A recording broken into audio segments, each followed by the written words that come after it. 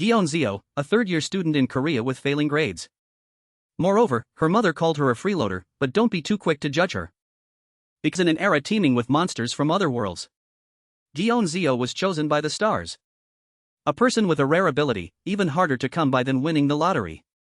Nicknamed Starspoon, Zeo ranked third in the world and first nationwide. He was also known as the King of Mages Zeo. At a headquarters, a car braked sharply. A formally dressed man quickly entered. His assistant beside him quietly asked, "Captain, are you there?" Everyone has already left work.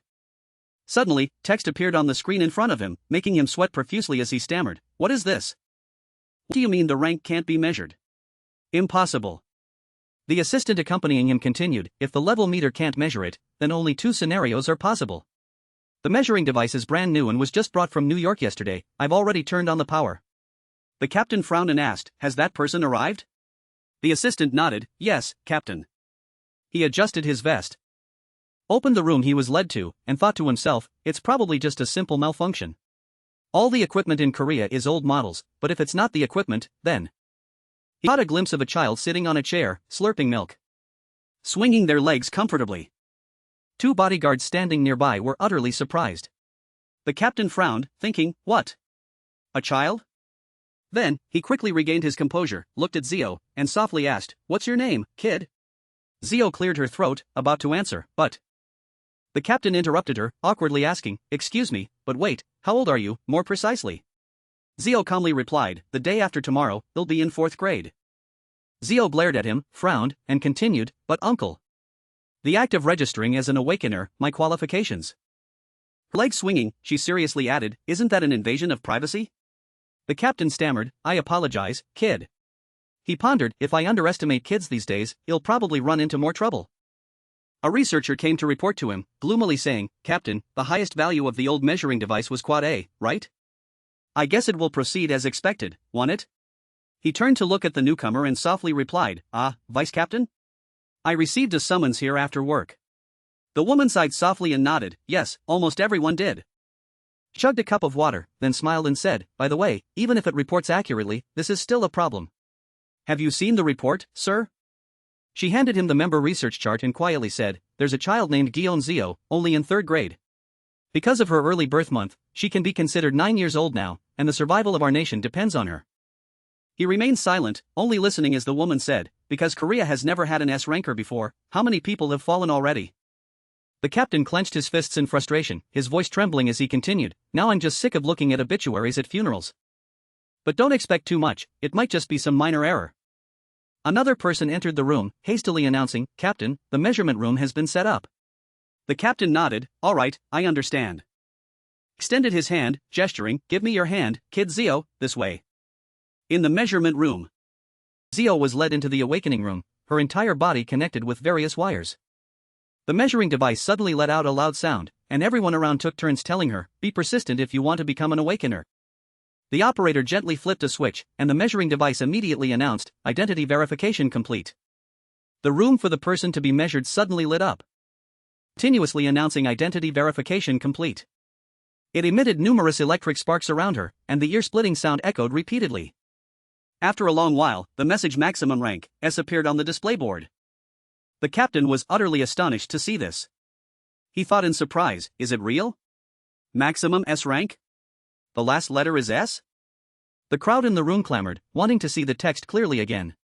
A light source suddenly flashed, Zeo concluded her awakening session, and she quickly left the room. A series of notifications appeared for her, "Congratulations, Korea. The first S-rank awakener has emerged in Korea. The Korean channel's internal server has been expanded by the arrival of a powerful leader. The nation of Korea, formerly among the generally managed nations, has been upgraded to the most prioritized managed nation." Zeo gently touched it. Another notification arrived, "High-level constellations will be placed in the Babel Tower, under Korean astronomy." Everyone in the room cheered joyfully, "Finally, Korea has a chance, now we are alive." The captain looked at her and softly said aloud, "Hey, Gyeonzeo, which star are you holding onto, after all?" He joyfully turned to instruct his subordinates, "What are you doing? Hurry and call the reporters here. Tomorrow morning, at the Blue House." Zeo calmly pulled out all the wires attached to her, and she frowned, thinking, "Why are there so many comments?" Suddenly, she froze as everyone's frantic notifications read, "All other ranks are fluctuating. Korea's internal server, national channel. Gold Roger is S rank? Crazy. 27, kindergarten, all ranks are changing worldwide? Is that true?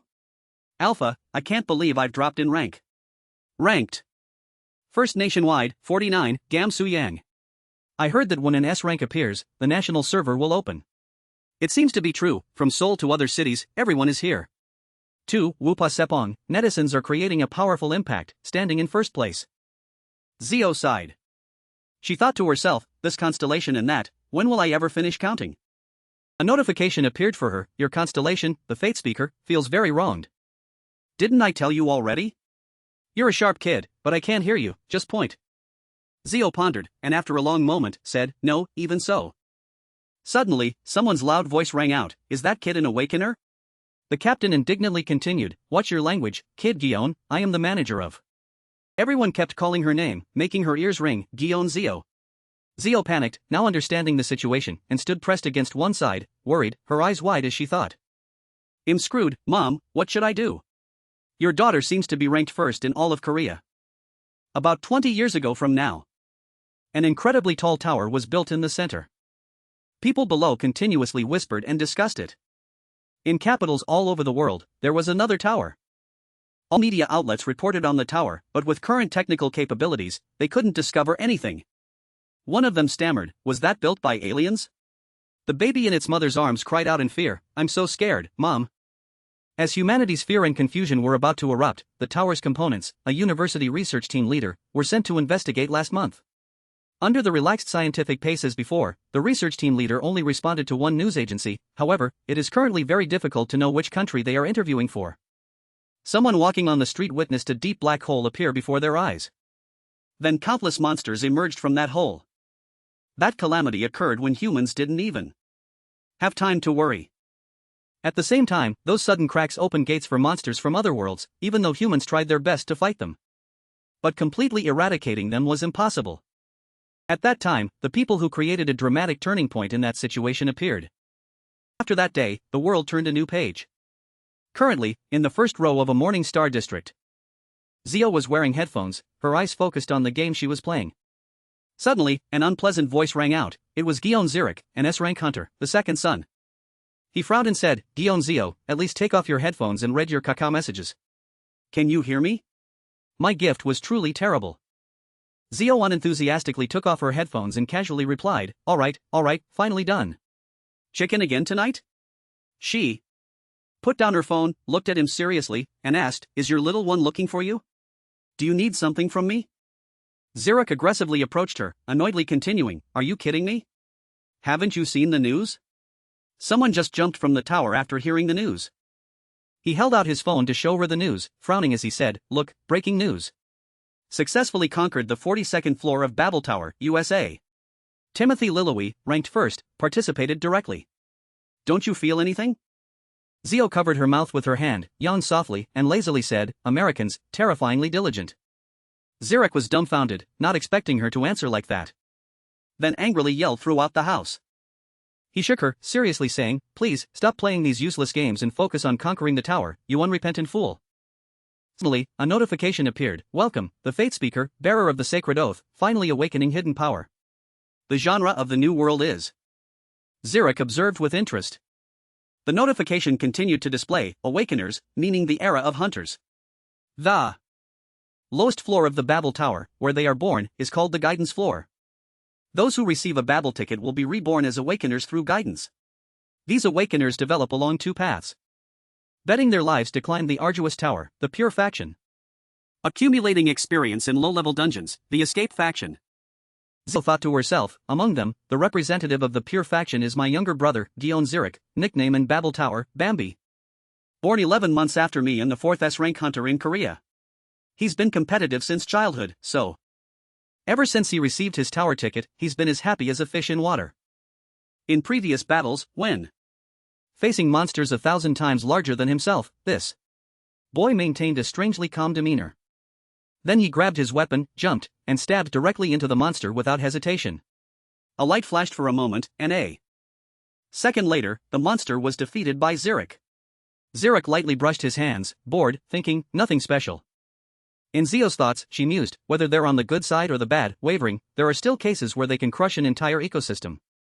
The one chosen by the stars, the one with a rare ability even harder to win than the Super Bowl. Nicknamed Starspoon, that's me, ranked 3rd in the world. First in Korea, king of mages Zio. However, when at home, as Zurich was grappling with Zio, a voice suddenly rang out, "Is Zio home?" She was on the phone, and without waiting for an answer, she burst into Zio's room. Seeing her in the room, she calmly hung up and said, "Oh, she's here." That girl was Gion Xiami, the 3rd daughter, who planned to be a YouTuber. Zio, whose hand was being held by Zurich, quickly said, Xiam, you're home from school." Xiami shrugged, casually reminding her, "But you should leave the house soon, Mrs. Park seems to have found out the mock exam scores. Why did you hide that? So silly." Zio showed a hint of worry, waved her hand at Zurich, and softly asked, "When is mom coming home?" Xiami rubbed her chin, thinking for a long moment, then held up 5 fingers and said, 5. Zio frowned and asked again, 5 seconds? Xiami said nothing but continued to count down, 4, 3, 2, 1. A notification suddenly appeared, characteristic activated, 8 trigrams link. She stumbled, appearing suspended in the air. She was a student accumulating a terrible report card, Gion Zio, a 3rd-year student in Korea. Zio jumped onto a small pole in front of her. With an ice cream bar in her mouth, she lightly scrolled through her phone to check notifications. Korea University blog, internal channel number 112, Dreamer. Bambi will conquer the 38th floor this week. Tomorrow, there will be an official document about the strategy, you guys can take it for reference. 8. Don't, as far as I know, Bambi is going crazy again, they don't have any proper strategy. I told them to increase the number of people, but their elite forces are too few. 6. IA sicking, they don't have a strategy? I'm heading out now. After that, she received a message from her mother in the family group chat. The mother of the 4 siblings reminds you, in a country with 4 S-rank hunters, what is there to complain about on the 30th floor? Even the 3rd-ranked person only cares about playing games. Zio quickly retorted, no, I'm reading web novels. The most popular one is The Evil Grand Duke Winter of the North. Her mother quickly replied, mother of 4 siblings, if you can get stronger just by breathing, then please, at least have some conscience, aren't you ashamed in front of everyone, you freeloader? Suddenly a notification appeared, your constellation, the fate speaker, coughed lightly and said that her mother's choice of words was too harsh. He was angry that if she had taken better care of her, she wouldn't have such messy hair. Zio calmly replied, bear with it a little, she's my main source of income. Her mother messaged again, mother of 4 siblings, don't you dare beg. Zio sighed and messaged back, I'm just ignoring everything. Mother paid no attention, continuing to ask via message, mother of 4 siblings, what is that? Zio quickly replied, an outsider observer hiding power. Zio walked lightly on the utility pole, hands in her pockets, thinking, of course there's a reason why the number 1 ranked person isn't criticized for doing nothing. The Babel network automatically expands servers in each country based on the number of players at each rank. She exhaled, pressing her lips together, thinking, depending on the server size, the number of tickets distributed will vary in each country, and tickets is equivalent to awakeners. Zio jumped down to the ground with force, continuously thinking, this number is similar to a few awakeners bearing the responsibility for the entire nation. The value of high-level awakeners in this era far exceeds even nuclear weapons of the old era, Korea. From a nation shunned by Babel, it has transformed into one of the leading powers, and they understand this well. Another reminder notification arrived, characteristic, 8 trigrams link, don't. She glanced at the billboards on the street poles. She frowned, pondering, I see him everywhere. Even if I go to Babel, he'll still be close to home. Suddenly, a message sound rang out. Another message displayed, forcibly opened the treasure door. She stepped into another space, the Supreme Being stood up and whispered to his soul manifestation. A voice rang in her ear, hey, there's a crack ahead. Zio stopped, frowning as she thought, a crack? Zio stood still in the middle of the street, wondering, but this place is near Seongso Station. Her phone chimed with a notification at 7:25, emergency disaster message, Ministry of Functional Agencies, coordinates. A level 6 crack suddenly appeared today at 2014. According to the special disaster team, awakeners nearby are responding. At the same time, the loudspeaker announced, gate suddenly appeared, an unexpected crack has occurred. Residents nearby, please quickly evacuate the area to a safe place. A gigantic spatial crack appeared with a rumbling sound. Huge claws emerged from the crack, piercing a car parked by the road. Thanks for watching the video. Then many gigantic spiders jumped from that spatial crack onto the street. Zio realized, those are desert spiders. As she watched people flee in chaos, she thought, it probably won't come alone, so eliminating it will be troublesome. Regardless of who ran or screamed, Zio calmly stood still, observing, then quietly assessed, didn't they clearly say it was a level 6 battle? The Korean peninsula looks chaotic. Police officers in the distance shouted, directing people, citizens, please move this way, please move slowly through this path inside, move calmly. In the distance, the police officer continued to shout reassurance, if anyone is injured, please inform us. A notification suddenly appeared, asking, your constellation, the fate speaker, are you still here? Didn't I clearly say a gate would appear ahead? Theo read it and irritably replied, you just spoke vaguely and left, making me think nothing was going to happen. She was met with silence, and she clicked her tongue, why aren't you answering? Are you mad? Z sighed to herself, fine, we'll just go straight home then. At this moment, a police officer saw her standing still in the middle of the road and shouted, student, come this way quickly. She scratched her head, confused, and asked, me? Why? The police officer replied, it's very dangerous to move alone right now, no matter how anxious you are, please follow our instructions. An familiar old woman, seeing the situation, hurried over to advise, student, especially at times like this, you must listen to government officials. She found an excuse to refuse, but my mother and younger siblings are waiting for me at home. The old woman smiled kindly and pulled her hand, oh dear, worrying won't do anything, everything will pass. She stammered, but no. She couldn't refuse the old woman's warmth. She wondered to herself, is this Korean hospitality? Just then, someone rappelled down from a helicopter. Gina shouted, the rescue suppression team has arrived. She announced, the rescue team will go in and close the gate immediately. Someone standing near the crack heard her and hesitantly said, Agent. Agent Gina, that. A gut-wrenching scream rang out, don't close it.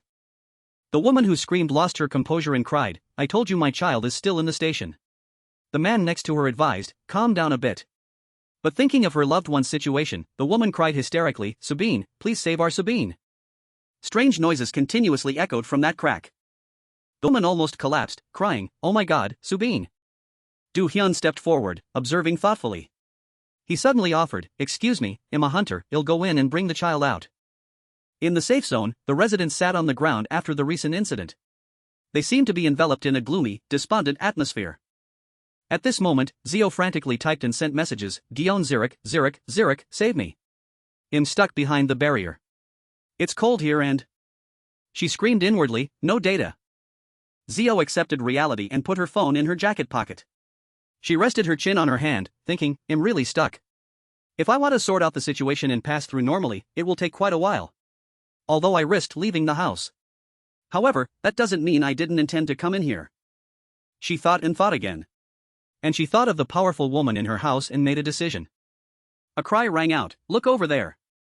Desert spiders crawled chaotically on the streets. Their huge, hideous spider legs scraped the ground, creating chilling rustling sounds. People standing behind the barrier discussed in panic, isn't that a monster? Damn it! Are there no awakeners here?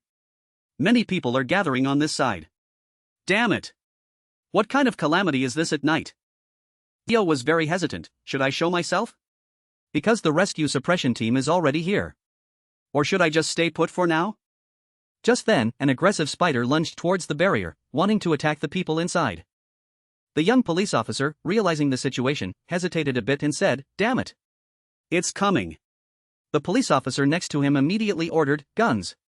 Prepare to fire. The desert spider rushed towards the barrier protecting the civilians. At this moment, the police officers still hesitated to open fire and take down the monster. A resounding shout, get out of the way.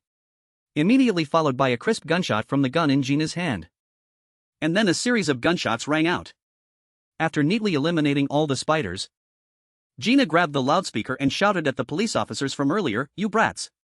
Snap out of it. B-rank hunter from the 1st Emergency Rescue Suppression Team of the center, Gina, was holding the loudspeaker, scolding relentlessly like a machine gun, can't you arrange the barrier properly? If we keep fumbling with this level 5 beast, what are we going to do? Confused voices immediately replied after her scolding, I'm sorry. She urgently ordered, quickly straighten the ranks. At this moment, the murmurs of the police officers guarding the spatial crack rang out, the rescue suppression team has also arrived. Why isn't the gate closed yet? Isn't Agent Gina enough? The other police officer suddenly asked, didn't you hear earlier? The other person then asked curiously, what happened? The other police officer then recounted, I heard a child couldn't get out of the station. And an F-ranker ran in there. I'm waiting for him. Strong, stormy winds continuously blew out from the crack. The dark-skinned police officer clicked his tongue. Strange. This position is like a beggar's. Why does it have to be right at the station's entrance? The fair-skinned one didn't pay much attention to his complaints and asked again, you said an F-ranker went in there? To find the child? The fair-skinned man was still surprised. Didn't he know the unpredictability of the crack? Even if we don't close the gate, we can't completely ignore the possibility that it might suddenly close on its own from the other side, can we? He continued, if that happens, they'll never be able to return. He continued, even the D-ranks hated going in there, so they lied. Even so, it would be good if they could come back. A stone fell from the sky near the crack.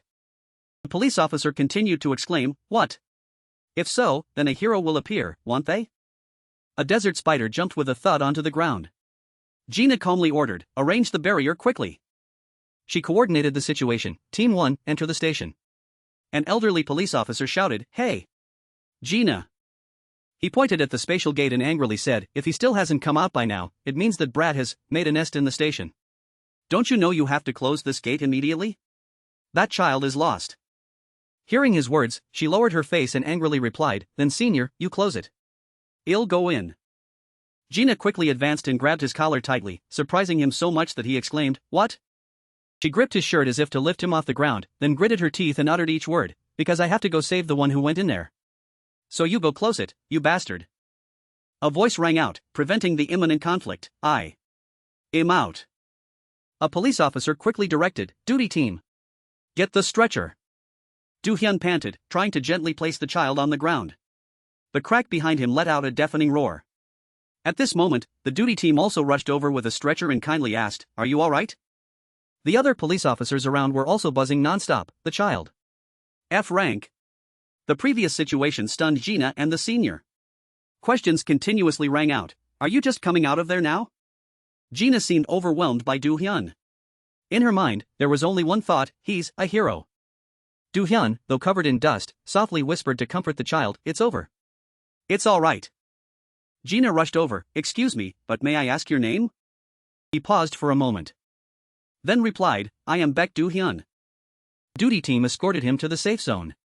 At this moment, the people who had been observing the situation stood up, surrounded him, clapped non-stop, and praised him. He found the child. Oh my god. That's amazing. Zio also joined the crowd in praise, touching. Amazing. In her heart, she secretly breathed a sigh of relief. Finally, everything is over. She turned around and asked everyone around, can I go home now, right? I miss my bed too. Oh no, I miss my mom so much. She chattered nonstop. My family at home said they were really worried. Zio's words also made everyone around think about that issue. They whispered to each other, but, it's late, isn't it? Can't we go home yet? Let me go home. The police officer heard this, opened the barrier, and told the residents, everyone can pass now. Zio heard this and thought with satisfaction, finally free.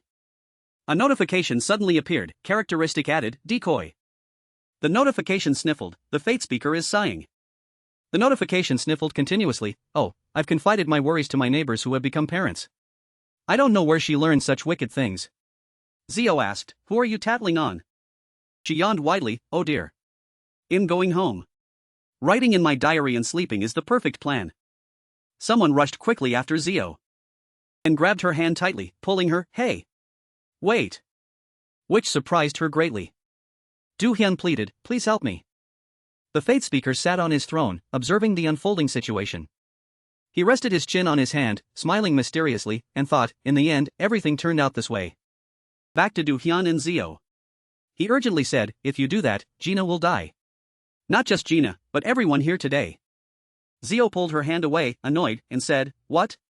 Do-hyun continued to warn, both hunters and many other civilians. Everyone is helpless.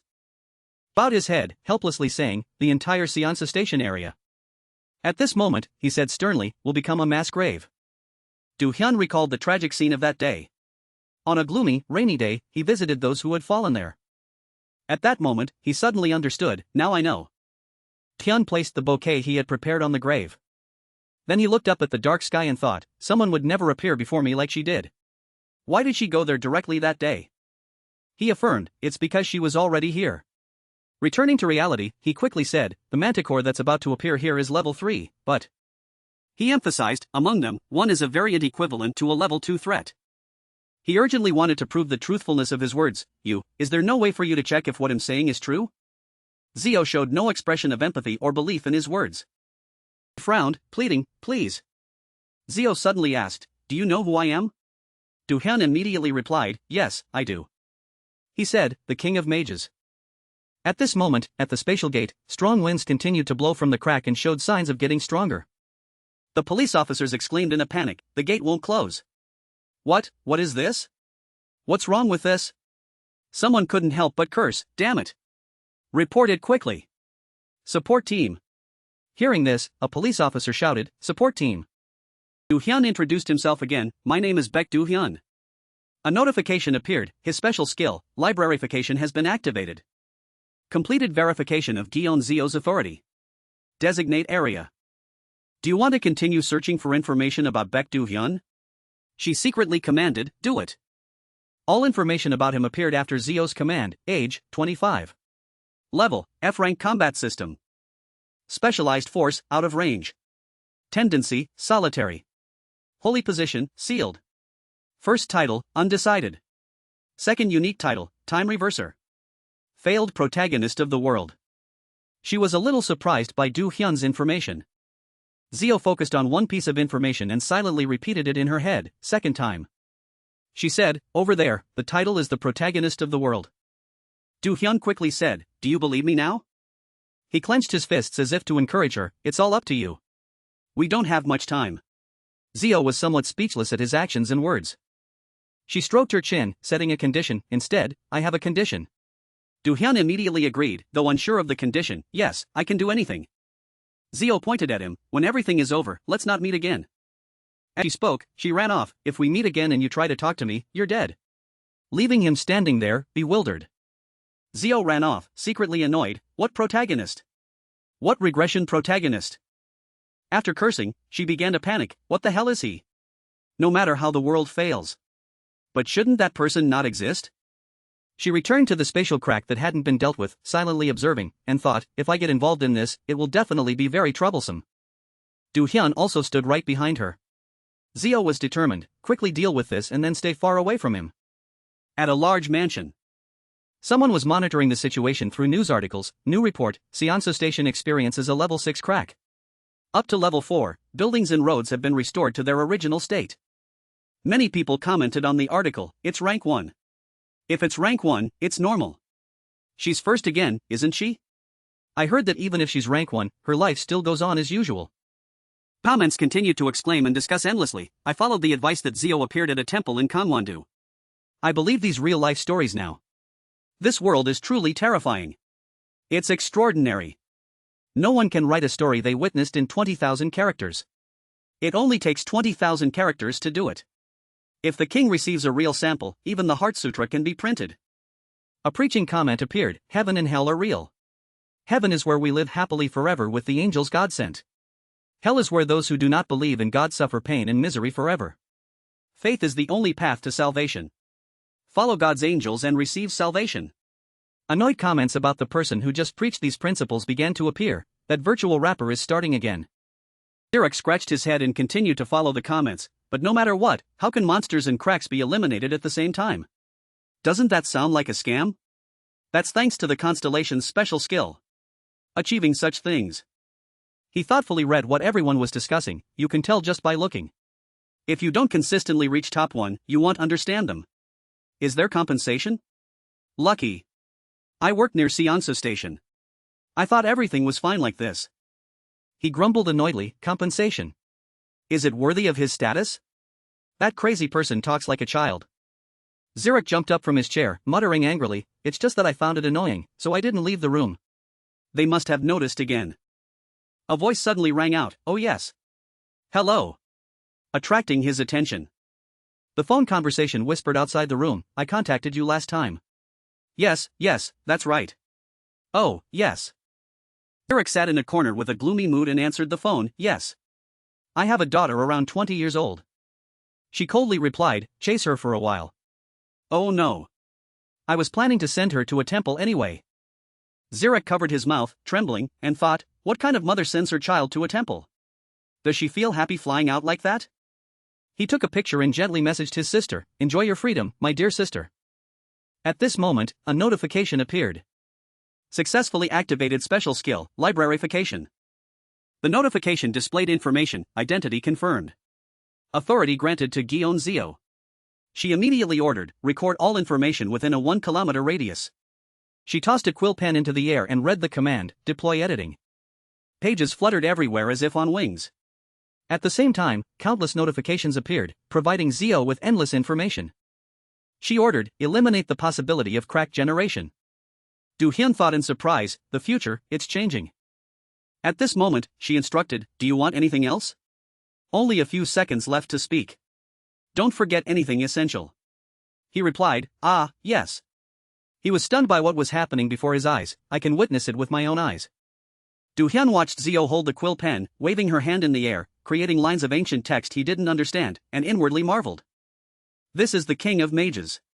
She wielded the pen faster and faster. A notification popped up, editing complete. She turned her head and asked, that's good enough, right? Although she asked for his opinion, Zio didn't wait for Du Hyun's answer and ran off. She even shouted, I'm sick of you because we've been working together for so long. See you never. He, standing behind, also shouted to stop her, hey. Wait. As she ran, she guessed, with the ability of someone who reads novels for 100 consecutive days. According to my deduction. In her imagination, Du Hyun continuously flattered her, such a great item. Where did you pick it up? King of Mages. Let's go to Babel Tower together. King of Mages. Then he sent her to the hospital and even said, King of Mages. Do you like the facilities at the nursing home?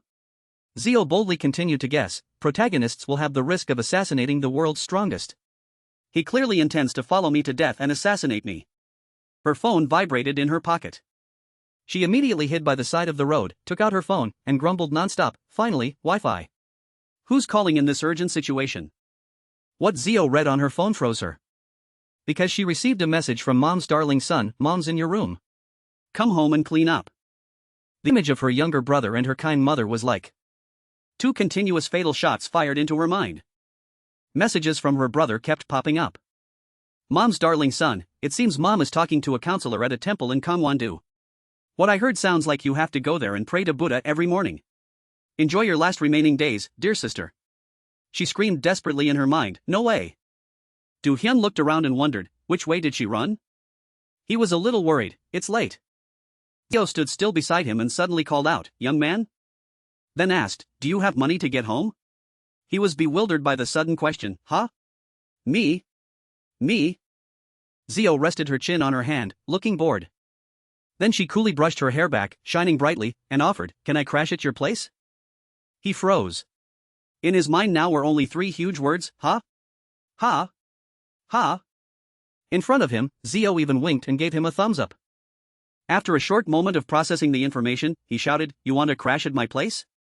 At this time, under the gray sky covered with dark clouds, a distressed voice said, snap out of it, Dion Zurich. He was injured and coughed violently, only able to laugh through the pain, replying, damn it. It hurts so much. Seeing Zurich still joking annoyed him, and he said, you can still laugh now? You're wound. He still didn't care much for the reproaches and changed the subject, though still coughing violently, our kind Baek Du-hun. Zurich looked up at the sky and thoughtfully asked him. What will you do with me?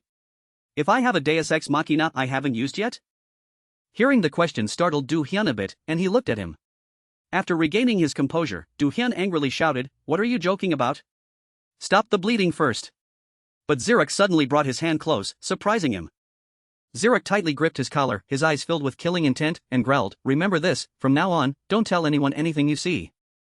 Du Hyun still didn't understand anything and asked, confused, what? But Zurich let go and fell, passing out. Just as Du Hyun was still bewildered, there was a sudden clap of thunder behind him. Hearing the loud noise, he turned around in alarm, staring and thinking, why suddenly like this? At this moment, a monster fell, incinerated by lightning, surprising Du Hyun, a monster. Unexpectedly, something huge was flying towards him, forcing him to cover his face due to its immense power. When Du Hyun opened his eyes and looked towards the strong wind, he was somewhat stunned and frozen. Above in the sky, a majestic dragon was soaring, startling him, that's. Looking closer, Du Hyun realized how powerful the person on it was, the king of mages. Because she was riding on the back of a black dragon flying towards him. After the dragon landed, she didn't hesitate to jump down immediately. She truly was a person with extraordinary abilities. When she jumped down, a dazzling light emanated from her feet. She walked up to him and coldly asked, "Hey, you're the one who made him like this. Be honest." Do-hyun looked at Zirik, sadly gritting his teeth, and confessed everything. "I have no responsibility in this matter, but that wound wasn't caused by me, yet it was because of me. I am truly sorry." But Zio coldly asked about something else. "What's your name?" He hesitated a bit, seeing her murderous gaze. "My name is Baek Do-hyun." After learning his name, she scanned Do-hyun from head to toe as if searching for information. At finding the information, Zio took off her hat and praised, "Goodwill Protector. That's a flowery title." Under the sunlight, Do-hyun saw her face peeking out. Zio smiled, her bright beauty shining as she spoke to him. "You know, I guess I'll have to bother people around me again." At this time, when it was dark, the two went to Baek Do-hyun's house. He had just returned from buying things and hesitantly said, "I'd bought toothbrushes and essentials." But Do-hyun looked at her lying on his bed, completely at ease, and asked, confused, "Is this where you're sleeping?" Zio ignored his question and only asked, "You're back? Open the melon ice cream and give it to me." She also didn't forget to tease him a bit. "Why is the Wi-Fi password so easy? It's 123-456-789. Do-hyun only gave her the ice cream to get Zio to sit up straight. "Here, melon ice cream." Before handing over the ice cream, he suddenly pulled it back. "But..." Do-hyun seriously proposed to her, "Promise me you'll brush your teeth and tidy up all your socks and slippers." But Zio complained, "So troublesome." Do-hyun didn't give in and angrily pulled her leg, saying, "No, you'll get cavities. Haven't you eaten candy too?" Seeing this, Zio finally agreed, "I know, just give it to me quickly." He didn't let up easily and continued to sternly instruct, "He'll also give you clothes, so go change and go to sleep." At this moment, seeing the ice cream, she only cared about getting it and said, the clothes I'm wearing are comfortable enough." Faced with her indifferent words, Do-hyun also refused to yield and retorted, "If you sleep in your outdoor clothes, you'll get rhinitis from dust later." While he was distracted, she snatched the ice cream and said, "Ego, I know. Do-hyun was speechless, thinking he had been playing with a cat all this time. The king of mages, Zio, was still triumphant. "You just have to obediently give it to me." Do-hyun looked at Zio eating ice cream and wondered, "Don't people who run away from home feel sad at all?" Just then, a message notification appeared on the display board. "Congratulations! Korea has successfully cleared the 38th floor of Babel Tower." Next was recent information. Jio-dan rang the bell for this victory. Republic of Korea, Babel Tower 39th floor opened. Republic of Korea internal server, national rank 1 channel. As well as notifications about recent popular rankings, Republic of Korea internal server, national rank 1 channel. Unexpectedly, everyone is also discussing the rankings. 3. Alpha, you worked hard. Director Hwang. 8. David, is it Twilight? That evil bastard. He'll finish it in one day too. 12. Sang, luck has come. This is the third time I've consecutively given up halfway. Unfortunately, the rank hasn't changed. 6. Late Night King. That bastard, quickly send the coordinates here. 8. Hey, first place. Unexpectedly, just as Zio was eating ice cream and didn't want to participate, she was finally asked, 8. David, are you watching? I heard you came to see Angsu today. How long are you going to be mysterious? But she had to send the message twice to get through. 1. Following mysticism. Following mysticism. Hearing this, everyone buzzed and searched for her. 4. Why bird, so it's both following and just noting it. 8. David, I'm ashamed of Sang's magic insects, I didn't even make it to the top rankings. 5. Bambi, where are you? As everyone was curious, Zio thought with satisfied pride, just as expected. David is so good. He's really my bias. Someone like me doesn't need to study. My hair looks fine like this too. Suddenly, a message from mom's darling son appeared. Hey, why aren't you coming home? Seriously, just because you're alive today, you're going to live like a vagrant? Zio indifferently lay down on the bed to sleep, glancing at the message for a moment. Zio lay down, tired, thinking, I don't know, whatever. At this moment, she wasn't ready to sleep and turned to ask curiously, this question might be a bit late. But do you live alone? Do-hyun gently replied to her, still not asleep? I live alone. Because he didn't hide anything and recounted his story, I originally had no siblings. My parents also passed away because of the rancor when I was young. I lived in a big house until middle school. Then I moved out to live here. After telling his story, he wondered, but why are you suddenly investigating my household registration? Unexpectedly, after hearing it, she felt sleepy and rubbed her eyes. I just wanted to ask. Being in a stranger's house, I felt I should know something. even for me. Because you're also a woman I don't know. At this moment, he also had something to ask and spoke up, I don't even know your name. Hearing this, she surprisingly turned back and asked, you don't know my name? And he said what he knew, do as the king of mages. And I only know that you seem younger than me. At this, Zio didn't answer, but a rustling sound approached, making him freeze. She slowly walked towards him, stunned, and faced him directly. I heard you're back. Zio didn't hesitate to face him and ask, you didn't even tell me that? Seeing Do Hyun remain silent, she continued to ask, ill guess. Or is it because we're not that close? He was bombarded with questions like that, and he hesitated, worried, turning away. But Do Hyun agreed, blushing, and said, you'll only say it once. Just once. At this moment, he also remembered that fateful day and opened up. Even though I haven't told anyone. But I never forgot the sight of her back that day. Do Hyun's gaze always lingered on them as he silently vowed, until the day I die. After he finished confiding, she also whispered, Zio.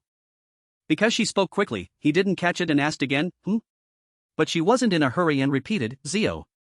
Zio happily said in front of him, my name is Zio. After introducing herself, she teased, so, from now on, you can't say you don't know my name anymore. Do Hyun just gave a vague answer out of embarrassment. So that's how it is. At this moment, at the Babylon Hunter Guild Company. Looking at the uncallable contact, Zio ruffled his hair and said, seriously. He got a headache remembering that, sighing. It's driving me crazy. Zio looked at her profile picture and mentioned his sister's name, Gion Zio. Seo Jun walked in, saw him pulling his hair in frustration, and understood what was happening. Your sister is really stubborn. Hearing that, Zio was too embarrassed to show his face. So embarrassing. He mumbled, I'm going to die. Seeing him like that, Seo Jun helplessly said, there are many more embarrassing things than that. Suddenly, Zio seriously recalled him not just blaming Gion Zio.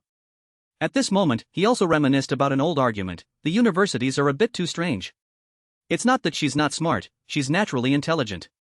Is there cheating in this admission round? As everyone expected, he helplessly said, it's starting. It's starting. Seo Jun heard that and understood why he had a headache. So you were worried about that. But this time, unexpectedly, he frowned, thinking uncomfortably, cheating is forbidden. I can feel it. Zio tried every way to ask him, your family is a chaebol, after all. Do you want to investigate a bit? Is there any secret cooperation here? But he was still confused and asked back, but why your sister? The Babylon Guild vice leader's smooth topic-changing skill. Just then, he suddenly remembered and said, that's right. Seo Jun was confused and asked, what is it? Zio suddenly remembered, startled, angrily slammed the table, and cried out, she ran away from home. He saw Zio's strong reaction and said, she's an adult now, after all. Isn't she very independent? But the more he said, the more Zio worried, you don't understand the seriousness of the current situation. She ran away from home without a penny and no credit card. In this cold world, she can only sell herself to survive. Only watched Zio go crazy, confused, and said, what on earth is that? But Zio still didn't care and spun around, you guys. Listen up. He turned away again, imagining his sister having to sell herself, and cried, by me. By me. Everyone has gone completely mad. Seeing Zio like this occasionally, Seo Jun was already used to it and didn't react outwardly to this helplessness. Seeing this, he turned down, looked at the work in his hand, and read a bit, official cooperation proposal between the 5 major guilds regarding the 39th floor of Babel Tower. Babylon Guild, proposal to strengthen the guidance function to recruit new talents. Then, he tiredly thought about him, this 20-year-old old man is really annoying. At this moment, on the other side, Zio had just heard something and was heavily shocked. What? Couldn't believe her ears and asked back, you're going out? For a whole week? And Do Hyun calmly replied, that's right. Zio worriedly asked, what about my food then? But he still calmly replied, you'll just have to cook for yourself. Not stopping there, she asked about household chores, then who will buy my food? What about that? What about laundry? What about cleaning? Seeing that he didn't answer, but she kept chattering, annoying him, and other trivial things. It seemed she didn't notice his anger and continued to ask, what about topping up games? If insects appear, who will catch them? When his anger overflowed like a dam, Do Hyun angrily turned to scold her, that's because you just lie around at home and eat. If you don't do things like laundry and bug extermination, we'll only be able to eat breadcrumbs. His scolding words about her harmful habits, and if you keep eating while lying down like that, you could get acid reflux esophagitis and even diabetes. Zio wasn't submissive and shouted back, what do you mean? Are you going to abandon me then? Not pay my hospital bills and just leave? Do-hyun also didn't back down and retorted, when did I ever say that? Seeing she couldn't argue back, Zio started flailing in front of him, I don't know. I hate you. But Do-hyun wouldn't give in to her, is that something you can say? Don't add fuel to the fire. Sit down and let's talk this out properly. Seeing this, Zio retorted, I don't want to. You moralizer. Unexpectedly, at this moment, she even blurted out what was on her mind, you don't even season the soybean paste stew properly. This sentence made both of them freeze, falling into a silent ceasefire. At this moment, after speaking, Zio realized she had misspoken and quickly covered her mouth. He held up his gloves, still dripping water onto the floor, each drop clearly audible. Then, Do-hyun's face darkened as he asked, you said it was delicious before. Ignoring the dripping water, he recounted resentfully, that recipe was 100 by 1. I even added chicken breast to it. Unexpectedly, at this moment, the notification panel announced, thick-skinned ability temporarily disabled. Then, Zio quickly tried to fix her previous statement, my mistake. The soybean stew is actually very delicious. Do-hyun asked with teary eyes, really? Although she was slightly lying, she still had to say, it's a bit sweet, but it's good. Zio also gave a thumbs up, comforting him, just do better next time. You can do it. And Do-hyun, obedient as a puppy, replied, yes. I will reflect and try harder. At this moment, the notification panel announced again, thick-skinned ability has been raised to a new level. Second job condition completed. Do you want to change your job to professional swindler? She didn't forget to ask him, anyway, where are you planning to go in a week? Seeing this, he took off his gloves and said, that. Do-hyun showed her his arm, it's because of this. A Babel Tower ticket. An invitation to Babel Tower. As soon as it opens in the form of a music box, it will be engraved on the body of the potential awakened. The remaining time until the guidance opens will be displayed. It is usually yellow or has various colors depending on its purpose. Zio also realized and started to feel confused, Babel ticket. If it's yellow, it can't be transferred. Aren't you very weak? But why? He didn't hide it and recounted, currently, it's sealed. But Do-hyun also didn't forget to reiterate, I promised that I would only accept when it meets me and offers the choice again, along with my constellation. However, she asked back incredulously, you believe in that? Constellations often change. And Do-hyun also said differently, it might not choose you anymore. However, he replied with a firm gaze, I don't believe in gods. I am only certain that I will follow the same path no matter what happens. He said he had returned before, even if I abandon my sanctuary. And Do-hyun suddenly radiated the light of truth as he spoke. That's why my beliefs have changed. I don't know anymore. Similarly, Zio naturally saw it and covered her eyes with her hand, asking confusedly, what is it? Where is this dazzling light coming from? He also started to think confusedly, if this continues, he'll become a moonskin cat assistant for the protagonist, following the emotional flow. I see a halo. Suddenly, the fate reader appeared and said, your constellation? The fate reader is bothered and tells you to behave moderately before he gets angry. What halo? Open your eyes properly, because there's no such thing. After hearing that, she believed it and slowly opened her eyes, oh? There's nothing? There really isn't anything. So what was that? What was that light just now? Zio started to change the subject, well. Let's just leave it at that. Anyway. Then, to his astonishment, she quickly ran to the foot of the bed, alright. That's enough. You've worked hard. I'm going to sleep now. Already sleeping? She started to feel hot and thought to herself, it's too hot under the blanket. Seeing that she wanted to sleep, he had no other choice but to leave and say, you rest. I'll turn off the light. After he left and the door closed, Zio dared to peek out. Unexpectedly, just as she was tossing and turning, the fate reader appeared and said, you've never seen how troublesome a man can be when he's jealous. That's why I'm warning you to go home quickly. But she was annoyed and yelled, shut up, you one-time shooting star. He didn't care and continued to tease, ignoring her trying to chase him away, shooting star again? Is that a new nickname? Zio thought to herself, you were just laughing at Do-hyun. If I go back, he'll spam you with questions about who you are. Not wanting to think about it anymore, she turned and tiredly said, alright. It's not worth caring about. Go away. Suddenly at this moment, the fate reader appeared here and called her name, Gion Zio. He had somehow slipped in through the window, which was fluttering in the wind. Gently walked over to Zio and observed her. The fate reader looked at her sleeping soundly and thought to himself, I like it best when you're angry like that. But the fate reader gently stroked her while denying what she had just said. What regression? Then, he silently vowed to himself, I won't make you suffer like that, not even from the beginning. At this moment, on the program, two hosts were happily greeting the viewers. Hello, dear audience. Good Morning Babble always brings you the latest news. MMC Mona. MMC Lisa. They delivered shocking news to everyone. Last night, the guild led by Top 6, Twilight, brought a great victory to Korea. Mona smiled brightly and happily told everyone, that's why everyone is even more excited about the 39th floor after 5 months of opening. This is a battle between 9 regions, so everyone will surely choose the most outstanding person to enter the arena, right? Lisa also smoothly coordinated with her co-host, that's right, this is an event that only happens twice a year and will create new exciting elements. It's thanks to Guidance Week. Because this is a trial training week, the tower's floors will be closed. By the way, the facilities will be renovated. It seems public attention will be heavily focused on Guidance Week soon. In addition, she also provided another piece of information. In particular, there is a hypothesis that leading candidates in the new era are likely to be chosen by constellations. That year, when the 29th floor opened, 2 super rookies appeared, Gion Zyrock and Twilight. Should we look forward to the new birth of S-rankers? But they had to find out more and also praised someone. First, let's watch the video. Got it. 1-minute breaking news. This was a video with the message, if you're Korean, please lend us a hand. Hero at Gaseong bus station. Seeing Dohyun look so good on screen, even Zio at home had to praise, oh, Butler Beck looks great on screen. But while she was watching intently, she received a message from her mother's darling son, hey, have you checked the rankings? She was excited to see the message but didn't want to reply, annoyed, check what? Trying to pick a fight with me? How amazing must Twilight be for the rankings to change? Unexpectedly, when Zio checked, she froze as she saw her rank drop, with someone else climbing to first place. Seeing her silence, Zyrock messaged, crying, huh?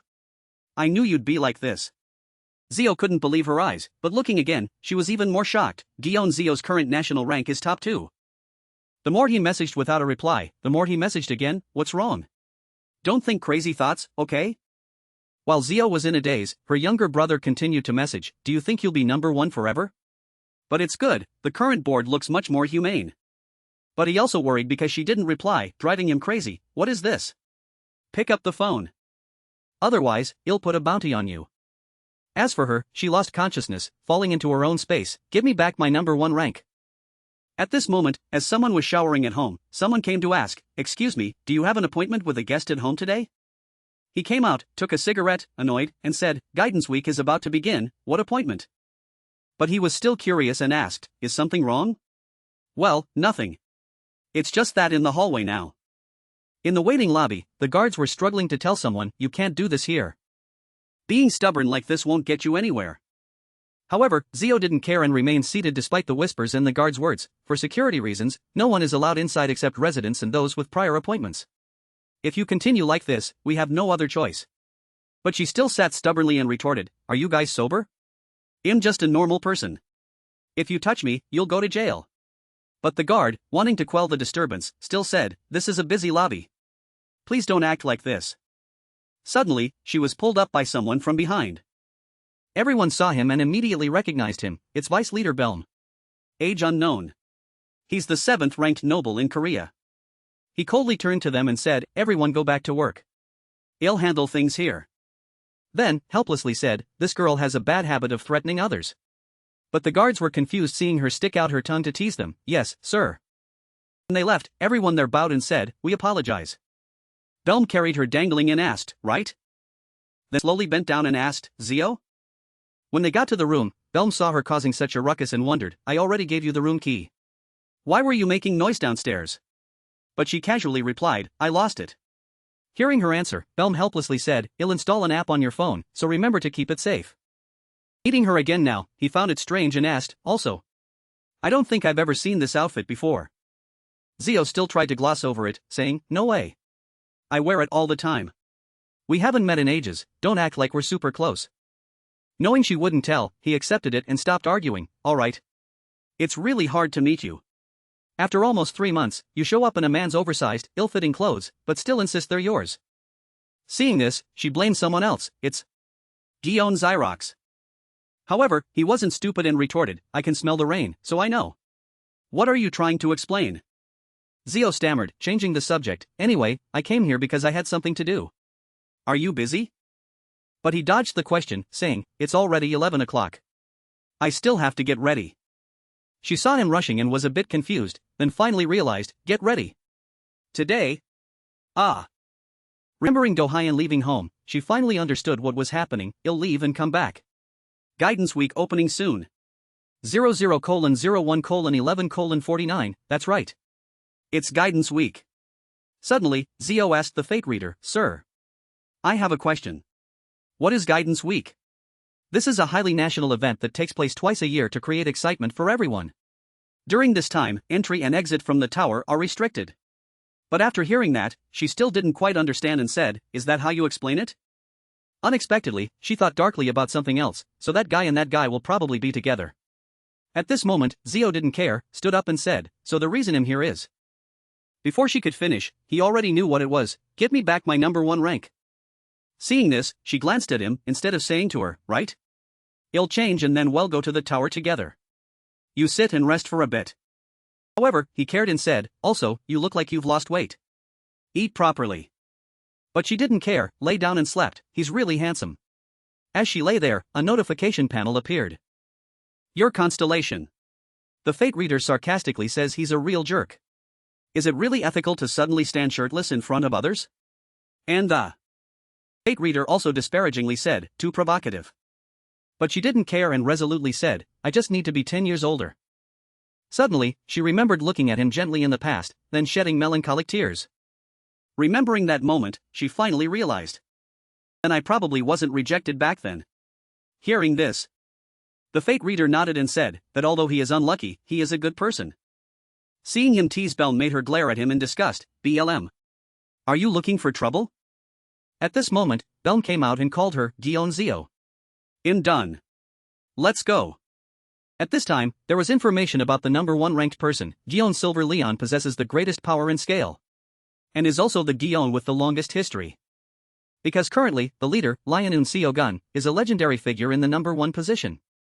Before Zio appeared, he was also a warrior of Korea, always fighting against disasters on the front lines. Hearing this, Gion Zio angrily scolded, then he should give up the number 1 rank to someone else. He's already famous, yet he has no pity for kids. Belm saw her complaining and comforted her. "The news hasn't been confirmed yet. Why don't you think it's because you're lazy?" Zio couldn't accept this and said, "This hateful country." Seeing this, Belm called out again, "Hey, Gion Zio." However, she also recalled, when he was little, Belm always wandered the streets and was brought back by Unseo Gun. Because just by his appearance, it was clear he would achieve great things by the age of 30. But there was something different. The giant seals carved on his back were proof of his power. In this world, everyone knew how talented he was. He even hid many more techniques. She also knew the reason why and said, "The son of Silver Lion is also recognized as Unseo Gun's right-hand man. And he was also Zio's first guardian. The one who became a level 3 awakened 10 years ago." Because she also understood Belm's character. He was one of the few people who knew her true identity. That's why it's hard to argue. Suddenly, Belm spoke, interrupting her thoughts. "It's only temporary. Early this morning he broke down the door and said." Belm also recounted what happened then. "Now there are no more limits." Remembering it also made him helplessly say, "This is the lion's last roar before sunset, so we must take it seriously. So who truly stands at the pinnacle?" At this point, he turned to Zio, implying, "Everyone can recognize that." Belm saw her embarrassed and softly asked, "Right, Your Majesty?" Zio shyly turned and said, "Don't coax me. Hateful." But Belm still tried to tease, "Don't you like being called that? You really have strange tastes." At this moment, Belm also shared the truth. After he retires, he will tear down the Silver Leon building. Sounds scary. Theo also pointed out what she had heard. Outside, his reputation is so glorious. You've been fooled, haven't you? But at home, he doesn't even bother to shave his beard and just lies around scratching his belly. And he laughed after hearing that. That's kind of cute. Damn it. Seeing Belm keep teasing her made her angrily yell, "Are you messing with me?" At this moment, the ranking notification also appeared on the building. Top 10 ranked players: 1. Unseo Gun, 2. Zio, 3. Gunjongjul, 4. White Bird, 5. Gion Zyrok, 6. Twilight, 7. Belm, 8. Choi David, 9. Kim Jae-gun, 10. Hongo. After arriving at their destination, Zio coldly walked away. "I'm going first. Goodbye." Belm went downstairs, looked at her still the same, and happily mumbled, "How can she lie so cutely? She's really a child." At this moment, at the building displaying the rankings, a participant successfully had their ticket checked by an employee. "I have confirmed your ticket. Your name is..." She smiled brightly and introduced herself, "Jyogen." "Na Jyogen. My mother once said." Jyogen also remembered her mother teaching her, "Jyogen. Have you ever heard the story of Queen Jang Sang?" Seeing her mother ask that, Jyogen wondered, "Yes, Mom. How can I follow Queen Jang Sang's surname?" She excitedly said, "It's because of this old proverb that I tried not to give up on my dream." "No. Listen to me." Seeing this, her mother revealed, "Do you know why your name is Jyogen? Your name was given after the queen." After speaking, her mother seriously advised, "But there's something you need to know. Ultimately, your happiness is determined by you." But she still didn't understand anything and asked, What?" Her mother also explained a bit, "The world always values protagonists more. Either they are the best, or they are the lowest. Their lives always create such a huge stir that it can shake the heavens. What about being low? A place no one looks at. Peaceful and comfortable." After a while, she pointed at her daughter and resolutely told her, "Jyogen will be the winner. Remember that, my daughter." At this moment, she was empowered and resolutely said, "Just you wait, Mom. From today, this daughter will stand by the protagonist. A supporting character like me will confidently step out into the world." When she arrived at the company entrance, she froze seeing the rankings. Top 10 ranked players: 1. Un Seo Gun, 2. Zio, 3. Gunjongjul, 4. White Bird, 5. Gion Zyrok, 6. Twilight, 7. Belm, 8. Choi David, 9. Kim Si Jian, 10. Hongo. And when she saw the person she liked drop in rank, she was shocked. 1. Un Seo Gun, 2. Zio. Jyogen cried inwardly, "Your Majesty." Because everyone was shocked when they saw the news, this morning was also the day the rankings were updated, causing chaos nationwide. Oh. When anyone read the news, they were shocked, the sound "oh" flying everywhere, oh. And then, everyone couldn't believe it and was astonished, huh? Of course, if it's His Majesty, I believe he can definitely reclaim the #1 position. Jyogen resolutely put aside her sadness to seek revenge for her favorite. "I will definitely become an excellent supporting actress for him. I will definitely become the #1 assistant and defeat all those who want to bother my Majesty."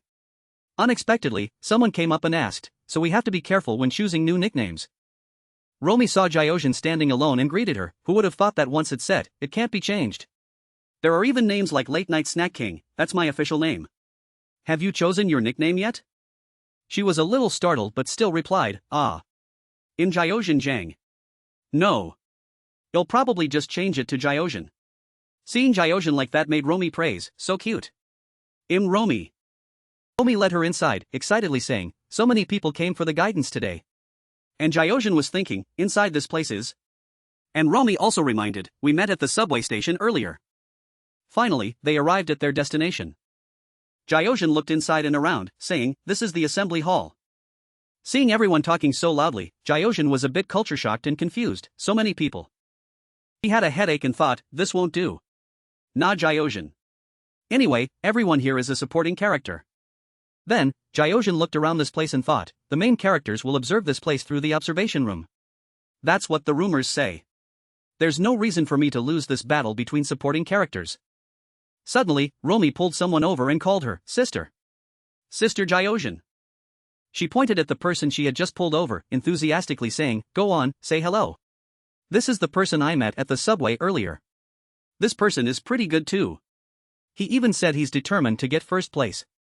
Seeing this, Jyogen confusedly asked Romy back, "Why are you?" But Romy enthusiastically urged, "What's there to be shy about, go say hello." The other person shyly and timidly extended his hand to greet and introduce himself, "Yes. Nice to meet you. Im Baek Do-hyun." Jyogen froze for a moment when she saw him. There he is. After thinking for a bit, she suddenly realized, this name. He doesn't seem like a supporting character. In the observation room inside Babel Tower. Top 1 to 100 were all gathered here. David walked in, saw the place, and complained uncomfortably, "What is this? It looks like paradise. Why do we have to go there?" And White Bird, not wanting trouble, reminded, "Don't say such strange things anymore, David." Because the two of them were White Bird, ranked 4th nationally, and Choi David, ranked 8th nationally. She walked over, found a seat, and cursed, damn it. I'm busy as hell, why am I dragged here for this? Seeing her like that, Whitebird teased, busy? I hear that from you all the time. Being provoked like that made David yell angrily, hey! You hateful Whitebird! He didn't care about anyone and shouted loudly, this is Babbel's official holiday.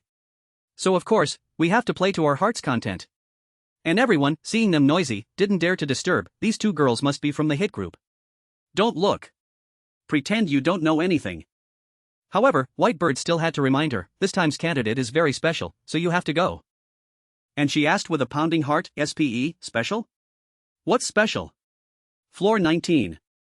Floor 29. Floor 39. The probability of becoming the third golden generation is very high.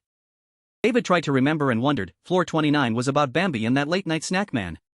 And floor 19. Whose was that? Seeing her like that, Whitebird reminded, you. You're really forgetful, but you're also an S-ranker, David. She blushed like a tomato when praised and turned away. Don't flatter me like that when I just got here. I wonder if everyone from our channel will come.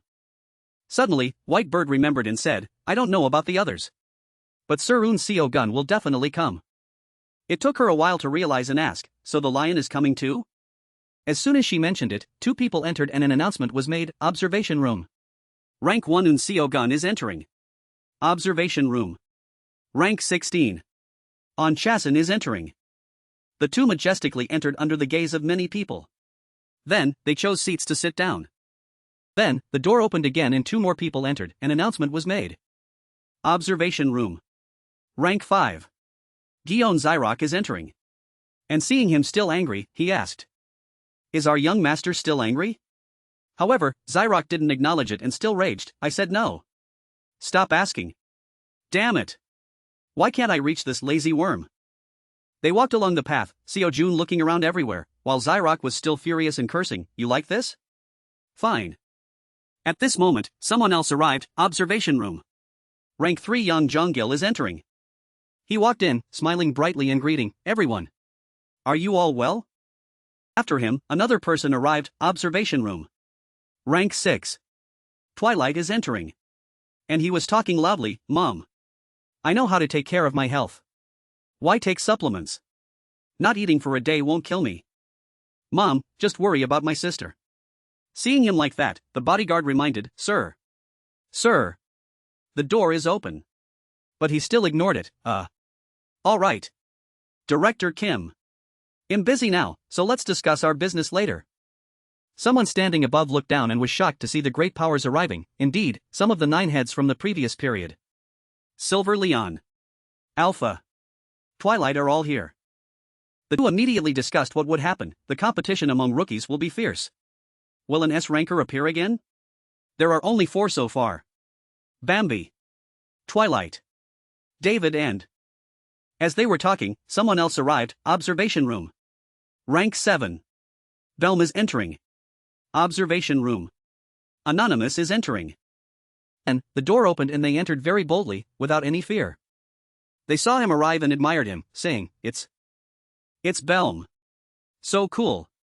Indeed. How could the lion's right-hand man not come? They looked at the mysterious hooded person and said, so everyone who needed to come has arrived.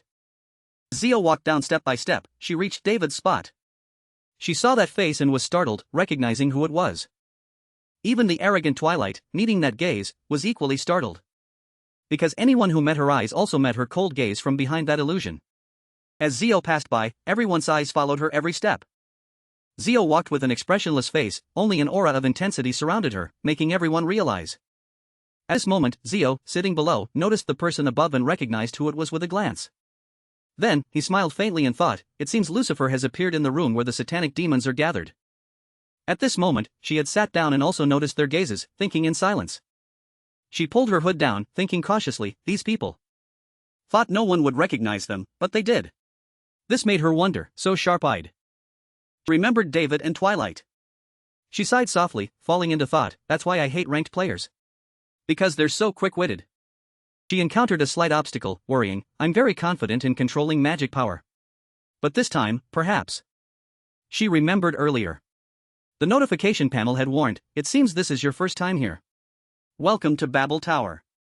Gion Zio. Access to other floors except the ground floor is currently temporarily restricted due to the ongoing guidance process. During the guidance process, Gion Zio has achieved rank 2 and you have access to the monitoring room as one of the highest ranks of Babel Tower. Do you want to enter? Yes or no? Without waiting for her to choose. The notification panel continued to provide information, your constellation. The fate reader has unleashed a portion of his power.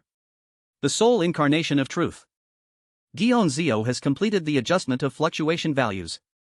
The title Sage of All Knowledge is resonating with Babel Tower. The first title. Archmage King is resonating with Babel Tower. Zio stood frozen in place, staring blankly at the numerous notification panels appearing before her. She thought in shock, why are so many appearing? Here and there. Why is it so amazing? It's too amazing. The notification panel presented the main point, your constellation. The fate reader reveals that the door is about to open. His hands are sweating and he's worried that you won't be able to continue this reclusive life. Seeing this, she was startled and pulled her shirt down tightly to cover her face. She exhaled, thinking to herself, oh my goodness. Was too careless. Even a pro like me is confused. She quickly walked down the stairs, pressing her lips together, thinking, no wonder the constellation kept urging me to enter the tower. She felt eyes staring at her. She frowned and thought, it seems some people have recognized me. But I'm sure the people on Channel 1 will keep my secret. If any lunatic dares to reveal me, I will exact justice on him. Dare to be rude to me and I'll beat him up. Do what you want. She thought with relief, now that my magic power has been adjusted back to stable. I don't need to fear anyone anymore. Only that crazy Bambi is me. He kept looking directly at her from behind. This made her unconsciously pull her hood down again. Zio walked next to Un Gun. She tilted her head to look at him, softly calling out, Grandpa. I'm here. Seems like you're living well these days? Chasen frowned, also walked down and sat next to him, irritably interrupting, I don't know who you are, but... Why are you so rude? Velm stood in the distance, signaling for silence. He said, on Chasen. Un Gun glanced at the person who had just spoken. When he saw it was Zio. His face softened a bit. He slowly smiled and said, you're still the same, aren't you? Long time no see. Are you doing well these days? Zio ignored him, walked a few steps forward and sat down, pouting as she continued, at least I was fine until this morning. Gun chuckled and said, someone must have caused a huge commotion. Like stealing your throne for you to finally act. I only learned this when I got old. Zio fell into thought, throne. Like a king's? They seem to be able to hear if I speak this loudly. I have to stop this. She broke free from her thoughts. She raised her hand and snapped her fingers. A protective barrier quickly enveloped both her and him. Zio lowered her head, bluntly continuing, old man, stop nagging. What can you do with that weak body? Do you want to go straight to the morgue? Un Gun relented, sighed, and asked her again, all right. How many more years do we have? Zio bowed her head. The notification panel she focused on using, activate library transformation. Activate clock of fates. Sub-skill. She softly asked, display the lifespan of the designated target.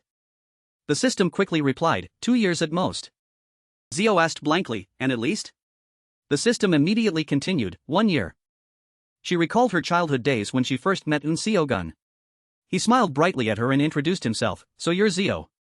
Hello, child. I am Un Gun. From today, if you have any difficulties, just tell me. At that time, she was very afraid of strangers, so she just peeked out from behind a big teddy bear and said nothing. Un Gun didn't care.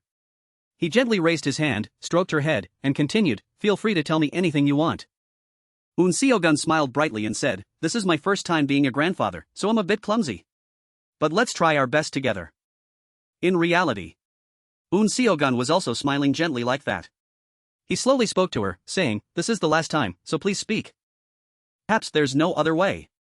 I've lived my whole life like this. If I can die fighting, that's the best thing for a hunter. Although my beloved granddaughter might break my heart, I always worry about her. Zio didn't turn to look at him. She just quietly continued, you caused this mess, what else is there to say? Once you've started, you have to see it through. Un Gun heard that and burst out laughing, saying delightedly, well. My mood has changed again. What should I do? Zio was annoyed, pouting as she continued, what a dull joke. Un Gun smiled, honestly saying, Zio. Please. Zio replied indifferently, I don't know. I'm done. Belm, sitting next to her, looked confused and asked, "That's it?" Zio looked back at the notification panel. It displayed 00:00:37:59, corn growth. On. Unique skill library transformation. Proficiency 17.028%. Title attribute. Heart of the Dragon. Magic stagnation is developing stage 2. Zio leaned on the stairs, sighed, and said, "Since I'm already here, I might as well watch the guidance." She thought to herself, anyway, it increases automatically. There's no reason to refuse it. Belm turned to look at her, frowning as he asked, "That's suspicious. Why are you?" But before he could finish asking, a notification sounded from the front, "Welcome to Babel Tower. The Sanctuary of Constellations. Let your name echo in the heavens. The stars will answer your call. Guidance will begin shortly. Compression round. The starting scenario for all. Eliminate humanity." Zio stared ahead, frowning as she thought, finally, the guidance part. Her notification panel also quickly appeared to say, "Gion Zyrok has sent an alliance invitation and told you to accept. Gion Zyrok has sent an alliance invitation and told you to accept. Gion Zyrok has sent an alliance. Ha! Anonymous user has accepted. If you agree, he'll give you 100. No merging." Zyrok continued to send notifications to her nonstop. "Are you avoiding me? You appeared after 2 days and then avoided me. You're really heartless." In a flash, he noticed the clothes she was wearing. He asked in alarm on the notification panel, "Wait a minute. What are you wearing?" "Those are men's clothes. Did you spend the night at some guy's place? Answer me." Zyrok sat above. His anger grew more and more, making it impossible for her not to answer him. She used an anonymous name to reply to him via the notification panel, "Your friend Dohyan's clothes are a bit big." Zyrok received the message and quickly replied, "I know who you hang out with. You've only had 3 friends since kindergarten." Zio had a headache, not wanting to continue this conversation. She asked him, "But Zyrok." Zio pointed at the large electronic screen in front of them, asking irritably, "Are we just going to keep watching this screen? My eyes hurt." Zyrok looked down, observed briefly, and then said to her, "Currently, my vision only sees the plaza. According to the scenario, when the mission changes, the participants will also move to the new mission area." Zyrok casually shook his head, telling her, "Then you can just look at the number of screens turned on by group or area. Anyway, staring at your phone all day to read webtoons or watch something isn't good for your eyes. This world is already bad enough. Do you want to find something even worse?" Zio casually messaged back, "No." Then, the system immediately informed Zyrok, "The alliance has been disbanded." Zyrok was furious, looking at her with extreme resentment but unable to do anything. In the ranked game, Man was cornered against a tree, utterly terrified. He stammered, begging for mercy, Please spare me." Dohyan, holding a bloodstained knife, smiled at him and said, "Don't worry. During the guidance, you won't really die." He clasped his hands, pleading, and said in a low voice, "Please." Dohyan coldly said, "This is just a process that makes us lose our good human qualities. I'm sorry." He screamed violently, "No." But Dohyan ignored him. He brought down his knife and struck him once. Quickly, the system announced, "You have eliminated a player. Plus 50 special points." Dohyan turned and walked away, thinking to himself, "This time I will get the highest position. And I will rank up faster than anyone." His eyes were extremely cold, and he thought with pressed lips, "If I find you, you will die by my hand immediately." Kido. Dohyan recalled memories from the previous ranked game. Dohyan looked around blankly at the ruins. He shouted, "Why? Why is this happening? Why abandon humanity?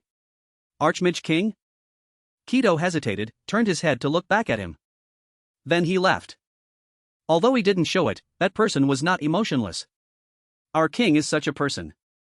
The only reason such a person would turn his back on humanity could only be because of Kido. And me. Dohyan kept killing without stopping. After killing the last survivor, the notification panel appeared, first title. Sword of Judgment awarded. Dohyan exhaled, slowly stood up. The notification panel continued to report, "The constellation protecting order and destroying evil begins to pay attention to you.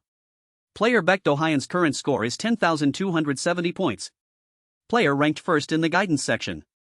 He gritted his teeth and thought, "I will kill him and protect his majesty."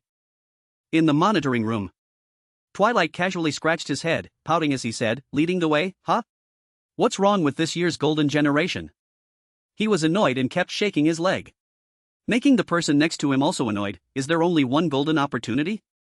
He turned to call the person next to him, hey, say something? Or is he just a normal rookie? Yuzinum slowly continued, no, he was in the news the day before yesterday. He's the hero of Gyeongdong. Twilight heard that and froze for a moment, replying blankly, the day before yesterday. Gyeongdong. Are you sure? Yuzinum frowned, softly asking him again, what's wrong? Did you also recruit him? Without waiting for Twilight to answer. He chuckled softly and continued, he probably hasn't even seen a piece of the Archmage King's clothing. Twilight shifted his gaze forward, clicking his tongue as he continued, are you even paying attention? Damn it. Look at the big screen. I don't know about later. But hell become a topic of discussion. This kid, actually. David arrived next to him, looked at his current state, and spoke with a disdainful pout. What's wrong with this regularly poor late-night snack king? Huh, you jerk? Twilight reached out and grabbed her, clicking his tongue as he said, are you out of energy or something? I told you not to call me that outside. David shrugged, casually replying, hey. I like doing that. Twilight replied blankly, you. Where are you going? David angrily punched him, pouting as she said, can't you see? Down there, of course. She pointed at Zio's spot, frowning as she continued, that spot. David smiled brightly and said, she's back. I can't guess the reason. Or is this an unwritten rule for ranked players? Why protect your reputation in the public channel? Twilight moved closer to her, softly whispering, if you suddenly rush in now, all eyes here will be on you.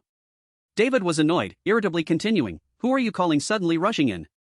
She held out a black card, it's the VIP card for the tennis club. David smirked with interest, saying, look at this. I'm in the same squash club as the Silver Lion, you know. She ignored Twilight's covetous and admiring gaze, proudly continuing, with this, I can joke around with him whenever I want. She turned to look at him, smiling seriously and saying, alright, I'm leaving now. See you later. As soon as she finished speaking, the system in front of them let out a violent explosion. Everyone focused on the notification panel. It displayed, Babel Tower is undergoing emergency server maintenance. Babel Tower is undergoing emergency server maintenance. During server maintenance, the defense system may be weakened. Players, please note. Due to external factors, the difficulty of the guidance section will be adjusted. Once started, players will not be able to exit the guidance midway. Twilight asked blankly, what does this mean?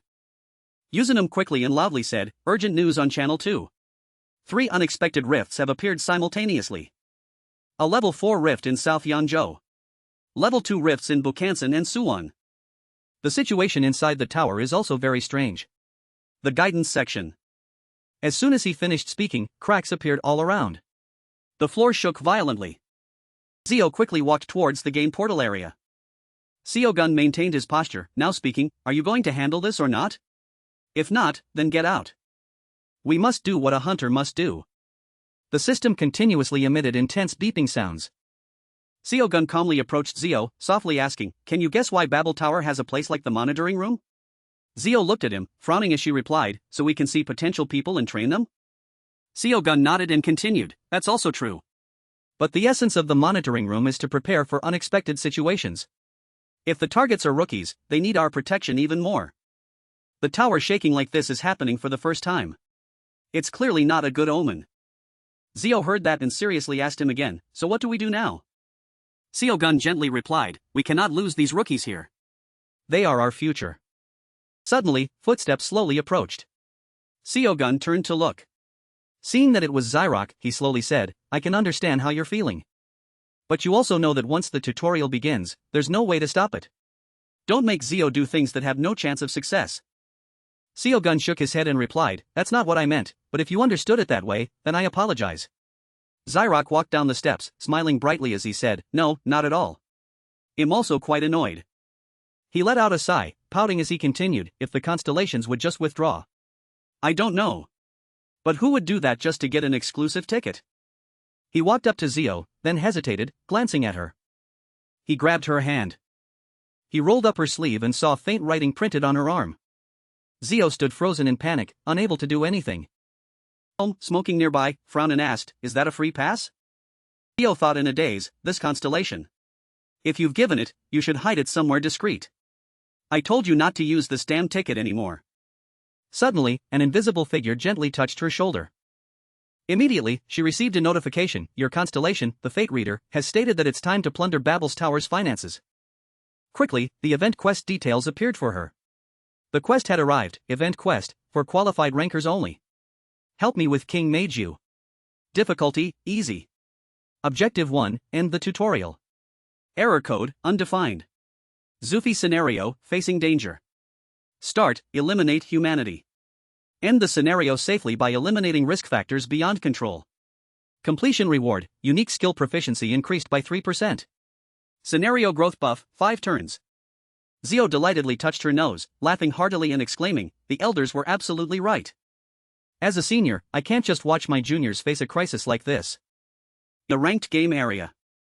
The man was being held captive in the hand of a giant. He used all his might to shout down to the person below, Josian. Run fast. I'll stay here. With that, he was swallowed alive by the giant. The woman named Josian ran away in a daze. She thought in fear, how did things turn out like this? The man-eating monsters in the tutorial scenario were only supposed to appear as puppets to train players' skills. The giant, having dealt with one person, quickly reached out towards her, wanting to grab her. Josian still ran forward with all her might. She fell into thought, but that monster just now was very strange. It couldn't be called a puppet. Tears welled up in her eyes as she ran for her life, her lips pressed together as she thought, I don't want to be caught and eaten by it. Someone, help me. As soon as she finished her thought, a flash of light shot past her, heading towards the giant's head. That one move caused him to collapse to the ground, unable to bear it. Josian was lucky to be lying within the giant's fingers. She stared blankly at the girl who had just acted. Joe smiled brightly and muttered, I guess I'll have to go to the Olympics. Back Jo-hyun's first regression memory. The announcer smiled brightly and introduced, the hunter we will be interviewing today is not Josian.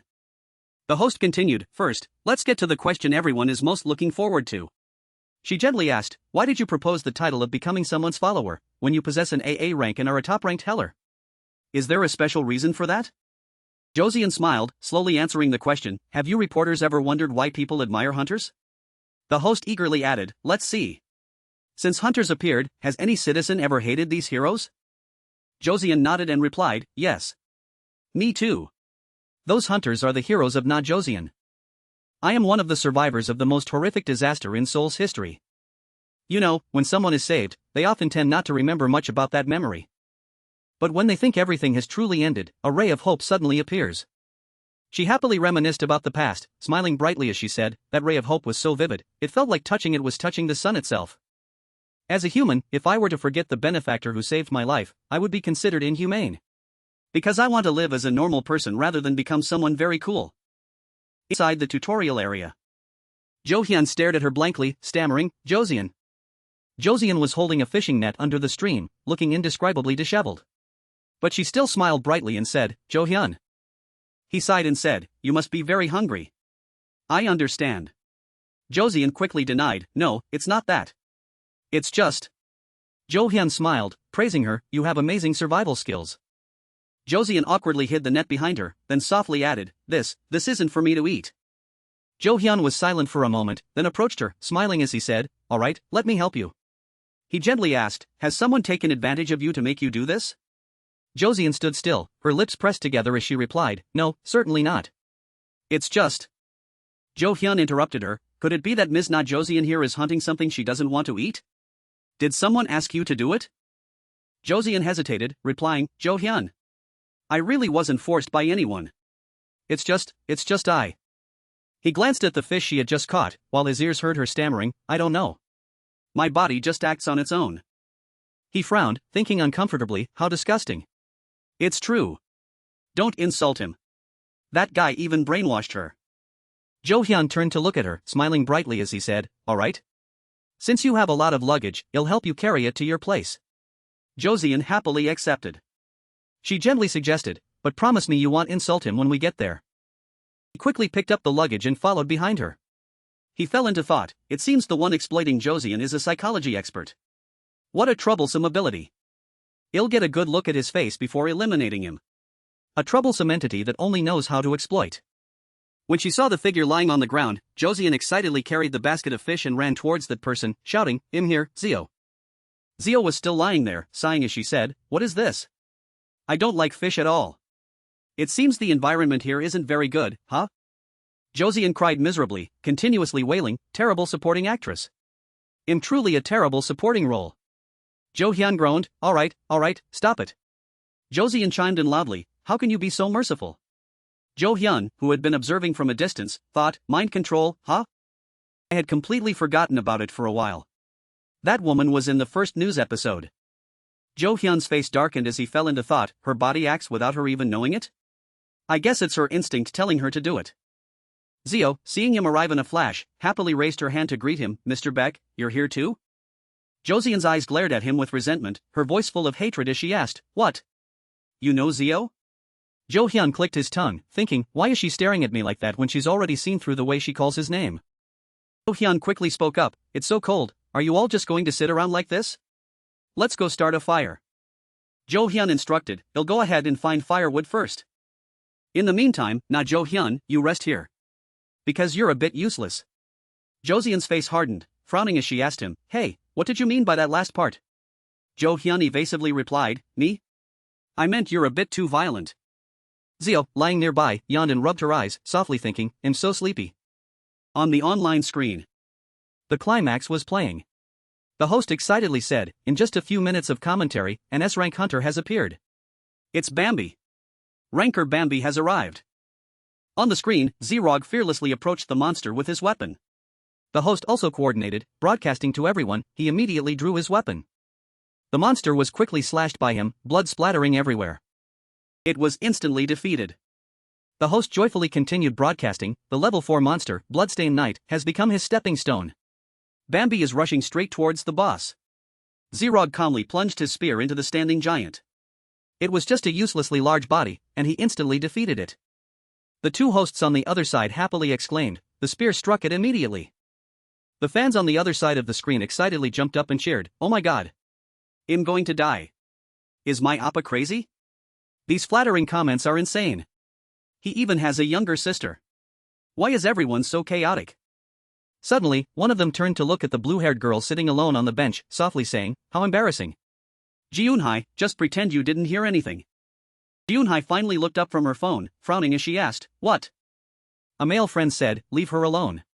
She doesn't care about her brother's business. If I had a high-ranking relative like that, I'd take him everywhere. I'd even get pocket money." He rattled on, "Just think, Jiun his family is amazing.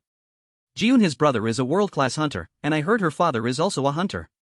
The friend next to him heard this and added, "I'm so jealous. But she must be lonely. It would be better if she had a normal older brother." Jiunhai was annoyed, continuously tapping her screen, her lips pressed together as she thought, he must really like normal people, huh? The other friend continued bluntly, "No matter how amazing her brother is, if I were her, I'd still feel empty." Jiun his finger paused slightly when she heard him say that. Her two friends sitting next to her noticed this and seemed scared. The male friend didn't notice, continuing, "But Jiunhai isn't lacking anywhere she goes, either. You have 10. No subscribers on YouTube." The short-haired friend gently added, "Bambi hit 300 million Instagram followers yesterday. With his help, Jiunhai could reach 30 million subscribers at most." As soon as the friend finished speaking, Jiunhai approached and grabbed that girl's hair with an extremely annoyed expression. She enunciated each word, "It seems you should use your head before speaking. Even if it's true, you don't need to say it. If you're verbally violent with me, you'll be physically violent back. I know it hurts to have your head grabbed, but you're truly awful." With that, she pushed the girl's hair away and gently sat down on the chair next to her. The short-haired girl, startled, stammered, "Jiunhai? Sorry." Jiunhai ignored her, saying seriously, "All right. Let's go to Bukhansan. Kim Hyun-woo will appear there. If we're lucky, we might meet him there on his way home." The other girl saw her stand up and followed suit, awkwardly adding, Let's go together, Jiunhai." Jiunhai left the cafe, walking distractedly down the street, angrily thinking, what normal older sister? Not funny at all. Is it a bit wrong to call this an annual event? Why were they born human? Shouldn't they be country cats? Inside the tutorial, an ugly beast was once again defeated by Jo Hyun and lay sprawled on the ground. Jo Hyun looked ahead with delight, exclaiming joyfully, "It's expanding. It's getting wider." Jo Hyun looked at the cave entrance ahead. He led the way, saying coldly, if we go deeper into this cave, we'll probably fight the boss. Jo silently followed him, her eyes scanning around, pouting as she thought, well, I haven't done anything yet. I know it's convenient for me, but I should at least save some face. I don't want to abuse this. Suddenly, the sound of a beast appeared right above them. Jo quickly flicked her hand, creating a barrier to protect the three of them. She happily thought to herself, watch this. That's enough. She calmly walked forward. Jo must be more trustworthy walking on water. Like the 3-minute 16-second Tai Chi complex. Jo Hyun behind her was extremely excited, continuously cheering, that's amazing, Jo. Did you study at the Magic Tower? Jo slightly tilted her chin, smiling as she said, if I told you more about my background, I'd be sad. Jo Hyun fell behind, thinking blankly, my shoulders are getting stiff. As the three of them went deeper, many doors appeared. Zio raised an eyebrow and said, let's see. Roughly, after this door will be the boss, right?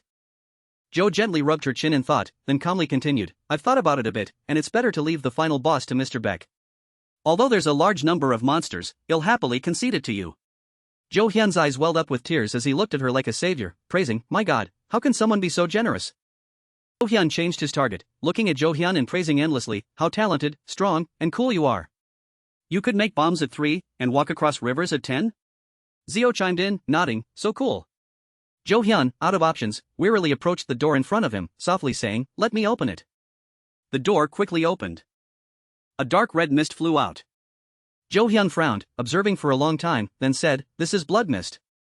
Suddenly, Josian's desperate cry echoed from behind Zio. Jo Hyun's eyes widened as he turned to check the situation.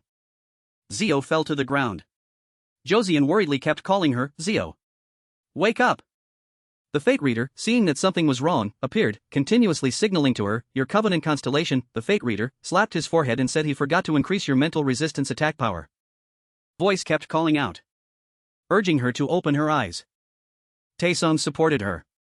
He gently said, Jiun Zio, our princess, you must wake up. The train's loudspeaker continuously announced, this is the university station stop and the final station of this train. When disembarking, please check one more time to ensure you haven't left any luggage behind. At the disembarkation station, Zio stubbornly held her father's hand, pouting as she said, Dad, I'm not a princess.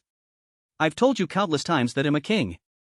Taesung walked her along, smiling as he said, shouldn't the most beautiful person be a princess? In my eyes, my daughter is the most beautiful. Zio maintained her stance, calmly adding, compared to a princess, I prefer being a king. A king doesn't need to do anything but is the strongest. Everyone must know to be submissive. Taesung, helpless, clicked his tongue and said, daughter, isn't that a bit too arrogant? Hand in hand, the two crossed the street. Zio still insisted, Mom said so. She said Dad is a silly bear, so we have to find a smart way to survive. Taesung put a coat on her. He sighed and said, oh dear, Dad knows. Your Majesty, my king, put on your hat and mask. Zio pouted and replied, it's suffocating, I don't like it. Taesung still gently advised her, our Zio still has a cold. You won't be able to go to Jiun's house either. Now only her eyes were visible, but she still stubbornly said, I'm helping Dad. Because if you bring me along, Grandma will be gentler. She recalled earlier.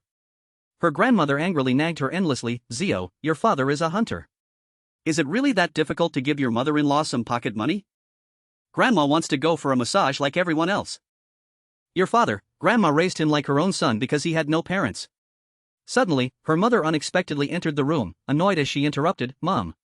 What kind of things are you saying to the child?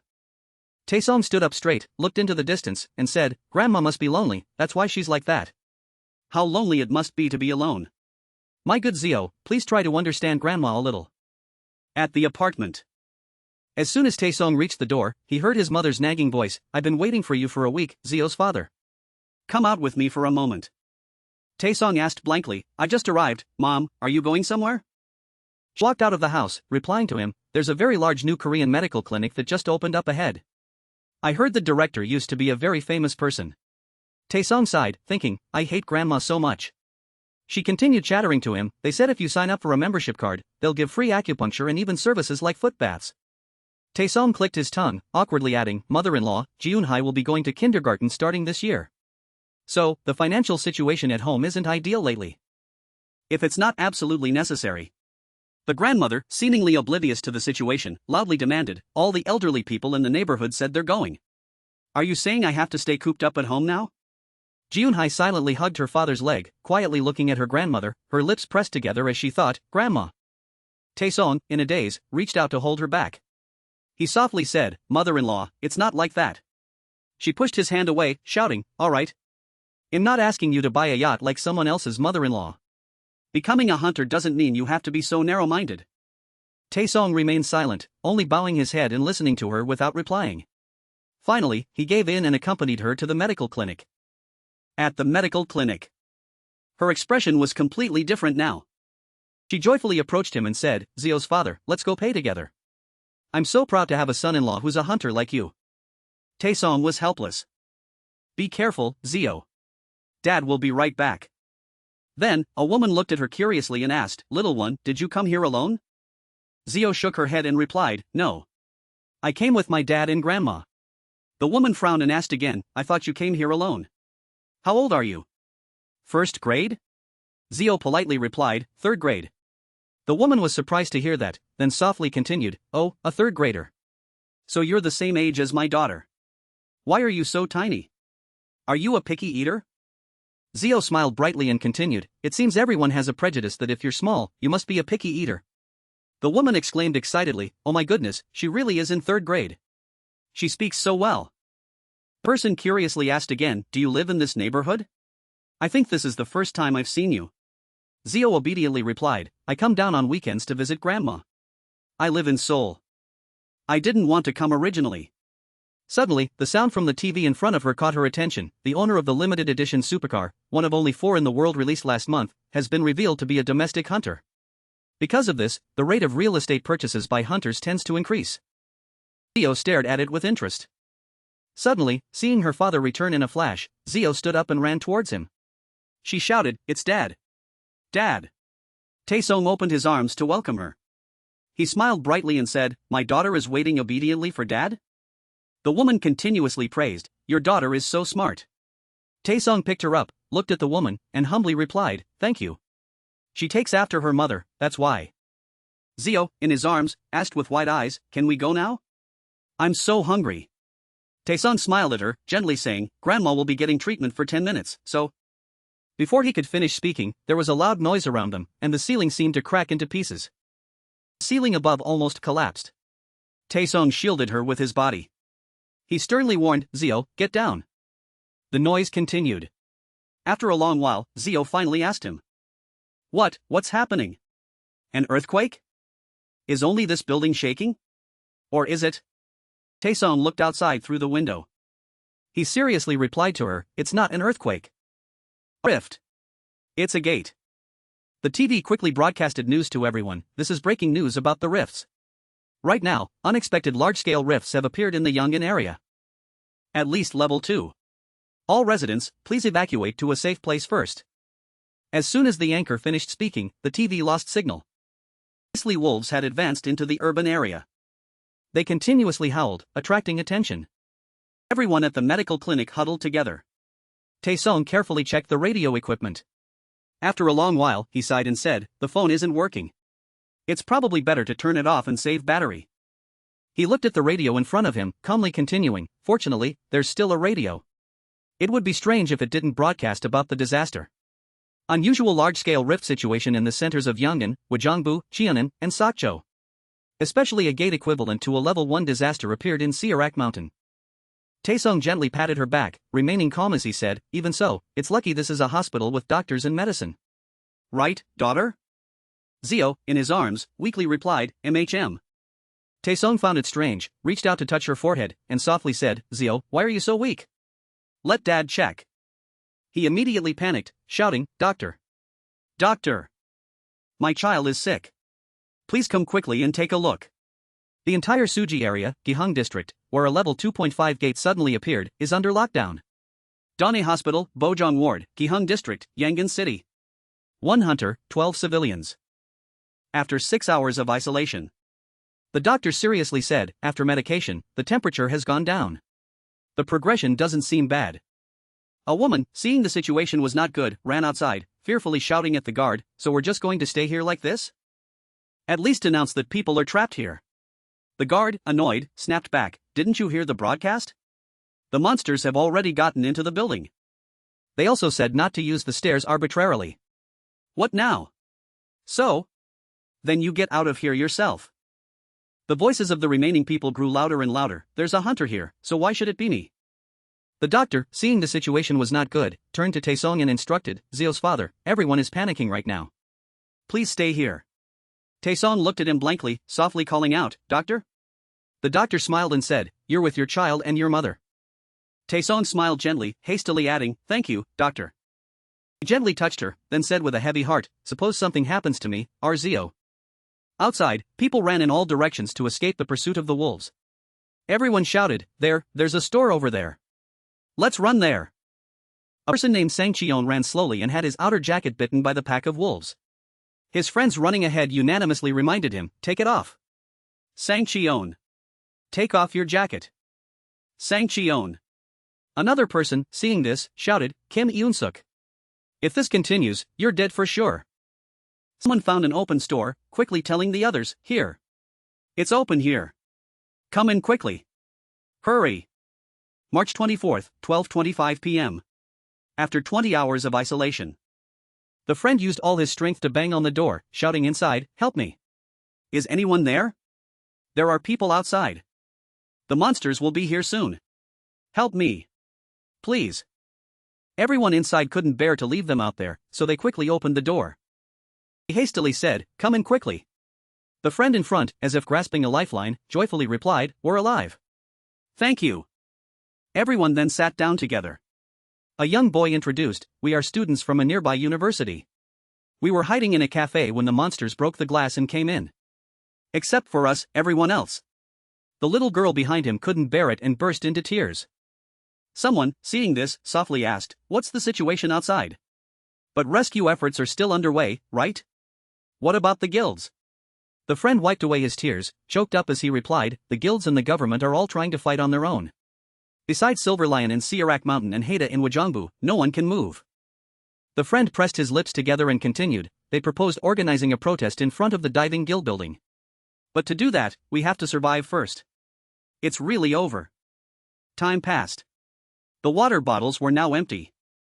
The biscuit boxes were only shells. Everyone lay disheveled on the floor, resting. Zio's body was still hot. Taesong looked at his child, then turned to look at everyone in front. He pressed his lips together, thought for a moment, then stood up and went outside. Taesong approached them, softly saying, It's not looking good. Let me go out and check. As soon as he finished speaking, Zio, who was lying on the bed, suddenly screamed loudly, Dad! Dad! Don't go!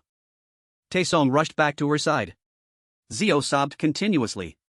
He gently reassured her, Zio, Dad isn't going. It's okay. The woman standing outside the room quietly said, That's right. How could he leave the child and go? The person next to her agreed, even if he's a hunter, it's still too dangerous. If he leaves the child alone. So let's try to hold out a little longer. March 25, 8:15 p.m. After 2 days of isolation. Taesong gently stroked her face. He softly asked, My princess, no, your majesty. Have you stopped crying? He placed her in his lap, smiling and rubbing her as he continued, You must be tired, huh? Crying like that is naturally tiring. Taesong told her, Mom and Dad used to worry a lot because Zio didn't cry much. It was useless worrying. I didn't expect you to be so good at crying. Zio frankly added, I'm someone who will act when the time is right.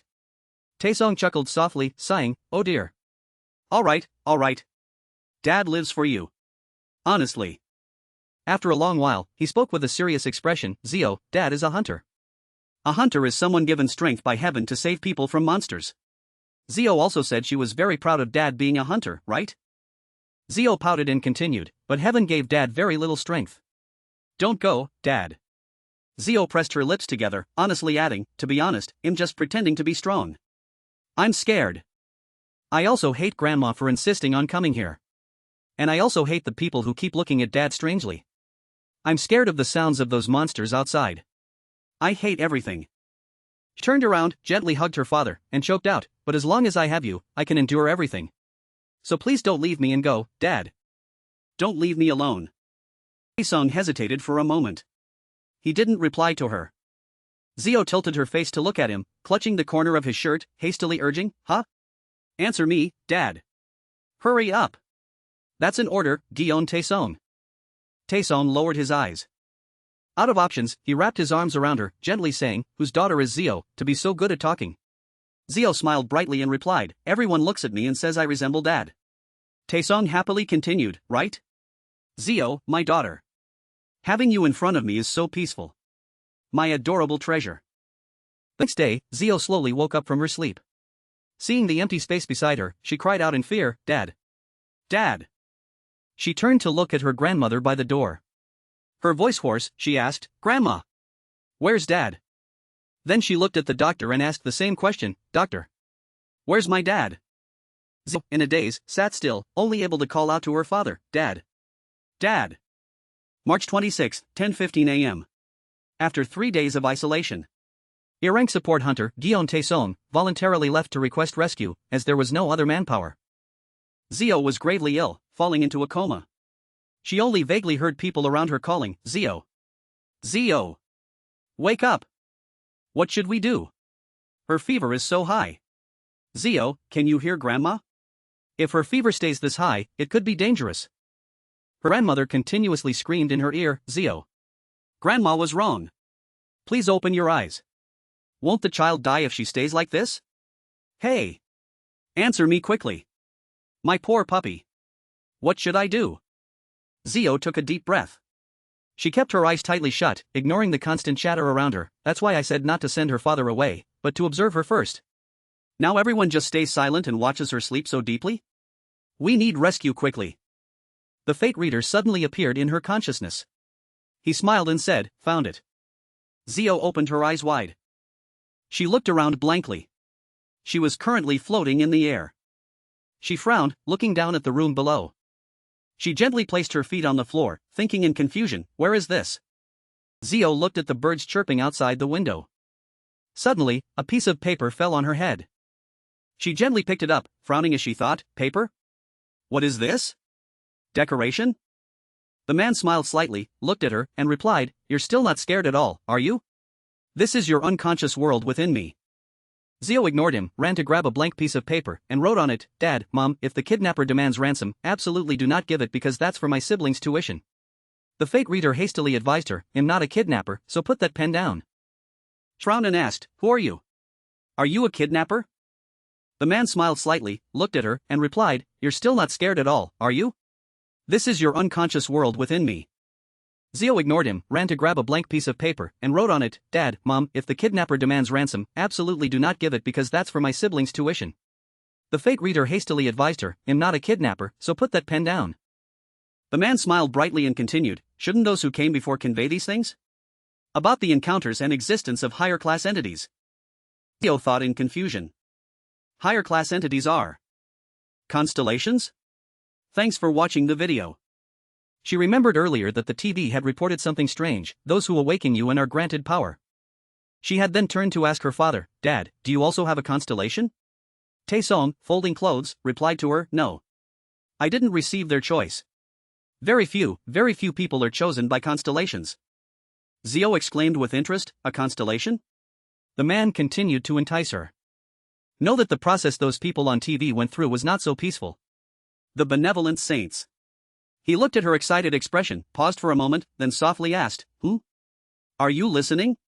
He sighed, thinking, awakening. I am the awakened one. He stepped forward, embraced her, and gently called her, my little incarnation, Zio. Belong to me. Bind with me again. Wealth and power. Victory and glory. Omniscience and omnipotence. I will give you everything. Father. Sign the contract, Guillaume Zio. Just one word is enough. Then this is my world and yours. Zio pressed her lips together, looking up at him. The man continued speaking. Say it clearly. Say yes. Zio frowned, thinking for a moment. Seeing her waver, the man asked her again, How about it? Zio looked at him steadfastly. She gently replied, I don't like it. Zio looked at him steadfastly. She thought to herself, All right. I'll agree. I almost answered that way. She nervously scratched her hand. Seeing that he said nothing, she became even more scared. She recalled earlier. Her father gently hugged her. He had softly said, Zio, Dad is a hunter. He's someone given strength by heaven to save people from those monsters. Zio also said she was very proud of Dad being a hunter. Right? The fate reader finally spoke after a long while. If it's Dad. Is it because of Guillaume Taesong? Zio nervously swallowed, awkwardly adding, "You can hear my thoughts?" Gulp. Smiled brightly, happily saying, "I can read your thoughts." Are your thoughts an exception, perhaps? Not bad.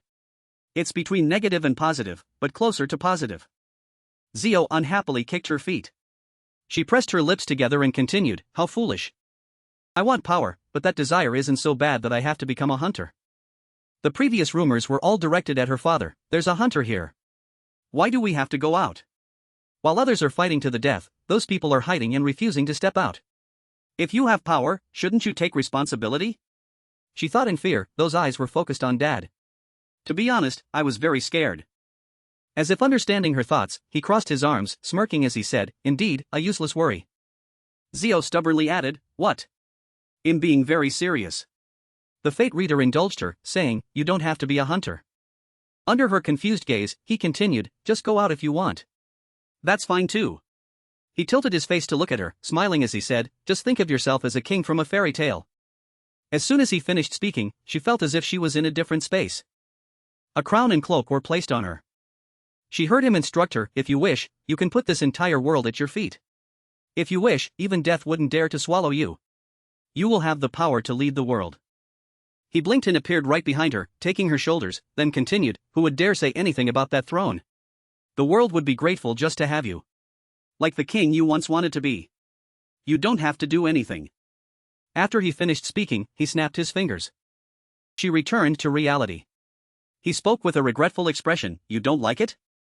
The reason you want to be king is very fitting. Lazy, violent, erratic, even selfish. Your nature is like a tyrant." Zio frowned, unhappily shouting, "This old man is talking nonsense." He laughed heartily, exclaiming, "Eat and play every day, but occasionally you must visit the tower. There will be some restrictions there." Zio asked blankly, "Restrictions?" He nodded and replied, "It will take quite a long time to talk directly like this. After completing the contract, we will be able to connect through Babel." He knelt down to look at her. She stared at him, asking back, "Why?" The fate reader smiled gently in reply. "Our levels are different." His eyes seemed to light up. He clapped his hands loudly with excitement, exclaiming, "If you sign a contract with me, whether you awaken or train, you can escape this competitive hell where you have to run your whole life. Until you die, you will still be the undisputed leader, incomparable to others. You can do everything you want, except what you don't want to do." "Truly?" Zio was a little excited, asking, "Really? Is it really that strong?" He gently rubbed his chin, frowning as he continued, "It will be difficult for you because you are too young. But yes. It is very strong." Zio was silent. She bowed her head, thinking about the proposal for a moment. He glanced at her expression. Without waiting for her reply, he accepted the covenant with her. Quickly, the notification window appeared before her eyes. Constellation XXXX accepts covenant with host. Babel Network is verifying special external contracts. Personal access to target information for covenant approval. Access denied. Insufficient authorization. Operation stopped.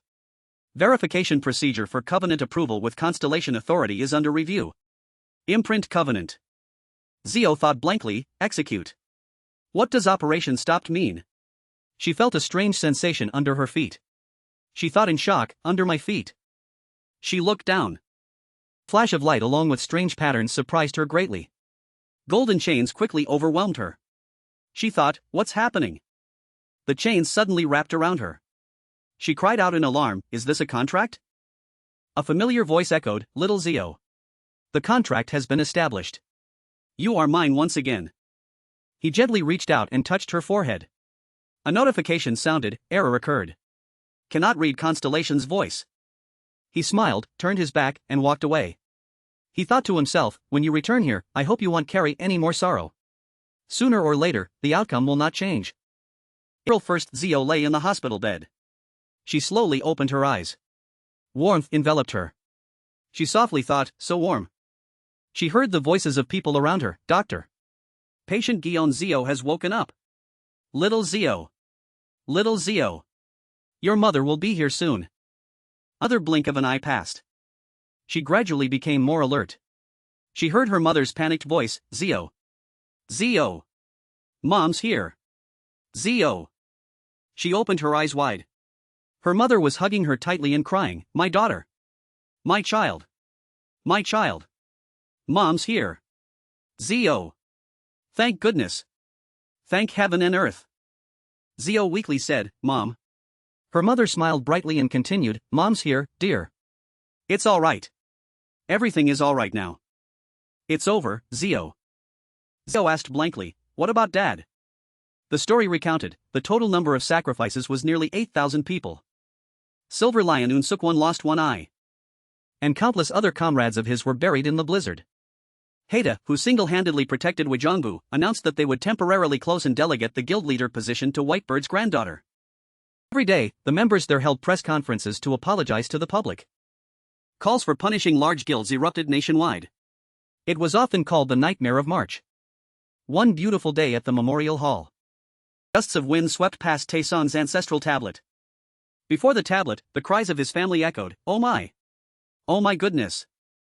The woman standing next to Zio sobbed heartbrokenly, Yujian. Oh my goodness! My child! According to Zio's account, Gion Taesong, estimated time of death, 10:40 a.m. on March 26. 2 pieces of paper were found on my father's body. One was a request for rescue for a group of people, including a little girl, isolated in a traditional medical hospital. The second was his last will and testament left for his family. The people around Zio continuously wailed, but she didn't shed a single tear, oh my! Brother-in-law Choi. Minju. Min-ah. Mom. Don't leave me. Jirok slowly opened his mouth. He held a white flower branch in his hand, slowly telling Zio, sister. I heard people say that if parents awaken, there's a high chance their children will also awaken. She was surprised to hear Jirok's determined words, hey. Bro. If I awaken, I'll go to the tower. I will. I will definitely climb to the top floor. 2 lines of tears streamed down his cheeks. Jirok carried sorrow and hatred in every word, to find out why things like this happen to us. He let go of the white chrysanthemum branch from his hand. Yujian walked away, carrying Taesong's portrait.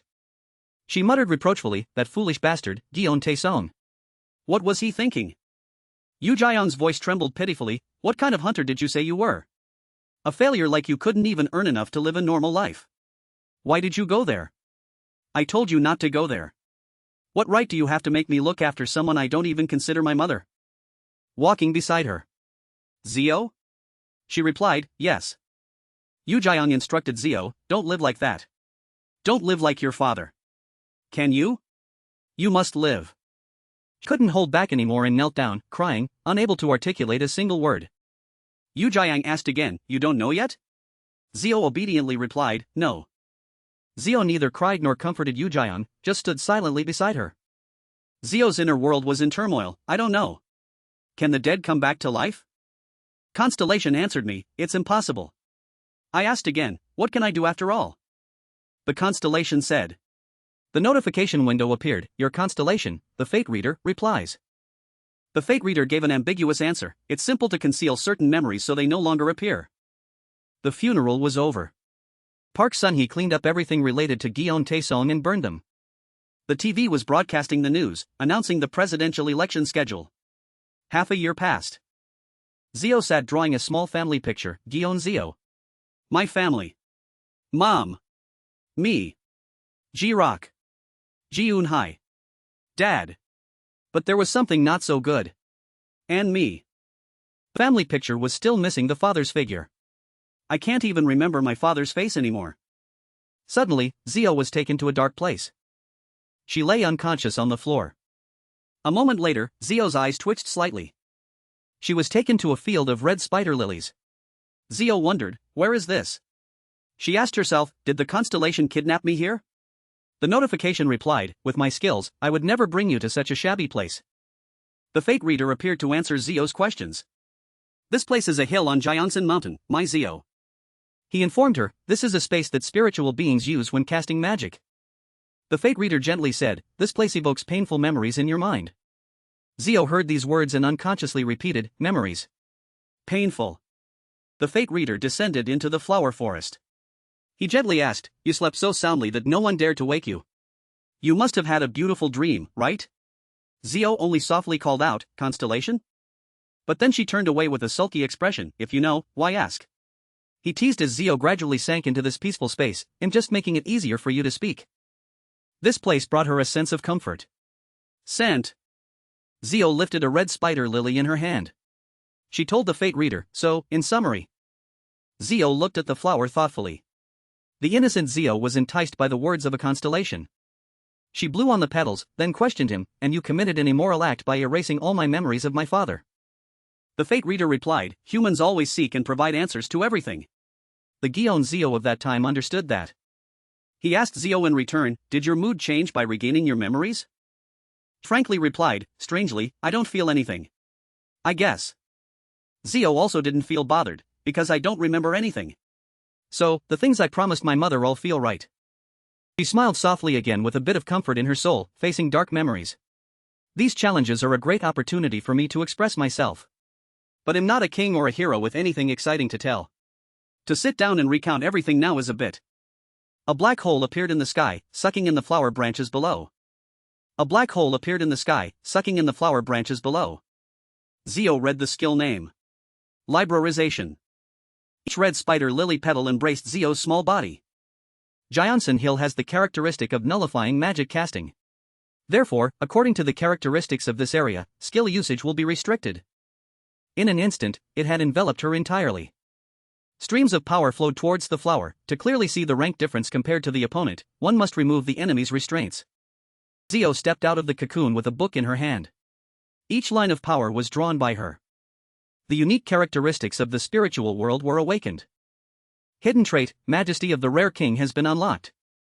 Her feet stomped heavily on the spider lilies that Zio herself had cherished just moments ago. Her finger grazed the blade. Zio raised her sword high. In reality, it seemed someone was calling her, hey. The call echoed, Zio. Zio also realized it, I hear someone calling my name in reality. She cut off the flower petals, this mere Zio dares to touch me? The notification panel provided more information. Trait, Immovable Mind. Responding to the majesty of the king. And evolved into, Soul of the Lion.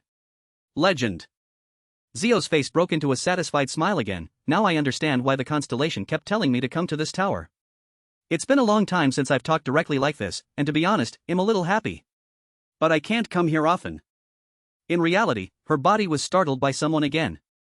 But Zio didn't care and continued to play on the flower hill. She gleefully chopped off each flower branch. Every time I come and rank up like this, it's a bit. Zio didn't hesitate to cut off those flower branches. Isn't it too aggressive? This place had become one of her favorite spots again. In reality, the fated reader sat beside Zio's body. He reached out and gently touched her hair. After the fated reader disappeared, Du Zion and Du Hyun came to save Zio. She kept shaking Zio and loudly shouted her name, Zio. Wake up! Zio didn't stir at all, no matter how loud the calls were, Zio. Zio! Du Zion tried to call out, Zio, please wake up. Du Hyun, meanwhile, was struggling to fight the monster. This was the gravekeeper of the stone mountain. Initially, it was just a ghost, only appearing on the last 20 floors of the tower. Du Hyun asked worriedly, Du Zion, is Zio still not awake? Du Zion, trembling, replied, yes, no matter how I call, she won't wake up. The gravekeeper of the stone mountain released other beasts. They rushed forward, wanting to tear Du Hyun apart. He quickly dealt with them. The defeated beasts turned into a slimy mess. And it transformed into another monster, opening its mouth wide, wanting to swallow Du Hyun. Du Zion screamed in horror, Du Hyun. Fortunately, the monster had completely absorbed his body. It intended to digest Du Hyun, but the sound of powerful sword slashes rang out. Du Hyun had escaped from the slimy monster. He panted, exhausted, and also had a question. This isn't the type of monster that should appear in the tutorial. If I die here, I might actually die in real life too. Du Hyun aimed directly at the gravekeeper of the stone mountain. Just as he was about to charge, his foot stepped on a mechanism on the ground. Du Hyun looked down in surprise. A rope shot out from somewhere, wrapped around his leg, pulling Du Hyun to the ground. The monster laughed gleefully, seeing him struggle. A notification panel appeared, stating, error code. Invalid access. This is not the area corresponding to this scenario. Cannot interpret opponent's language. Du Hyun snapped, shouting, that ugly, disgusting bastard is mocking us. Du Hyun asked in return, so what are you going to do? He helplessly gripped his sword. Du Hyun also realized that he was actually playing with us. Du Hyun also turned back to instruct, keep calling Zio awake, but don't use divine power to call her. Someone who has suffered a mental attack, if treated that way, might not be able to wake up. Du Hyun said impatiently, if you do that, Zio might never wake up. Du Hyun struggled to stand up. And his eyes became lifeless from exhaustion and despair, thinking, perhaps all of us will die here. Du Hyun's mind began to analyze, theoretically, blood mist, a mental attack used by the Gravekeeper, has a density inversely proportional to the opponent's strength. The thick blood mist clinging to her body is proof of this. If she remains unconscious like this. His train of thought was interrupted by a monster's blow to his hip. Du Hyun was slammed hard against the wall. The powerful blow made him spit out blood. Du Zion cried out in fear, Du Hyun. She quickly ran to check on Du Hyun's condition. Du Hyun, are you okay? Du Zion tried to wake him. No.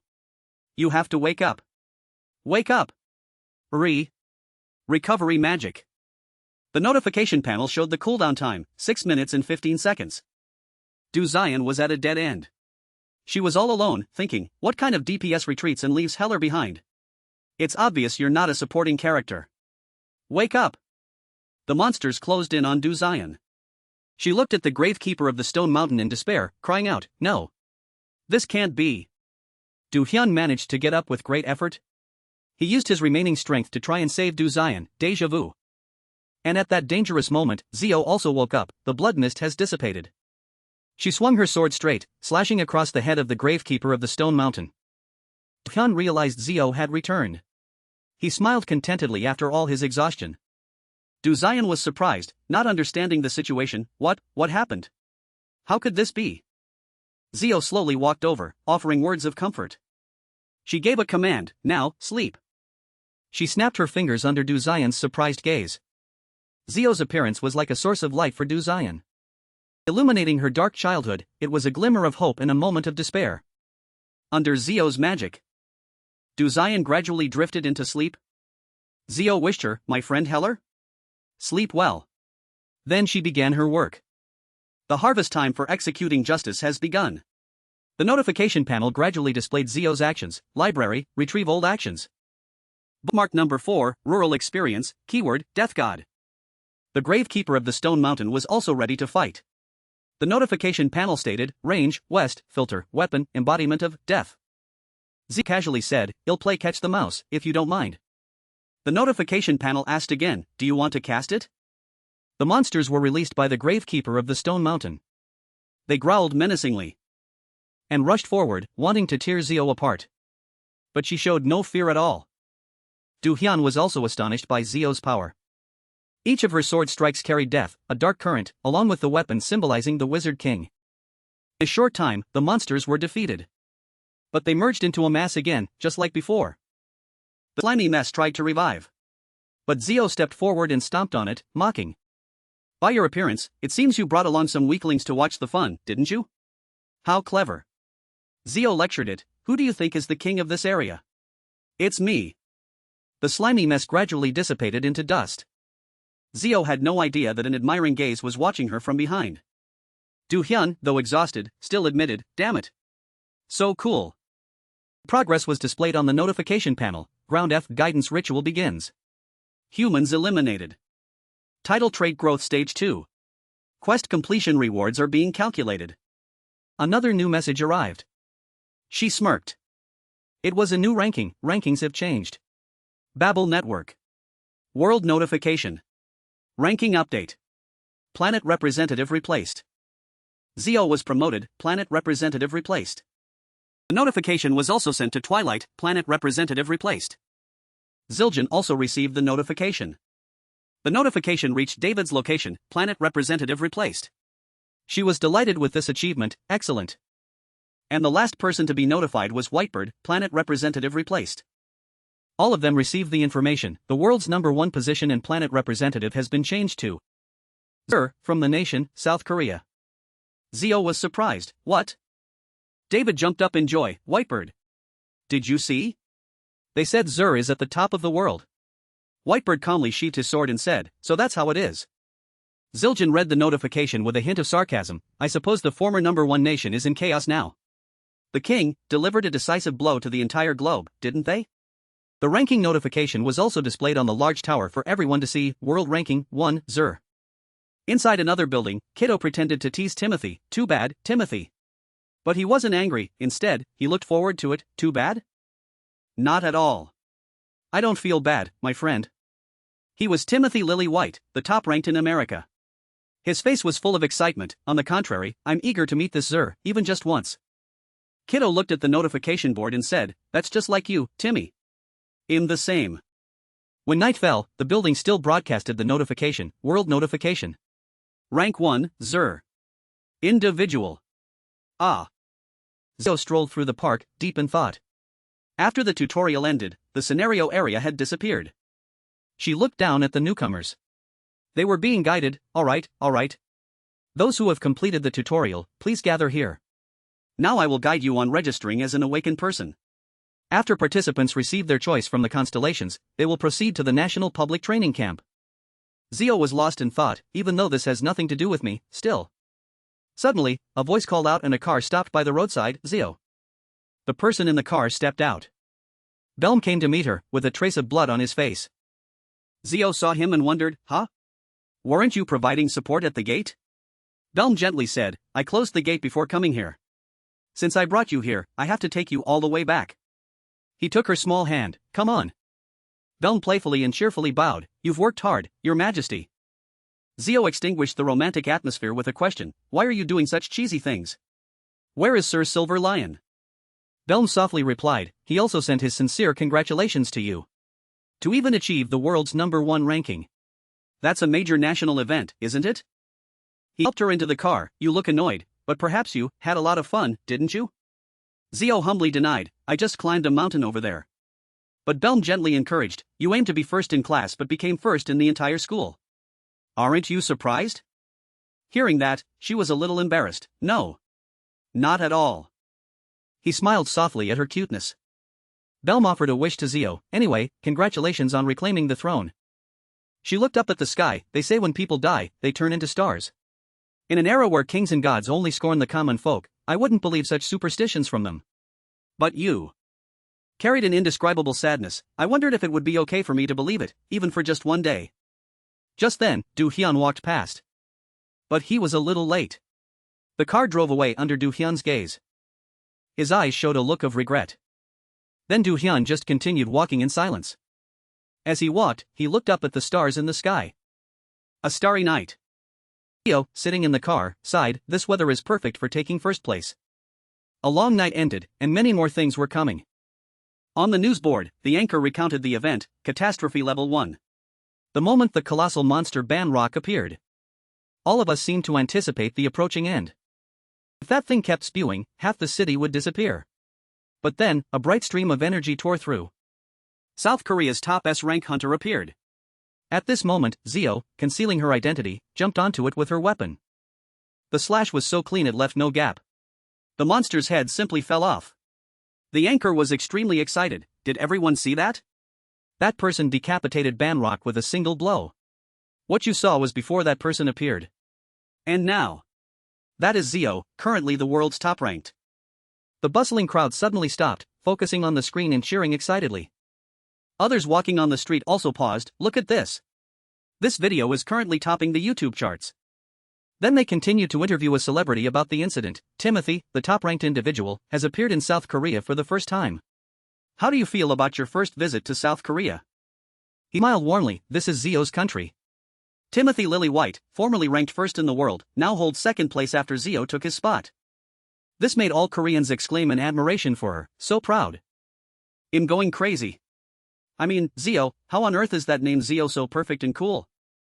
But every time this happens, I get so curious. What kind of person is Zio? At this moment, Du Hyun stood in a corner, listening to the situation. Zio. He thought about past events. He'll get you some clothes, so go change and then go to sleep. Du Hyun advised, but Zio stubbornly whined, huh? The clothes I'm wearing are comfortable enough. He gently reminded, if you sleep in your outdoor clothes, you'll get rhinitis from dust later. Zio complained, geez, I know. Seeing her eagerly pounce for an ice cream bar, he felt like he was playing with a cat. Is this really the Wizard King? Zio, having caught the delicious treat, provocatively said, you just need to obediently give it to me. Thinking of this made Do-hyun feel somewhat helpless with her, such a slacker. Scene change.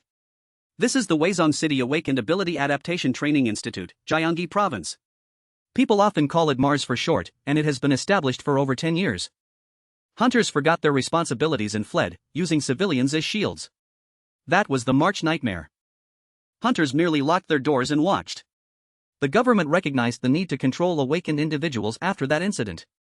They pushed for mandatory education before registering at the Institute for the Awakened. A special law states that preliminarily awakened individuals aged 14 and above must have a training completion record.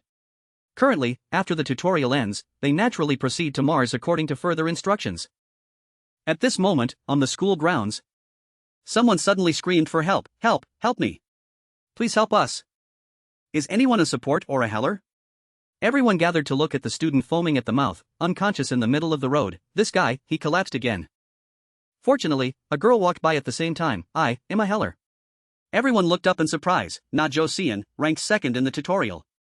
Jo Seon knelt down to treat him. This is his 4th seizure this week. Quickly, go inform a teacher. He'll probably be transferred to the special ward. She turned to ask everyone, can anyone help me support him? Suddenly, from a distance, the silhouette of Do-hyun appeared. She was startled and wondered, Baek Do-hyun? Suddenly, that figure quickly disappeared, making her think she was mistaken. At this moment, at the cafe, Jo Seon walked up to Do-hyun's table and spoke, Hey, Baek, don't you have anything to say? Your roommate, you know he fainted earlier, right? You were there, weren't you? The young man feigned ignorance. What? No, I'm just hearing about that now. I was in class then. Making Jo Seon doubt if she had imagined it. He continued sadly, so he fainted. I hope he's not hurt anywhere. He's had it happen twice before. Even if Jo Seon helped, she was still just an intern. His words struck her pride, making her annoyed. The emergency team even praised my excellent first aid. Do-hyun feigned ignorance. Did I say you, Jo Seon, couldn't do it? Jo Seon, unable to stand his indifferent attitude, yelled, You keep beating around the bush. Do you think I don't understand what you mean? Do-hyun glanced at his phone, ignoring her chatter. Wait a moment. I have a message. Jo Seon was furious. Is it Zio? He sighed. It's the training center's operations team. A notification about my new roommate. So that person's name is? Do-hyun unconsciously smiled faintly. Hong Haeya? Hunter trainee. Scene change. Haeya wondered, what did you say? Really? Is it really Baek Do-hyun? He's going to be my roommate? The person opposite laughed. I heard it directly from the teachers. Haeya groaned, I'm a little scared of him. Why? Are you afraid he'll ignore you because you're from Orlando? Hearing the young man say that, Haeya jumped up. It's Ulsan. You're ignoring me. You're such a soul bumpkin. Haeya got to the point. I heard he's the highest scorer in the history of instructors. This is the first time someone has surpassed 30,000 points. The other young man said, he's definitely going to resonate with a high-powered constellation. I heard that because he has a connection with Zio, he might be sent to Silver Leon. Silver Leon? Hearing this, Haeya was so startled that he accidentally splashed orange juice on the other guy's face. The young man yelled in annoyance, Why are you suddenly so flustered? You startled me, you idiot. Haeya calmed down. I'm sorry. My goal is also Silver Leon. He gently adjusted his glasses. That's a place with a deep connection to Zio. If I can get in there, who knows, I might even see that person with my own eyes. If Baek Do-hyun wishes to join Silver Leon, it will be very difficult. All marketing and legal feedback are handled by Silver Leon. The other young man reminded him, just consider him your rival. I already told you. Classmates, but not really classmates. You can tell just by looking. Exactly the at least A-rank type. It's written all over his face. He wiped the water from his face and continued. As soon as he registered, scouts lined up and shouted Baek Do-hyun. Baek Do-hyun. Instead of getting angry, think of a way to become friends. He'll never talk to you first. Suddenly, he fell silent. Haeya was confused. Songtaek? What's wrong? Haeya. Hong Haeya. It's you, isn't it? It turned out Do-hyun was standing right in front of him. He leaned down to look at the boy. Haeya's heart leaped out of his chest, but he tried to remain calm. Yes. Thanks for watching the video. Do-hyun happily extended his hand. Nice to meet you. Starting today, we'll be roommates. I'm Baek Do-hyun. Please take care of me. The boy also extended his hand, stammering, please take care of me, Do-hyun. Do-hyun unconsciously smiled faintly at that, looking intently at Haeya. Because he believed Hong Haeya's golden rule. The tiny pieces of a world that once shattered. But Do-hyun was determined, this time, before those pieces shatter once more. I will lead you to my beloved little king. Scene change. At a clear blue beach with gentle sunshine. A man with a handsome appearance. He was an absolute superstar. He hummed, then gave a faint laugh. Damn it. That bastard. Mad Dog next to him asked, why are you suddenly cursing like that?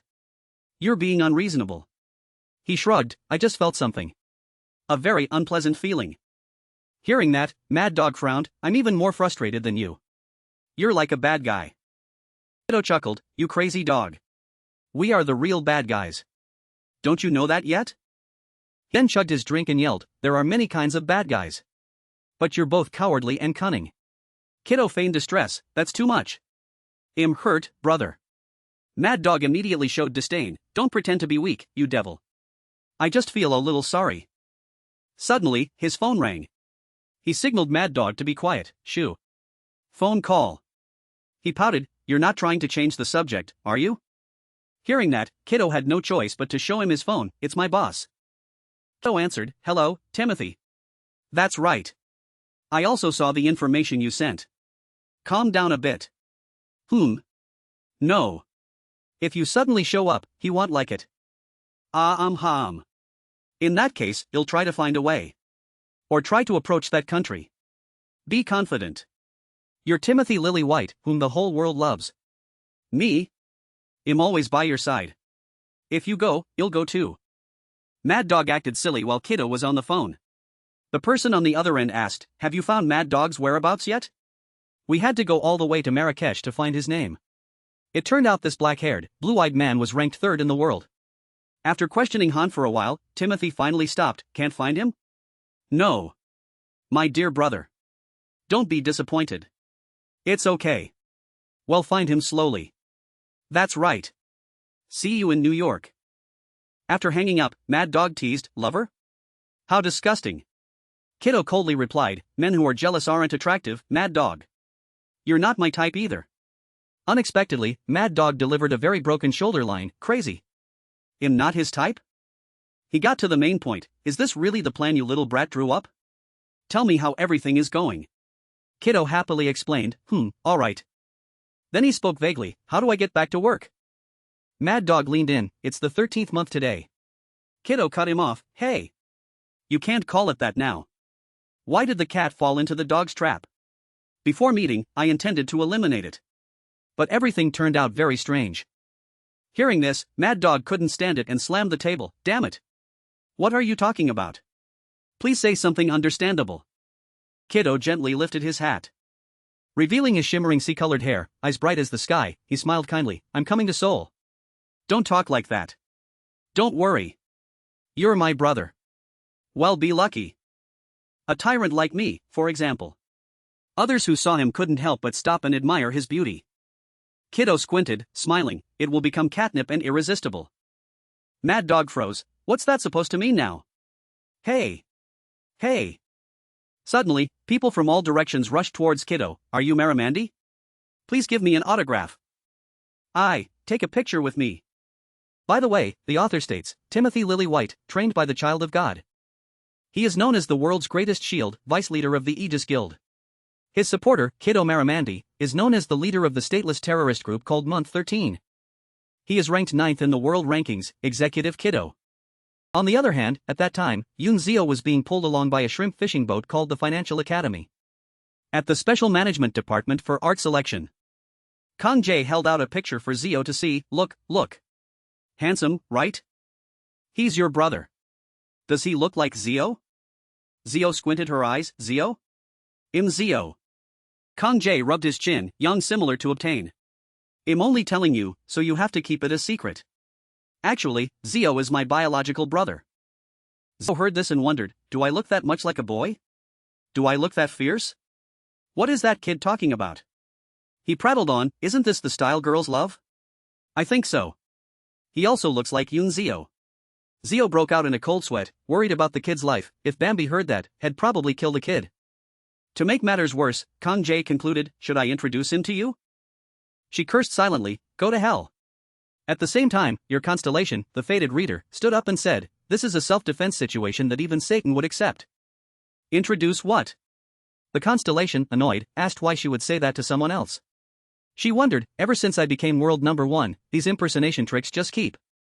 At this moment, Jie Hyun walked over, Yoon Kong Jae. Are you starting to lie again? She turned to Zio, ignore him, Uni. Him his classmate, and that story about Do Jae or whatever is all kinds of nonsense. It's all just lies. You probably fell for it because it's your first time here, right? That's right, it's a lie. She introduced herself, MCO Jie Hyun. You're Yoon Zio, right? Kang Jae's brother is a hunter and also a ranker.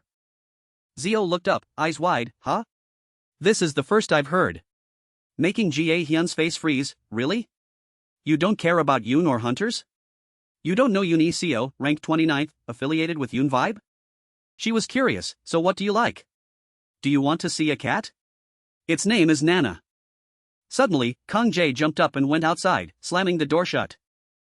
Jae Hyun stood with her hands on her hips, looking after him with annoyance, there he goes again. Don't mind him, Uni. Zio was a little flustered, it seems the storm has passed. She remained silent, with an indifferent expression. Then she picked up her phone. Sending a message to her younger brother, hey. Bambi. Bambi. Do you know in Vibe? Find some information for me. Zyrock on the other side also received the message, where is she and what is she doing? Why is she sending KakaoTalk messages during a meeting? He unconsciously blurted out, Yoon Seo is in the Vibe Guild? The guild under Twilight? That's surprising. It's a bit unexpected for Yoon Seo to be the leader. The person opposite, fiddling with their nails, interjected, in Vibe. It started out well, but then it was completely swallowed by the night-eating king. Anyway, he ate very well. The person in front of him was the night-eating king, Twilight's nickname, named Domi, a hunter affiliated with the Babylon Guild. Zyrock grumbled, he's useless. Anyway. Domi laughed, he's not just a regular gangster, he's international, honey. Even so, they're just a few guys. The two continued to chat. Not caring that he was in the middle of a meeting, focus. Hey. Speak carefully. If you talk like that outside, he'll get angry. Finally, Zyrock messaged her back, stop paying attention to such low-quality troubles and focus on your studies. He still ignored the manager, pouting as he asked, but why did Vibe collapse? Our leader was too naive. This is a famous case. Don't you know? Domi continued, completely oblivious to the raging demon behind him. Why did the hunters hide behind the cracks and disappear? That was when. It was due to the March nightmare. Sejong, at this point, helplessly cried out, Domi. Hearing this, Zyrock felt a little uncomfortable. Because the kind of story Domi was telling was related to him. Zyrock created a forest that bound the two of them. Making them sit up straight and continue, what's wrong? Keep talking. Sejong had no choice, it means Yoon Seo was too precious to be in a rotten place like Vibe. He gently adjusted his glasses, besides Kiddo Maramandi, the only high-level tamer hunter there was Yoon Seo. But then problems arose when their hunt failed. But why are you asking? Zyrock's lips moved as if to speak, then stopped. Because someone asked me. Domi was curious, if it's someone, isn't it your sister who ran away from home and got caught and locked up in your reformatory? Sejong had no choice, it means Yoon Seo was too precious to be in a rotten place like Vibe. He gently adjusted his glasses, besides Kiddo Maramandi, the only high-level tamer hunter there was Yoon Seo. But then problems arose when their hunt failed. But why are you asking? Zyrock smiled contentedly, that's right, because she's your sister. If you could think about your family, that would be terrifying. Sejong tapped the information board, calling everyone's attention, so now let's fulfill Sejong's wish. Focus. He began to explain, the most important thing after completing this tutorial is to recruit one of these two super rookies. Hero Ga Song Dung, Baek Do Hyun and Na Jo Seon. According to our assessment, her lowest rank is AA in the Heller department. Especially according to sources on Mars, Baek Do Hyun's ability is predicted to be S rank. This means this is something we absolutely must acquire. After the young artists finished their works, it was time for the teacher to check. Scrolling through today's paintings, she began to comment, Min Seo's painting today is truly beautiful. Pay more attention to density and contrast. Next, for Kang Jae's painting, which was a bit abstract but still generally depicted a human form, the teacher only highlighted a few errors. Kang Jae, I told you not to write on your paintings, didn't I? Proud of that result, Kang Jae sat below, looking at Zio with sparkling eyes, even giving her a thumbs up. But Zio couldn't understand what that action meant, only confusedly wondering to herself, why does this kid keep staring at me? With his newfound confidence, Kang Jae continued to show off his painting to her. It's a painting that you can't imagine without seeing it in person. Do you believe now that my brother is Do Jae? The actual person hadn't even spoken, let alone this kid who kept prattling on about his brother. Zio, annoyed, silently exposed his story. Of course I know you're bluffing, because I'm directly involved in that. Not only that, as soon as he finished speaking, Kang Jae took out a small item of his to show off to her. He whispered, there's even real evidence here. Zio, though saying nothing, couldn't help but be curious about the item this snot-nosed kid was about to pull out. Evidence? Is he going to create some kind of Yoon Zio replica? After saying that, he pulled out a pitch-black scale for Zio to see. This raised Zio's suspicions. Black dragon scale? Though not certain, a quick glance at this pitch-black dragon scale unexpectedly changed her mood in a negative way. The forced smile was gone, replaced by an icy face, bringing a tense atmosphere around her. Black dragon scale? An eye hawk? Zio was determined to get to the bottom of it. She whispered to Kang Jae, hey, where did you get that? He, still cheerful, answered her question without a second thought, yes, my brother gave it to me. It wasn't until he saw Zio's eyes that Kang Jae was startled. His face clearly showed fear of the person in front of him. Zio, with an icy face full of killing intent, emphasized her question to Kang Jae once more. I asked where you got it from? Kang Jae froze in fear, only able to stammer out a few words. That. No. This is my brother. While the two were talking, the system notification sound suddenly rang out. The notification panel stated, your constellation, the fated reader, whispers to you to calm down. At first glance, it looks similar, but I advise you to look again because it's clearly a fake. Indeed, the patterns on it sparkled with various shades of light, like a dark mother of pearl. Thanks to the advice from the notification panel, Zio let go of her killing intent and thought, that iridescent pattern. It's not an eye hawk's. The teacher at the front had also graded Zio's work. Hearing the teacher's notification calling her name, next is Yoon Zio. Only then did she startle and focus on the board to hear the feedback. Compared to Kang Jae's painting, hers was 100 times more abstract. To the point that the teacher could only awkwardly ask about the main subject of this painting, your topic is. When viewed as a whole, it even exuded a dark aura. The teacher standing next to her didn't dare to criticize, but asked, a monster wave? Zio could only remain silent as the teacher guessed her topic. Zio, on the other hand, couldn't respond and secretly thought, that's a self-portrait of the Wizard King. While Zio's art class hadn't ended, somewhere on a rooftop, a mysterious, pitch-black figure seemed to be observing her from a distance. After a while, it turned and left in silence without a word. The last class finally ended. Zio was now listlessly wandering the streets, with many people passing by. As she walked, she sighed with utter boredom. She secretly thought about what the Austrian painter might have gone through that year. The sorrow of a parliamentarian is always so profound. To the point that her constellation was speechless and emphasized, parliamentarian? Not long into her stroll, a black car suddenly screeched to a halt beside her. As the car slowly lowered its window, a very familiar face was revealed. It turned out Belm was out for a drive and spotted her, pulling over. He asked Zio, young lady, why are you walking alone on the street, hugging a scroll of paintings? Zio suddenly got goosebumps and asked him back, what's wrong? You're talking like an old man today. It's suffocating. Belm clearly saw what she was thinking and returned to the main topic, you look even more haggard today. Is something wrong? Zio suddenly turned, hugged her scroll of paintings, and sighed, complaining, leave me alone. Because today I want to be a parliamentarian in a season of sorrow. Belm heard his little sister was sad, so he waved his hand in the air a few times with a little magic and said, it's just sorrow, isn't it? Get in the car, good girl. Come on. Wisps of magic fire began to appear, urging Zio to quickly get in the car. This annoyed her, and she said, I know. In getting in. Let's go. As soon as she got in the car, Zio quickly asked him, but where are we going? Belm said, extending his hand in front of her, somewhere not interesting, but we have to go. Zio, who was feeling annoyed, was suddenly surprised by his words, there are only 1 or 2 people in those places. Upon hearing those words, Zio, who was excitedly about to ask where they were going, fell silent, her eyes wide with curiosity as she looked at Belm. It didn't take too long for Belm to prepare Zio's seatbelt, although it wasn't strictly necessary for a powerful hunter like her. Zio didn't know what to say, so she raised her hand to cover her mouth, feigning a few coughs, and asked him, are we going to the center? Belm beside her replied, something like that, I have a meeting with the director of the center at a Korean restaurant. After their journey, they finally arrived at the Korean Awakened Management Bureau, also known as the center. This is also an association parallel to the Awakened Management Bureau in Korea, representing the rights and interests of awakened individuals. When Earth faced an emergency, many chose justice and mission more than expected. After a while, it started to get dark. In a secluded compound managed by the association, 2 bodyguards stood guard at a checkpoint. The surrounding atmosphere was unusually quiet, with only the tinkling sounds of wind chimes hanging from the eaves. Among them, the place where the most talented individuals aimed was the Emergency Response Bureau. Gina, at this moment, stood rigidly with a tense expression, sweat secretly beading on her face. The captain of the Emergency Response Bureau, ranked 9th, Kim Si-kyun, seeing his subordinate overly stressed, said a few words to the junior, "Relax your shoulders, Goon Gina." The BBB rank hunter of the Emergency Response Bureau, hearing her superior's reminder, turned and replied, "Ah, yes."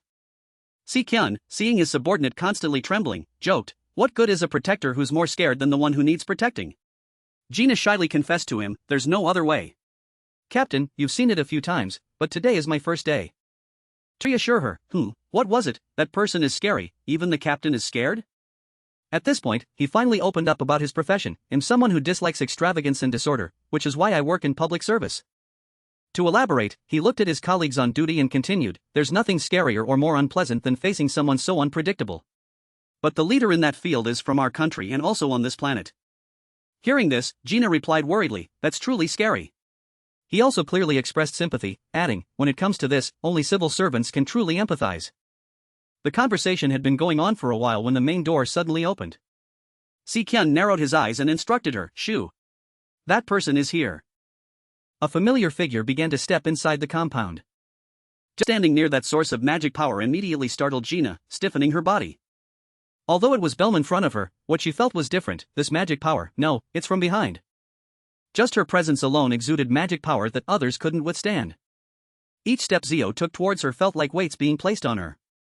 Looking around, Belm saw that all the security guards had fainted. He asked Zio curiously, "Rein in your magic. Why are you so irritable today?" It seems Zio was still bothered by Belm's earlier words, so she pouted and replied, "Because there are too many people here." Gina was currently using all her strength to resist that amount of magic power. But what made her curious was the tone of the voice. She secretly wondered, this voice. Zio had appeared in front of her without her knowing. Because she was trembling and straining, she hadn't noticed Zio's arrival. Until Zio spoke, "Are you a descendant of Konijiu?" The magic power in front of her had surpassed Gina's limit. Her eyes blurred, on the verge of falling into a coma. Zio had already used magic to conceal her identity, moving closer to her. She raised her hand, seemingly preparing to do something. It turned out she only gently touched Gina's forehead. With just a touch, she broke Gina's stance, causing Gina to fall unconscious, collapsing backward. As she fainted, she only managed to hear a compliment from Zio, "You endured quite well." Back to business. After a series of greetings by knocking out numerous security guards, Zio was now sitting and eating heartily. Not only eating, she also commented on the food. "The ribs at this restaurant are really good." Hyan, across from her, felt relieved seeing her eat so well and joined the conversation, "Right? Please eat slowly. I guess you two don't like small talk, so let's get straight to the main point." Before he could say another word about the upcoming deal, Zio quickly interjected, "Refused." He seemed to have prepared for this situation, so he immediately raised his hand to his chin and confidently replied, "I refuse your refusal." Seeing a middle-aged man doing such childish actions momentarily flustered Zio, "What?" He had also prepared for this situation, so he maintained his composure and replied, "I learned it online." No longer playing around, Hyan immediately went straight to the point. "Anyway, Timothy Lillywhite, the top-ranked in America, will be visiting South Korea. This isn't a personal visit but a representative of the White House. So we will treat it as an official ambassador. And welcome them with Zio's congratulations."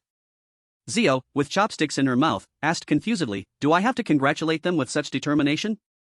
As I recall, they're the ones who created English, right?" Belm next to her was speechless and interjected, "America didn't create English, Zio." Hearing English, Zio's stomach churned. She couldn't control her anger and immediately chewed and spoke loudly, "English is my enemy. Even if Timothy's grandfather came, I'd refuse." Hyan had anticipated this. He had taken 2 steps ahead and prepared an item in case Zio said something like that. Immediately after, he reached into his shirt, rummaging, and said, "So I've thought of and proposed many approaches because it's hard to show you this when it's like this." Then he placed a piece of paper on the table in front of Zio. A handsome, dashing face. Looking like a 190 centimeters tall male actor. Smooth white skin, a smile brighter than the sun. Zio held the sparkling photo in her hand and asked him confusedly, "A selfie? Are you kidding me?" Hyun, seeing something was wrong, quickly replied, "It seems to be a postcard. Look at the back." Zio stared intently for a while, not responding to anyone. The more she read, the more her expression changed, scrunching up. "Lu. Diazu. And then. Dia, is this one?" L next to her immediately jumped in to help her out. With just a glance, he clearly read the content of the postcard, "I'm coming to Korea. Who will bring Zu to me? This arrogant brat. Is it Zil felt insulted and crumpled the letter in her hand without mercy. Killing intent radiated fiercely. "I'll punch this damn bastard. Who needs to be taught a lesson, huh?" Looking at her trait, one understood why she was so angry. Trait, English level 9. Zio recounted recent developments. South Korea, the nation holding the most top ranks worldwide, and ranked first in urban stability SPI for 10 consecutive years. Having the lowest gate-related mortality rate among developed countries. It's truly outdated that Korean hasn't become an international language. Will personally educate that Timothy. How arrogant to speak English so haughtily. I've exhausted all my patience for him, listening to director Jang and Hyun's persuasion. But South Korea needs to change first. I think the government should remove English as a mandatory subject. It's sad that the world isn't developing that way. Suddenly, a voice interrupted her thoughts. Uni. The notification panel appeared, startling her awake. Skill creative closed eyes for a moment has been disabled because you slept instead of using it to focus. It was disabled because it thought you were doing something else instead of sleeping. Zio threw the eraser in her hand, looking up at the person who called her. "Oh, Jae-hyun. What do you need?" Jae-hyun handed her a bag. "I just stopped by the convenience store. Do you want some chocolate? Remember to wash your hands because they're a bit dirty." Zio opened it and was very surprised. "My goodness. You bought so much." Jae-hyun excitedly pointed at the chocolates. "This time's Wonderjoy limited edition is a Wizard King figure. The class is pretty good, so I decided to open it here." A few friends curiously peeked over, asking to play along. "Me too. Me too. I want to see the figure too." Zio looked at them helplessly. "Amazing. Now I can attract everyone with these little snack jars." Jae-hyun started unwrapping the eggs. The first one was empty. They chatted while playing, but why is Yoon Kong Jae so quiet today? Zio felt a little uncomfortable. Why are there suddenly so many people? A friend seemed suspicious. "I think he's Yoon Seo's younger brother, right? Lately, there have been so many impersonators claiming to be relatives of rankers, so it's hard to believe." Jae-hyun unwrapped her favorite character. "Here it is. The Wizard King." Her friend next to her also shared her joy. "Congratulations." "Congratulations." Zio paid little attention to their conversation. "Oh, I forgot. Yoon Kong Jae really is Yoon Seo's younger brother." "Is that so?" So they weren't impersonators. He unwrapped a little black dragon. "What is this? It looks so weak." Jae-hyun saw it and said, "This little black one is cute, huh? You can have it. Consider it a matching item with me. You'll definitely open another Wizard King, right?" Zio froze at its name. "Black? This is Little Black?" Jae-hyun explained, "Everyone just calls it Little Black, no one knows its real name." Zio felt immense guilt. "And I'm sorry I didn't protect your honor." Jae-hyun knew where the name came from. For some reason, they gave all the branding rights to Silver Leon. So I never thought they'd sell it in such a cute form. Zio secretly guessed, it must be his doing. Everyone else started discussing another topic. Last time, someone mistook Yoon Zyrok's sister for a fake, and she retaliated with a wide-ranging attack on Instagram. Someone seemed enlightened. "Oh. Zyrok has a sister? Hey, look at this." A friend showed her phone to display something. "Awesome. She's truly a goddess." They all felt the same, right? She looks just like a model. Zio was quite surprised. "I thought that girl only had YouTube. Turns out she has Instagram too. That makes sense. That's how young people are these days." It was a photo Zumi posted. They exclaimed, "Just by looking at those shoulders, you know it's Bambi. His back is unmistakable." Suddenly, Jae-hyun stared intently at something. And next to it, the two friends discovered something shocking. "Huh?" The hoodie sleeve was similar to Zio's. They quickly looked up to compare. Jae-hyun grabbed the sleeve to check, startling Zio. Jae-hyun began to suspect, this hoodie is a limited edition from Bambi. Her friend next to her also observed Zio's face, and if you look closely, they do look alike. She broke out in a cold sweat, scrutinized in every detail. "Why are you looking at me like that? Oh my. Seriously. Zio quickly found an excuse to leave. Oh right. I'm going to buy some ginseng drink. Goodbye. You two carry on. Jae-hyun was surprised but didn't ask further. Huh? Oh. See you later. Her friend dismissed the suspicion. Probably not. If it were true, why would she need to drink ginseng water? Jae-hyun agreed. Yeah. Because the money Bambi earns is enough to support 3 generations. The room became noisy again as usual. Outside, the sun was shining brightly. Zio sipped her ginseng drink, still scared by what had just happened. I almost got caught. I shouldn't have picked it up and worn it, since it's Bambi's shirt. She secretly blamed Zyrock. If it's a limited edition, he should put it away. This jerk. If he keeps being so careless, all his fangirls will leave. Suddenly, a notification appeared. Forced activation of Constellation contract. Zio stopped in surprise. My constellation? The fate reader was preparing to do something. He reminded Zio, quickly, step back 2 paces. Then he struck down with a bolt of lightning, sending everything flying. Because she was warned, Zio was still drinking her ginseng water, not overly panicked. Before her eyes, a spatial rift appeared. A notification displayed the information. Internal channel notification. Accidental rift generation. Location, Dong Demon, Seoul. Type, time limited. Minimum quest rank, D. Zio was so surprised that she spat out the ginseng water she had just drunk. A gate appeared right at the academy. Previously, there were 2 factions, Pure and Breakout. Breakout was considered a faction that operated like a planned sniper game, often used for mining magic stones or training. However, the Breakout faction mostly encountered difficult quests. Especially, if categorized as time-limited, exceeding the time limit would cause significant damage to the surrounding area. Next to the rift was a large hole, where the rift had appeared, was now sealed off. People gathered around curiously to watch. Shin Ji-cheon approached the hole and spoke to the police. Hello, thank you for your hard work. The police officer, Tang Nam-in, from the Emergency Response Bureau of the Awaken Management Center, was vigilant as they approached. Wait, please let us confirm your identities. Shin Ji-cheon introduced himself as a civil servant. This was the second strategy team of the Invite Guild. Nam-in inquired, are you sure you're C-rank awakened? Including the 6 others besides technical leader Shin Ji-cheon. It seems there aren't enough people here. Shin Ji-cheon appeared friendly. Oh right, because it's a level 5, the guild sent 1 more person with us, but it seems they're a bit late. Please wait a moment. Nam-in was annoyed. Do you think we have all the time in the world? This is a time-limited gate. After he turned away, Shin Ji-cheon muttered a curse. Damn it. Why so strict? Don't they also live off the people's taxes? A subordinate pointed to Shin Ji-cheon. Sir, look over there. Shin Ji-cheon looked in the direction he pointed. What now? Ha? Suddenly, Shin Ji-cheon called Nam-in back. Hey, there's an agent. Shin Ji-cheon asked about Gio, who was standing there wrapped in a towel and crying. Is this kid also part of the assault team? Nam-in immediately spoke up to defend her. Watch your words. She's one of the missing civilians. Shin Ji-cheon wondered again, but why is she here? Why not take her to the hospital? Gio pretended to be pitiful. She held out her little black dragon. It's because of this. It's a pitiful dragon that doesn't know the beauty of true friendship. Rarity, rare. Classification, special item. Restrictions, none. Can be used to record merit. Effect, can track the opponent's location when sharing the item.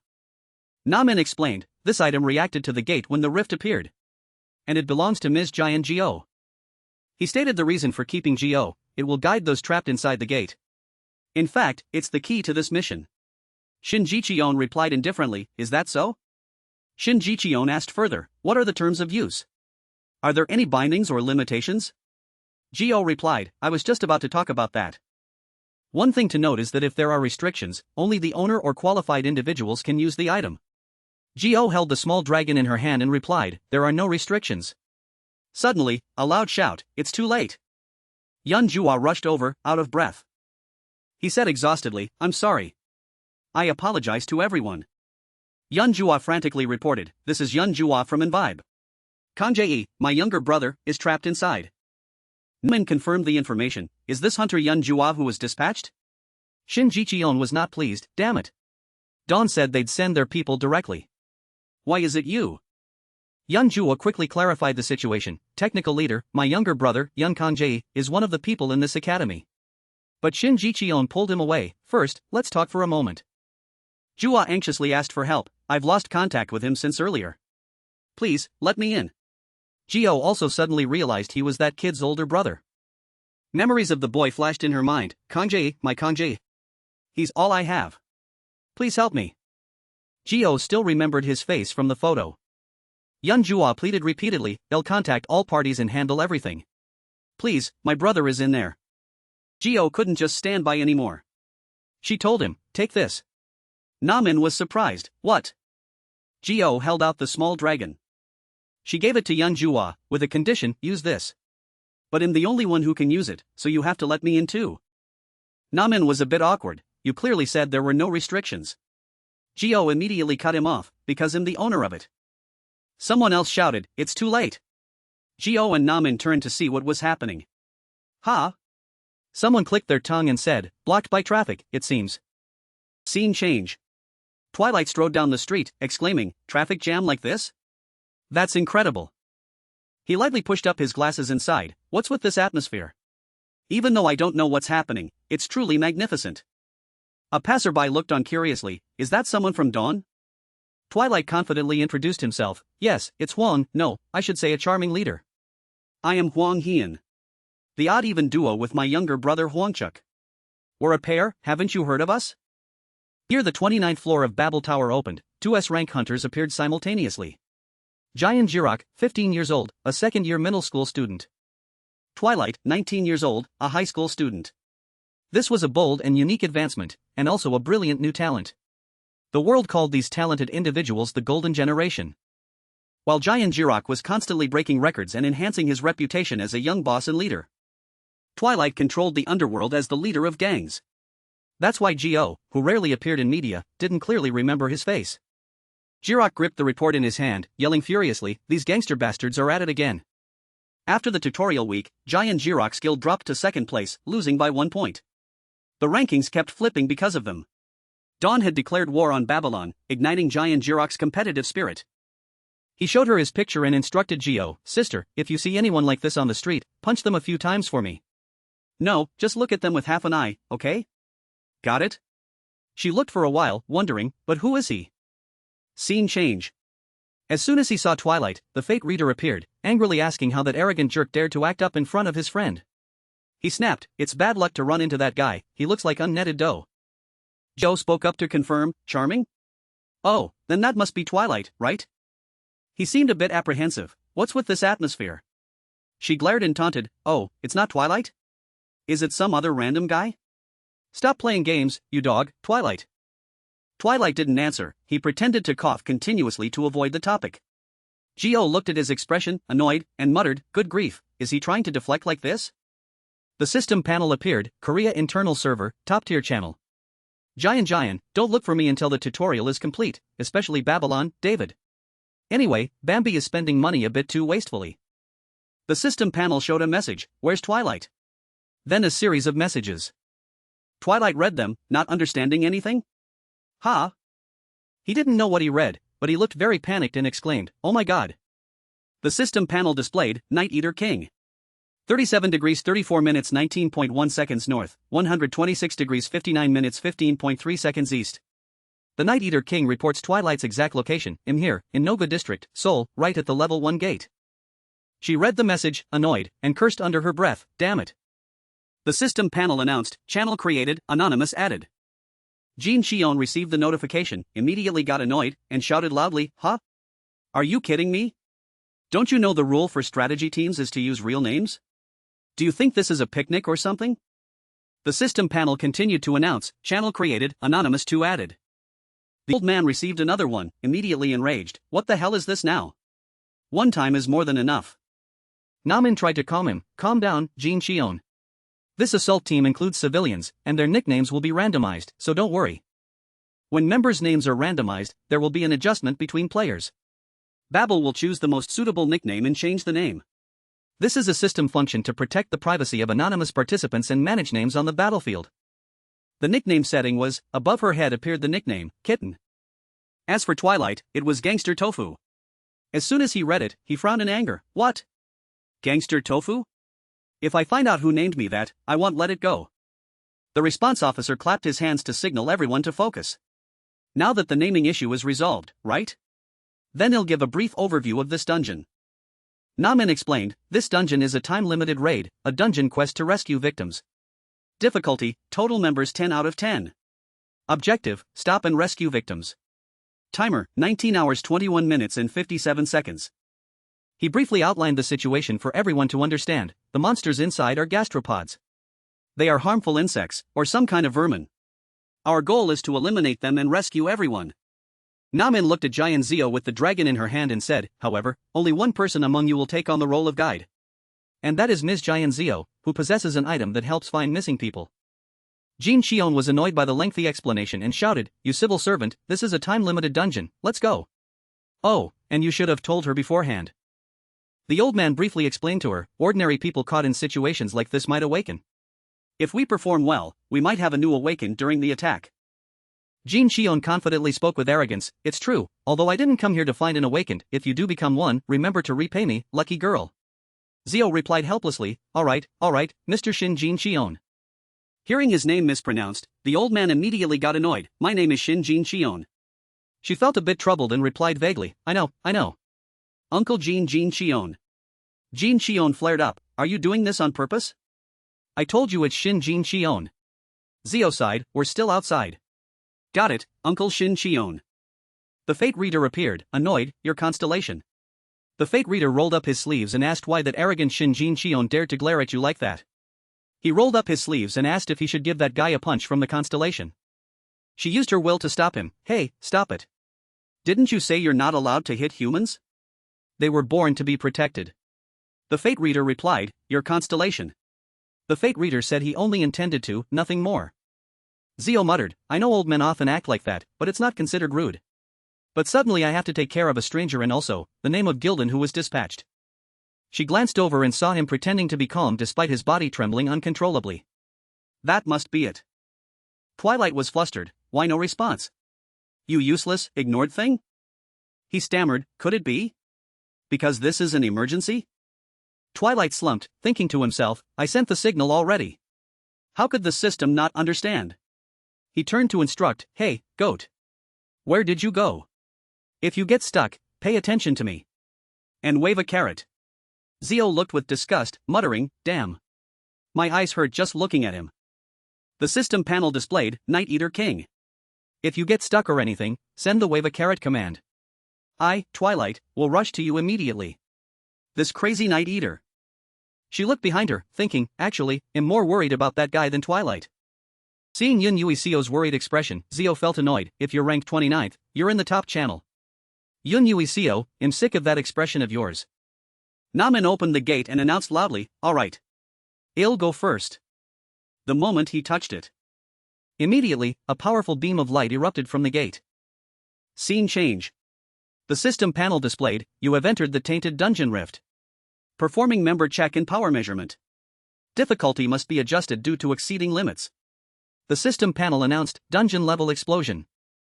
Everyone there was unharmed. Namin signaled for calm.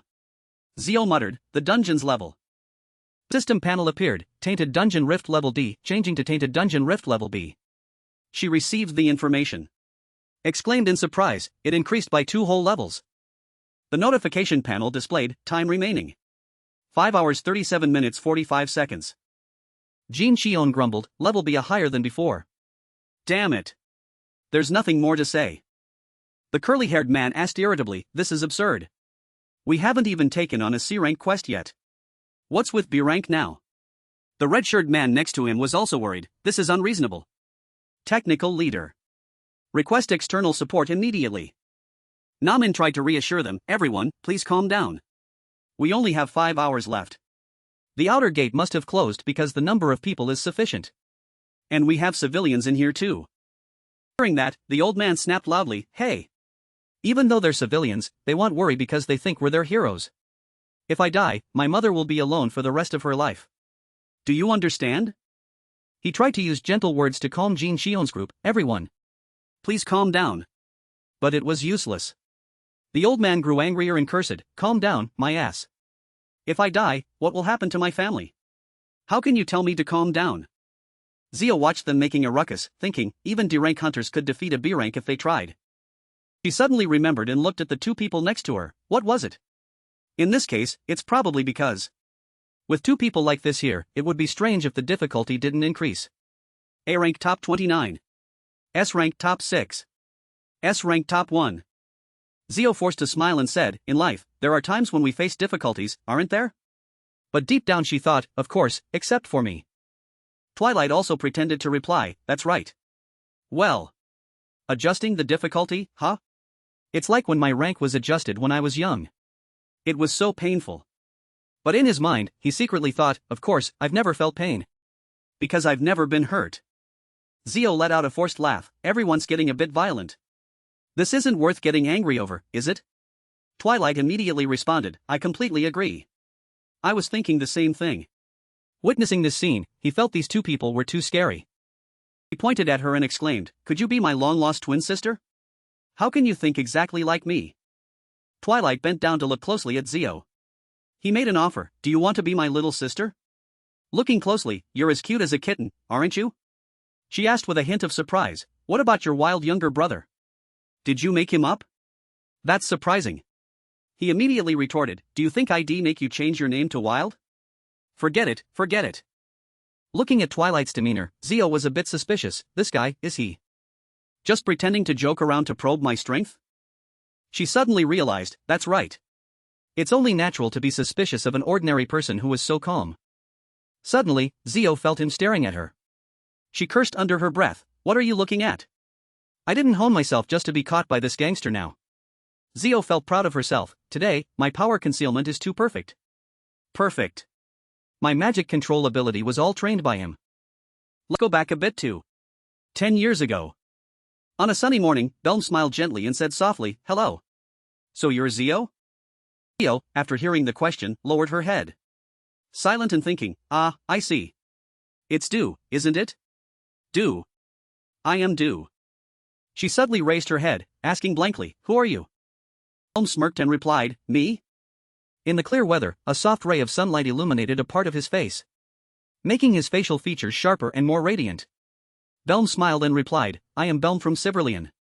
From now on, I will be your guardian and your teacher. If permitted, I would also like to be your friend. Zio was astonished. Her pupils widened. She repeated, Belm. The Korean legal code clearly states, Article 8. Clause 1 of the Awakened Act. Awakened individuals are citizens of Korea who must be loyal and participate in ability adaptation training through state agencies and this law. Specifically, there is an exception for awakened individuals under 14 years old. The sky had turned a purplish gold. In the quiet space, the creaking of a swing chair echoed. Zio closed her eyes.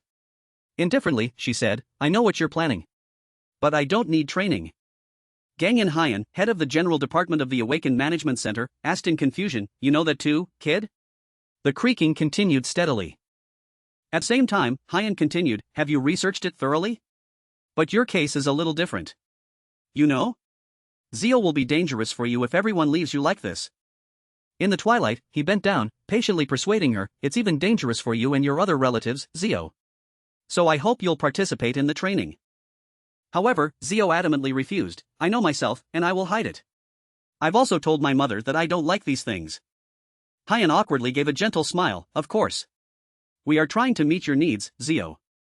She suddenly swung high up. Despite him continuing, then how about one-on-one training? Trust me and meet that person just once. I guarantee it will be beneficial for Zio. She kicked her legs, flying into the air. With a serious face. Zio replied, do you know how many centers I'm attending? Now you want me to study more. I don't want to. Hyan pleaded in despair, please. A notification appeared before her eyes, your constellation. The fate reader advises you to accept the offer. Zio loosened her grip. Falling into deep thought, why? What do you want me to do when you control my power? Notification continued, the constellation explains that frequently performing relics like this will harm your small body. I would be devastated if your body were harmed. If something happens to the original body, the spiritual world will be affected. She landed softly. Reluctantly, she said, I really don't like it at all. Turning her head, she continued, now I have to go home to watch the music show. I'll come tomorrow after ballet class. Okay? Sikion reported, today is the day I convinced the girl to come. Undercover agents picked her up after she accidentally fainted at a ballet studio. At the same time, Zio, in a coma, eyes closed, body connected to an oxygen tube. He continued, the girl is currently in isolation. According to detailed examination statistics, this is confirmed to be a state of forced overload beyond individual control. In a small corner, Zio secretly peeked into the room. Silently listening to the doctor's diagnosis, Zio's mother? After the March nightmare, many children suffered symptoms of post-traumatic stress disorder. Zio is a similar case. If she has to be hospitalized long-term for trauma treatment, the state will provide support. She breathed a sigh of relief. Remembering her instructions to Hyan, no matter what happens, you must keep it a secret from everyone. Especially my mother. She thought to herself, luckily, I said it beforehand. It seems they handled it quite well. Sun Jo held her small child in her arms, anxiously asking, my Zio. Will she be okay? Zio's eyes widened. Astonished, then she quickly ran off. The entire process unfolded smoothly and quickly. Deceiving my mother was also an indirect way to distract those around me. With the state involved, lying would happen without any difficulty. I was taken to a therapy room under the pretext of long-term hospitalization for trauma treatment, supported by the state as previously mentioned. In the play therapy room, she made a stroke on the paper. Lowering her face, she said, I don't know for sure. But I heard you're the top controller in the country, aren't you? Belm asked back, who told you that? Zio continued to draw intently, you don't look very strong. He replied, crossing his legs, of course, how could I be as good as you? She answered bluntly, anyway, I'm number one, so how can you compare? Belm sighed softly, you? That's true. Zio changed the subject, you smell less like cigarettes today, don't you? He indulged her, saying, I tried my best. For which kid, I wonder? She was still indifferent, I didn't say there was no smell. He conceded to her wish, I smoke because I'm sick of the smell of incense. Quitting smoking is hard. Please be understanding. Zio replied emotionlessly, all right. I'll let it slide this time. She reached for the colored pencils in the box, anyway, you're my caretaker. Even if I fall or anything, you'll appear. A large shadow enveloped a small corner of the room. Zio continued to chat while drawing, who talks and keeps falling asleep. I don't like it if that keeps happening. In an infinite loop, from the first physical contact with Babel to measure her level, unique powers for the awakened like the dragon's heart. The delay of magic power was awakened, and giant Zio's power began to surge. Fate Reader rustled the curtains. Whenever there was a sign of a magic power explosion, everyone assumed the child's body would be overloaded, so they decided to forcibly reduce the workload. Zio held her drawing in her hand, her face grim, and said, even when I'm normally active like this, I can still doze off. I told my constellation not to do that, but he didn't listen to me. I argued with him, and he thought I couldn't understand his feelings. Babel silently thought, even though the girl pretends not to care, looking at the small figure before him. But with her body leaning this way. And looking at her large, round, deep purple eyes, her eyes constantly darting. He recalled tensely. That behavior had appeared in reports before, a tendency for extremely strong self-defense, reluctantly taking responsibility for everything and all other relationships. She gently clutched the paper. Babel stared silently, thinking, the girl is feeling anxious, perhaps I really need to treat her trauma instead of just pretending to do so. He gently placed his hand on Zio's head, stroking it, I like that very much. She was stunned, her eyes wide as if she couldn't believe her own hand, and asked again, yes? Babel smiled and said, your face when you fall asleep is very cute, so much so that I watch it over and over without getting bored. So it doesn't matter whether you're awake or dozing off. He let go of her hand, then continued to think, it seems she feels safe now, along with the feeling, so cute. Babel looked at the pile of colored pencils on the floor and asked, it seems you like drawing? Zio replied softly, not really, it's just that when I draw, I feel a bit refreshed. He continued, you're very diligent with your drawing. She explained, my mother's dream was to get into art school, but she couldn't because of financial difficulties, so I want to try to get in and show her what it's like. Zio's face was serious, there's nothing special about it, and it's good, so I have no regrets. Saying that, she placed the colored pencil on the floor. Babel was curious, what did you draw? With scribbled lines, Zio bluntly replied, the monster living inside me. Brother, don't come here starting tomorrow. See you at the training room, because playtime is over. Babel gasped for breath. His face and body covered in blood, spreading across the floor around him. Zio nervously clutched a corner of his shirt, stammering, I'm sorry, brother. Her tears fell profusely, her blood-stained hands wiped away the tears, she spoke incoherently, I'm sorry, brother, I was wrong. Her small body was enveloped by a dark shadow and raging flames around her. She sobbed, stammering, "I'm sorry, I just meant this, it's not like that." A notification appeared, "Your constellation." The fate reader whispered, gently reassuring her that it wasn't her fault, she had warned him, so everything would be fine. Belm continued to bleed, blood spreading over 2/3 of his face. He closed one eye and gently comforted her. "Why would it be your fault?" "That's not what I wanted." He spread his arms around Zio's small body and hugged her close, thinking to himself, "This little child feels guilty just because she is the strongest," a small child covered in blood and worried about him. Belm closed his eyes tightly and asked, You asked me before, didn't you, how I became the best in control?" "Because I had to face ghosts, creatures always wandering with hunger. Ferocious monsters lurked everywhere, waiting, they couldn't distinguish friend from foe, they lunged whenever they could." Belm's back was covered in talisman tattoos. He continued, "Every day, every moment, I have to fight monsters, and I always feel them invading my body. If I've decided to live with it, then first I must find a way to properly dominate it." Maintained his posture, holding Zio tightly and comforting her. "So am I the monster, or are they? Even I struggle to distinguish them, so what about others? Besides, hunters are both human and, at the same time, that's an undeniable truth, and we will never escape that given formula." Belm wiped his hand across Zio's blood-stained face, gently saying, "But Zio, remember this." He turned her back towards him, gently lifting her chin. "You must always straighten your back, lift your chin, and look forward." Belm firmly held Zio's shoulders straight, while Zio showed surprise and a little fear, clutching the corner of his shirt. He said, "That is the basic posture of a hunter." She pressed her lips together, tense, silently listening as Belm continued, "Don't let them intimidate you. If you can't chain your monster, then let it go."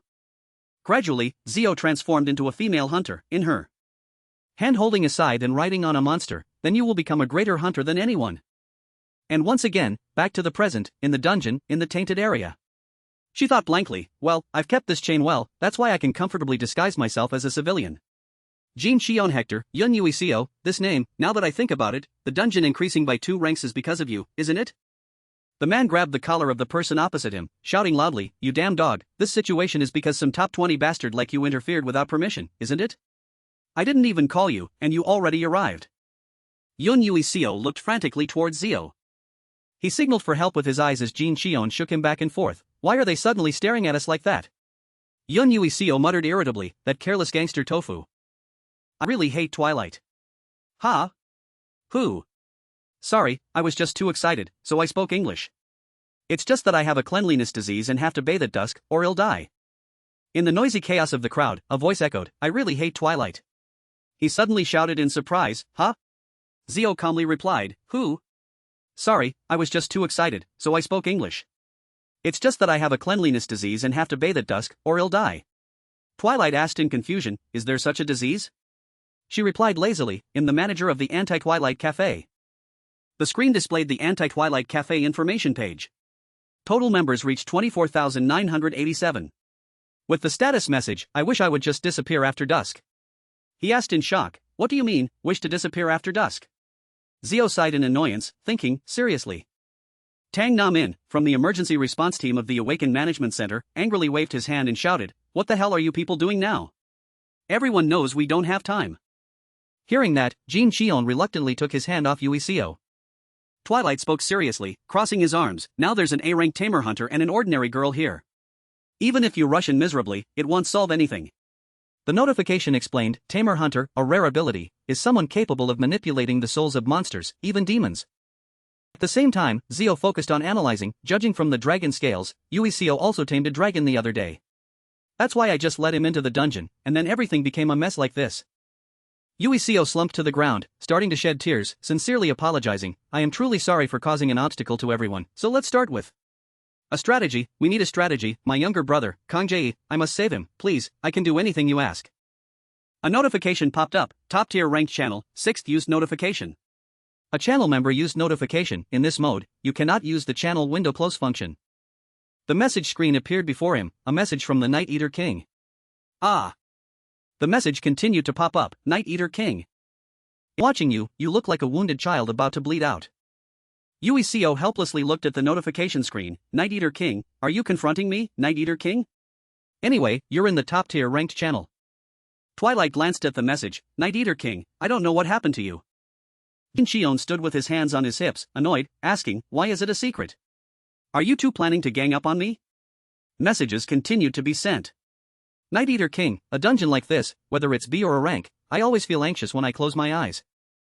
He smirked. Ting, Night Eater King, don't you know who's standing behind you? Twilight subtly pushed up his glasses, saying seriously, if I didn't know, I would interrupt you right now. The message sound still echoed, Night Eater King, it's Twilight, Yun Ueco. So straighten your back and only say good things. Ueco turned to look. Zio, in a flashback, remembered Belm's words, straighten your back and lift your chin, look forward, that is the basic posture of a hunter. Belm also said similar things. He jumped up, rankers are individuals, not a group, he said. Helplessly and resignedly, everything, or anything else, I will take responsibility for. Ueco encouraged seriously, although it's rare, because I guarantee no one will die, let's continue the strategy. Surely at some point, they will gather together. The notification panel displayed, internal, Korea, top-tier ranked channel. A message appeared, Night Eater King, it's Twilight, Ueco. Their conversation echoed, Bambi, ? Alpha, oh, this is the near chat line, Ueco, David, so crazy, huh? Ting, both Ueco and Twilight were surprised to discover. Whitebird, and this is Whitebird, Ueco, Farline, Ueco. David, haha, this is the greatest David. Ueco, stop it. The conversation showed no sign of stopping. David, I didn't do it, I didn't intend to, oh my god, seriously. I'm telling the truth, I don't care about these things. Whitebird, don't start crying, he's a real person, not a pendulum. B-rank dungeon, in the tainted area, time remaining is about 5 hours. Remaining monsters in the dungeon were mostly gastropod insects crawling and laying eggs. Namin swung his spiked mace forward forcefully. Thick, foul-smelling dark green liquid spurted everywhere, making Zio unable to bear it and cover her nose. Be careful, no matter who it is, they will be infested by them. He turned and continued, so if we don't rescue them quickly, any attack will be useless. Girl, can you point the way to them now? She spread her hand, revealing the small gray beast with a shimmering light. The beast rested in Zio's arms, pointing upwards, making everyone quickly realize, oh, it's upstairs, let's continue. Jin Xion stood in front of the large green monster, with a giant mouth that seemed capable of swallowing everyone. As he swung his hand and cut the monster in half, he thought to himself, getting promoted? It's easier said than done. The foul-smelling liquid continued to spray out. Zio couldn't stand it and cried out in discomfort, so nauseating. Jin Xion sat next to the monster, complaining, isn't this too difficult? Every time it dies, it sprays out such a terrifying substance. Does anyone have a towel? Namin replied coldly, no, if you have magic stones, hurry up and act. Seeing Ueco bow his head, he asked with concern, Hunter Yin Ueco, what's wrong? Are you okay? His eyes showed extreme panic. He muttered, I've lost contact with the scout team I signaled earlier. From the 4th floor, my visibility is much narrower. The giant monster moved with a clanking sound. Ueco continued, I can't check why, it seems it's been eaten by that thing. Everyone listened, all worried. The space fell into an eerie silence. They stood before the emergency exit. Zio pondered, well, that must be a B-rank dungeon, but at this point, isn't it a bit too easy? Everyone was silent, hesitant to move forward. The game must start here, no way. Twilight smirked triumphantly, becoming a hunter like this, huh? He stood with his hands in his pockets, in front of the slightly open door, closing his eyes and saying, everyone, don't be too rough with the monsters, at least give the monsters. Seeing the giant cockroach, Twilight screamed tragically and quickly slammed the door shut. His face was pale, sweat pouring down endlessly. Jin Xion said fearfully, well, I just took a quick look, come on, someone come here, oh my god, good heavens. Zio turned to look at him helplessly, seriously, why do you look like you're missing something? A notification appeared, your constellation. The fate reader frantically asked you to get off that man.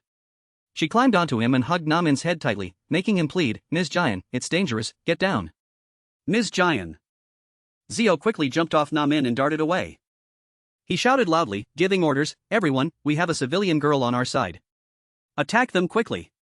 Jin Xion replied, these damn cockroaches already know how to fly. Please. This damn useless guy. That's enough. Damn it. Zio said, strong. Where did all your strength go? Then thought to herself, that's right. I have strength too. Everyone. I'm coming. A golden light flashed. Library.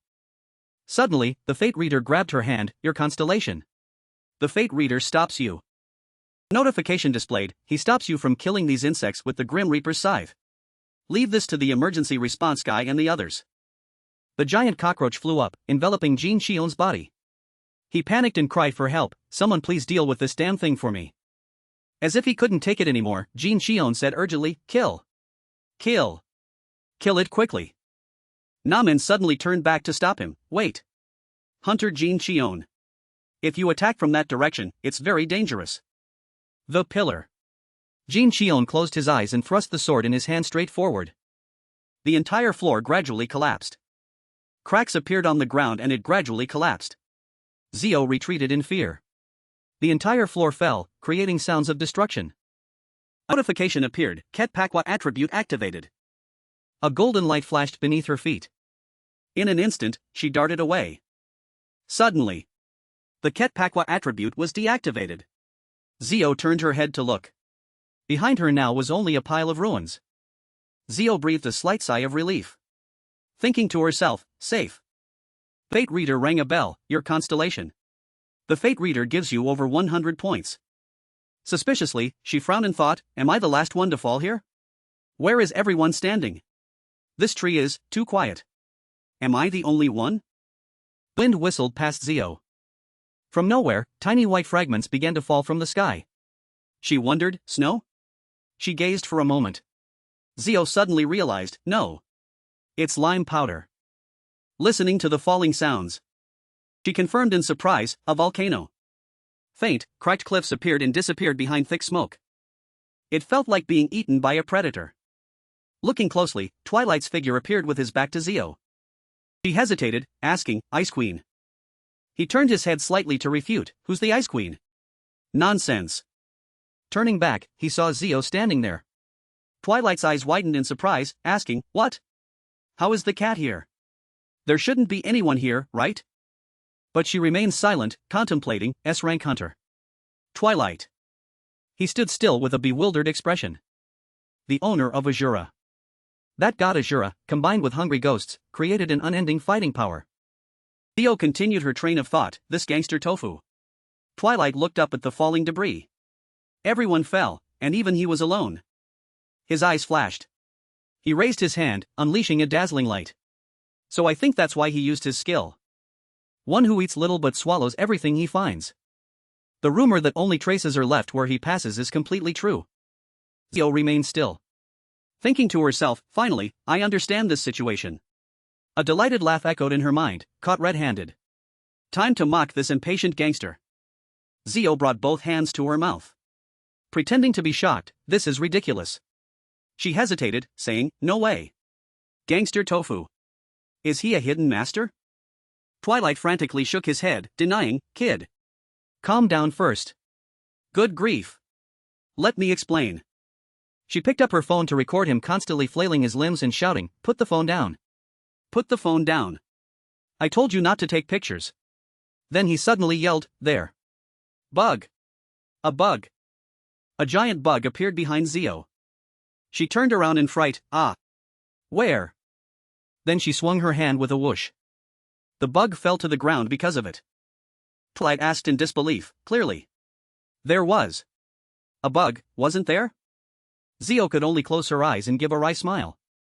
He also pointed a suspicious finger, so you're a hidden master too. Perfectly caught red-handed with nowhere to hide. The wish of so many rankers is to become a hidden master. Or main characters who conceal their power. In the scene full of ruins, Twilight said seriously, you're caught. In this country, awakening and participating in rankings are important, aren't they? But instead of showing off to others, I want to hide it. He took off his glasses. Smiling happily, a moment no one expected. A hidden master suddenly appears next to me like this, huh? Twilight walked ahead. He talked incessantly, it's truly amazing. I wonder what this excitement is. Do you empathize with me? Following him, Zio thought irritably, when he's exposed, he just spills everything, doesn't he? No sign of stopping. The notification panel displayed a timer of 3 minutes 40 seconds. It seems a long time has passed. But the general channel is still too quiet. Zio let her thoughts wander, should I go find my teammates or rescue the civilians first? However, Yin Yui Seo and Tang Na Min have probably handled it in their own way. Finding missing people is always the priority. We must rescue the missing people first. She spoke up, asking, is anyone there? No one? Looking at the tainted ruins before her eyes, she pondered, the higher the floor, the more severe the taint. Moreover, the scene was even more desolate than when Twilight used Asura. Twilight started a conversation, Black Cat. What I saw earlier, is that your secret? He continued rambling. Normally, I wouldn't confide this in anyone but my younger brother.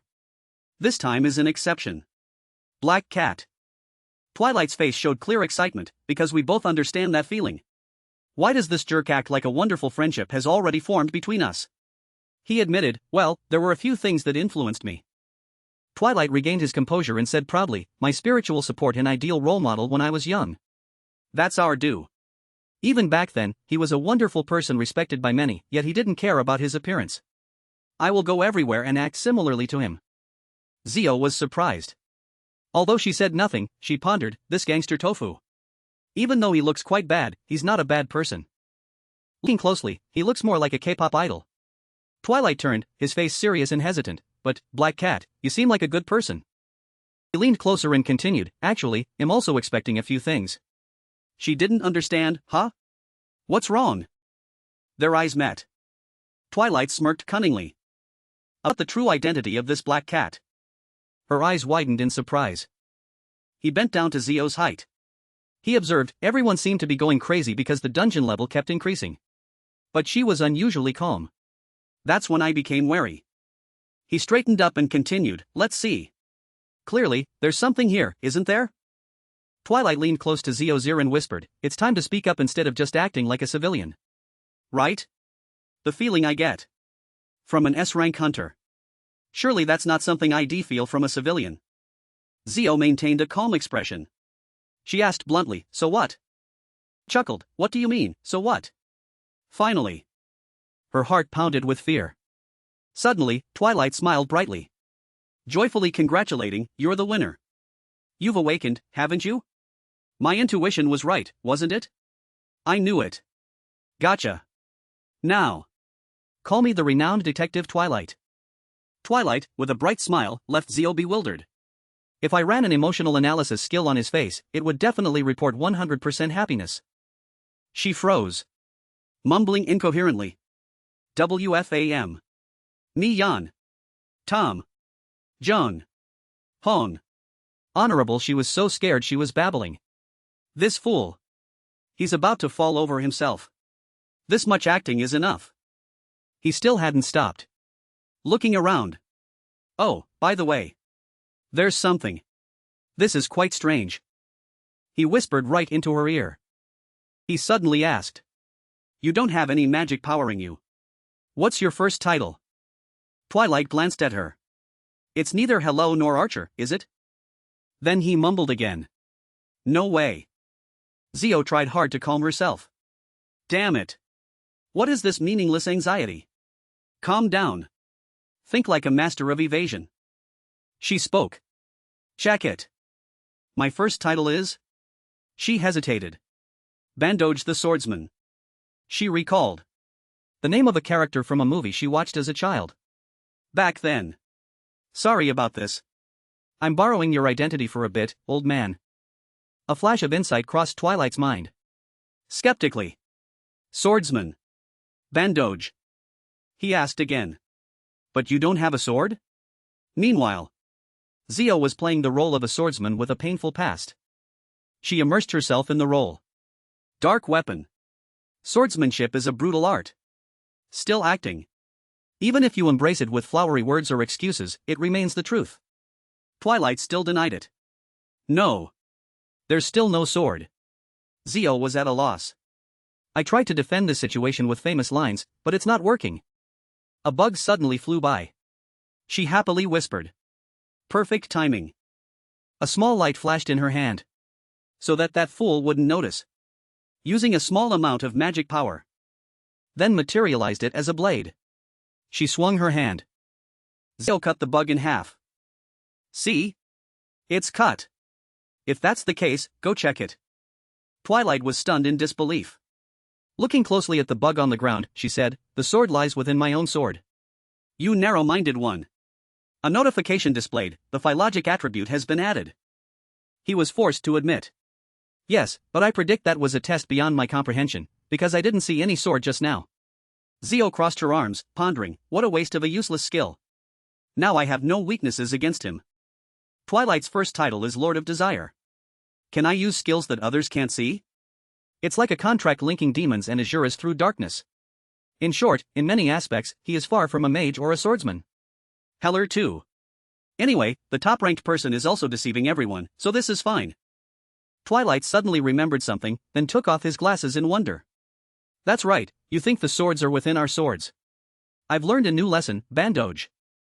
However, his face suddenly filled with killing intent. How could such a talented swordsman choose to remain anonymous? She froze, saying, huh? Twilight continued, come to think of it, you're quite bold. And so far, I'm the only one who's noticed, right? Because Black Cat here doesn't comment at all, and doesn't even pay attention to what people say. She thought nervously, this guy suddenly got sharp. I need to reset, but I can't plan any further. He pondered and asked, Black Cat, have you ever been to Mars? If you've been there, you can't not have an answer. She fearfully denied, what does that have to do with me choosing to be anonymous? He replied, I wonder if anyone with a child in the top rankings would remain anonymous? Zio, feeling uneasy, replied that her skills weren't very refined yet, which is why she wasn't on that list. Pushing up his glasses, Twilight mused, although busy, I still hold quite a lot of information about this floor. His name is Twilight, 24 years old. His job is leading an organization. Zio grabbed a rock, while Twilight stood there wondering, talented people like you choosing to be anonymous, isn't that just turning yourself into a ghost? She thought to herself, of course it is. This is completely inexplicable unless you want to erase yourself from this place. Zio leaped up, turning her head, stop playing detective, come back to the present. He still talked incessantly. Why do you have to live in seclusion like that? What's the reason, Bandoj? That annoyed Zio, why create such a tense atmosphere with words? Her Twilight's scrutinizing gaze, she grimaced. The lie was getting further, the fabrication about Bandoj was getting more spectacular. A bit of current background on the talented swordsman Bandoj. 1. Hiding in the shadows. 2. An anonymous person who doesn't like to show themselves. 3. Not very good skills. She was confused, not knowing what to do, it seemed like things were about to go wrong. I need to take it apart and put it back together. Where's Phylogic, why isn't it activating? Even racking my brain won't save this. Her brain signaled for help, Master, this can't be saved from being caught. Zio slammed her hand on the ground. Making Twilight flinch and look up. She ordered, first, we need to find the missing people. And the reason I chose to hide my power is. Zio hesitated, it's just. I'm embarrassed. A notification appeared, your constellation, the fate reader, says he feels embarrassed for you about that situation. He tried to be as serious as possible but couldn't help but find your difficulty in lying cute. Zio blushed in shame, bowing her head, damn it, this wicked guy. Roughly, it can be resolved here. He jumped up, that's right. She turned back, frowning as she asked, right about what? Twilight smiled gently, his face shining with a radiant glow. What is this? What is that expression of praise? He spoke, today's world is full of fame seekers, yet there are still masters like you who choose to help others in secret, huh? She was surprised, huh? I didn't add or subtract any words from the reason embarrassment. Twilight praised earnestly, I'm very impressed, swordsman Bandoj. Zio was speechless. This guy is too immersed. People often say that no matter how diligent you are, it doesn't compare to passion. He summarized someone else's entire history in just 1 minute. He turned away, but Junior Black Cat, you can't keep going like this. As a human, you must also care about yourself and your life. How can those sacrifices be in vain? Is it that the bodies just die and the results can't be found? She thought to herself, this serious tone is the first I've heard. In fact, his rule is to ensure the opponent suffers no losses. He is the king of the underworld. She looked up at Twilight. Zio made up her mind, alright, don't risk your life for this guy following the Bandoj plan. Suddenly, he pointed at himself, beaming, no, from today on, I will take responsibility for raising my kitten. Zio was bewildered, huh? What kind of conclusion is that? He babbled on, I will lead you to great heights, just trust this senior. He gave a thumbs up, saying loudly, it's loyalty. Zio's face showed resentment, he's completely mistaken. While us rankers like me were doing meaningless acts of hiding our skills, upstairs, on the 6th floor in the classroom, a giant monster was spinning large webs. A notification popped up, you have entered the exposed contaminated area in Culture Class B. Since entering the contaminated area, your body will be in direct contact with the gloomy atmosphere of the otherworld. You are in a state of severe fatigue. Title attributes will not be activated. Cannot resist the contaminated air. Your body is gradually weakening due to the dense impact of the gloomy air from the otherworld. If this continues, it will harm your vitality. Gahyun and Uiseo were both tied up, trapped in the giant spider web. She asked, "Sir, are you out of your mind?" Suddenly remembered and shouted, "That's right, you're Uiseo, aren't you?" He slowly opened his eyes. "Who is it?" Gahyun calmly replied, "Don't you remember? It's Seo Gahyun, Yui Kangjae's high school friend." Uiseo slowly responded, "Ah, so it's Gahyun. What happened?" "I was on the 4th floor. Where are the others? What about Kangjae?" She could only look bewildered. "This is the 6th floor. I'm stuck here with other students." Earlier, there was a loud crash, and then those who completely lost their minds were tied up by insects and dragged away. Gahyun recalled, young men were tied up by giant spiders and taken away. Screams echoed. "I was with them like that." Suddenly spiders appeared and dragged away the young men, including the hunter and Kangjae. She continued to explain, "Among those dragged away after that crash, you were the last to wake up. Because the parasitic monsters need strong hosts, perhaps they sensed I didn't meet their standards." "You? Why can't you do it? You're a ranker, you're also in Channel 1, top in Korea. You're the best tamer." A foul smell emanated. "But they're too strong and they've ranked up." "What? You're A rank and you can't handle low-level things just because they're buffed?" "That's just the rank, Gahyun, it hasn't reset in a long time, that's why." "Even so. That's how it is, thinking about it now is useless." Uiseo looked bewildered. "Why is that?" A notification displayed, "Current summon command cannot be responded to. Connection failed. No response from the spirit beast." Spirit beasts are the most important thing for a tamer. There are 3 types of spirit beasts when summoned: guardian, partner, and normal spirit beast. Among them, partners, as the name suggests, are the ranker's soul companions. They are the main summons to accompany the tamer. Becoming a tamer without a partner is like wandering around aimlessly with nothing to do. He pursed his lips, thinking, "Partners. I need them by my side." Suddenly a scream echoed, making Uiseo look up. The giant spider approached, using its sharp leg to drag the weak woman's body. Gahyun shouted, "Hey!" making him turn to stop her. "Gahyun, stop. You'll only attract more attention from them. This layer of web covers the entire culture room." She continued, "But my friend," then paused. Gahyun advised, "It would be unfortunate if something happened now, too many people have already been taken."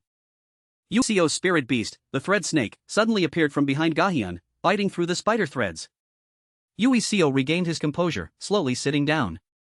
Gahyun trembled in surprise. How are your limbs untied?" He replied, "I summoned my spirit beast." "Wait, I'll untie you too." Uiseo diligently untied Gahyun. "Now we have to get out of here without being detected. First, only you and I will escape." But she was still worried. "What about my friends?" He reassured her, "Your situation is the most urgent, mushrooms have even grown on your body. That means the pathogen has spread very seriously." Making her uneasy, "So what should I do?" "What then?" Countless people lay scattered in the giant spider webs. "There's someone from the emergency response team named Tang Nam in here, I need to find that person." He thought worriedly to himself, "Honestly, there's someone else I need to find more. The king of the night hunt is Twilight." Uiseo wondered, "I'm not sure if I can call him? Although we are both Channel 1 rankers, there's a clear difference. He's even the leader of Dawn, higher than my vibe. I'm afraid if everyone around me is, oh dear. What am I thinking?" Uiseo asked concerned, "Can you walk on your own?" She slowly replied, "Wait, my blood isn't circulating yet." He gently soothed, "We have to go as slowly as possible to avoid being detected." He mused, "The bigger the monster, the higher their detection ability. If I move carefully through blind spots, I can save those who are cocooned." Uiseo thought of a way. "Can you crawl? Lie prone to avoid the spider's line of sight." Gahyun hesitated, "I, sir." She pointed behind her, he looked blankly, not understanding. Uiseo nervously turned around. The giant spider stood before them both, looking ravenous. Gahyun screamed in fear, hugging and hiding behind Uiseo. Suddenly Zio appeared from nowhere. She swung her hand, slashing rapidly. He immediately spread his arms to shield her. In the astonished eyes of both, Zio dashed away swiftly. The spider immediately fell, its body spewing thick green liquid. Gahyun and Uiseo looked blankly. "I think it's over. Once upon a time, there was a swordsman who could not use magic or swords." "Hey! It can't use a sword, how can you be called a swordsman?" "Never mind. Wait, hold on." The swordsman, desperate due to his incompetence, sank into a long period of loneliness. One day, a kind bald man said to the swordsman, "Nothing is impossible." From that day on, the swordsman was very impressed and did 100 push-ups, 100 sit-ups, 100 squats, then ran 10 kilometers. I think I've heard this somewhere before. Quiet, get out. After a period of hard training, the swordsman finally discovered an astonishing power. It was the invisible blade. However, during that training period, the world had changed a lot. Rankers went to film beer commercials, becoming the face in front of the camera. Rankers appeared in director Kim Suk's movie. Or rankers only focused on climbing higher in the ranks. Swordsman was confused by the changing world and made a decision. Like his invisible blade, he vowed to live and protect everyone silently. A paper appeared, biography of B-rank swordsman hunter. End. Unexpected applause rang out. Twilight, with a radiant expression, continuously applauded Zio. Truly a hero in the shadows of our time, that indomitable spirit from the bottom of one's heart is a masterpiece. While Gahyun and Yui Seo didn't understand what was happening, Zio crossed her arms, frowning in silence. He continued, "Anyway, keep this a secret, everyone keep your mouths shut." If not for this unavoidable situation, Bandoj would never reveal his power. Twilight hesitated, then a black color followed the flashback. His eyes flashed, "That is the swordsman's blade." Zio helplessly muttered, "Are his blood vessels made of machinery? He doesn't seem that stupid." And the destination we were heading to was where most of the victims were dragged, a room on the 7th floor. In the dark space, rustling sounds echoed. Nam Yui, tightly bound in a cocoon, frowned. The cocoon shows no signs of tearing, it's suffocating. Now. Suddenly the cocoon was torn open, his body fell, and he quickly gasped for air. Gion Zio, no, Bandoj, had accidentally made a loud noise but wasn't detected. Nam Yui looked at her with grateful eyes, "Thank you for the nth time." She reduced the weight of her weapon so they glided like flying. Zio suddenly flinched, "What the hell is this? An S-rank hunter, an A, and then a B. This is a fighting style where all the magic power in the sword must be reduced to the point where no one can see it. As difficult as taking a pee and carving the Palace of Versailles." A notification displayed a message, "An invisible raid. The enemy only remembers being accidentally struck by something." She was astonished and confused. A notification was sent again, "You yourself, release the worries in your mind and look at reality. Leap forward and finish it through the new attribute. The heroic headshot attribute has been unlocked. Second title, Legendary Swordkeeper Bandoj is about to be unlocked." Zio was tense, her face clearly showing panic. "Damn it." Seeing her like that, Twilight asked, "Junior Black Cat, what's wrong?" She stammered, "Oh, nothing. I just feel my ears ringing with the swordsman's song." From behind, Jin Shionho cleared his throat. "Thanks to someone, I had this wonderful experience." He looked at Yui Seo and shouted loudly, "Just a few more seconds and you'd be cleaning up a pile of corpses." Saying that, he spat, not caring about anyone, and turned to leave. His mouth still grumbled, "It felt like crossing the Jordan River. How can this rotten smell on my body ever fade?" Kanjay indignantly spoke up, "What the hell are you talking about, old man? Don't you even thank everyone for helping you?" He stopped him, "Kanjay, don't say anything more." Jin Chionho loudly threatened, "What? Are you his younger brother? Is your head not dry yet that you dare to speak up?" Zio stood motionless, letting the wind blow past her ears. The scene became chaotic. Jin Chionho pointed angrily, "Nonsense, you should clearly see who the savior is, not this guy." Kanjay immediately retorted defensively, "Don't talk nonsense, it's all thanks to my brother." Yui Seo, standing in the middle, could only step in to stop them. "Yui Kanjay, I told you to stop." He bowed respectfully, "I apologize, technical team leader, my younger brother is still very young." He still acted arrogantly, "That's enough, brother or not. That's how you learn." Yui Seo's body trembled continuously, but he still tried to close his eyes tightly to remain calm. "Disgusting." Zio suddenly spoke. "I'm talking to you, Shin Jin Chion." Attracting everyone's attention, he approached and scornfully asked, "Little girl, what did you say? Look me in the face and say it." Zio, fearless, retorted, "These days, scoundrels often have a habit of spitting on the floor, don't they?" With sharp eyes, she enunciated each word, "How disgusting."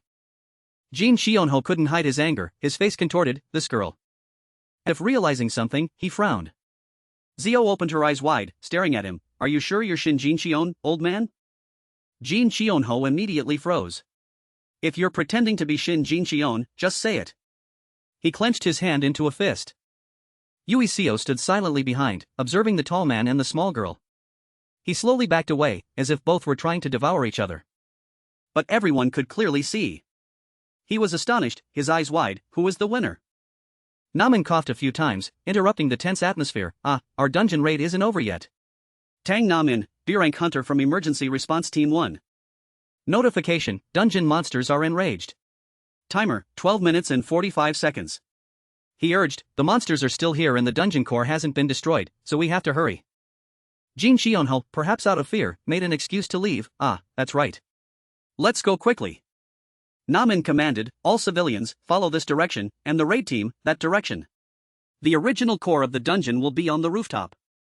He continued, and, little black cat, I need to talk to you for a moment.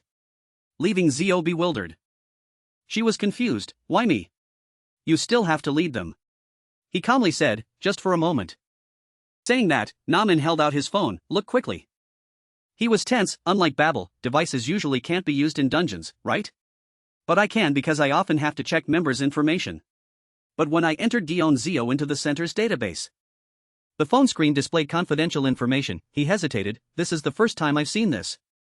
It seems it's not just in books, huh? He seriously questioned, who exactly are you? Zio was silent, then replied. They say curiosity kills the cat. He suddenly froze. Namin defended himself. I didn't mean anything bad. She scratched her head, annoyed, and asked, what do we do now to clear this dungeon? He quickly replied, the original core, including the heart, the origin of the dungeon, and the monsters, still exists. Namin sincerely said, you've been through so much hardship because of the dungeon. Thank you for your patience in staying with us until the end. Zio remained silent, secretly thinking, is this what national public servant hunters are like? There's something about them that makes me feel weak. Whatever, I've already created another identity. It's only for one day, so I should at least make it worthwhile. A notification appeared, headshot attribute has been activated. The Evi Vlog YouTube channel is live streaming the massacre of civilians in a level 4 dungeon in real time. Viewers flooded in and commented, what is this? What angle is this? Is it a hidden camera? The footage showed a giant bug. Suddenly, wait, isn't this monster at least B rank? What is it? Did anyone see it flying? Zio jumped, viewers still commented incessantly, is that person really holding a sword? I don't see anything. Camera zoomed in on her face, but the image was blurred, making viewers complain, the image quality is too poor, I can't see her face. Who is that person? A notification was sent, public certificate renewal tomorrow. It truly is a golden age, so many young talents. Conversation took place. David's heart, what are you talking about? Surprised, what is this? Is that sword gear? 12 Sang, now that I remember, the leader of the Dawn Guild is also in the dungeon. 16 Sam asked, what? Bambi too? 5 Bambi, really? 20 Certificate renewal, I heard that person is a bandage swordsman. David's heart, what's that name? It sounds beautiful just hearing it. For Whitebird, how can a human buy that, seriously? David frowned, David's heart, I'm a VVIP. It'll give you a special opportunity to serve me. Get that person's number and give it to me immediately. What the hell am I rambling about? The camera screen turned black. Zyrock put on his jacket. He closed his eyes and sighed. He reached into his jacket, searching. Helplessly scratching his head, damn it. Zyrock walked out of the room. From behind, Geomai's voice echoed, it would be better if you didn't go out now, you're too sensitive. He insisted, I'll be back soon. She asked, where are you going? He replied seriously, to Jangyo. Scene change. Meanwhile, in Jangyo, in the contaminated dungeon space. On the rooftop of the building, the sky turned gray, and the wind howled. Zio flew in and delivered a powerful blow to the monster. With just one blow, she put the monster into eternal sleep. Choi watched the live stream on his phone. Exclaimed in surprise, she can take down the boss with one hit. That black cat girl, how did she do it? Jin Chionho, standing next to him, quickly called out, hey Choi, wait, turn off the livestream. Zio pointed at it and innocently asked, is this the boss, right? Is that enough? Namin, still astonished, stammered, it's probably it, because what it's protecting. He pointed at the orb in front and some items obtained after it died, explaining, that's the key. Also known as the dungeon core and an item said to be the reward for the challenge. She didn't seem very surprised.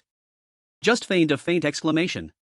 When the dungeon core is destroyed, it means the raid mission is complete. Reward items are set so that the conqueror receives them via a random dice roll from the system. That reward is the main factor that makes players conquer dungeons. Reward items increase the wearer's abilities, providing special effects. Depending on their value, they can be sold for a high price. Therefore, reward items can be considered the blooming flower in the dark dungeon. The system board announced, Shin Jincheon rolled the dice and got 75. He stood next to her, quickly giving a thumbs up and praising, "You're very lucky today, senior." The old man then looked smug, "That's good enough." The system board announced, Black Cat rolled the dice and got 99. Black Cat received the Lost Ancient Sage's monocle, legendary. Hearing that, Choi forced to smile and said, "There are other items too." Jin Cheonho also awkwardly replied, "Ah, that's right." The system board displayed, Shin Jincheon rolled the dice and got 97. The old man was annoyed, "I already have this, there's nothing else to take." The system board showed, Black Cat rolled the dice and got 99. The fate reader snorted and said he would arrange everything best for her because he didn't know what she liked. He said caringly, "Our Black Cat must have worked hard exercising. Sell them and buy snacks to eat." The system board displayed, Black Cat received the lucky pendant of heroic Saint Adelga. After a while of rolling the dice, Zio was covered in valuable items. She mumbled with some concern, "If this were a casino, those guys would drag me out and deal with me. If you want to complain, find the deities of the Tower of Babel. Long live Babel, forever." Uesio hesitated, calling out, "Ah, over there." Zio quickly pulled down her face covering and asked, "What's wrong? Do you need something from this pile?" He awkwardly said, "Ah, no, that's not what I meant." Suddenly she rummaged through the items and said, "Ah, this is probably what you need most." Zio handed Uesio a piece of paper and said, "Take it." One hand giving items, one hand holding something, she couldn't stand it and shouted, "I'm carrying a lot, hurry up." At this, he suddenly came to his senses, quickly taking it with both hands, "Ah, yes." Zio instructed, unavailable on weekdays from 10 a.m. to 10 p.m. On weekends, after 2 p.m., because I need to sleep. Uesio was a bit curious, phone number? She turned back and said, "My phone is disconnected so I can only text." Note that. He was a bit curious, "Did you notice something about me?" Zio glanced at him, her voice a bit irritable, "You keep looking at me as if you want to say something, it's so obvious, how could I not notice?"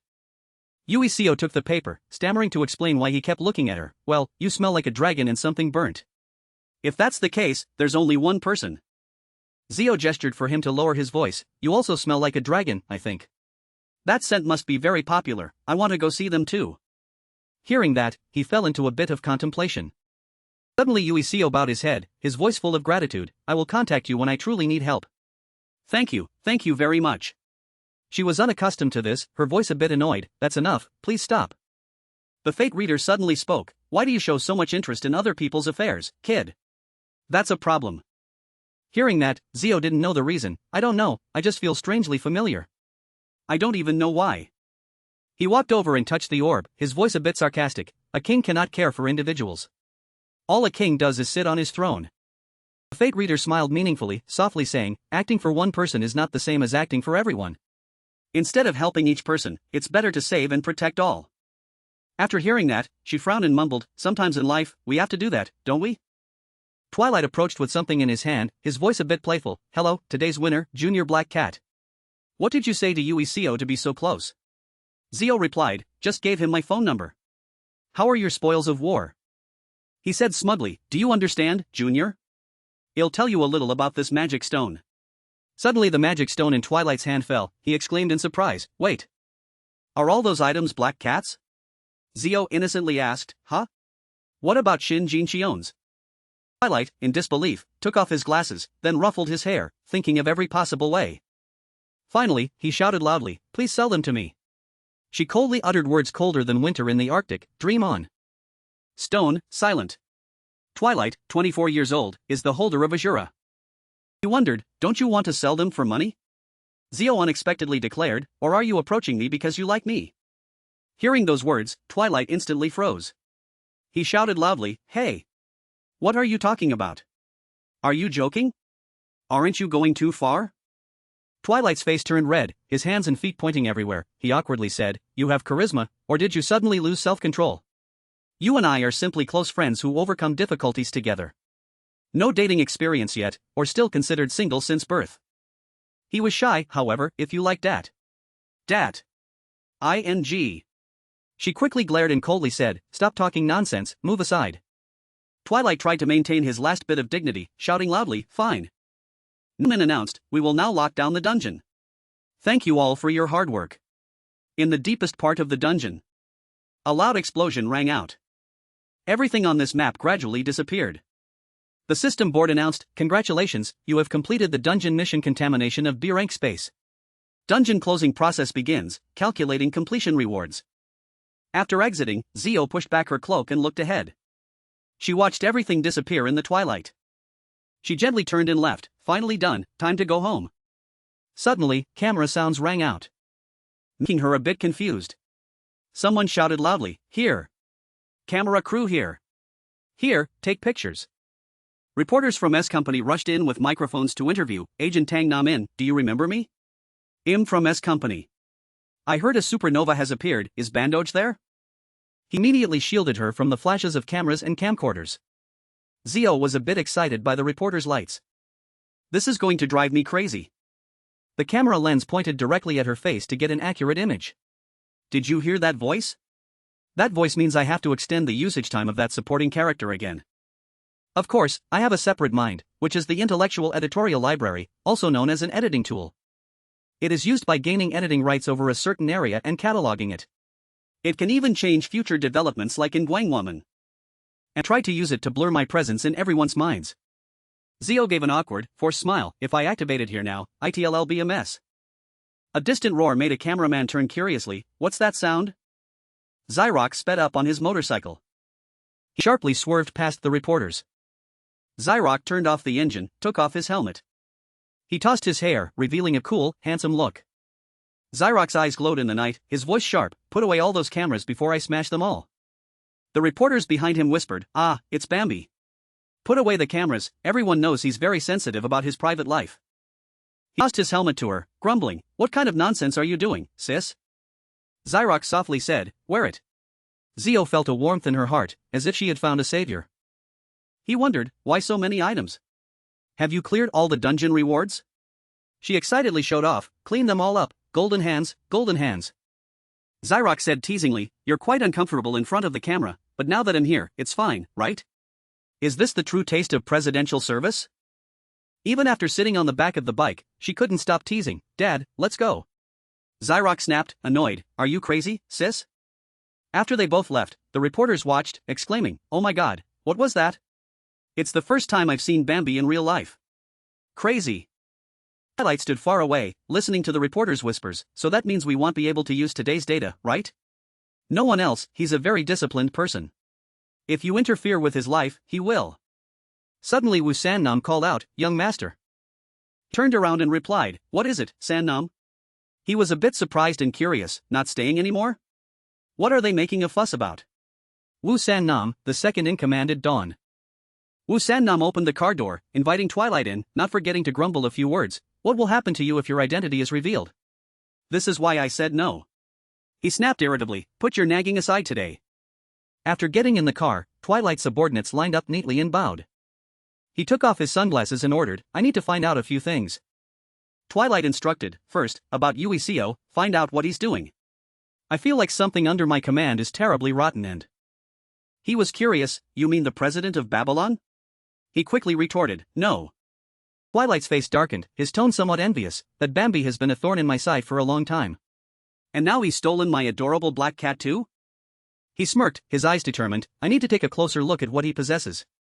Scene change. Zio was now being driven home by Zyrock after the battle.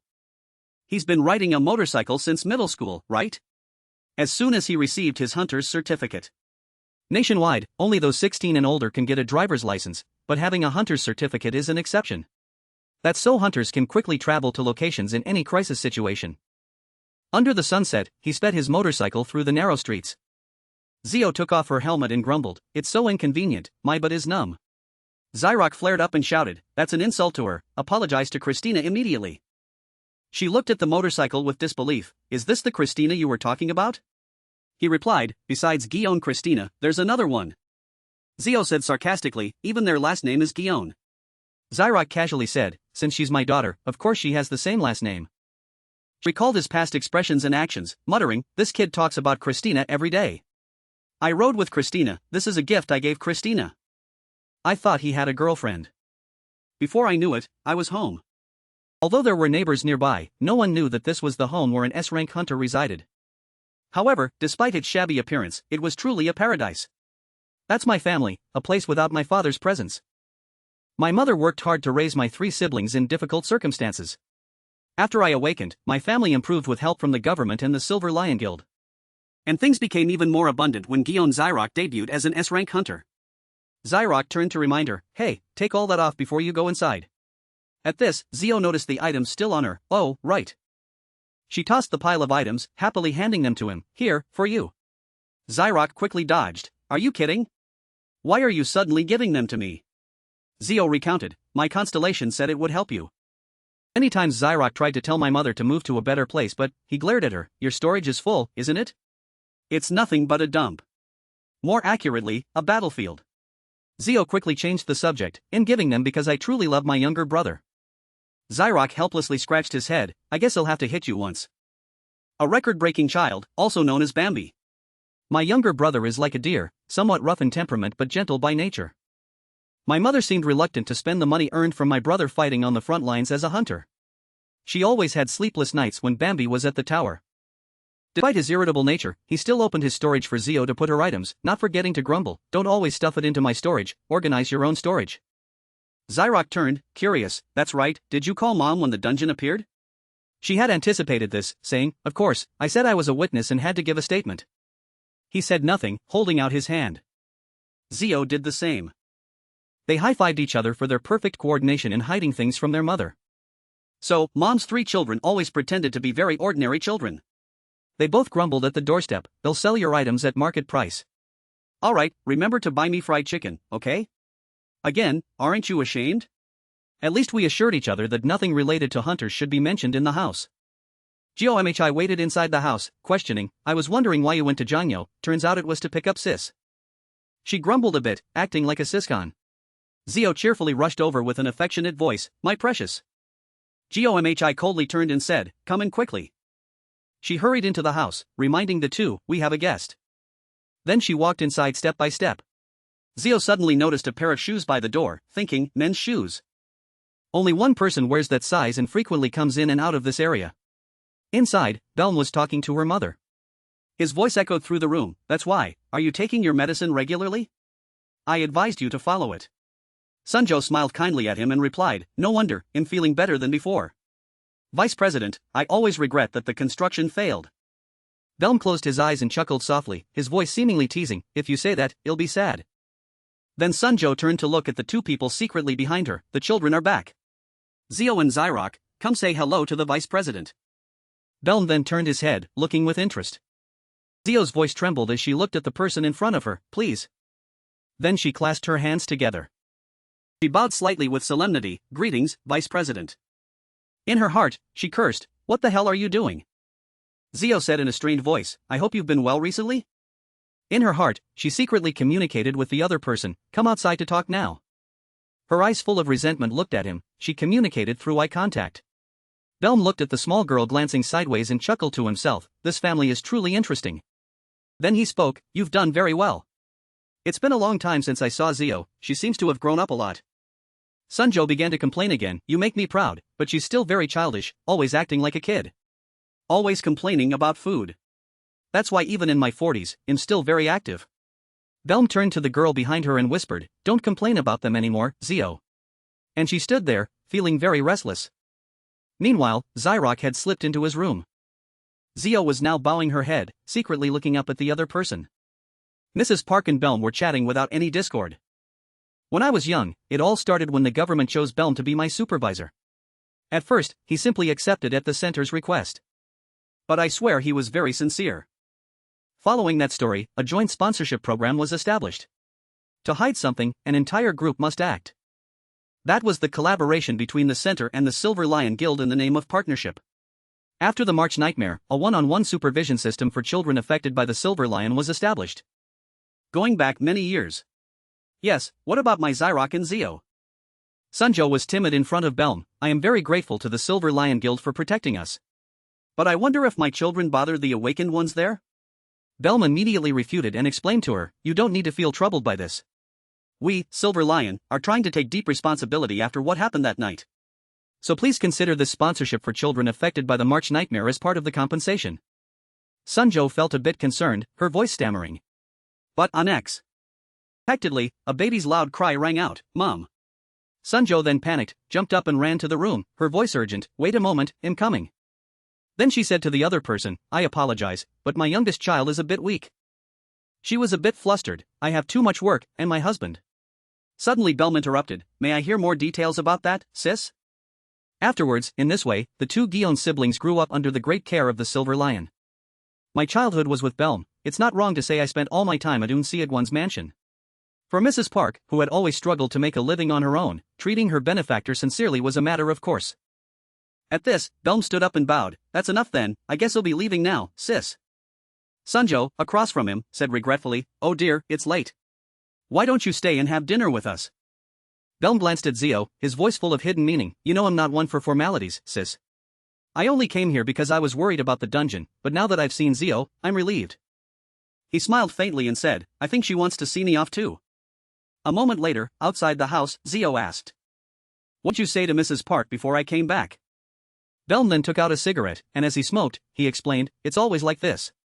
Talking about how lions always take responsibility until death, and praising you as our pride." Zio's voice was now a bit relieved, "It made me cringe all over." Belm looked at the small girl and chuckled softly, "My condolences to the most sensitive person in this world. And I think swordsman bandage is a bit outdated." Zio's voice was a bit dissatisfied, "Brother, I only used it because I was in a hurry then." Belm began to question, "Do you know how many things I cancelled because of this bandage? I had to go silence witnesses in the dungeon and get you a B-type license as a precaution." Zio gave a wry smile, "Anyway, it's fine as long as Mrs. Park doesn't know." After hearing that, Belm could only sigh, his voice a bit helpless. "People aren't that stupid, they can reach the king." Zio then asked, "Oh, do I need to get a B-type license?" Belm continued, "As you know, there's a very powerful person whom I can hardly silence. Thoroughness is paramount." Zio's voice was now a bit sad, "Yes, I understand." At this moment, a hand was gently placed on her head. He spoke to comfort her, "That look doesn't suit you at all, only puppies do that. Cute, but acting like a cat. I'm truly biased, I don't like taking care of puppies." Zio's eyes, after that sentence, began to show anger. "What?" Then she pushed his hand away, "Let go." Belm suddenly laughed loudly and said, "That's more like it, isn't it? Then I'm going home." Suddenly Zio discovered something, she spoke to stop him, "Wait." Then she quickly ran into the house. She came out holding a yellow umbrella, extending it forward, "Here." Belm looked at the small girl and said, "But it's not raining." But Zio didn't care, she threw the umbrella directly at him, much more accurate than those phones. Then she turned and walked away. A few minutes later, the sky began to darken, and then rain started pouring down. Belm had just driven to the gate. He immediately reached his hand out of the car window. He blurted out, "It's really raining." He looked at the tiny umbrella in his hand, and a helpless smile spread across his face. "I should have given her my size. What a fool." He owns Zio's Guide to a Beautiful Life, Top 1 Ranker. Volume 1. Work one day, rest 1 month. Facing the delicious shaved ice in front of her, Zio couldn't resist, scooped a spoonful, and brought it to her mouth. To her left, the other girl continuously grumbled, "So because your mom nags too much, you came here and called us? Is that okay?" To her right, someone added, "Hey, Zio's house has had a lot of trouble lately, be understanding." A brief introduction, these are Zio's 3 incompetent friends, Sun Saya, Yang Sena. These are lives intertwined simply because they went to kindergarten together. Continuing the story, the boy on the right continued, "So are you transferring schools? That place in Jiangyo has to close, right?" Zio then spoke up, "Yes, they said so." The girl on the left patted her back and said, "Of course it has to close." Zio got caught up in it again. "It's terrible, absolutely horrible." The one on the left then added, "Our country is amazing, isn't it? Heroes always appear during crises. First Zio, now Bandoj too." The girl sitting next to her continuously grumbled, "Yes, they're all wonderful people, aren't they? Hey, you're eating too fast." Zio and Bandoj. Implying Zio. At this, she looked up and asked, "When is Sarah arriving?" The girl next to her seemed unhappy, her voice reproachful, "Are you looking for allies to say nice things to you again?" The boy next to her replied a bit awkwardly, he said he got off the bus, so he'll be here soon. Look. Speak of the devil, right at the entrance, a girl walked in from outside, "You guys, oh my." Then she looked at Zio and asked, "By the way, it seems your sister is dating, right?" Zio immediately retorted, if you mean Christina, I already explained that before. But the other girl cut in, no, I mean your youngest sister, Xiam. It seems to be a foreign boy, I saw him when I got off the bus stop. That statement made a sister like Zio feel a sense of danger. Her unsteady hand made her drop the spoon to the ground. Gion Zio, 20 years old. She quickly ran out of the store, ignoring how they called out from inside, hey! Where are you going? Note, Zio is a major siscon. My sister, Xiam, could be considered my sore spot. A sore spot that I always have to worry about. Back when Zio was little, she innocently asked Sunjo, Mom, why am I Zio, Bambi is Zyrock, and my sister is Xiam?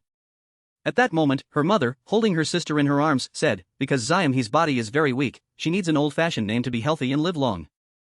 After that, Zio no longer worried and bent down to continue drawing, I understand. Zio was born on New Year's Day, January 1st. And on the last day of that year, December 31st, Zyrock was also born. Although the age gap between Zio and Zyrock was very narrow, the position of younger brother was already set for Zyrock even before he was born. On the drawing she made, a person appeared, her younger sister, Xiam. Up 3 years later, a tiny premature baby was born, always having to stay in the hospital and always needing her mother's care. Sunjo anxiously patted her sister's back, oh dear, Xiam, what's wrong now? Are you in pain? Then she turned to Zio and instructed, Zio, I have to go to the hospital for a bit. Dad will be home soon, so be good and stay home, okay? Zio looked up with her wide, glistening eyes and replied, yes, Mom. Therefore, the responsibility of caring for the remaining siblings primarily fell to my father, she thought. At that time, she could only watch her mother carry her high-feverish sister out of the house. After awakening, we were entrusted to Silver Leon. I wasn't jealous of being away from my mother, nor was I so sensitive or lacking in care that I would resent it. But if anyone asked me if I loved Xiam, at that moment, it would have been truly difficult for me to answer. Somehow, that younger sister felt like a stranger to me. At that time, the little girl probably hadn't yet developed feelings for her tiny younger sister.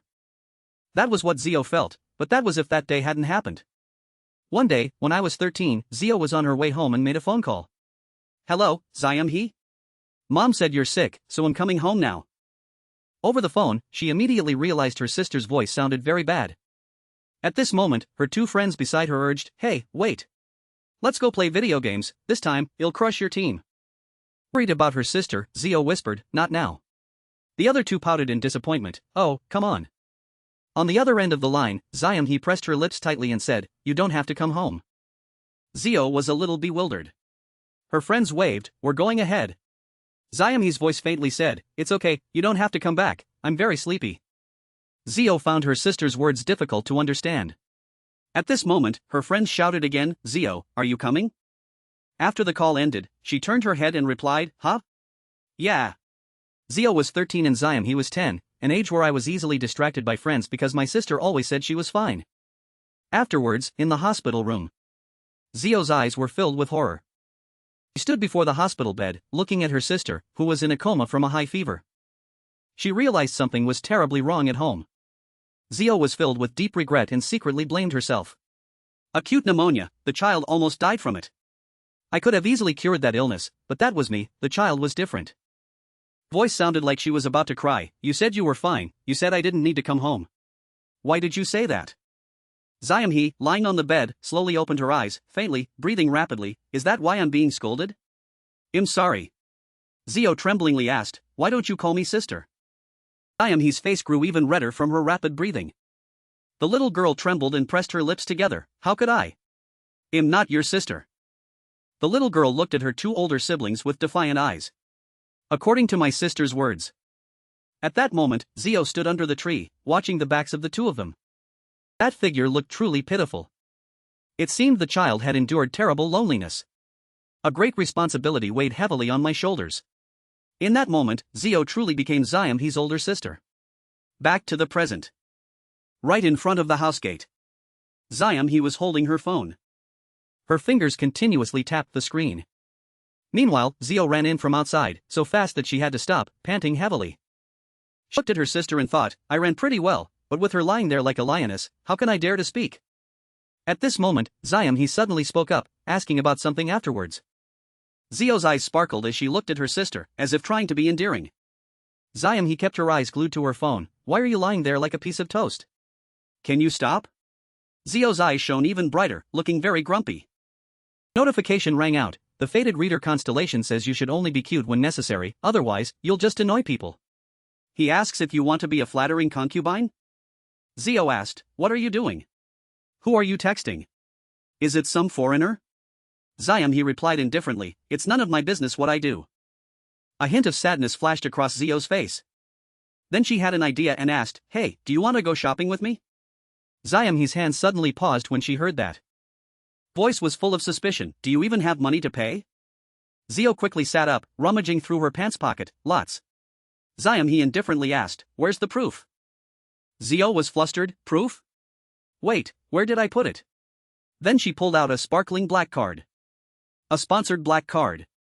She held out the card and said confidently, hey, erase the proof. Ziam, he stared blankly at her sister. Then a faint smile curved her lips, go change your clothes. Hunter Mart, a place that sells all equipment for hunters. You might think it's a dry place that only sells items, but no. This is one of the 3 largest markets for hunters in South Korea. The Cheongdam area is home to many high-end brands. Zio walked past a statue and secretly scoffed at its extravagance. From the 4th floor upwards, a hunter's license is required. A female employee greeted them, welcome, esteemed guests. Zio secretly thought this place was like the artisan village on Mount Jungang. She wondered what hunters needed luxurious perfume for. Ziam, he sprayed some and asked, how do you like this scent? Zio casually replied, it's fine, necessary for hunters. Ziam, he excitedly decided to buy it. The employee quoted the price, yes, esteemed guest, the total is 367,000 won. Allow me to process your payment. Zio suddenly froze, turning to look at her sister, sis, this costs as much as 12 chickens. But what caught her eye at that moment? Was her sister's happy smile as she tried on the perfume? Zio thought Ziam, he really liked it. She held out the black card to the employee and said, I'll pay in 12 installments. The employee smiled, I'm sorry, this vivid black card cannot be paid in installments. Are you serious, esteemed guest? A moment of silence passed between the two. Zio tremblingly held the card, her voice full of regret, then a one-time payment is fine. Note, black card users only use it to eat fried chicken. At this moment, the fated reader constellation complained that this was the shame of chicken addicts. Ziam, he skipped behind her, saying repeatedly, I bought enough cosmetics and perfume. Aren't you buying anything? I feel like I'm draining your money. Zio smugly replied, how could that be? If I see something cool or something you want to buy, I'll buy it too. Because I'm your sister. Ziam, he was embarrassed, what is this? Did you learn these lines online again? I can't even process it. While drinking water, Zio leaned over to look at her blushing younger sister. She noticed Ziam, he was in a very good mood. She gave herself 10 points. The atmosphere was cheerful, and she intended to ask about her boyfriend. Zio excitedly followed her sister into the elevator. She continued, if you need or like anything, just let me know when you have a chance. About everything you want. Ziam, he suddenly interrupted, hey, stop it. Which flustered Zio. Ziam, he said sternly, I said that's enough. Why do you keep talking like that? Am I nothing but useless without you and Zyrok? She angrily said, you don't need to do that. I'm a hunter too, I can do everything myself without help. Ziam, his face darkened as she thought to herself, how pathetic, I'm feeling insecure again. Why did I say such things? The elevator signaled its arrival at the 7th floor. An employee in a suit approached, welcome, esteemed guest, please present your hunter's license for inspection. Ziam, he pulled out her wallet, didn't we already check downstairs? The employee replied, from the 7th floor onwards, only hunters of regulated rank are served. Ziam, his license read, Level E, Awakened Gion Ziam he, stage name Ziam Ziam. The employee's harsh tone made Ziam he blush and tremble, rank he can only stay from the 6th floor down. She intended to leave immediately, alright, let's go. Zio, standing next to her, awkwardly called out, Ziam Ziam. Ziam, he was embarrassed, there are still places with rank limits, huh? It's okay, I'm used to it. Zio stood there, her heart stirred. Words could cause hurt due to misunderstanding. But actions could not lie. Zio quickly presented her newly made license, how high can this one go? License displayed, Hunter License Level B, Gion Zio, Stage Name Bandoj, Swordsman Combat Type. The employee quickly bowed in alarm, I apologize for my disrespect, esteemed guest. You may freely enter and exit Hunter Mart up to the 10th floor. Should we contact ahead for an employee to escort you? Zio angrily pulled her sister's hand, no need. Ziam, he whispered, hey, that's not yours, is it? Zio explained, Zyrok made it for me, a fake certificate named Vandoj. Do you think I couldn't get in? He said, of course, high-rank hunters always have other identifying items. Like Xyrox earring is enough for a license. If you present something similar, you'll get into trouble. She thought to herself, what can I do without my sister? She helped me again. Zio. I will always find every way to protect and help you. Zio's voice was full of warmth for her insecure younger sister. He couldn't believe it and asked again, why? Zio smiled, because you are the one and only youngest sister in this family. He held her sister's hand, her voice happier, I hate myself so much. Zio chuckled softly, but I like it. He squeezed her hand tighter, how annoying, Gion Zio. You truly are a naturally kind person. Zio excitedly pointed, how about taking this too? One more item for he was embarrassed, that's enough, sis. Zio comforted her, at least you should have a diamond ring. She imagined giving her sister a gigantic diamond ring, here you go, my dear sister. He was startled, you're thinking something strange again, aren't you? Zio pointed forward again, how about we switch to a necklace? He quickly stopped her, sis, look ahead. A stern voice rang out, his eyes looking down, what's wrong?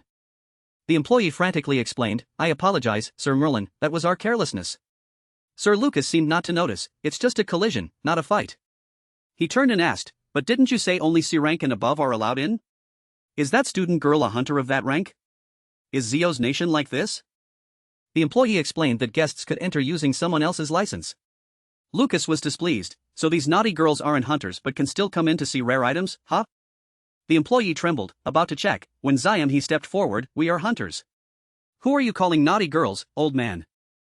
Zio, standing behind, was deeply moved, oh my superstar he speaks English just like a native. The fated reader Constellation wanted to join and observe the situation. Zio winked, changing her expression. Lucas confronted her, what rank are you to speak so boldly? If you're a true hunter, you should abide by the rules instead of just talking. The strong are respected, the weak must bow. He introduced himself, I am from Aegis, A rank hunter, Lucas Mulan. I need what's behind that girl, so please move aside. He pointed behind Zio and sneered. Zio's eyes were full of murderous intent as she looked at him, I don't like moving aside, old man. The employee couldn't believe the girl dared to speak to a VIP like that, esteemed guest, if you're not buying, please step aside. Zio slapped his hand away, how much is this? Zio shouted, don't you understand what I'm saying? Hey, you. The employee flinched and replied, yes, ma'am. She lost patience, come here and tell me about this item, quickly. The personal service employee was flustered, this is an unregistered product for sale, expected to be auctioned.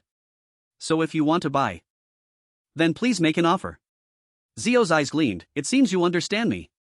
She pointed at the necklace and declared, from now on, I will pay double the price for this necklace. The employee was scared, esteemed guest. No matter how much that old man pays, I will still pay double. Zio thought to herself, that arrogant guy, watch closely the Joseon era flex style.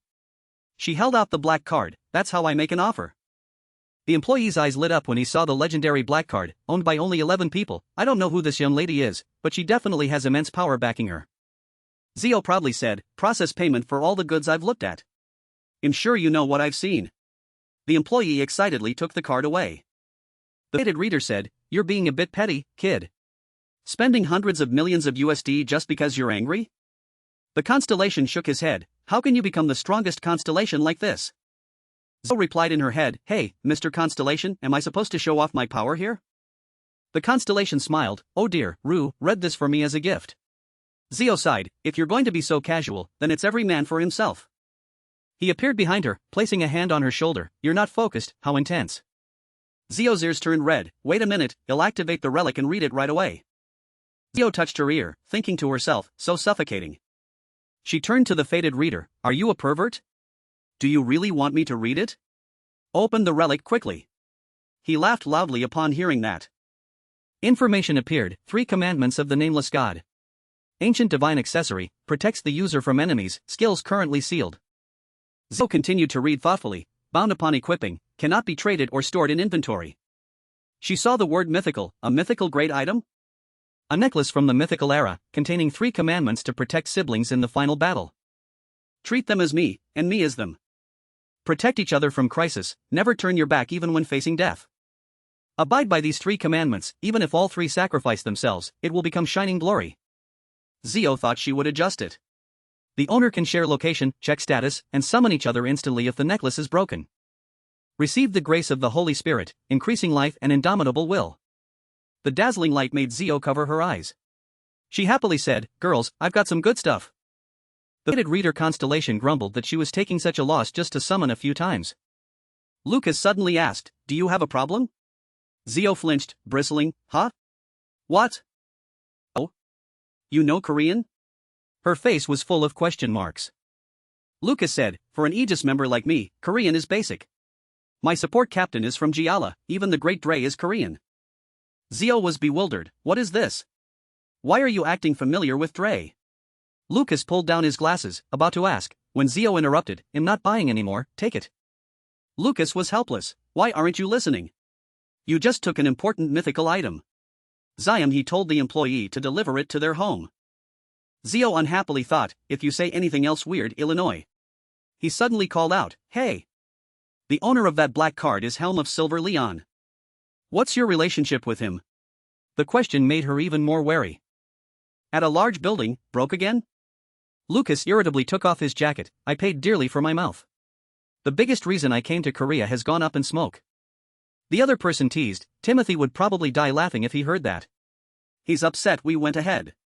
Lucas replied, "Timothy just doesn't want to be bothered by paparazzi." He sat down and drank wine. "But have you been meeting anyone lately?" Maramandi, the blue-haired young man, asked back, "Why?" Lucas wondered why he left Timothy, suspecting it was for a Korean person. Kiddo flipped through a book. "That's a secret about the person I want to meet." He smiled. "It's hard to call it love because that person is still a minor." The remark shocked Lucas so much that he spat out his wine. He was about to hit the other person when he laughed. "In just kidding, Hanya. It's just friends exchanging languages, that person speaks Korean, and I speak English." Lucas tremblingly asked again, "Really? Are you sure?" Kiddo happily replied, "I'm sure." Lucas withdrew his hand. "All right then." Kiddo told him to let go. Lucas thought to himself that this guy definitely had issues because he had just met a Korean girl too. He spoke English with a southern Italian accent. On this side, he opened the door and called, "Sis." He saw her sister looking dazed, so she softly asked, "Is something wrong?" "I kept calling, but you just zoned out." Zio awkwardly shrugged, "Oh, no, it's just a small matter." He sighed. Her sister had a few things to think about. "An hour ago," Lucas said directly, "you don't need to look at me with those eyes." He continued, "As a member of Aegis strategy department, I know he's the only one in Korea with that card. It seems there's still information about Helm that I don't know." His voice was full of hidden meaning. "This isn't normal. Alright, I won't say any more. Anyway, meeting you, I learned more about Helm, so it's a gain. As a reward, I'll tell you one more thing." Lucas mentioned Xiamhe, which made Zio's eyes flash. "Don't you think the child's English is surprisingly good? Like a native speaker, she must have been using it with someone for a long time." Back to the present, he asked, "What are you thinking about again?" "Let me see." He smiled brightly like sunshine. "I'm really happy today." Xiamhe's hand slowly moved away from her sister's eyes. Zio stepped forward and called, "Xiamhe." The little girl was bewildered. "Yes?" Zio continued, "It seems you're very good at English." Xiamhe didn't understand. "So what?" Zio timidly grabbed her sister's shirt. Do you have a boyfriend?" Xiamhe was bewildered. "Huh?" Zio was even more timid. "I heard you have a foreign boyfriend, and I see you speak English very well." Xiamhe found it absurd. "Where did you hear that?" She asserted, "I don't have a boyfriend." The statement made Zio happy again. But next sentence disappointed her. "It's true that you know nothing about male-female relationships." Zio protested, but Xiamhe turned her back and walked away. "Your protest won't work." Zio shouted, "You're not strong enough." Xiamhe argued back that she had been through a lot since middle school. Zio knelt in regret. The fated reader in her head agreed with the little girl and saw that Zio had revealed a new weakness. "In my opinion, the problem is your severe lack of dating experience. You should talk to the child more." He rambled on, annoying Zio. She thought to herself, "This time I'm really uneasy. Why did that Aegis guy approach me? What exactly is going on?" Zio asked the constellation if he knew anything. "I want to tell you, but revealing the future violates the laws of the world. You should only do what you can." Zio lamented, "Don't play with my emotions like this truth is too painful." He looked at Xiamhe, worried that if she left her alone, their sisterly bond would crack again. "Is there anything I can do for her as an older sister?" A notification rang out, updating the new rankings in South Korea. Babel Tower had removed floor restrictions, and local rankings had changed significantly. Congratulations to South Korea for having a new S-rank awakened person enter the top 10. Top 10 consisted of Dre, Ian Seogun, Alpha Jugun, Whitebird, Bambi Gyeon Zyrock, Night King Twilight, Helm, David Choi, Kim Sikyun, and rookie Baek Do-hyun. Everyone was talking about the 5th generation supernova who debuted and immediately entered the top 10, something unprecedented even for Zyrock or Twilight. Zio looked at the rankings and realized something was wrong. David Choi, Zyrock, and Twilight. All were outside the top 10 in their debut year when generations 1 and 2 were still in power. So this was the first time this had happened since Dry's debut. Zio looked at the new name. Baek Do-hyun? It seems you're stronger than I thought. She sighed, and the fated reader constellation teased her, making her angrily shout for silence. Ziam, he called, sis. Zio was startled, huh? Let's go home and order something to eat. Zio agreed, then ordered 2 extra portions of chicken. Night fell, and as the 2 sisters arrived at the door, they saw someone waiting. Zio excitedly called, Zyrock. He looked at the 2 of them and asked, did you come together? Zio teased, you look so handsome today. Zyrock asked Ziam where she went, and the little girl ran into the house. Hunter Mart is amazing. Zio answered for her that she took her sister shopping. Zio rummaged through the boxes in the yard, surprising her younger brother, I have gifts for you guys. Zyrock approached and asked what the gifts were. Zio told her sister to bend down. Ziam he found it confusing. She thought her sister was going to tease her about communication again. But when she saw the necklace, she exclaimed, it's beautiful. Zio turned and told Zyrock to come here. Her younger brother was embarrassed, I'll put it on myself, give it here. Zio paid no mind, fiddling with the necklace, listen to me. Ziam he was curious about the characters on the necklace. Zio explained they were older than even RuneScript. She unleashed its power, treat them as me, and me as them. We will always protect each other, never turning our backs even when facing death. The information panel displayed, 2nd user Gion Zyrock, 3rd user Gion Ziam he. 3 commandments of the nameless god. Once equipped, it becomes permanent property. You have been designated as a user. Zio instructed, if you're in danger, break the necklace, and it'll come right away. I want to do more but can't yet. Ziam he remembered her own words and realized her sister had been paying attention to her feelings. She smiled, so remember to wear it every day, okay? Ziam he happily promised to wear it even while sleeping. Zyrock, however, said if his sister wanted to do more, she should conquer Babel Tower. Zio pretended to cover her ears, not hearing him. To this day, we have always been that close. The next day, something big happened at Zyrock's company. He slammed the door open and called out, hey! Sis, come with me right now. He shouted at the person timidly sitting in the row of chairs. The origin of the necklace gift, a few days ago in Vice Leader Sunjo's office. Zio secretly ate kimchi stew and eavesdropped. Sunjo lamented that her daughter just lay around like an unemployed person, while her 2 younger siblings had both awakened and succeeded. She only wished her daughter would live well, but she wasn't interested in anything. Someone advised her to wait longer. Zio, listening, was moved and secretly called her auntie. Her mother was determined not to let it go, planning to send her to Gangwon-do, which made Zio uneasy. Sunjo mentioned the monk Bohyun and asked if the child was downstairs. Zio stood blocking the room door, thinking, this situation is seriously dangerous, what do I do now? She looked at the rank 8 notification on the internal Korean channel. Someone was using an emergency notification at night, which angered her. Drunken David Choi texted an apology for the failed reconnaissance. Whitebird apologized on behalf of a severely injured David. Rumors of a supernova and an AA rank healer appeared. Night King told David to cover his face because he was too weak. Alpha Jugun thought Babylon would win this recruitment season. Everyone argued about competing for rookies in Vandoge. Zio was surprised to see herself pulled into the conversation. Zio noticed the phrase even just sitting around earns money. She mumbled, could I really just sit around like that? Her eyes gleamed, that's right, I just need to sit around, why did I forget? Zio frantically searched for Babylon Guild's office recruitment information. The only condition was an awakened license. She found this part-time job too good. The very next day, she went for an interview. Zio excitedly followed the employee's instructions to the 11th floor after her license was checked. The elevator opened, and she was surprised by the scale of the place. She thought to herself, is Zyrock that famous?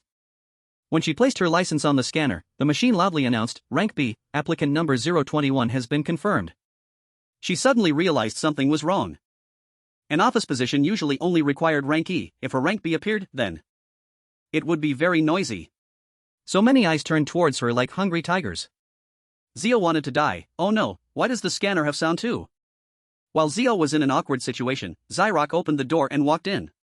Someone next to him complained about waiting too long. Zyrock irritably told Giant he was too free to come without an appointment. Giant teased Zyrock about drinking before he was 20.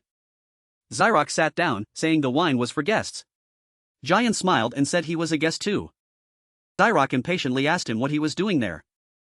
Giant plopped down onto the chair as if the question was obvious. Giant said he should have met Baek Do-hyun instead. He wondered why Zyrock wasn't meeting his rookie when he hadn't signed a contract yet. Zyrock was confident the rookie wouldn't leave. He called Baek Do-hyun an arrogant bastard. He planned to meet him the day after tomorrow, so he wasn't worried because someone else was handling it. Giant felt helpless at Sajajang Zyrock's indifference. In modern society, Zyrock only looked forward thanks to everyone's support. Giant advised him to train his people carefully lest they stab him in the back, but Zyrock cut him off. Zyrock's eyes were full of murderous intent. Have you forgotten whose territory this is? Giant explained it was only out of concern for an old friend. Zyrock said he would handle it himself and warned him to be careful with his words. Giant asked permission to take healer Na Jaehyun back. Zyrock was a little surprised. Giant wondered about Zyrock wanting to conquer the 39th floor alone. Zyrock reluctantly agreed to share, surprising Giant. Giant teased Zyrock, asking if he planned to psychologically torture the rookie by meeting him the day after tomorrow. Zyrock shouted that he was busy because he had a prior appointment. Giant laughed loudly at his anger. Giant commented that the company was unusually crowded today. Zyrock proudly said it was the first day of recruitment. Giant suddenly grew serious. He remembered when he first entered the company. He had met an acquaintance scanning a license with a barrier surrounding her. Giant said the recruitment might end earlier than expected, surprising Zyrock. An employee rushed in, calling for the boss. Doomy apologized for the guest but urged the boss to go downstairs immediately. To the scene where Zyrock burst into where Zio was waiting for her interview. He told his sister to follow him immediately. Zio was flustered, cowering in a corner. That's how it was. Zyrock quickly ended his sister's interview. He scooped his sister up and carried her straight upstairs. Employees whispered that the boss image was far from what they imagined. He didn't look like a boss at all. Sajajang suddenly appeared behind them with a gloomy voice, telling them to be careful what they said about the Siscon. The genuine Siscon was holding his head, asking what on earth his sister was thinking. Zio casually said she came here because their mother kept bringing up finding a job. Zyrock angrily shouted. He worried about what everyone would think if they didn't know their relationship. He grumbled about how often others came poking around here. Zyrock asked if his sister intended to reveal her identity. Zio cursed him, asking if he was crazy. Zio said grimly that if she didn't work here, she would be sent to Gangwon-do. She didn't want to leave and believed her mother's words weren't a joke. She said she was a veteran, just needed to sit still and then leave. Zyrock had a headache from his sister's way of speaking. He asked what she planned to tell their mother because everyone knew Babylon didn't accept civilians. Zyrock advised his sister to tell their mother the truth, then handed her a paper and told her to look. Zyrock was surprised to see the special civilian recruitment announcement. He asked his sister who she entrusted this task to because he wasn't good with computers. Zio proudly told him to look closely. Zyrock's jaw dropped as he realized this was magical power. Everything was meticulously controlled so that no one noticed. Zio smugly announced this was a special recruitment for temporary staff. Zio had told Mrs. Park she was working part-time to be filial, which made her cook many delicious dishes. Zyrock felt speechless. Zio made a cute face and asked her boss if she was hired. Ah Warim, a member of the secretariat, walked in and asked where Gion Zio was. Someone reported she was carrying water in the meeting room. Warim was alarmed because there was a partner and no one had informed him. Everyone else in the room was laughing and joking. Rim was angry at being ignored, demanding to teach the youngest a lesson. The other employees found Zio very cute. An employee named Choi trembled, thinking about how Zio had passed the test too easily. Everyone discussed how the boss kept information about his sister a secret, even close associates didn't know. They turned to ask Choi about the interview with Zio. Choi timidly said she was very scared to interview the boss family member, even though Zio's resume was excellent. Her mind was in a complete mess when facing Zio. Everyone comforted her. Warim wondered how Zio had hidden her B rank all this time. Warim shouted at everyone to focus on their reports to maintain company discipline. At this moment, Zio slowly walked in. Warim loudly called her name. Zio calmly replied, yes. Urim immediately ran over to question her, is that how you work? The old man clenched his fists and said, I know preparing drinks is a polite thing to do. How many more times do I have to repeat this for you to understand? Urim decisively took the tray, his voice sharp, this is something veterans like me should be doing. Zio stood there, suddenly startled, then looked bewildered for a moment, I apologize. Urim admonished again, yes, you should apologize. Next time, leave these important tasks to me, your senior. On the other side, two employees continued to chat, by the way, Zio, what happened? You came out later than expected. Do you know who came to the meeting room today? The female employee next to her asked. Back to the previous scene, right in Zyrock's office, hello. He introduced his sister to the other party, this is our new part-time employee, Ms. John Zio. From today, she will be at Babylon. That's Baek Do-hyun, the one who looks dumbfounded right now. Zio immediately blurted out, welcome. Making Zyrock angrily shout, no, that's not it. He slammed the table and said loudly, please take care of her. If anything is inconvenient, just say so, understand? Zio, standing next to him, chimed in, that's right. Zyrock saw his sister constantly paying attention to the youngest guy opposite him, and blurted out, damn it. Back to the current situation, Zio immediately pretended to sleep, it's nothing. The sword grants the position of judgment. O descendant of the stars, protect order and justice from evil. Why break the sacred oath and abandon your constellation? That is not for you. I give up like that. Is it acceptable to do so? You. How foolish, you have not failed yet. Return and complete your mission. Your criteria only fail if you do not complete your mission. Everything that needs to be protected is in the past. Judge. You must complete your mission, do what must be done. All that remains for you is regret and hatred. If not for that, you would not have seen such things. Everything has vanished, and you have nothing left. At this moment, Zyrock was standing in front, directly launching a sword towards the enemy under Hyun's bewildered gaze. A loud sound echoed, shaking the entire area. That was my first encounter with John Zyrock, right when a sudden rift appeared in Jeju-do. Afterwards, Zyrock dusted off his hands, stood upright, and turned to look at Hyun sitting there. What rank is this? He sat there, his hands trembling as he gripped the sword, muttering the opponent's name, Bambi. Zyrock angrily shouted at Hyun, what the hell are you doing? What do you plan to do when you don't even have swordsmanship knowledge? Is your brain rotten? You're panicking just holding a sword.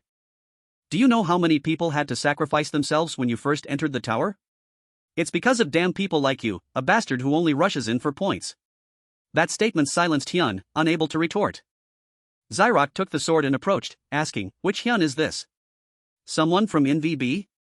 As expected, those dogs only tuck their tails and run without caring about those around them. Are you a rookie? This moment, Hyun slowly stood up, his voice just loud enough for the other party to hear, I'm not exactly a rookie, I participated in the guidance week. Zyrock quickly interrupted, first of all, what rank are you? Hyun stammered, rank. Zyrock asked again, what? Hyun's grip tightened even more, rank F. Zyrock then silently observed the other party for a while. Hyun approached and bowed low, saying, thank you for saving me, I'll leave now. Suddenly Zyrock spoke up, you're Baek Do-hyun, right? The place is ruined, quickly change. Hyun was a little confused at this moment, yes? Zyrock continued, if you want to overthrow NVB, follow me. Perhaps a new path will open for you. He emphasized it once more. Hyun's face showed surprise, he couldn't believe it, his lips moving, no. Zyrock immediately cut in, alright. Then he carried the sword in his hand and boldly declared, from today onwards, your Hyun will be Babylon. I have nothing to explain, new member. Zyrock's eyes shone like a halo at that moment. At that time, Hyun thought that Babylon was not just an ordinary guild, but a home for someone like him who had lost everything. From the beginning, I was someone not accepted by everyone. Despite the opposition, he still brought me to Babylon. Along with that, something saved me from failure and insecurity. It was perseverance. Zyrock explained, to be at the top of Babel, living under the most glamorous but dangerous name, you must start over with that spirit. Hyun thought to himself, start everything over with my only sworn brother. Back to the present, Zyrock was asking Hyun, do you have the guts? At this moment, he opened his eyes to see Zyrock standing in front of him, his voice teasing, falling asleep again? A top 10 S-rank hunter lacking such guts? Hyun was a little embarrassed looking at the person in front of him, then was asked, do you believe in past lives? He was stunned for a moment then replied, yes. Zyrock continued, why do you look at me like I'm a lover separated from a past life? This isn't our first meeting. Hyun secretly sighed, feeling like a clinging ghost. He spoke up, I apologize, it's just wonderful to meet someone I admire. Zyrock was a little embarrassed, a smile playing on his lips. Have you toured the company yet? Let's see what you'll ask for. Hyun smiled helplessly, his mind full of thoughts. Although he didn't like celebrities, he truly admired Zyrock's hunter archetype. Perhaps because he was experienced in battle, he treated him like a junior. Zyrock seemed a bit bored and leaned back. Back to Hyun. The person opposite him straightened up and replied, yes. Zyrock continued, I'm not good at arguing, so we'll get straight to the point. His voice was clear, state your demands. Whatever it is, I will fulfill 99.9% of it. Even 100% is possible. Nothing is impossible. But if you want to die, then it will be 99.9%, and the remaining 0.1% is what is still resisting that intention. Hyun thought that humans cannot be perfect because they are not gods, but yet another genius appeared, always sincere and persistent. He always believed in the future, moved forward, and believed that good things would come. He was still the same. Back to this moment, Hyun said, I have no demands. This shocked Zyrock, huh? He continued, as long as it meets industry standards, I will sign the contract immediately. But he suddenly became more serious. First, there's something I must tell you. I can foresee the future, more precisely, fleeting fragments. Then it will be 99.9%, and the remaining 0.1% is what is still resisting that intention. Hyun thought that humans cannot be perfect because they are not gods, but yet another genius appeared, always sincere and persistent. He always believed in the future, moved forward, and believed that good things would come. His voice was full of skepticism, I'm going crazy with all these weird cultists constantly appearing. You're the same now, someone who knows nothing about world laws says such things? You must have studied about prophets, right? Hyun replied, I hope you know that the penalty for breaking world laws is terrifying. Then he asked the other party, you three siblings once had a favorite doll, didn't you? You lost it when you were little and lied that you gave it to a friend, but it's in the drawer in the attic. Zyrock was surprised, quickly stopping him, wait a minute, let me check. Zyrock thought to himself, losing the doll was a secret I only told my constellation. Then he called his sister, on the other end, she was annoyed, what now? Zyrock said softly, Zyam-hee, are you home? Go up to the attic for me. Zyam-hee was annoyed, how troublesome. Fine, but you have to order pizza for me. Zyrock compromised, alright. There's a chest of drawers Mom moved up there, remember? Hyun, sitting there, chimed in, you have to reach deep, it's stuck between the chest and the drawer. Zyrock held the phone close to his ear, his voice flustered, please reach deep and help me find it. On the other end, Zyam-hee fumbled for a while then complained, so dusty. Huh? This is Bambi's doll. You said you gave it to a friend, so why is it here? This statement made Zyrock's eyes widen in astonishment. Then he hung up, I'll call you back later. Before Zyam-hee could ask about the pizza, he hung up abruptly. Hyun then spoke up, that's a bit of the future I saw. About the doll, this conversation, and even the guild members. Zyrock cautiously asked, so do you know what's coming? Hyun said uncertainly, I'm not sure, it's very fragmented. As I said, I only see fragments.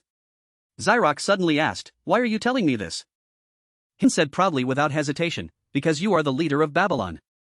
I decided to tell you first, whether I join or not. In the future, I might go against the opinions of other members, but as long as you know the reason, it's fine. Zyrock's lips curved into a smile, annoying, isn't it? Because it still doesn't sound very trustworthy. But strangely, I find this very interesting. Turned back with a happy face, you must have seen that while be very close, right? Hyun replied without hesitation, yes. Zyrock seemed to believe him a little, as expected, someone I personally selected. He threw the contract towards the other party, sign it, I'm putting all my trust in you. Even if seeing the future is a lie, it seems you truly know something. Hyun picked up the contract and read each line, my blood is hot, the enemy's blood is cold. Which surprised Zyrock, you can read rune script. Hyun happily said, it's been a long time since I signed anything, please take care of me. Then he changed his mind, now that I think about it, I want to set a condition. Zyrock cut in, being fickle is bad-tempered. Hyun continued, I want to adjust this disrespectful way of addressing each other. Zyrock was annoyed, me? Hyun introduced himself again, I am 25 years old this year. May I ask how old my leader is? Zyrock's eyes darted away, please sign, Mr. Hyun. Hyun saw that expression and burst out laughing, alright. Suddenly, there was a noise and hurried footsteps outside the door, making Zyrock's eyes widen. The door was flung open. Zyam-hee, holding a tray of drinks with both hands, brought it in tremblingly, hey race the ice Americano. Zyrock could only cover his face at this moment, cursing inwardly, oh my god, why is she so clueless? Meanwhile, Hyun froze in place, his mouth agape, speechless. Zio? Why is she here? Ignoring Zyrock, who was fuming, she nodded awkwardly. After a moment of chaos, Zyrock said, well, people with spatiotemporal abilities are a bit special. Hyun saw his confusion and asked, are you really alright? Then he placed the glass of water on the table. Furthermore, I have a few things to say about Babel Tower. When is the next projected clear date? Zyrock replied without hesitation, at the latest, probably about a month from now. Hyun seemed to have no objections. Alright. We need to start by accelerating the progress of clearing Babel Tower.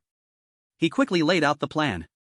Zyrock sat up straight. I know, but we have to take it slow. Aren't we already at the top of the world with the 39th floor firmly in our grasp? Hyun immediately retorted, no. We're not slow, we're just behind. That statement made Zyrock sober up a bit, his voice louder. Hyun continued to explain, the director. Babel has another position called the director. After completing the 50th floor, the Transcendent Space Interlim will open. The first person to pass the challenge will receive the title. If you become the director, you can interfere with Babel's network. You can directly contact Babel and possess certain authorities related to the tower. That is the role of the director. Zyrock hesitated, taking a sip of water. If the national representative is a king, then the director is like a lord, right? Hyun replied, yes. We need a director as soon as possible. Zyrock wondered, why? To gain more fame? Hyun explained that the director could also influence areas outside the country. Zyrock was astonished, can interfere with other regions? Did that arise from a bug in the guidance week? Hyun continued, it might be a coincidence, but it's highly likely. Zyrock asked again, but no tower has unlocked the 50th floor yet, have they? Are you kidding? Hyun provided the answer, alright, I know of one tower. As known, Babel Tower is located in a desolate land, where unknown individuals of unknown nationality are heading. No one has seen it, and it's unclear if it even exists, but that tower is certainly ownerless. He explained that the ownerless tower had been cleared past the 50th floor by Kiddo, while the tower in the US was currently on the 40th floor. Of course, we only have one king on Earth, but this will be a different story. In the future, the envelopment of Mercury, an era of war between directors or tower masters, will take place. Even if they don't fight us, we will still suffer unimaginable losses. Because the one behind them is protected by difficult pawns, we will expend a lot of effort to resist. Zyrock suddenly interrupted, you are my subordinate. He said while typing on his phone, even though the throne always has an owner, since you were born perfectly healthy, you should strive to become a king and understand it well. The voice on the other end of the phone rang out, yes, boss. Zyrock ordered, send an official letter to the 5 major guilds. The 39th floor strategy meeting is moved to 1 p.m. tomorrow. Anyone absent will be considered not participating. Zyrock's eyes gleamed with arrogant purple light. Back to Zio, she was wondering, why? Is he intentionally not letting me work? Zio looked around, a newcomer like me has a lot of work to do. Looking at the timid Choi Sunha next to her, Zio thought, workplace bullying? Zio then leaned towards the girl next to her, hello. That made her tremble slightly, yes. Zio asked, what are you so busy doing? Sunha quickly replied, we're about to conquer the 39th floor. Since many guilds are connected, we have to check items, there's a lot to do. Zio offered to help, why are you doing such important work by yourself? Let me help. Sunha trembled even more, that's the problem, why would they give important work to a useless speck of dust like me? Zio was flustered, huh? Useless speck of dust? Sunha burst into tears, helplessly pushing up her glasses. They don't say it directly, but because goods are pouring in during the busiest time, someone insignificant like me has to do everything. Then she looked at the empty desk next to her, there's nothing to do. Sunha quickly comforted the other person. Since you're high-ranked, I guess they want to give you more important work. Zio was sad because it wasn't as she expected, she sat silently, not moving. At this moment, your constellation, the fated reader, was holding a protest banner against workplace bullying. Zio was startled, Mr. Constellation, you can't do that.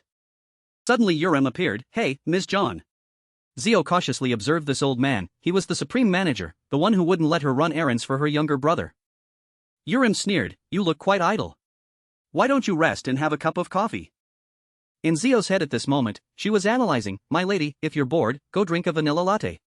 The resulting conclusion, stop joking, go get coffee for your senior, rookie.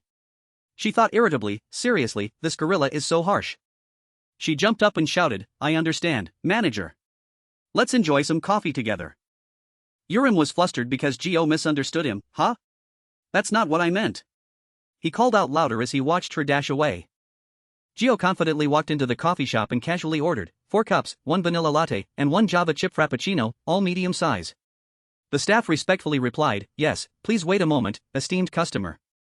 Then she noticed the person on the screen. The contract signing ranker has appeared on the main page. It was Hyun, who had just signed a contract with Babylon. Gio's eyes lit up, and she thought to herself, is it a coincidence or destiny that I'm heading in the same direction as him? I'm a bit curious about that regressor's background. In her mind, the fate reader Constellation was also curious about what was happening to his darling who always hated trouble. She told herself, I could ignore knowing him, but now he's involved with Jurek. The staff brought the coffee. Here are your drinks, esteemed customer. Gio gave a slight smile. Anyway, I've already given the kids something for their safety. She confidently said, in an emergency, King just needs to fly over and rescue them, right, Constellation? She called, and the Constellation didn't respond, making her panic. Where did the Constellation go? Hey, where's the fate reader? Gio gradually sank into endless darkness. Her eyes showed clear killing intent. Constellation. Gio began to use her power. The contract link is still strong. I'm sure he's still by my side. She quickly left the shop. To the staff's surprise, customer, what about your drinks? Gio felt danger. I need to go outside and open the relic right away. I need to find out why the connection was lost. She gripped the door so tightly that a large electric current emanated from it. Then her power erupted even more fiercely. A smash echoed, and the door shattered into tiny pieces. My magic is losing control. Suddenly, a hand reached out to her, and a clear voice echoed in her ear, "Whoa dear, you're mistaken, that's mine." She sensed the constellation and the scent of wind. Kiddo suddenly appeared, covering her completely with his jacket, and said regretfully, I'm sorry, that's my magic, I can't control it. Then he looked into her eyes, which were full of killing intent. Darling, are you hurt anywhere? His eyes showed a subtle expression. It seems everything is still a mess, huh? With deep blue eyes like the ocean, Kiddo flashed what he considered his most beautiful smile towards the one he loved, my beloved Gio. At this moment, in the fate reader's area, a red notification appeared before his eyes. Temporary lockdown of South Korea. Local server with director authority. Satellite interference will be blocked in the area. Time remaining, 0 hours 0 minutes 2 seconds 59. The fate reader gave a faint smile, but his heart was full of annoyance. This audacious son of a bitch. Gio looked at the person in front of her and thought, doesn't he fear being in the news? Why is he acting so casually, like a wild beast? Seeing her throw off the jacket, he asked, I gave you my jacket, how could you throw it away? Gio thought, ever since Beck arrived, many strange people have appeared. If he's the protagonist, then this guy must be the antagonist. She curiously looked at the man in the hat, but how does he know everything? Kiddo chuckled softly as he picked up the jacket. I tried hard to suppress my emotions. Seeing her leave, he was surprised. Gio was annoyed. I've reconnected with the constellation. The more I look at him, the more annoyed I get. He'll just ignore him. The fate reader waved his hands helplessly, along with a notification. Your constellation is eternally remorseful for his oversight. Due to being disconnected, I drifted away. I waved my hands continuously countless times. Gio angrily ignored those words. The fate reader flew around pleading. I cried my eyes out. Why won't you answer me? Are you mad at me? The staff, seeing her annoyance, asked, Are you alright, esteemed customer? She pointed towards the door. What should we do about that? The staff stammered, I'm just a little surprised. She pointed at Kiddo. Luckily, that guy will pay for it himself. Seeing him follow, Gio reminded him, Why are you following me? Why don't you stay and deal with the glass? Kiddo joked, I'm afraid you'll fall again. The staff called after her about compensation. Gio replied, Go wherever you want. In the end, Babylon compensated for the door. He ran to her ear and chuckled, I'm quite worried. She said coldly, Why? What do you and I have to do with each other? Gio turned to look at Kiddo, who happily said, Now is the time for us to ask each other questions, isn't it? 1. The regressor. 2. The reincarnator. 3. The bookmaster. 4. The clairvoyant. 5. The stalker. So many options for me. It must be number 6, the fated one. Gio glanced at him, thinking this guy wouldn't be easy to deal with. Looking at Kiddo's excitement, she felt a strange sensation. Why do I have a good feeling about him? My intuition must be right, but what is that fate? Gio looked at him and questioned, What exactly are you doing to me? You flamboyant peacock, what do you want from me? He smiled and said, What's wrong? I wonder if you remember me. Libraryization has been activated. John Gio has been granted access. Gio summoned a book and asked, What's your name? The book immediately replied, It's Kiddo Maramani. The system panel appeared. Please designate the casting location. Do you want to access documents for Kiddo Marimani's information? A page of the book burned, along with a notification, no information recorded. The book closed. To Gio's surprise, access failed. A question was asked, did it fail? Gio looked at him with cold eyes. Who are you? Kiddo placed his hand on his chest. No need to read, I'll introduce myself. I belong to the Aegis Guild, ranked top 9 in the world. I'm an American from southern Italy, known to Babel and other guilds by the nickname The Guide. He extended his hand towards Gio. Everyone who meets me for the first time will be similar in one aspect, and that's their sense of smell. Kiddo gently placed his index finger on her forehead and rubbed it. What scent did you smell when I appeared? He slowly moved his finger towards her eyes. Suddenly, he withdrew his finger. Kiddo pointed at Gio and smiled. We'll meet again soon. He then blended into the crowd on the street.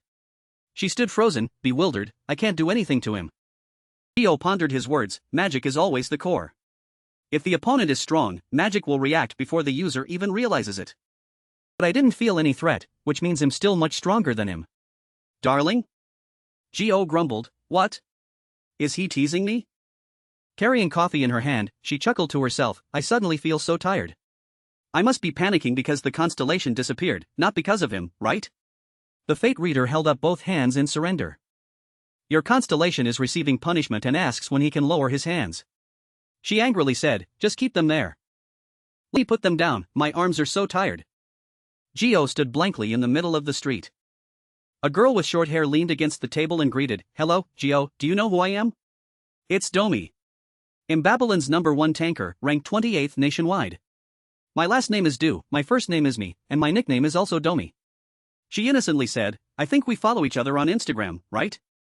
She ran over, hesitating, that's right, we follow each other, so we can talk comfortably, right? Gio turned her chair and replied, feel free, but I don't use social media much. Domi chattered, you're really sociable.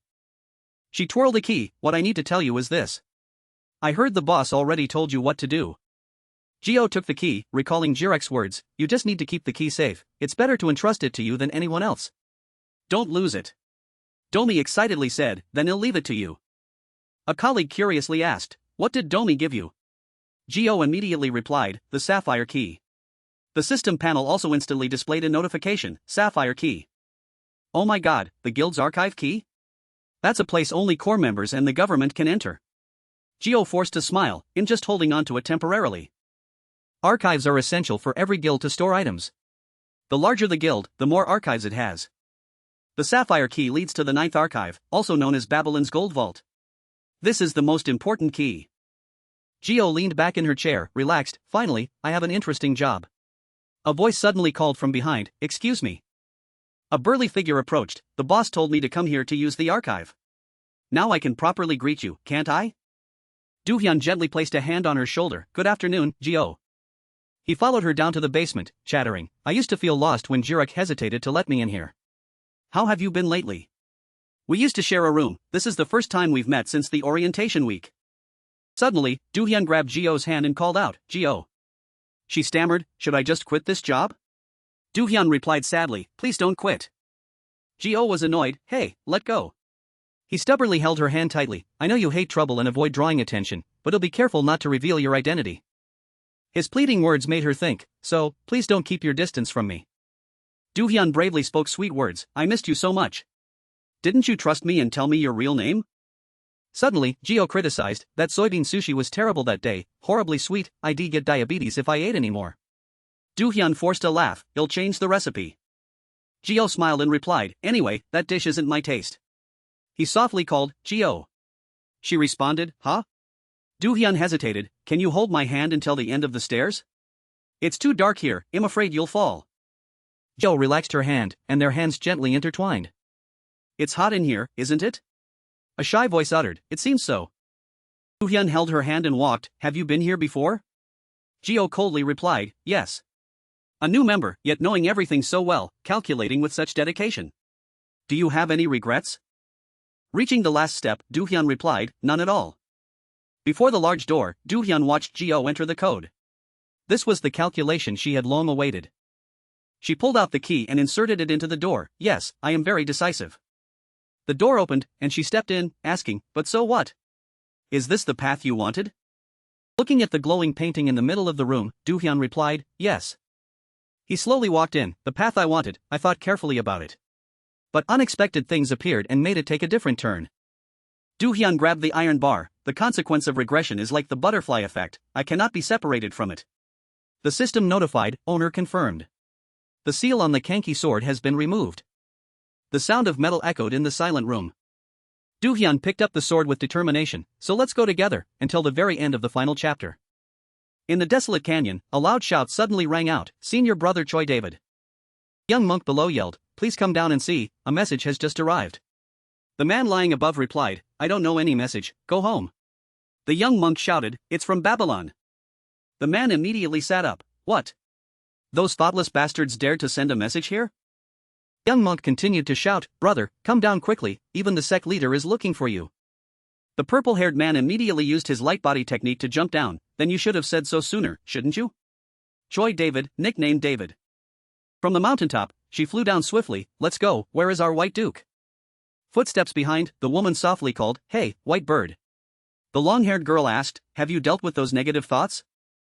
The girl closed her eyes and said, don't let irrelevant things affect your mind. David was annoyed, I know. That woman was Ha-In-Se, nicknamed White Bird. White Bird opened her eyes, Jirek sent a message, he changed the meeting to 1 p.m. tomorrow. Although it's rude, it doesn't affect my schedule. She excitedly said, I agreed, so you have to come with me. David asked, are you trying to appease me because you know I won't go due to the rude message? White Bird forced a smile, I won't deny it. David asked, what would you do if you had a scale? She replied, I'd turn it into a needle. David chuckled, be quiet. Jirek confirmed his participation. A city room, providing housing in a safe area, recruiting for experienced positions, and supporting family protection programs. Do-hyun's mother was surprised, all of it? The deposit is still very large. A voice explained, she is a talent who deserves to be paid that much. Young Do-hyun smiled and said, I'm a businessman, so I want to invest illogically. Do-hyun's mother worried, but isn't it too much? My daughter has never been to a battlefield. Do-hyun sat next to her, Mom. Do-hyun lightly patted his chest with determination, we are different from the guilds out there that operate hastily. Although we are a guild, DYS principles are more like a company.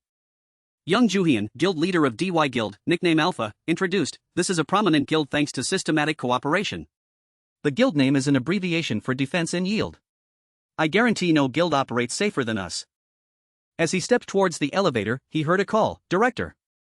Do-hyun rushed over, do I really deserve this? I don't know why the ranking is like that. Do-hyun turned to look at her. He said seriously, having grown up, you should make decisions based on reality. When you can't decide for yourself, perhaps you need us even more. Do-hyun listened blankly, first, the highest healer level in Korea is AA. Second, there are currently no active AAs. Third, you are the only AA level healer who has just appeared. Do-hyun advised, there are many healers in the world, but this land has no high-level healer hunters. Don't you think it's time for you to step out into society? The persuasive words made her hesitate, I do think so. Do-hyun invited, the 39th floor raid is about to begin, it's a good opportunity to gain experience. Tomorrow, 5 major guilds will meet for that purpose. Would you like to participate in the strategy meeting and be part of the raid with us? From a distance, a voice asked the orange-haired girl standing in the hidden corner, aren't you going to ask if he'll succeed? Do-hyun pouted, it's outrageous to make me go alone. Vivian reluctantly praised, Director, you did well. He sternly said, it's because I'm the director of a major power that I don't want to go alone. She scoffed, how shameful, why don't you find another secretary? More accurately, we are under a major power. Don't elevate yourself like that. Secretary Kim Vivian, ranked 21st in Korea, nickname Public Certificate Renewal.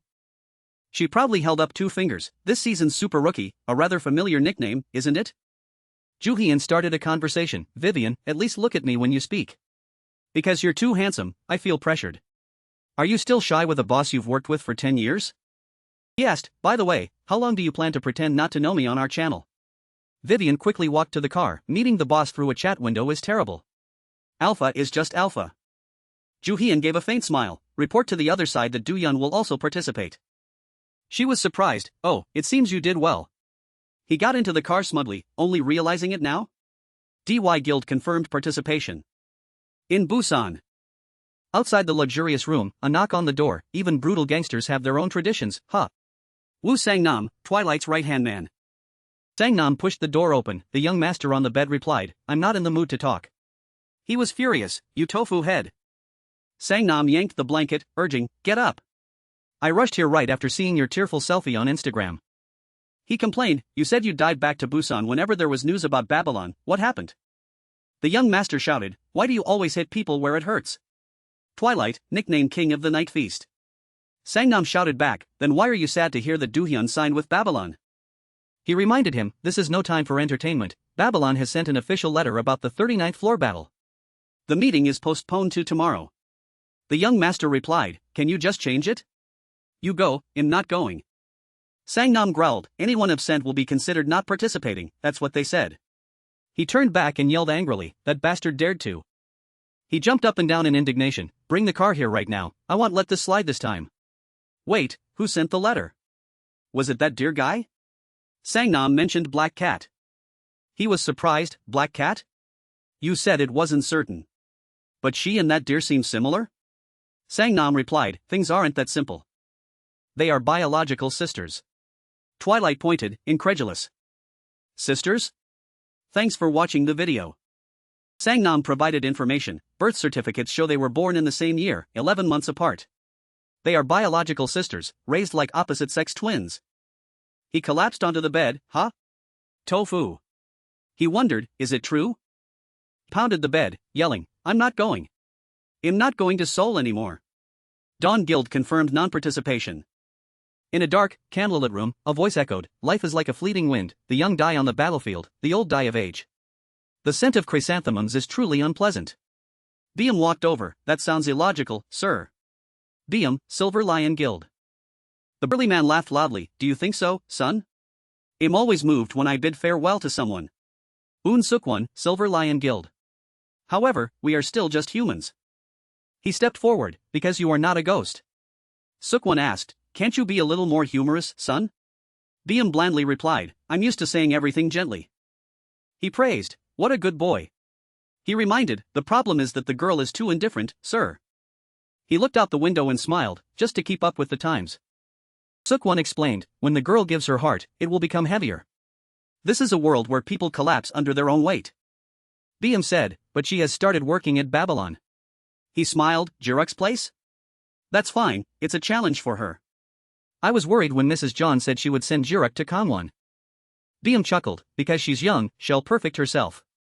Sukwon asked, you know you're always softer on Jiruk than I am, right? He gave a slight smile, not sometimes, but always, sir. Sitting in the car, Sukwon was surprised, you must have been watching her alone for over 10 years. Seeing Biam silent, he reminded, don't be too meticulous, don't let her become your weakness. Sukwon mused, if I die, I wonder who can properly lead the guild. Biam replied, I'm here, do you need to find someone else? He laughed loudly, you're as cunning as a tiger. Sukwon sternly reminded, Biam. Don't become a leader who is too cruel to your brothers. He placed his hand on the steering wheel and replied, they are the brothers you entrusted to me, how could I do that? He praised tearfully, yes, very good. Biam drove off and suddenly remembered, Jiruk postponed the meeting to tomorrow afternoon, he'll pick you up tomorrow noon. Sukwon replied, that boy is really impatient, alright. Soon, everyone was present, confirming their participation. Scene transition to the day of the meeting. Biam asked, are you saying it's more dangerous than the Sector 9 last time, Jiruk? Where did the information come from? Jiruk replied, it's a bit hard to say, you just need to know it's reliable. He snapped, damn it, that tough? Jiruk smirked, the nameless one in this model tower is quite strong. Although the difficulty varies, clearing the 50th floor will be very interesting. As for the interlim challenge, I don't know the clear conditions yet. David spoke up, forget the complicated stuff, the important thing is where are we going? Why don't we just set off? He smiled sarcastically, if it were that simple, we wouldn't need a time-wasting meeting. She angrily slammed the table, are you talking about me? Jiruk joked, did you hear that? Which infuriated David, are you implying I'm not smart enough? Whitebird didn't care about their argument, she asked, Babylon Guild leader, it seems you'll be leading this time. How many people are expected to participate? Jiruk replied, a maximum of 20. She wondered, will that include the strongest members of each guild? He explained, because it's a very dangerous area. He thought to himself, puzzled. Whitebird was the first to propose a joint attack to reduce casualties in that dangerous area, so why did she keep asking such obvious questions? She hesitated slightly. Actually, I came today to apologize to you. Hearing this, the other two were stunned and immediately stopped their quarrel. Whitebird bowed her head and softly said, our guild currently doesn't have enough capacity to deploy our strongest members. Hearing this, she found it hard to believe. What? She explained that due to internal conflict, key forces had left the guild. After hearing the reason, David's face turned pale, and she said threateningly, if any of you dare to speak of this outside, you'll all die. Understand? Whitebird watched her act like that. David worried that, as a guild leader, revealing sensitive information outside might be wrong, but Belle seriously returned to her seat. She had some sincere words to convey, because we are no longer just mere competitors, but also teammates on the battlefield and will be even more. I say this because I trust everyone. Whitebird explained, hoping to be understood. I want everyone to understand the reason for my decision and I hope everyone will be sympathetic. She couldn't accept it, shouting, what are you talking about? She seriously announced, for this conquest of Barbell Tower's 39th floor, Hida will only have one participant. I, Whitebird, will participate. Upon hearing this information, Jiruk couldn't hide his astonishment. The highest-ranked members of a guild usually wouldn't participate in Barbell Tower, because no one knew what would happen when being the first to enter a newly opened floor, a task that could take several days. Even several months. And even if they wanted to give up halfway, they would have to reach a randomly placed safe zone on that floor to quit. Even in special cases like Babylon, when concentrating all forces to conquer the tower, a guild leader's participation was even rarer. Meanwhile, for a representative and key figure for the nation like Whitebird, it was even more impossible. Whitebird had reconsidered and now made a different decision. Actually, I initially intended to say that Hida would not participate in this conquest, before hearing what you said. Whitebird seriously said, if we retreat from a great cause for trivial reasons, wouldn't that be an insult to Hada's war god, who has protected the Korean peninsula for thousands of years? All this time, Hada has used everything we have to support everyone. She calmly stated, so this time, please continue without them, with just me instead. Everyone at the meeting became more tense. Whitebird concluded her announcement, that is all I wanted, everyone. Sukwon suddenly stood up, extended his hand towards Whitebird, and softly said, don't worry, a lion never forgets kindness. Clasped her hand, his voice full of gratitude, more than 10 years ago, we never forgot your kindness in collecting the remains of the martyrs and erecting a large memorial stone on Siarak Mountain. Whitebird was a little surprised by his action, exclaiming, Lord Sukwon. Sukwon continued, our benefactors' brothers are also our brothers. All the lions stand with you, Hada. David's eyes showed a hint of suspicion. She thought to herself, good, very good. But why do I feel like we're beating around the bush instead of getting straight to the point? Sitting aside, David muttered, actually, if it was just that Dre guy. Suddenly, he choked on his water. Brooke choked on water and coughed a few times. He thought, she's probably not at the company anymore, right? Since I just sent her away. Special cargo warehouse under special management in Dongsan, Jiangxi Jizo province. Scene change, Zio was walking with Doohyun when she suddenly raised her hand and scratched her ear. Why is my ear so itchy? He asked, is there an item missing from the order? The staff member was a bit flustered and said, this place specializes only in magic stones and items for awakened ones. It's already been pre-sorted on site, and then scanned for magic power again, nothing could possibly be missing. He was curious, are you two in that much pain? Zio replied, from Babylon. The staff member suggested, try the unsorted area, that blue conveyor belt over there. He loudly reminded, be careful, don't touch anything because it's very dangerous. You understand, right? It seemed neither of them paid attention to the staff's warning, turning their backs and walking away. Doohyun said, he'll also look around a bit. She wondered, what are we looking for? He smiled foolishly and replied, I don't know, but I have to find it to know. After Doohyun turned to look for what he needed, Zio opened her magic book, then looked at him and thought, he truly is a regressor, so mysterious. The notification panel appeared, activating exclusive skill, libraryization. Set designated area, do you want to proceed with documenting the unsorted line? Please move the arrow to adjust the detailed range. After some operations, she exclaimed, found it. Suddenly, the fate reader spoke up, teasing, business trips are nice, aren't they? Staff member walked over and called out, those from Babylon, looking back, it seems something really is missing. He unexpectedly exclaimed, you found it? How did you find the one in the corner? Zio calmly replied, I'm good at it. The staff member chuckled and said, this one is quite large, well deliver it directly to Babylon today. She replied, yes. After finishing, Zio walked around looking for him, that regressor, he must have gone deep inside, right? She saw Doohyun standing blankly in the distance, approached him and asked, Doohyun, what are you doing? He started, stammering, it's nothing, it's faster than I thought. Doohyun looked at Zio, half-finished, and said, "Luckily, it's done before sunset, let's go home." Suddenly, she opened her eyes wide and stared intently at him. Doohyun was a little embarrassed and wondered, what's wrong? Zio instantly moved to another spot, smiling smugly, "No, nothing at all." She recalled the moment just now, muttering, "I saw with my own eyes you putting something in your back pocket." Zio looked at him, silently judging, but ingenuous, so I can easily pretend not to see it. At that age, still so greedy. Doohyun instructed before leaving, "I'll go get the car, take your time coming out." She nodded slightly in response. Suddenly, her phone rang. Zio picked it up, muttering, "Unknown number?" She quickly answered and introduced herself, "Hello, yes, this is Zio, the universe's most formidable youngest, Babylon's secretary." The other end suddenly exclaimed, "Please." Zio felt a little strange and asked, "Yes, please what?" The voice on the phone kept breaking up, "Help me. Please help my brother." She was a little suspicious, "Aunt Young Kong?" Scene change, the fate reader displayed, "Your constellation." The fate reader said, "This place looks like a slum from a movie."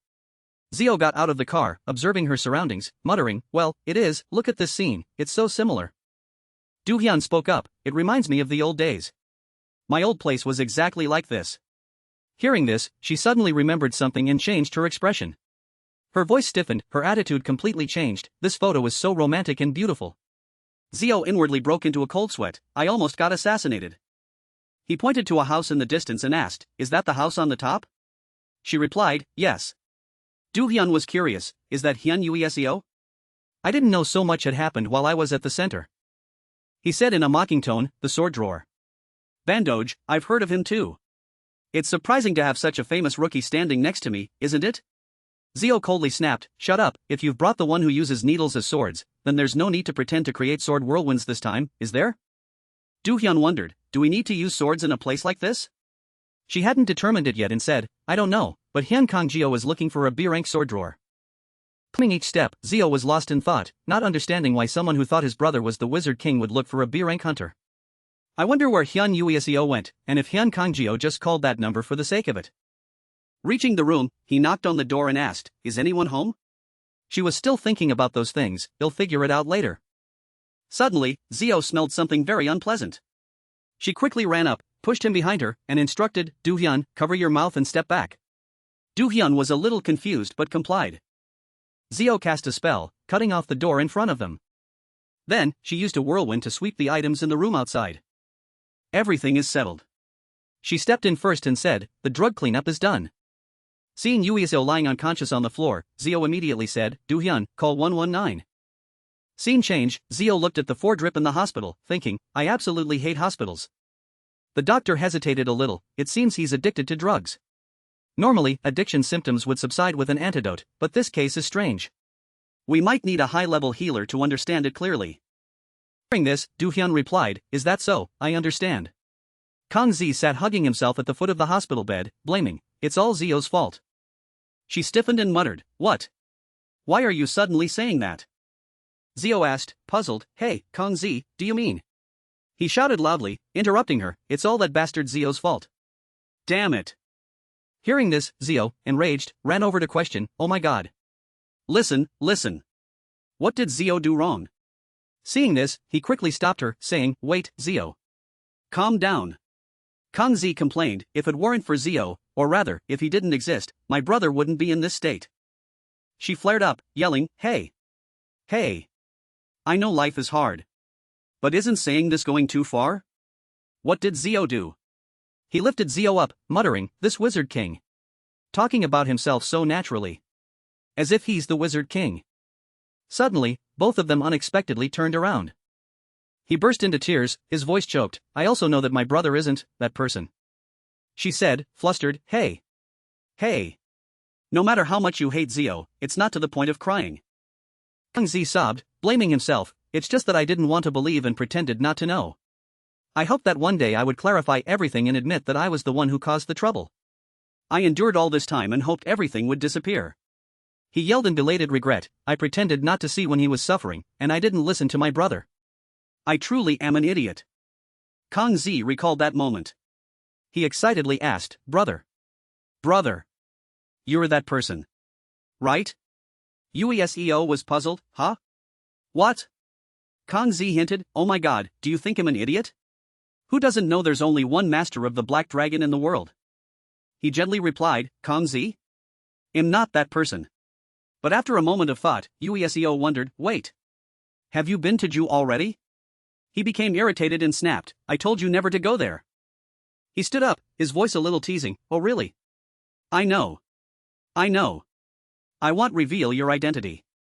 Your personality wouldn't stand in front of everyone, would it? I'm your brother. I understand. He patted Ueseo's shoulder, praising, even so. You're really cool. I'm proud that you're my brother. Back to reality. Kang Zi felt deep regret for those words. I'm the one who made him like this. Help me. Since high school. For 6 years. He lived like a slave because of them. She asked with a somber face, you want my help because you know who I am? He replied, the brave one. He said that. Zio recalled that time. She gave him a piece of paper and instructed, weekdays from 10 a.m. to 10 p.m. are not allowed. Weekends, you must sleep after 2 p.m. Ueseo looked at the paper and stammered, phone number. He discovered something and hesitated, smell. I smell something. And there's also a burning smell. Then there's only one. Kang Zi repeated his brother's instruction, if something happens to me by chance. Zio calmly replied at that time, you also reek of dragon. If you get that, are you going to sell it? Go and see for yourself, it's tough. Ueseo held the paper tightly, repeatedly bowing in gratitude, I will contact you when I truly need help. Thank you. Thank you. He followed through and called her as instructed, please contact me here. Zio helplessly slapped her forehead, muttering, that's why I said not to send your precious daughter to the academy, it's such a hassle. The system panel appeared, your constellation. The fate reader was chuckling and saying, our kitten seems busy lately. She replied, that's true. Zio walked over. Sat down in front of Kang Zi and coldly said, hey. Choose only one thing. What you want is revenge or salvation. He didn't hesitate and immediately replied, salvation. But then, Kang Zi suddenly changed. His eyes flared with hatred. No. Revenge. Avenge me. Hearing that, she smirked, that's right. That's exactly what I need to create. The next day. From inside the house, Sunja's questioning voice rang out, are you fully prepared? Medicine. Weapons. Shield. Jiruk quickly replied, yes. She was a little worried, the previous association sent something like medicine. I'll bring it to you, son. They say it's very precious. He confidently replied, I've prepared much better things already. Sunjo couldn't help but worry and instructed, yes, you're right. My son will surely do well, won't he? Even so, if possible, remember to eat well. Don't starve. Don't get hurt. With a mother's natural concern for her child. She said, if it's too dangerous, don't do it. Jiruk took Sunja's hand, patted it gently, and bid farewell, Mom. I'm leaving and I'll be back. He went downstairs and saw Joe waiting. He teased, what's this? Coming all the way here to pick me up. Do you want to come alone? She replied without fuss, I also have something to do, so I came out. Jiruk made a request, before the Memorial Day. I'll be back. Please take care of the family. She jumped out of the car and said, about 10 more days, right? He gently patted Jo's head, praising, you even remember the day. Very commendable. She turned to ask, all right then. Can you give me a ride to Pangeo if it's on your way? Jiruk was a little annoyed and snapped, can I? Why are you suddenly going to Pangeo? Joe explained, the butler told me to go there. He was a little curious and blurted out, the butler. A coffee shop in Pangeo Techno Valley. Doohyun broke into a sweat as he heard her question, Butler Doohyun. Actually, you're not a regressor, are you? Taking a train to the Bandandung to destroy an evil organization. Not cool at all.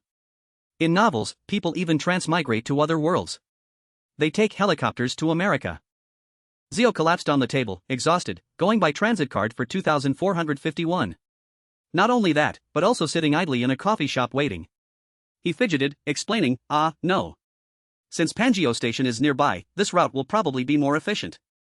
If we flew Zio, we'd be discovered immediately. She looked at the sign with some suspicion, by the way. Are you sure this is the right place? The expression doesn't seem related at all. Hyun said, I was suspicious at first too. But it's probably correct. After gathering information, he recounted to Zio, the owner of this coffee shop also remembers Hunter Yan Yuzel very clearly. In Vibe, the guild that Hunter Yan Yuzel belonged to. It used to be one of the top major guilds in the country, but about 10 years ago, during the March Nightmare event, a large-scale rift left a nightmare for the entire country. The guild began to decline because it abandoned its responsibilities as hunters. Since then, In Vibe established its headquarters in Wajongbu. And because this is the area the guild is responsible for, they should have been at the forefront of the battle when the gate erupted, but the one who single-handedly protected citizens from the level 2 rift attacking Wajongbu, none other than the Haida Guild. After all the tragedies ended, the prosecution's investigation results were even more shocking. When the rift occurred, there was evidence that the guild leaders escaped using spatial jumps, enraging the entire country. The press conference apologizing to the public was useless. Everyone thought the guild would completely collapse, but Dawn's king of the Night Feast ate. He took over the guild, which was just a shell, and helped it return to society. Fell into contemplation, from In Vibe's perspective. It was a godsend. In the process of expanding his power and unifying the underground empire, the young boss, fearing nothing, naturally absorbed them. After only 5 years, they were on the rankings. Although there are only a few S-rankers in the country. But Dawn's retreat, to quickly secure a position among the top 5 guilds like that, was thanks to his terrifying appetite. A person who has a habit of devouring whatever is in front of him. Hyun carefully analyzed, the problem is it simply due to Twilight? Or is there an outside party involved in this matter? If not only Twilight is involved but also a third party, things will become complicated. He suddenly asked, Zio, do you know that Hunter Hyun Yuzel signed a contract with a dragon spirit? Zio jumped up and replied, yes. I saw the dragon scales. They were really black. Do Hyun confessed, actually. I also saw one. A black dragon. She was curious, before regression? He replied, yes. If we go by the timeline, that happened quite a while after this point, but Zio interrupted, then it must be the same one. Could there really be two suddenly appearing? Do-hyun agreed but with a slight hidden meaning, I think so too. Although the reason is a little different. He took out a piece of paper and placed it on the table, explaining, this is the label of the drug found in the Dongsin warehouse. Its main ingredient is a dragon spirit. It's a black dragon. Different from the one I saw before. Luckily, it hasn't been released to the market. It's a power-enhancing drug. Do-hyun pointed out, it's called a power enhancer, but it's actually a drug. Manumission literally means release of slaves. Another name for the manumission power enhancer is often called the liberation drug. The Liberation Front is the international terrorist organization Kido belongs to. It's clear that Kido had an influence in the formulation of manumission. And he will certainly be involved in many upcoming events. Kido, how deeply has he infiltrated? He gradually peeled back layers of mystery and was also surprised. Although I knew the Liberation Front was behind this, I never expected that manumission's predecessor was in Vibe. Before regression, I couldn't find a connection between the two organizations. If I hadn't known about the commonality of the dragon spirit when I was with Dre, I definitely wouldn't have been able to trace it. Do-hyun implicitly questioned, if I'm not mistaken, the powder you released on the rooftop yesterday. Zio irritably said, what are you asking? What else could that distinctive powder be besides dragon spirit wing powder? Dragon spirit wing powder has the effect of making people forget pain and reality. A small amount is fine. But if exposed for a long time or used in large quantities, there is a risk of mental and physical weakening. Hearing his analysis, she was a little startled. I didn't expect them to catch dragons to make drugs like this. The system panel displayed, the Fate Reader, saying, it's surprising how creative humans can be in a negative way when faced with desire. Zio replied dejectedly, that's why, I never expected the strongest in the world to like dragons. Scene change, both of them broke into a place, knocking out the guard.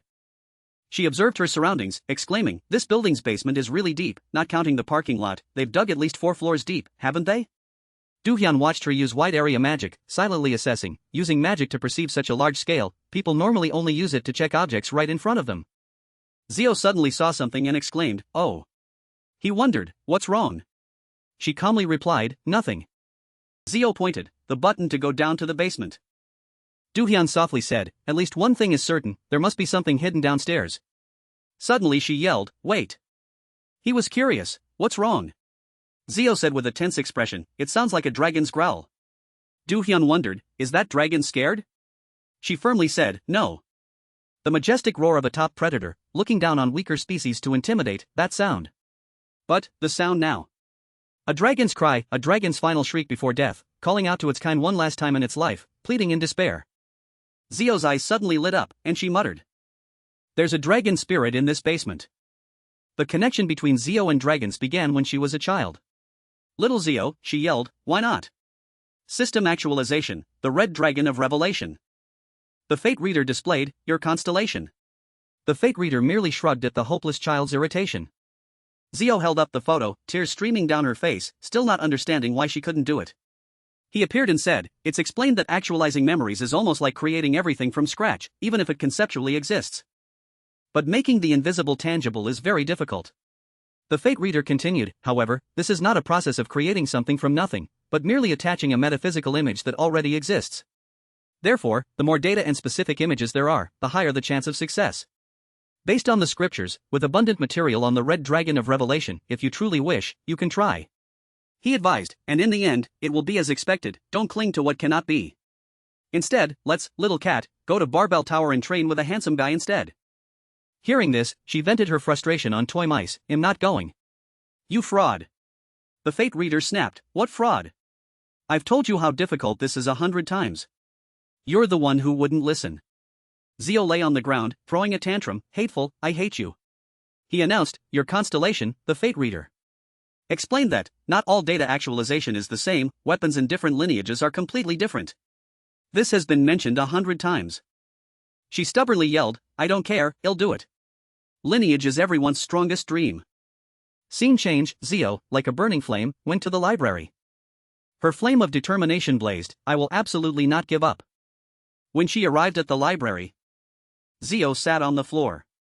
She skimmed through the Azadahaka books. Are these really evil? Neos magic is too greedy. This one has no wings. This one has no picture. As she turned the next page, Zio discovered the species. Ni-hawk. She quickly read the caption, muttering, "What? So cute." Zio felt delighted. She made a decision, even though it's a mass murderer, why is it so adorable? I choose you. I must raise you big. When you're big, you'll be super cute. The system panel notified, proficiency insufficient. Proficiency insufficient. Theo wondered, what am I lacking that it says insufficient proficiency? She suddenly realized, is it because I'm trying to make the dragon too big? Zio rallied, thinking, saying something is insufficient doesn't mean it can't be done. She regained her spirit. Stood up and muttered, if it's not impossible, then I just need to make the dragon as big as I can, right? Zio flipped back to the magic book. She began to chant, "You are small and lonely. In truth, you are not that strong or magnificent. You don't even need eternity." The system panel notified, "Do you want to proceed with keyword actualization?" Ni-hawk. No. Zio continued to chant, "What you need is someone to be by your side." The system panel appeared with "Congratulations, great achievement. You have successfully created the first life on the server. All things admire you. The Slayer of Hostility, Ni-hawk, has been born." The system panel displayed, first title. Wizard King. Myth. Has reached the final realm. When she saw Ni-hawk, she was utterly astonished. Zio's eyes sparkled, finding the little one in front of her very adorable. She couldn't resist and rushed to hug Ni-hawk, "But why were you born so tiny, darling?" Zio hugged the little one tightly, muttering, "The only thing that belongs to me. My subordinate. The Wizard King. My first subordinate and also my first friend." Scene change, Kiddo opened the login panel. Remote connection to Babel network. User login. Kiddo. Confirmed. The system panel displayed, remote connection to Babel network. User login. Kiddo. Confirmed. The system panel notified, confirmation complete. Location. Kiddo. Area. Earth. Unclaimed territory. Suddenly, the system panel displayed a warning, "Warning. This is not a supervised area. Some access may be denied." He opened the panel to try again, connecting. Local monitoring. External. Access approved. Country: Republic of Korea. Keto skimmed through and selected Level 5, Local Monitoring.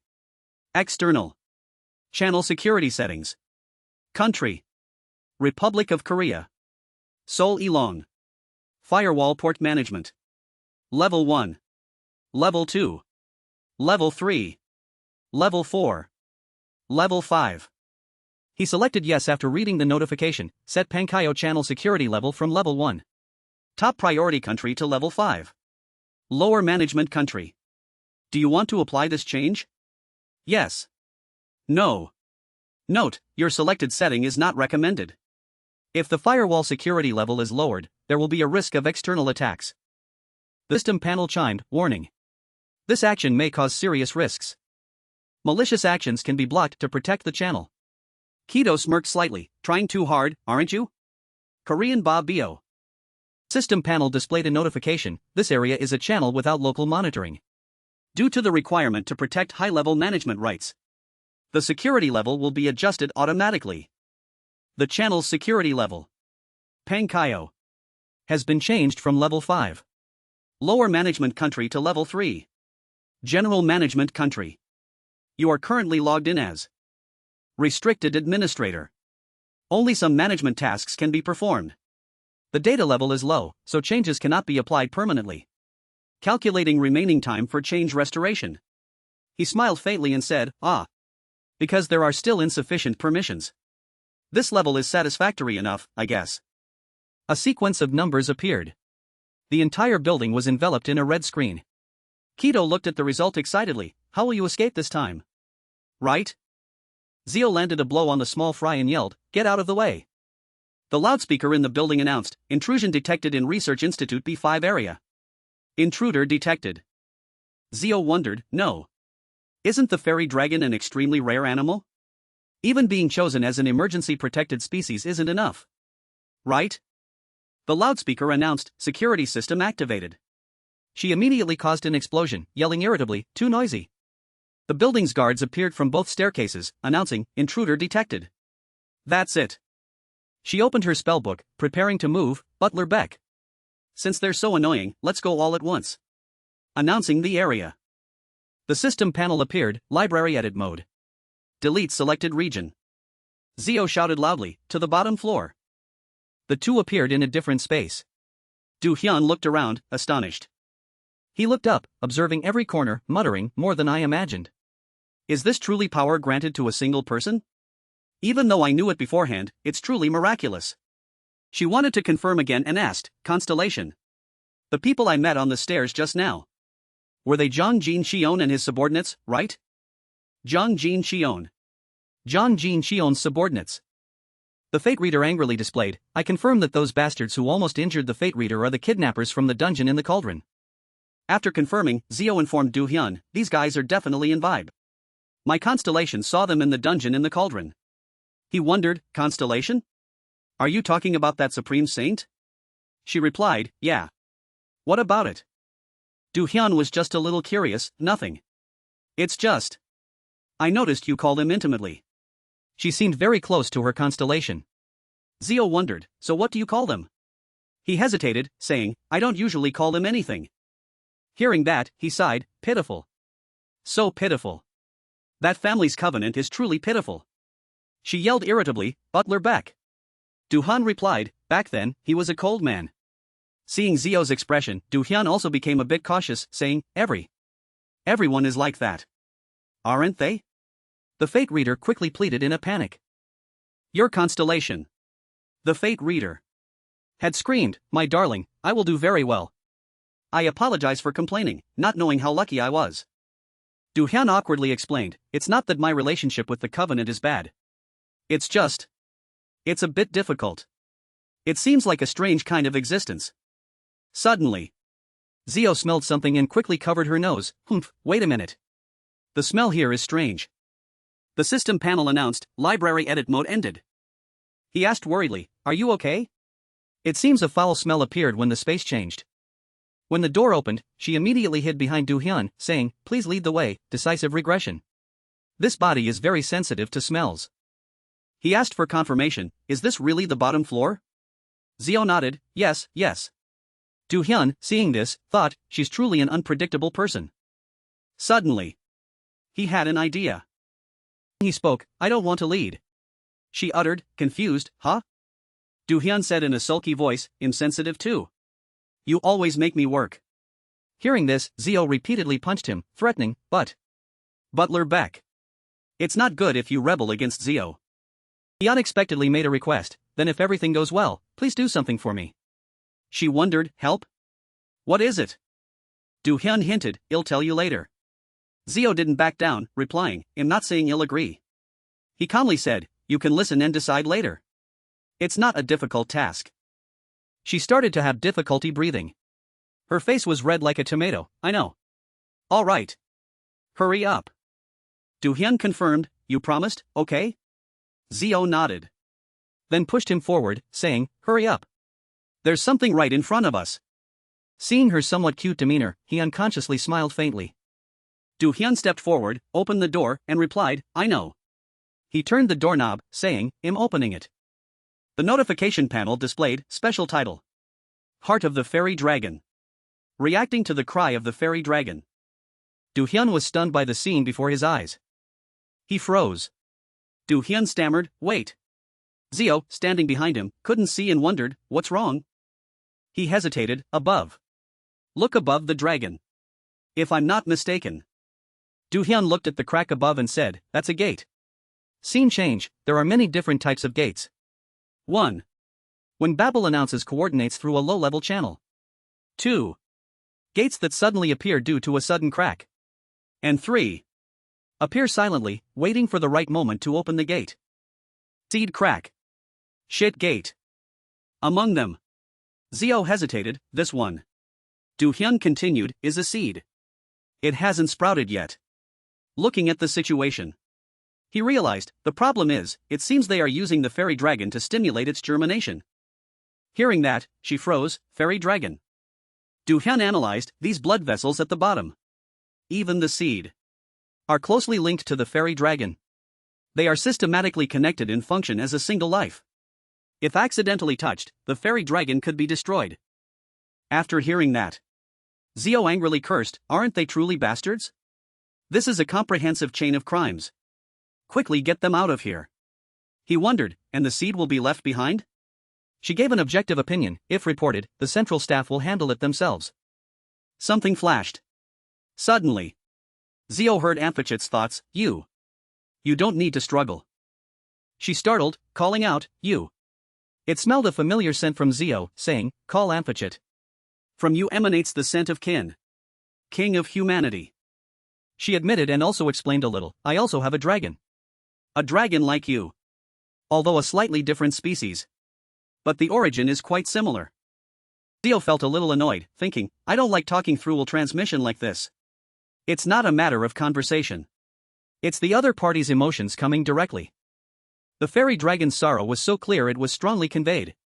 Amphichit lay gasping, transmitting its will to Zio, don't you feel it? My life is almost at its end. She stepped forward, stroking it, encouraging, hey. It's not time yet. You'll recover once we get out and get treatment. Instead, can you grant this Amphichit's only wish? Zio said with a hint of annoyance, sounds like nonsense. But tell me anyway. After some analysis, it implicitly realized. The lives of the tamed and the partner are linked. I hope my death does not lead to Yuiseo's death. After hearing those words, she angrily yelled, hey.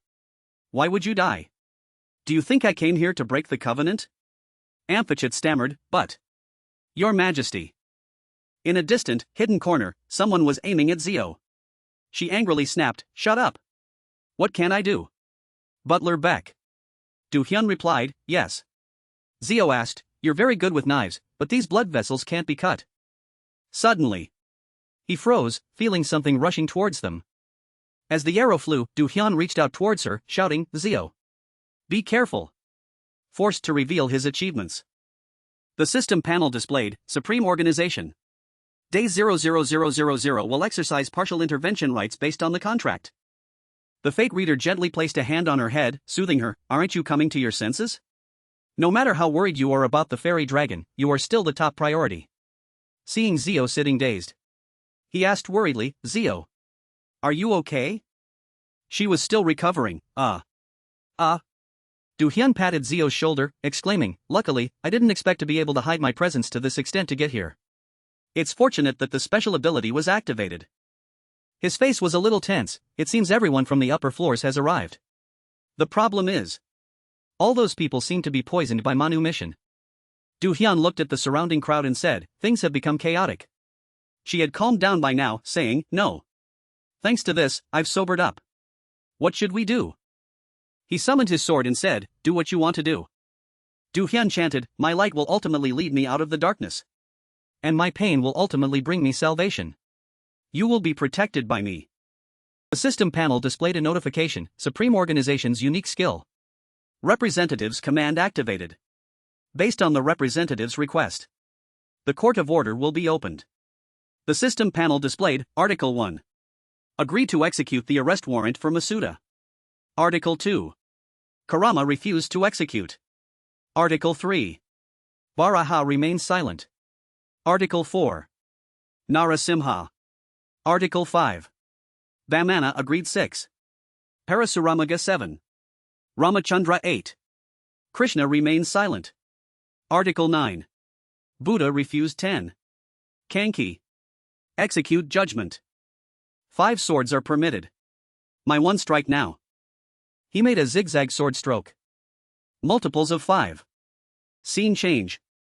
The director of Manu mission walked to a cabinet. Secretly entered the password. He rummaged through the documents. Oh. Why is so much falling out? The director of Manu mission picked up a paper and burst out laughing. His face became distorted, saying, it's really long. It took a lot of time indeed. The director of Manu mission. He was originally an unremarkable researcher. But in the process of tricking Ueseo into investigating the fairy dragon, he discovered a clue that the blood of Firion could be turned into medicine. He became the only lifeline of the collapsed Invite Guild. But perhaps it was just a coincidence. Or he would soon hit his limits. Forced to abandon his research. Standing at a crossroads, the director of Manu mission tiredly slumped his face onto the table, muttering, fairy dragon. That damned letter. Kido appeared out of nowhere. He patted the director's shoulder, asking, you seem tired? The director of Manu mission startled. Turned around, curious, who is it? Once again. Miraculous luck has arrived. He asked the director, is there something you're worried about? Although it was clearly their first meeting, instead of being wary, the man made him feel as if he was reuniting with someone he deeply missed. The mysterious man with a fox-like smile listened intently to him, then gently replied. Kido listened and said, that's a simple problem. He gave an astonishing answer. He raised the wineglass, gently sniffing its aroma, saying, the problem is the fairy dragon's nobility. That's the limit innocent creatures often encounter. Therefore, the solution is simple. Kido took a sip of wine. Then he said bluntly, isn't it solved by just destroying it? He provided answers to all his concerns. From how to avoid being resummoned by Timur's summoning procedure, to the truth that the true awakening effect was not in the fairy dragon's blood but in the pollen from its wings. He silently screamed, yes. Like a god. The director of Manu mission laughed excitedly, I have met a god. I have met a messenger of God. All this path is the mission God has entrusted to me. He screamed in arrogance, I, with my own hands, will bring freedom to humanity. A new era. And liberation. Yuzunum suddenly threw a powerful punch at the director of Manu mission's face, mocking, liberation. Twilight stood next to Yuzunum, thinking, what is that bastard talking about? He stepped forward and stomped hard on the director's back, oh my. Look at these kids talking nonsense. He bent down to get a clear look at his face. Then he scoffed, you're really the director of Manu mission, aren't you? You even know how to do cute tricks like this, huh? The director gasped, Twilight. Twilight irritably yelled, who gave you permission? How dare you show your face like this in my territory? The director of Manu mission struggled to explain, we have recovered and disposed of all the drugs in the Dongtan warehouse. But according to those who went to the warehouse, the management agency also seems to have taken similar actions. It seems someone else besides us has discovered it. A report seems to have been sent. Hearing this, he scratched his head, smiling awkwardly, muttering, I felt something was wrong, so I deliberately didn't deploy manpower for the 39th floor battle. Twilight was a little annoyed, snapping, but what kind of bad luck is this? That uneasy feeling in my heart turned out to be true? Do well. Be careful. Yuzunum bowed, I apologize. Leader. The director, while the two weren't paying attention, activated his watch, then. Suddenly a loud explosion rang out. He wondered, what's going on? The director of Manu mission laughed triumphantly, you fools. Who's the fool now? You're too late. His voice echoed to Do Hyun's location. My comrades have used the freedom-releasing drug and have already arrived at the door. The director of Manu mission laughed maniacally. He screamed loudly, you fools will witness the dawn of the era of liberation. He realized something? He quickly rushed forward and tightly embraced Zio. Zio. You'll become a sacrifice. The sky outside the building suddenly turned red. A pillar of light struck the building. The system panel chimed, warning. Warning. Warning. Danger. Malicious code. System panel announced, demonization process initiated. Scene change. 10 minutes before the gate opened. Basement 6. Amphichid wondered, why go to such lengths? That you are very strong, I also feel it, king of humanity. However, this small life is no longer in your hands. Hearing its rambling words, Zio angrily yelled, I need to concentrate, so shut up. Do you know how tangled your blood vessels are? Just one wrong move and it will explode. It still didn't stop talking. But hey. Little king. You've done your best. He yelled irritably, hey. I told you to shut up. How much more do you intend to embarrass me? I promised your partner, UESO, that I would help them get revenge.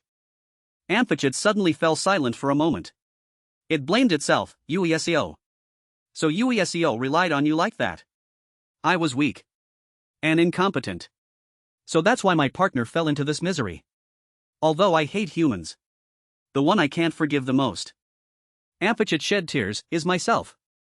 Hearing its words, Zio tried to suppress her emotions. Hey. Her voice trembled, what do you mean you did wrong? And. You're already so sad just hearing your partner's name. So are you telling me to stop the treatment? She didn't understand why. Her hand gently stroked Amphichid. Her voice was always a little sulky. Always doing things this way. Good people are always the weakest. They always put their own difficulties aside. Always thinking of others first, never taking care of themselves. But if so, then what about those who are left behind? It entered Zio's subconscious, softly calling. Little human. Amphichid gently touched her, comforting, poor child. This is not your fault. The things that happened when you were young are not your fault either. It added, this will not harm your honor. Amphichid knew it had reached its limit. It softly said, therefore, please listen to my request. And let me go.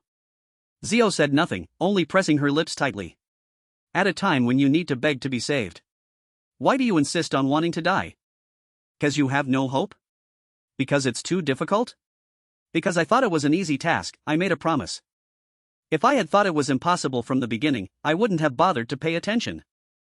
Having to take responsibility for something because you have power is truly terrifying. But, you suddenly flipped open her magic book, wanting to assert, hey, me. I am not the type of person who knows nothing, to the point of abandoning those who can only rely on me. Zio cast a spell, also proving, even if I'm not a good person, I'm not a bad person either. A light source flew from her palm. Zio explained, compared to others, my temperament is a bit more erratic and arrogant. Right? But that's just human nature. In her eyes, the hope of saving Amphichid burned intensely, I am not so evil as to lack even a shred of humanity. Zio decisively cut off the tubes connected to it. Declaring, so stop talking nonsense about wanting me to kill you. You will not die today. If you die, there will be no revenge for UESEO. I don't do this for honor. I just want to take responsibility for my promise. The system panel announced, Super Senses activated. Extraordinary Genius activated. That seemed to make her lose her composure a little. Are you trying to make me bear the frustration of not keeping my promise? Don't you dare. Zio reached out and covered her own eyes. She startled, hearing a very loud sound. He hugged Zio, shielding her from the explosion. She tightly gripped Zio's hand, saying, let go of my hand. He worriedly said, reluctant, it's better if you don't look. Zio yelled, I told you to let go of my hand. Do Hyun slowly let go of her hand? Before her eyes were dozens of monsters rushing out of the light. Zio was stunned. Her body struggled to stand up. Seeing her erratic expression, he softly called, Zio. Everything before her eyes was just a red screen. She softly said, bookmark. Assassin of the enemy. Ni-hak. Number 4. Destroyer of paintings. From the book, Ni-hak appeared and cut down a monster. Witnessing the scene before him, Do-hyun couldn't believe it. That wasn't Zio. But it was. The participation of Wizard King Zio.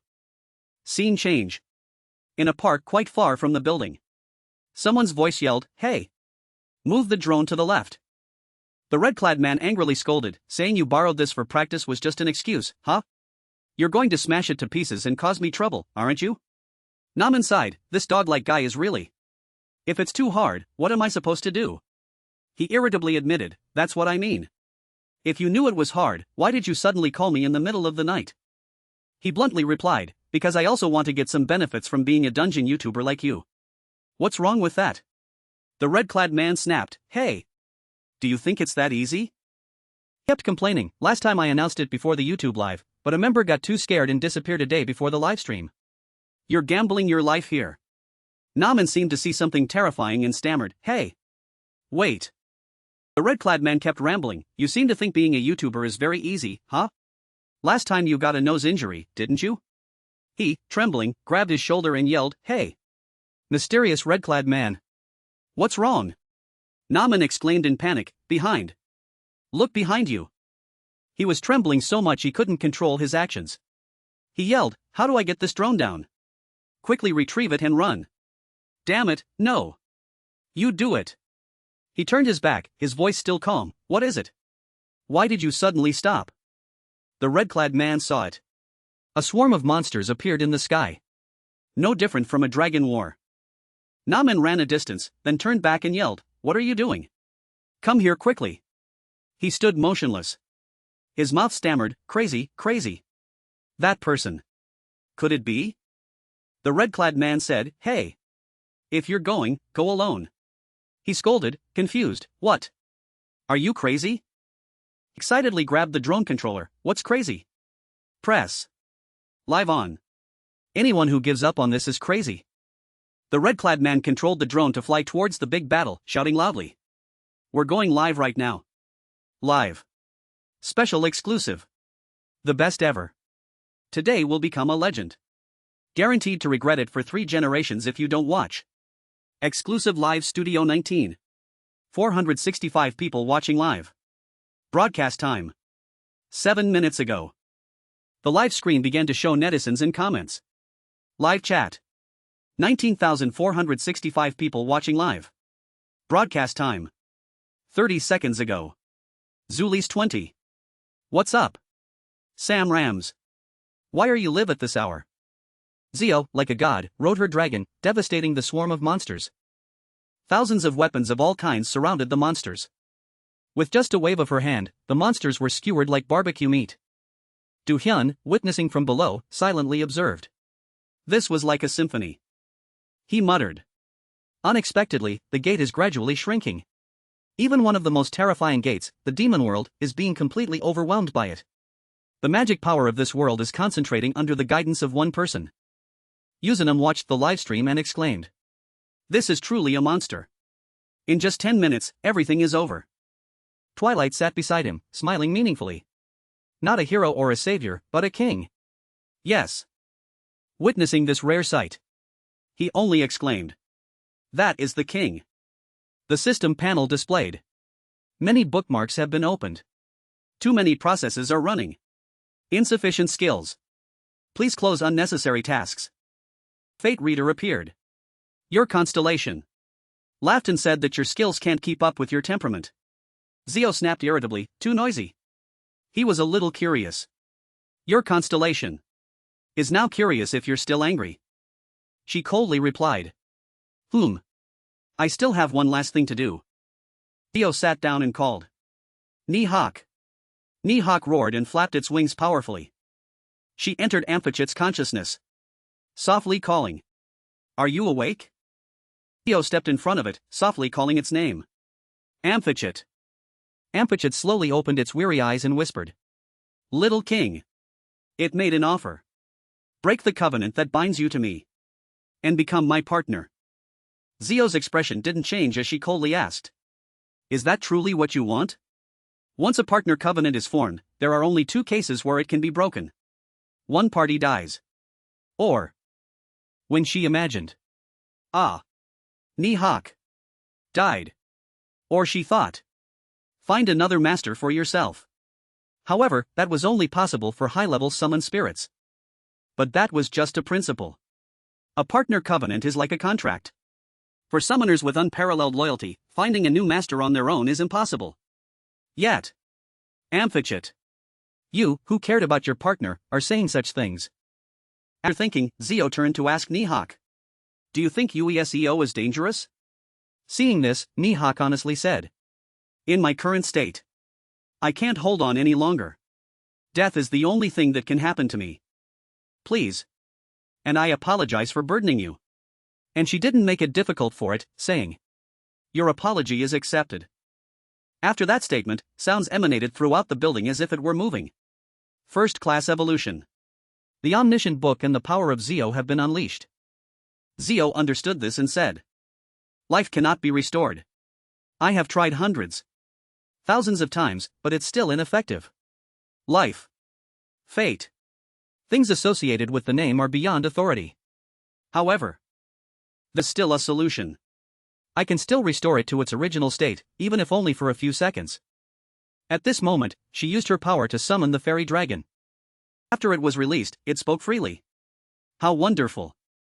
I feel like I can hear the sound of the sea in my homeland. The Mediterranean Sea. It turned to look at the one who woke it up and asked, oh human. What is your name? She quickly replied, Zio. After learning her name, it silently remembered. Zio, huh? And she quickly carried out her task. Tell me your last wish. Fairy dragon. Immediately, it revealed its desire to her. I, Amphichit of the Mediterranean Sea. Under the guidance of the world of constellations and spirits, I wish to entrust my fate to you. Zio also had a notification panel appear. Summon Spirit Beast. Fairy Dragon Amphichit. Proposing a partner covenant with Zio. Do you want to accept? And without hesitation, she immediately agreed. I accept. After its wish was granted, it spoke its heartfelt words. I apologize. And thank you. She watched it disappear, understanding. So this is what it feels like. The notification panel also reported. Your partner's spirit beast, Fairy Dragon Amphichit, has died. Immediately, Do Hyun stepped forward to check on her. Zio. Are you okay? But she, still normal, asked confusedly, is something wrong with me? That was someone else's partner. Not necessarily mine. Zio was still happily playing with Ni-hak. Ni-hak, right? But he also asked, confused, you didn't necessarily have to sign the covenant. I understand that dying by covenant is a relief. But before he could finish, she interrupted, look at you. Scary words with a kind face. Are you the boogeyman, Do Hyun? If I didn't do it, UESEO would probably drown himself in the underworld. However, he hesitated, asking worriedly. But seeing his worry, she comforted him, it's okay. Seeing her so innocent, he felt a little relieved. That's right. Suddenly, the chat window kept notifying, making him wonder, Zio. Aren't people entering the chat window? Do Hyun, seeing this, had a slight speculation about the matter. It seems the news of the king's appearance has also spread. There will be a lot of trouble from now on. Zio seemed accustomed to this, calmly gripping the power there. Then calmly replied. That's the king's fate. Let's go. And she excitedly suggested, let's both take tomorrow off, okay? Do Hyun reminded, this invisibility spell would be great for scams. Zio playfully retorted, then keep your wallet safe, okay? At this time, the news was reporting on recent events. The court has sentenced Mr. Kim, CEO of Yuden Vibe. 10 current and former executives, along with 47 related individuals, received maximum sentences in court. Not only this, but considering the increasing rate of real estate transactions by hunters, everyone saw the news inside. It's truly profound. At this moment, another piece of news came on. Hello. This is the news channel. Recently, a very big incident occurred, called the Pangeo incident. In another corner, someone else was watching this. We revealed that the representative guild of Envibe committed the crime of drug manufacturing. The association and the prosecutor have made a firm decision. The guild also promised full support, saying they would take responsibility for management. Many truths have been revealed at a dizzying pace. Channel also openly exposed unexpected news. The shocking thing is that Invibe's top ranker, UESEO, is involved in the incident. This channel also tells the story of the person mentioned. In fact, although UESEO is a B ranker, his circumstances are not very good, and he has to live under the care of his younger brother. It is said that because of this, he could not escape Invibe's exploitation. After the situation became known, sympathy for him prevailed. As the shocking news continued, however, more and more theories emerged about overlooking something morally wrong due to circumstances, when suddenly Zio turned it off, saying, "What are you watching?" She warned him that these channels are full of fake news.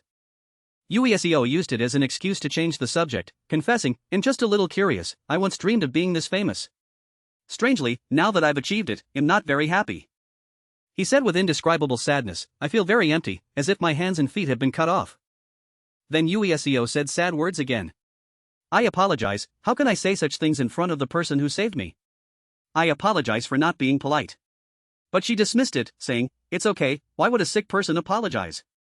He also knew she would come here, saying, "I heard from Kong Z that you hate hospitals and never want to come here.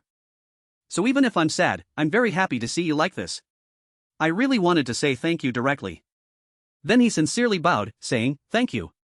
Suddenly Zio felt curious and asked, "Really? You don't resent me? Why couldn't such a great person bring his dragon here? You really don't wonder about such things?" Zio stood up and also spoke sincerely to him. "I refused to accept that thank you because I was very rude to you." But he said something that made her, who was about to leave, freeze. "I never thought that. I never thought that way. Because UESEO knew everything," he told her. "Because I know how much Amphichit suffered and what it went through. I felt it all until the very end. And I couldn't do anything, even if I felt it." She saw him still like that and thought irritably, "This guy." Zio turned back to find something to give him.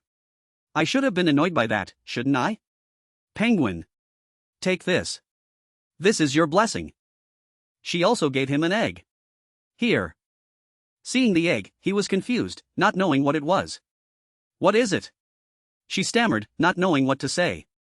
"Ah, well." He struggled to speak. "Well." Seeing this, he didn't want to pressure her anymore. "Yes. This is."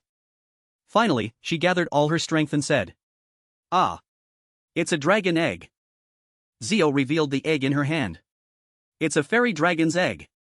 UESEO learned the truth, looked at the egg with tears in his eyes, and gradually collapsed in front of her, crying. On the way back, she happily thought, "I almost owned 2 dragons at once. Ni-Hawk on the right. Fairy dragon on the left." She recalled what happened earlier and got angry. "I thought the fairy dragon would leave without leaving anything behind. A new dragon egg was born. It borrowed my magic power to leave the egg. It's truly terrifying. I was temporarily penalized with a magic power limit for accepting that." But Zio still happily thought, "Of course. If it's a completely newborn dragon, it might not have the same identity or name. But it's still better if I don't keep it." Suddenly, the Fate Reader appeared, praising her. "Your constellation. The Fate Reader. Praised you greatly for your comfort, coolness, and empathy." Being praised like that made her happy and she paused. "Of course."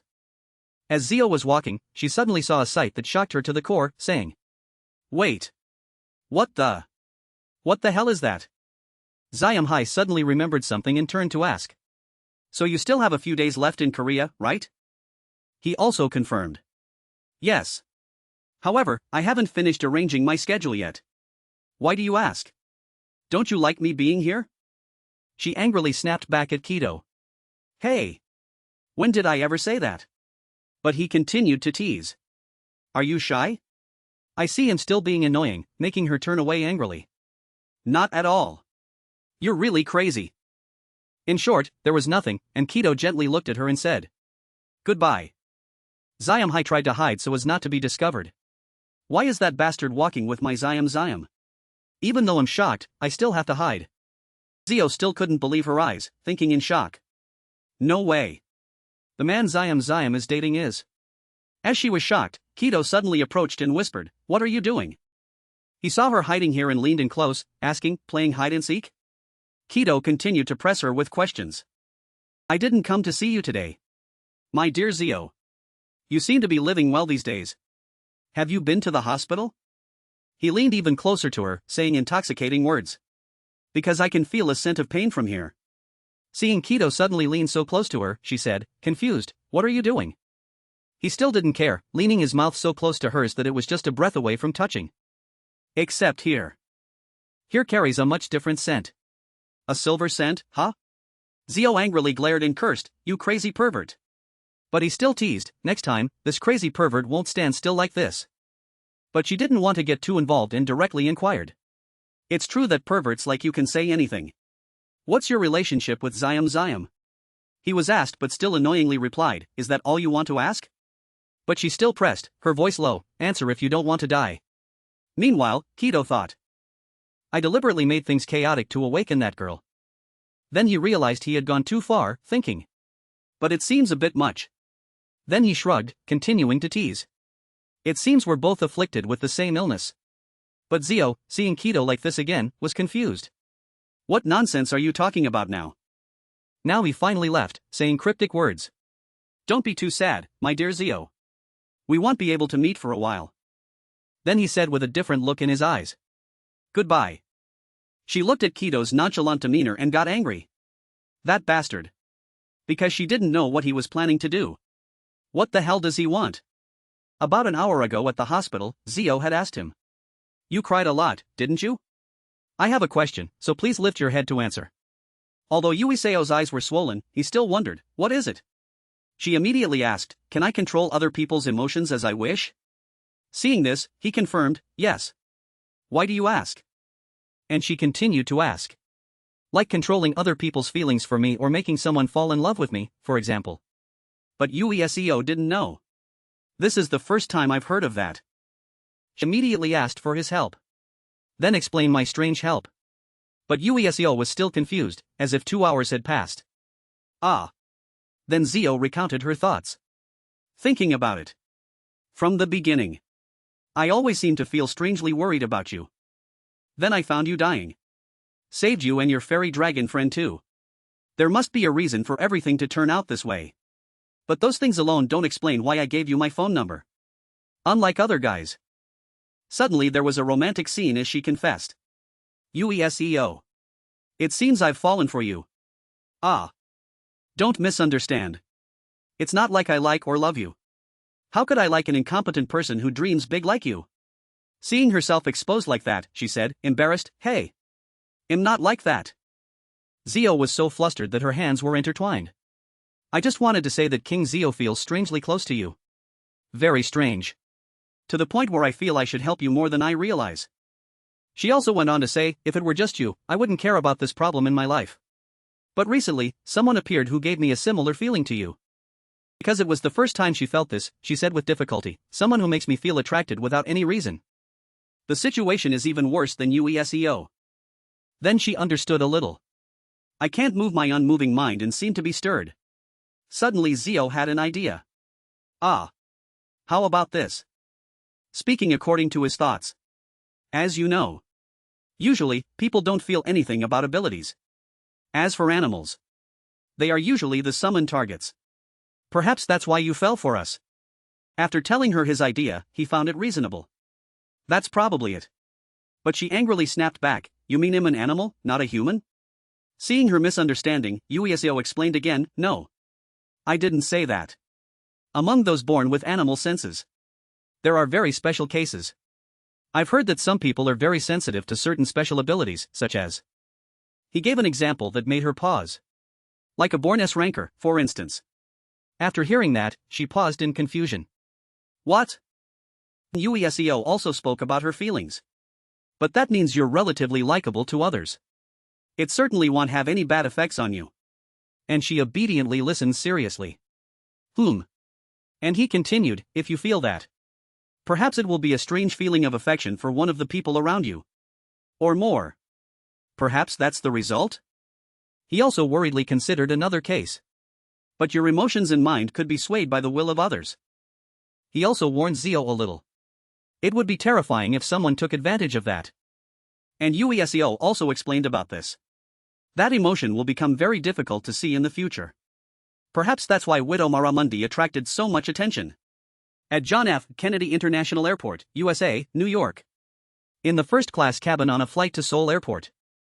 The flight attendant apologized and announced to the customers. We apologize to all passengers for the delay in departure. A customer heard the announcement and angrily thought, are they kidding? This is the second delay already. He turned to observe the seat next to him, thinking cautiously. They keep saying that. But if you listen carefully, you'll understand. They can't fly until this passenger gets on board. It seems that's the passenger sitting next to me. Damn it. If they have so much money, why don't they take a private jet? At this moment, a passenger stepped on board, making everyone gasp when they saw him. The other passenger also prepared himself to scrutinize. I need to see what kind of person he is. As soon as he sits down, I will immediately. Suddenly someone approached and greeted him.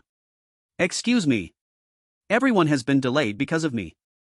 Seeing him shine like that made the other passenger stunned, forgetting what he was saying. Because I had an urgent matter. Because he was Timothy Lillywire, the guild master of Aegis. Seeing him arrive, this passenger's attitude changed drastically, like a rice paper cracker. All right. It's okay. It's an honor to sit next to you, sir. Then he thought gratefully. The pride of all America and the only country in the world that has signed a covenant with two saints. To be able to be with the greatest shield given by God. I am willing to receive what God gives. All day long if necessary. Suddenly, from behind, there was a complaint from another passenger. What a mess. I should have just stayed at the hotel. The person next to him, seeing this, reminded him, why are you suddenly sulking? Unexpectedly, he directly criticized, because of someone, I have to arrive in Korea later than scheduled. Really? The person next to him suddenly reminded, he used to desperately want to meet Zio, but now he's like this. Timothy turned back, glaring as if emitting sound. Are you mocking me? Seeing this, the Aegis Guild member froze, confused. How did he hear that? The person next to him immediately reminded, he seems to be telepathically communicating with you. And Timothy sat down, thinking confusedly. This seating arrangement is all messed up. Let's see what happens when we get there. Suddenly he turned and saw a glowing book, and asked, curious, that comic book. And the person next to him introduced, yes, you mean Wizard King Zio. Seeing this, he continued to wonder. I thought King Windsor, Fighter Black Dragon Vaughn, 4, hadn't been released yet. And the other man said directly. I have a close friend in the comic book industry. So I got it early, even though it's not released until tomorrow morning. His eyes sparkled as he leaned in, almost hypnotized. We'll be flying and stuck in the sky like this for a while. Seeing him like that, the other passenger understood. Ah, then. Then he directly asked. Do you want to read it? And Timothy politely replied. It would be an honor. The passenger who offered the book also happily asked, are you also a fan of Zio?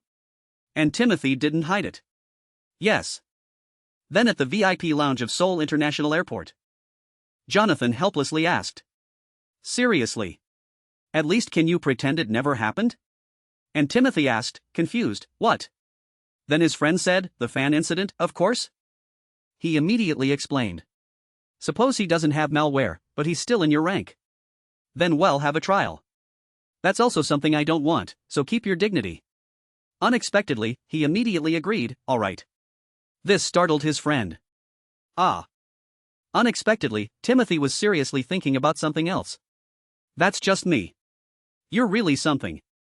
No matter how much I say, it's still the same. But why isn't Zio answering? Zio should have received my letter, right? Seeing this, Jonathan angrily understood. He's not listening to me at all, is he? And he was still trying to find a way because he was Jonathan, who had taught him Korean. And some of the most used Korean idioms by young people today. And Park Jonathan, Aegis Support Team Leader. A Marine from Yahello Province. Real name Park Yongyu. Characteristics. Annoyed by Timothy every day. He'll take care of that in Korea. There was also someone else annoyed to the point of madness. Which one do you want to send to Zio? This idiot. Fell for that guy's trap again. At this moment, footsteps approached, then the door opened, and someone greeted them. Everyone has been waiting for a long time. He also introduced himself. My name is Kong In Hyun, Director of the Korean Awakened Management Bureau. Timothy saw him and happily called out, Mr. Kong. He happily said, "It's good to see you." Kanyanhayan, seeing this, broke out in a cold sweat. "Oh no. I made a mistake." He didn't care and just eagerly asked, "Zio. When can I meet Zio?" Everyone saw the scene and understood. It's all over. And at that moment, as the American representative with a radiant smile and the sad Korean representative both thought of one person. On a distant mountain where birds chirped everywhere, Zio's mother was happily talking. "Monk Bo Hyun. How are you? It's been over a year since I last saw you." Ziam Hai was still wondering, why do I have to be here? And Zio was nostalgic about this place. "It's been a while, hasn't it?" The monk also happily replied. "Well, that person is at Gwojiza Temple on Siaraksan Mountain. Kongwon-do." And Ziam Hai also just realized. "This is my first time coming with my siblings." Ziam Hai didn't want to waste time and said, "I'll go up first." But Zio felt something was missing and asked, "Isn't Bambi coming?" And she just coldly replied, "Yes. Only I and Mom always come here on this day every year." He's trying to be more sincere. And now he's like this. What a damn guy. Zio heard this and was utterly astonished, unable to believe it. On March 26th. In the diary, there was a heartfelt entry, "Stupid Bambi. Made Ziam angry again." Followed by Zio's diary entry, "Today is my father, Zio-sung's, death anniversary. Bambi said he would be back before this day. But there's still no news." She looked at her necklace, lost in thought. Zio is probably somewhere again. Since the 3 items still haven't reacted, he's probably not in danger, right? At this moment, in a dark, desolate village, birds in the trees were chirping. Inside, the sound of birds could still be heard. And a mysterious person declared, "Brother.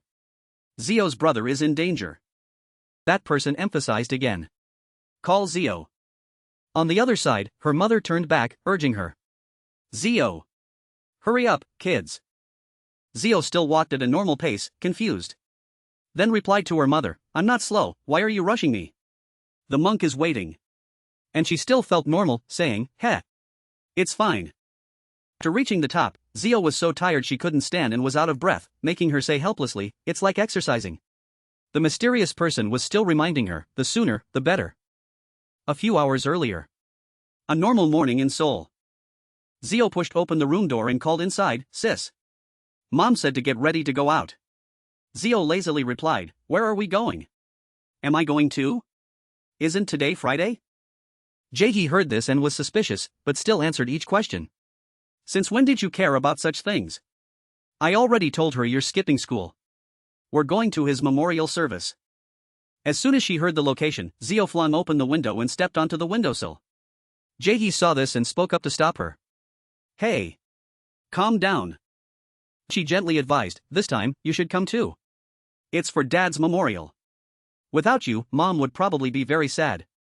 Zio turned to look at her sister. Hesitation was clearly visible in her eyes. A while later, the two stood in the main hall, seriously praying with clasped hands. But Zio's mind wasn't here. She grumbled to herself, "This is completely against my nature. I should have just run away. But I've gone soft." The system also popped up, chatting cheerfully. "Your constellation," the fate reader, shook its head, wondering why such a small temple in the valley had so many ancestral tablets. Zio's thoughts drifted elsewhere. "I heard this place is very sacred. Everyone flocks here. Mrs. Park probably didn't come because it's sacred." She slightly squinted her eyes, looking forward, where her mother was praying very seriously. "Mom just wants to place Dad's ancestral tablet where he was raised. In the past, when I didn't understand, I only followed Mom because I didn't want to accept that Dad was gone and wanted to suppress that memory. But now, I understand. When Dad was very young, he lived in an orphanage. At some point, due to difficulties in maintaining operations, the orphanage began reducing the number of mouths to feed by letting children leave. She remembered when she was little. Sitting in her father's lap, Zio reached her hands forward. He hugged her, playfully teasing, "Zio, what's wrong? Do you like the monk?" At that time, the person who took Dad in when he had nowhere else to go was. Zio back then was extremely mischievous. She even dared to punch the abbot directly in the eye, making everyone exclaim in shock, "Zio." The monk could only helplessly laugh it off, "It's alright." It was Monk Bo Hyun at Guo Jinj Temple. Now returning once again, Zio felt a bit sentimental. It's like Dad has returned to the place where he lived as a child. Suddenly, her phone rang. Immediately, her mother's furious eyes turned to look, making her tremble and step back. She took out her phone to check. Sender, Ki Du Ma. Summary, anyway, you can't take unauthorized leave. Seeing this, Zio quickly whispered a reminder, turn off your phone. Hang up. She was startled and immediately turned off the phone. But their mother turned back and said irritably, it's already done. Let's go outside. With that, she turned and walked away in one swift motion, leaving her two daughters terrified. And then, at that very moment, 8 minutes. A truly fragile discrepancy. She had no idea that on the other end of the phone, someone was crying, constantly calling, urged on by Tim Motiai. He kept asking from behind, Mr. Kong. He cursed under his breath, Dion Zio. I told you never to turn off your phone. Where are you now? At Incheon Airport. The unspoken scream of the Korean Center director, Kang In-hyen, echoed in silence. Back at the temple, the abbot stood in the middle, smiling as he looked inside. Her mother politely called, Monk Bo-hyen. This person was Bo-hyen, the abbot of Gugai Temple on Siarak Mountain, a contemporary master monk. He clasped his hands and bowed in greeting. It's been a long time, madam. Zio's mother cheerfully asked, are you still well, master? Zio retreated behind her, grumbling to herself, it's the final boss. He looks like that, but he's actually over 100 years old. Truly the final boss. He turned to Zio, smiling, and said, long time no see, Miss Zio. Unbeknownst to her, she had hidden behind the door, peeking out, and stammered in reply, hello, master. The monk softly sighed, the last time I saw you, you were still a child. And now you've grown so much. It's truly better to keep memories, isn't it? Zio gave him a puzzled look. A myriad of thoughts raced through her mind. Why is he saying such cryptic things? Does this old man know everything? He's not reading my mind, is he? The system also popped up to join the fun. Your constellation, the fate reader, was confused. What's wrong with you? I didn't teach you to be this weak. She quickly explained, I don't know. I feel like the monk can see right through me. On this side, the monk looked at her but said to everyone, then I will take everyone to the temple's guesthouse now. You all need to store your luggage, don't you? Hearing this, Zio was startled and wondered, why do we need to store luggage? I just want to go back to my warm home. Seeing this strange scene, her mother irritably turned and scolded, good heavens. Why are you speaking so rudely? Apologize to the master immediately. Don't hide there anymore. Come out and greet the master properly. The monk had to speak up to explain, it's all right. Zio has always been shy like this. He smiled and changed the subject. Speaking of which, Taesung was also very shy. The father and daughter are truly alike. Her mother recalled a few things and also spoke up, Zio is indeed very much like my husband. The monk laughed heartily and said, looking at you makes me fondly remember the old days. He turned and led the way, then let's go. If you receive spiritual energy from Siarak Mountain, it will surely be very beneficial.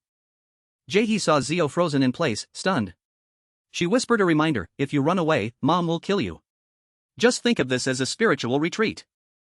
Currently, her inner self just wanted to shatter, constantly screaming in her head, no. That silent protest even startled the birds in the sky. Night began to fall in the silent space. The wind passing through the mountain crevices created eerie howling sounds. It sounded relaxing, but in truth, it was very noisy. Each chaotic sound blended together, making it impossible for Zio to close her eyes. She sat up abruptly, flung open the door, and cursed under her breath, too noisy. The floor's too hard. Can't sleep. Zio activated her skill. Pakua cat trait was activated. Then she jumped into the air, making a decision in her head, I need to go for a walk. After a few landings, Zio finally landed safely and looked up ahead, softly exclaiming, what a beautiful view. Above was a bright, full moon. Below was a murmuring waterfall cascading down steep, moss-covered rocks. Zio sat on a raised rock next to the water, chatting with the system. They look like stars. Your constellation, the fate reader, mumbled that they were star graves, so it wasn't wrong to say that. Zio was doubtful, what are star graves? It began to explain, this canyon is the resting place of souls who could not become constellations. Those whose names were not recognized. Cast out from their positions in the sky. Having nowhere to go. They wandered throughout the star system. Eventually returning to the land where they were born. Unable to ascend to the celestial realm. They gathered at the place closest to the sky. Where the moonlight falls purest. When the moon rises, they temporarily become stars. When the moon sets, they sleep peacefully on the ground. The wind blew her short hair, but she remained steady, her eyes sparkling as she looked forward. She spoke indifferently, is that so? Her calm, dark eyes observed everything around her. Her voice was deep and hard to read. Isn't it just starlight reflecting on the water in the canyon? A phenomenon that can be fully explained by science, yet you're attaching too much meaning to it. The system was also helpless. Because it's still early. No one's awake yet, that's why it looks like that. But hey. Wait a minute. It quickly explained, your constellation, the fate reader, was speechless. I don't know if you're a sorcerer or not. The constellation clicked its tongue and said, so young, yet no romance at all. No wonder you keep failing art school. She pointed at the sky and cursed under her breath, what? You dare to stab someone's Achilles heel? This fortune-telling star. The fate reader jumped out and recited an incantation, open the blue seal. Rubbed her head, teasing, you'll understand if you look yourself. It's a special sight service, you know. Look closely. The fate reader extended his hand forward. He controlled the flow of water, making a gushing sound. From the middle of the river, a mystical ice flower bloomed. It slowly rose from the water. The wind suddenly picked up, blowing continuously. The specks of light, as if unbound, slowly floated upwards. The fate reader stood in midair, extending his hand towards Zio and saying, come here. She unconsciously reached out and took his hand. Zio's feet lightly touched the water, creating concentric circles. She softly exclaimed, this is crazy. The fate reader pursed his lips smugly, this is nothing. The two slowly moved to the middle of the stream. Zio glanced around, feeling each gust of wind. Sparkling specks of light surrounded the two, looking truly enchanting. She smiled to herself, so beautiful. While she was happily enjoying it, he said, all right, I'm leaving now. Then the fate reader truly let go of her hand and departed in a flurry of starlight. Zio looked at him with annoyance and coldly snorted, just a little bit of work and you're already acting like a big shot? From the forest, a figure pushed through the grass. He looked at the sparkling light on the other side, silently wondering, it's not even blooming season yet. He was startled when he saw her. He stammered, asking himself, a person? Realizing there was no danger, Hong Haiya breathed a sigh of relief. What is it? Just a child. Are you from Gugai? Did you get lost while walking? Zio frowned in annoyance. She mumbled in her head, what is this? She retorted unhappily, anyone can see him an adult, not a child. He was surprised and probed, really? A kid? How old are you? Zio immediately teased, 8 years old. What are you going to do about it? Hong Haiya exclaimed, laughing softly in praise, I see. You're younger than you look. Are you alone? He placed his basket on the ground, then knelt before the glowing flower in front of him. She stood there, listening to Hong Haiya, speechless, wondering, he actually believes that? I'm speechless. Zio came next to him and asked, what are you doing here? Hong Haiya continued his work. Seeing her approach, he loudly warned, this place is dangerous. Don't come closer, kid. She grumbled angrily, 8 years old, my foot. I was lying, you idiot. He was startled for a moment but still warned, is that so? Even so, you shouldn't come closer. These sacred spirit herbs are extremely sensitive and difficult to handle. If you touch them carelessly, they'll close all their leaves. As Hong Haiya's hand approached the flower, it emitted a dazzling red light, startling Zio. She whispered in her head, magic power. Zio leaned her face close and asked nonchalantly, what is it? Are you an awakened hunter? He stammered, unable to answer. She had already glanced at him and softly criticized, but why do you look so ordinary? Hong Haiya turned and loudly retorted, well, because I'm Irank, it's normal to look ordinary. It was then that he noticed her sitting right next to him. He was startled, fell back, and shouted, oh my god, you scared me. Zio tilted her head, looking at him critically, Irank, and this ordinary? Hong Haiya quickly explained, wait. What do you mean ordinary? I'm not that bad. Aren't you from Gugai? Don't you know me? Looking at the Gugai robe she was wearing, he judged irritably, and you? Zio just looked at Hong Haiya suspiciously and replied indifferently, I need to be sure. Dropping the flower into the basket, he subtly mocked, ugh. You don't know anything. If you're careless, the monks will scold you. Since you're an innocent little girl, I'll make an exception and tell you. Do you know that there's a distinguished guest at Gugai? Zio feigned innocence and replied with one word, no.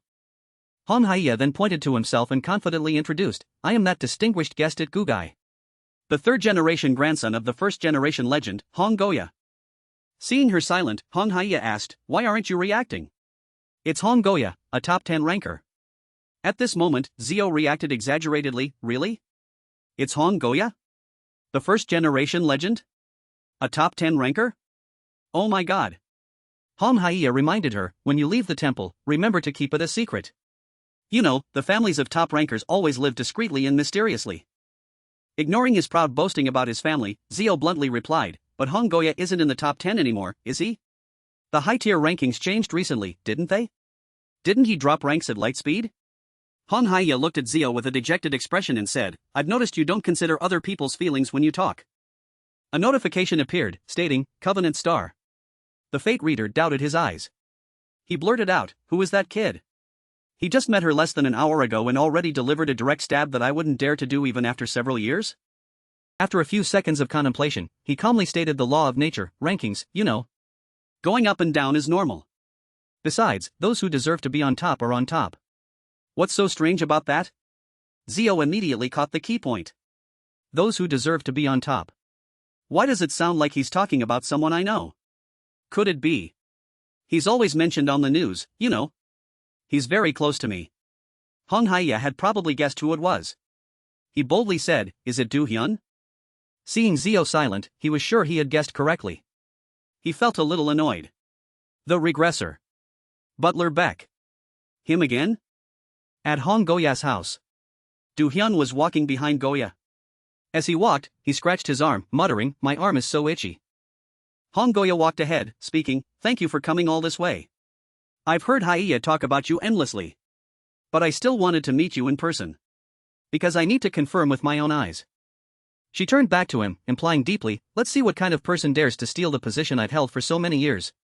That was Hong Goya, the former national top 1, currently rank 11, Korea's #1 master of mysterious gate formations. In response to this question, he was not swayed at all, but rather asked her back, "So, what do you think after meeting me, madam?" She replied with one word, "Clear." As in clear understanding. She continued, "I don't know what your purpose is in meeting my granddaughter. But for someone of your caliber, it shouldn't be a problem." Pausing for a moment, she continued, "Speaking of which, have I thanked you yet?" Du Hyun replied, "I've heard about it." Goya praised the sacred spirit herb he recommended to Haia. It seems to be quite effective. Thanks to it, Haia can temporarily remain in Wulji. She continued to ask, "But you've come all this way today. Can I assume you have another method?" Du Hyun replied, "Today, I just came to say hello and then leave. I originally intended to come with someone who could assist, but because they had an urgent matter, I had to come alone. I don't know where she went, but her phone is constantly off." She reminded him, "Although I don't know who that person is, it probably won't help anyway." Standing before a door, Goya stood tall. She opened the hand fan she was holding and fanned vigorously inside. A surge of energy emanated from within, astonishing Du Hyun. He silently exclaimed, "This surge of energy! From the hand fan she's holding." He could hear the wind from the fan. The sounds of air piercing straight inside. She said profoundly and cryptically, "Because there is only one person Dahlia wants to find." In that cold room, there was a girl with voluminous, chestnut-colored curly hair. The girl was sitting on a traditional Korean bed. Hearing the sound, she turned and softly called out, "Zio." It was Dawn. She was on the phone with Zio. She snapped, "Gion Zio. Hurry up. You're late. Mom already left." On the other end, Zio gave a forced laugh and replied, "Just a little longer." Jae asked irritably, "You fell asleep at 8 p.m. last night, didn't you?" Zio replied, "No way. It was Dawn." Incidentally, she also asked, "But Jae, where are we going? Why do we have to go so early?" Jae replied, "The early morning prayer." "What's it called?" 108 bows. "I heard we have to do that." There was no response from the other end for a long time. Thinking of something. "Don't tell me." She rushed over and opened a room door. Just as expected. Inside, it was empty, there was no one there. He angrily scolded, "This incorrigible person again." In another scene, a young monk was wandering in the forest. Perhaps exhausted, the boy was panting heavily. He thought to himself, why did he always choose such secluded places back then? Where was he back then? From above, the boy saw a faint figure lying on a high rock ledge. He joyfully thought, found him. The young monk called up, Grand Elder. You can come down now. Jae-hee. Jae-hee was startled and confused, sitting up. Am not the Grand Elder. Who is that? Seeing the young monk. Jae-hee. Jae-hee asked, then who are you? The two were confused for a moment. Once he had knelt properly on the rock, the young monk cautiously asked, in short. Is the patron a regular visitor to Wolji Temple to participate in the Buddhist cultural experience at the temple? Jae-hee. Jae-hee clasped her hands behind her head and lay down. She replied, yes. The young monk asked again, then how did the patron get in here? Jae-hee. Jae-hee answered as if it were natural, I just walked in. The young monk immediately caught the key point, wait. This is a forbidden area. Contrary to the young monk's panic and alarm. Jae-hee. Jae-hee calmly replied, forbidden area? Forbidden what? Forbidden entry and exit? Is Sirak Mountain yours alone? The young monk waved his arms and legs wildly, frantically refuting, that's not what I mean. The young monk's face was complex. His mind was in a whirl. I can't tell her about the formation or the barrier. Could she not be an ordinary person? According to what this young boy knew, this spiritual mountain, located in the center of Sirak, is a place sealed by a grand barrier from the Three Kingdoms period. 1,000 years ago. If it were an ordinary person, just getting close would make them feel uneasy and turn back on their own. A hiker muttered to himself, did I lock the door when I left? He continued to introduce the mountain. Because this is a forbidden area. Guarded by the great protectors of the sect who inherited the secret art of the Grand Barrier. And regularly monitored once every 10 years. To protect the spiritual energy of the Korean peninsula, stretching from Yuri to Baekdu. Along with the spiritual energy center of the Baekdu mountain range. The young monk silently wondered, so if she's just an ordinary person, how can she lie there so brazenly? Zio was lying there, breathing in the fresh mountain air and exclaiming, it's so cool. I've been looking forever and the sky still isn't bright. She even softly complained, hasn't the sun risen yet? Meanwhile, the young monk quietly, stealthily, little by little, he retreated backward. The boy thought cautiously, she's suspicious. I must quickly report to the sect. To respond in time. After jumping down, the boy ran very fast to report to the sect in time. But because he was in such a hurry, he didn't know what he had stepped on. He stopped abruptly, observed for a moment, and then thought, this is outside the boundary. When did I leave it? The sun hasn't risen yet, so it's extremely dangerous. Outside the boundary, everything looked no different at first glance. But in reality, there were many dangerous things there. Right now, this was an example. From afar, eerie sounds echoed as if from hell, demanding lives. The wind howled in gusts. The sound grew closer and closer to this spot. The young monk keenly noticed. The boy thought in horror, mountain demon Biam. The demon with a face deeply furrowed with lines. 2 eyes emitting a faint yellow light. Its mouth wide open with jagged teeth. Sharp as thorns. Tiny but dense, ready to crush everything. It whispered, little monk. Little monk. The demon stood right behind the young monk. In fear and panic, the young monk stammered a prayer, Namo. Amitba. Amitba Buddha. The demon continued to whisper in the boy's ear, little monk. Terrified, the young monk screamed for help, help. Please save me. Hearing the sound, Zio flew down. He didn't forget to remind the young monk, you have to speak clearly. A cry for help should be decisive. A notification appeared. Mind sword trait. Activated. Hearing the boy hadn't heard, she repeated, got it? Temporarily ignoring the boy, Zio defeated the demon with a single sword strike. Unsure of what she had seen, she smiled and said something cryptic, truly a genuine monk, huh? A somewhat angry female voice screamed, who the hell are you?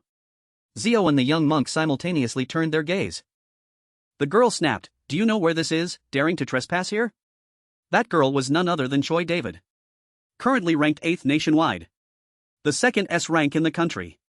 The pillar of the Haida Guild. She threatened, do you want to disappear? Sam Beck stammered, excuse me, are you the Blade Emperor? Zio was surprised. What? The Blade Emperor? David's expression changed, and her voice softened.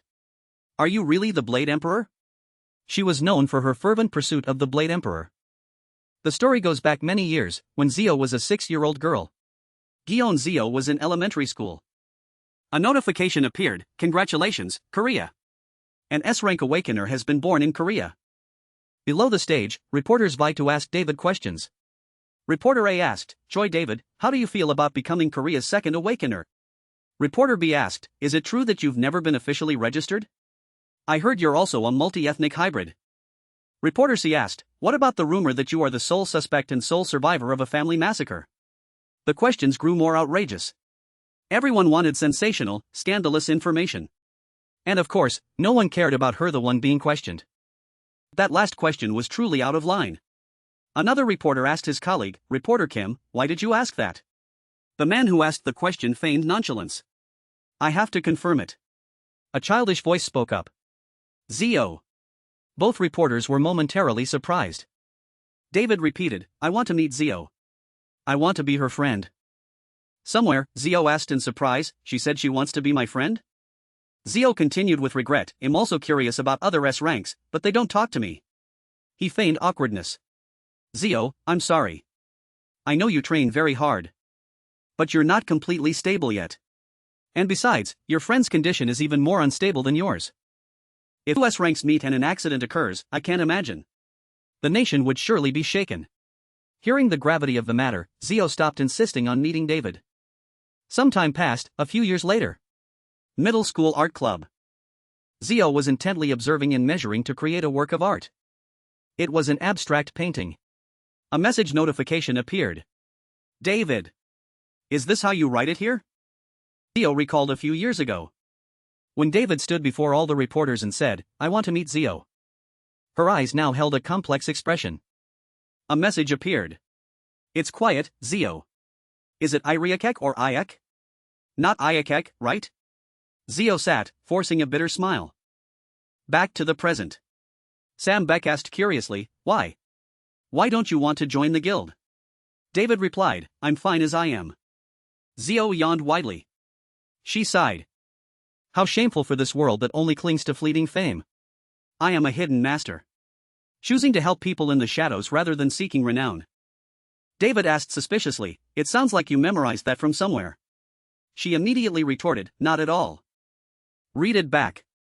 How shameful for this world that only clings to fleeting fame. A hidden master helps people in the shadows rather than letting the world know. Thanks for the biography, you damn character analysis expert." She read back the words of a man wearing gold-rimmed glasses. David was excited.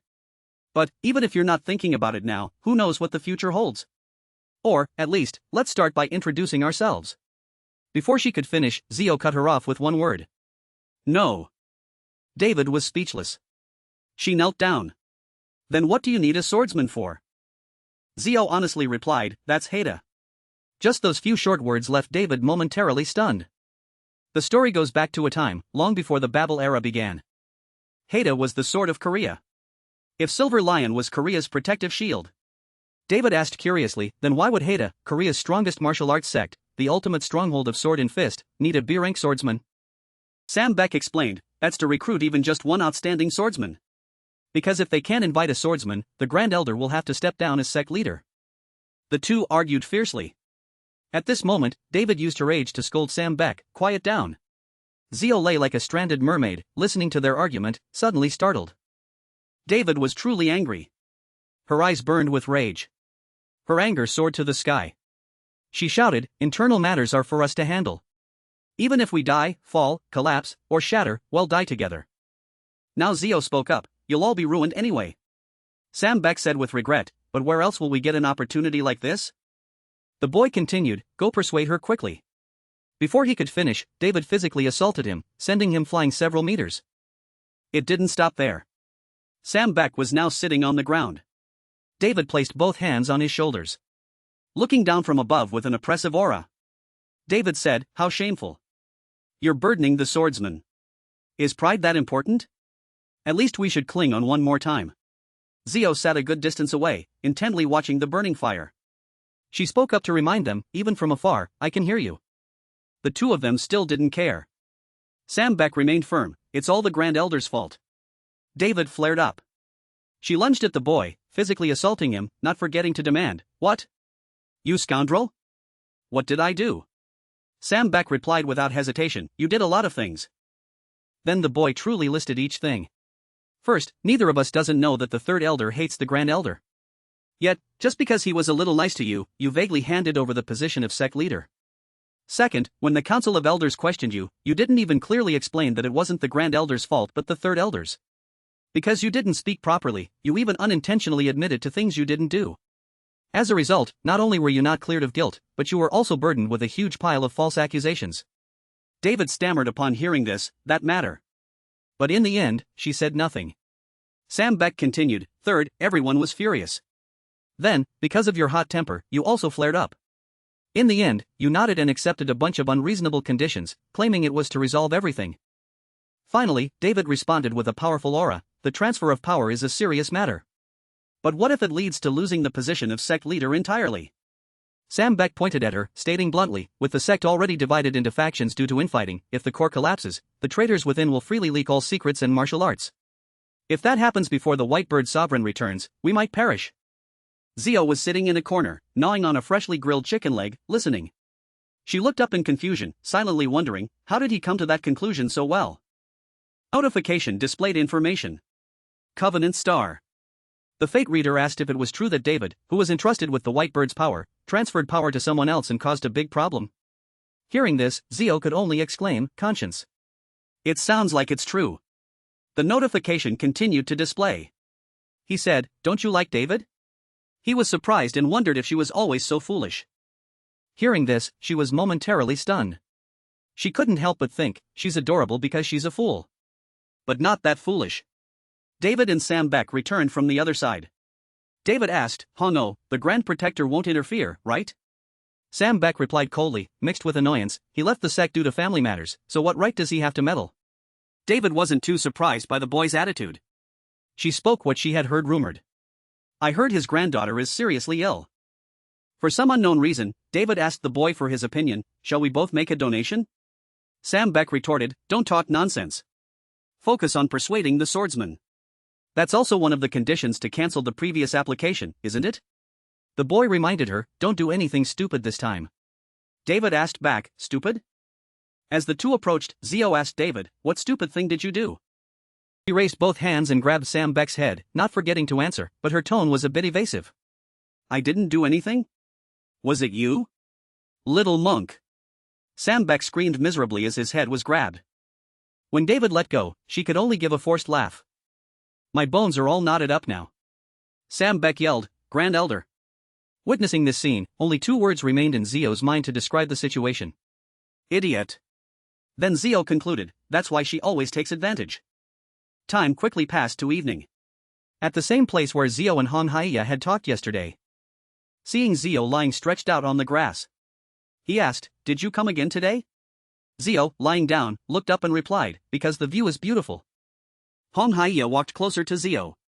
He exclaimed, it really is beautiful. As if remembering something. Han Haiya said, by the way, I've contacted Du Hyun. He was very surprised to hear you're here. Zio couldn't hide her surprise and asked him, sister. Why are you suddenly calling me sister? Han Haiya explained, he said you're 2 years older than me.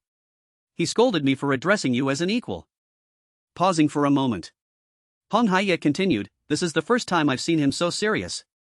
He's like a Buddha who never gets angry, even on Mars, the Mars Reserve, the adaptation training center for awakeners. Zio then showed she understood. I kept wondering why he knew you, turns out you two met on Mars. Remembering something very important, Han Haiya said again, oh, and he asked me to tell you that I am Pangio's trustee. Zio didn't understand and asked, what is Pangio's trustee? Then, her mind went back to the last time she talked to Du Hyun, when Du Hyun was asking her for a favor. If everything goes smoothly, please do something for me. At that time, Zio had asked him, help you? What do you want me to help with? He replied, I'll tell you when the time comes. Zio retorted, I didn't say I'd help. Du Hyun had no intention of forcing her, he said, you can decide after you hear it, it's nothing difficult. Returning to the present, Zio put on a fake innocent face and asked Han Haiya, who is Du Hyun? This time it was Han Haiya's turn to be surprised. He said you would know. Although extremely curious, he didn't know who to talk to. Han Haiya sighed, I'm also very curious, this is the first time I've seen him ask someone else for help. But those words didn't reach Zio's ears because at this very moment, she was lost in her own thoughts. Her intuition told her that she had to pretend not to know. This is definitely going to be troublesome. Han Hye spoke his heartfelt thoughts. He always helps others but never asks anyone for help. He recounted, he even told me about this spiritual medicine for my sick younger sister to eat. If it weren't for him, she would have been in danger. This is my twin sister. At this point, his mood plummeted. Han Hye recounted his sister's condition over the past few days. But these past few days, the spiritual medicine doesn't seem to be effective. She keeps saying she has to meet Zio. So I've tried every way to find Zio, but with no results. Hearing this, Zio coughed violently as if choking on saliva. Instead, Han Hye turned to ask, "What's wrong? Do you have a cold?" Zio replied, "No." She asked curiously, why would the first-generation legend Honggoya be looking for Zio? Han Hye replied without hiding anything, because she always wants to meet that person. She hopes that meeting her will help alleviate the pain. After telling everything, Han Hye returned to the fated conversation from earlier. "That's how it is. He said he also stopped by our house yesterday. But he said he would be back soon. Initially, someone else was supposed to come along. But she didn't answer his calls. Now where do we go to find Miss Zio? Also, he asked when you're going to Seoul. He messaged to ask why you turned off your phone." Ignoring Han Hye, who was operating at full capacity to talk to her, Zio silently used her added attribute, invisibility, and then disappeared. When he turned back, she was nowhere to be seen. Han Hye then asked in confusion, "Where did she go?" The sound of the green forest answered him. The sound of air colliding. Zio ran quickly out of this area. As she ran at high speed, she cursed under her breath, "Baek Do-hyun, that scoundrel. It's hard to figure out. Right? This time traveler is getting more and more unpredictable. I'll turn on my phone." Time fast-forwarded to the morning of the new day. The next day. 5:30 a.m. When Zio was still half asleep. She felt like she wasn't on the ground. Unable to suppress her curiosity, Zio asked with extreme confusion, "Why am I flying in the sky?" David was carrying Zio horizontally, floating in mid-air. Perhaps they were going somewhere. She replied, "You said you didn't want to do 108 bows at dawn and secretly ran away." She added, "Since you ran away, I want to show you something interesting. Hold on tight." Zio asked curiously, "Why are you calling me sister? You've only met me once, but you're already acting so friendly." David laughed and replied, "That's right. It's strange, isn't it? You haven't even told me your name. What's so interesting about you anyway?" Zio turned to look at David. Half jokingly, half seriously, she said, "Maybe it's because I'm too beautiful?" David replied bluntly, "No. It's just that I feel strangely familiar." Zio replied emotionlessly, "Just for the sake of it, is that so?" Just in time. They had arrived at the place David wanted to take her. David landed on the ground and said to her, "We're here." This was a vast grassland. This place was like a giant green carpet, favored by the sun, which bestowed upon it its most brilliant rays. The three of them, David, Zio, and Sam Beck, had appeared at some point. They were now standing in the vast field, gazing at everything around them. David put her hands on her hips. She turned to ask Zio's thoughts on the place. "What do you think? This is my favorite place in Siarak." Without waiting for Zio to reply, David led the conversation in another direction. "It's ironic, isn't it? That terrible nightmare of March passed amidst such breathtaking scenery." Zio asked in confusion, "The March nightmare?" She replied, "Yes." David explained to Zio, "The Siarak Mountain Level 1 gate opened during that March nightmare." She guided Zio's gaze towards a white gate ahead and then added, "And this is where everything happened." Before Zio's eyes was a white gate, resembling a magnificent, white castle door from a fairy tale. Zio stepped forward. Listening to David continue, "I heard that half of the Silver Lion members are buried here. This is a memorial erected by our Haida to collect the remaining bodies and commemorate the souls of those who sacrificed themselves for the nation. Someone has been here. Every year, usually on April 1st, people come to visit." Zio appeared to be listening. She suddenly said, "I also came for that reason." She touched the memorial stone. "Remembering. Because my father also passed away in March of that year. There's a memorial stone at Wulji Temple. Even though it's been a long time since I last came. Inscribed on the stone was, 'Honored in life, mourned in death. May all souls rest in peace.'" She thought, Grandpa Lion's handwriting and Belm's. Looking at the remaining magic power. It seemed they had also visited last year. They're good. I didn't even notice them. She recalled a grandfather who always doted on his granddaughter. Zio Jingun gently called the child sitting obediently in the house. Zio, Grandpa bought fried chicken. She immediately threw the book in her hand, acting sulky. Why are you so late, Grandpa? He replied, because I had to earn money to buy you delicious food, that's why I'm late. Zio ran out and hugged Zio Jingun, telling him, you're lying. You have lots of money. Now she understood. No wonder. Around that time, it wasn't 8-dish meals. He bought fried chicken for me instead. Can you really appease a child like that? David couldn't understand. She turned to Sam Beck and said, that's what I mean. Why did you suddenly bring her to a tomb and let things turn out like this? The boy feigned innocence. He whispered, oh, I didn't know.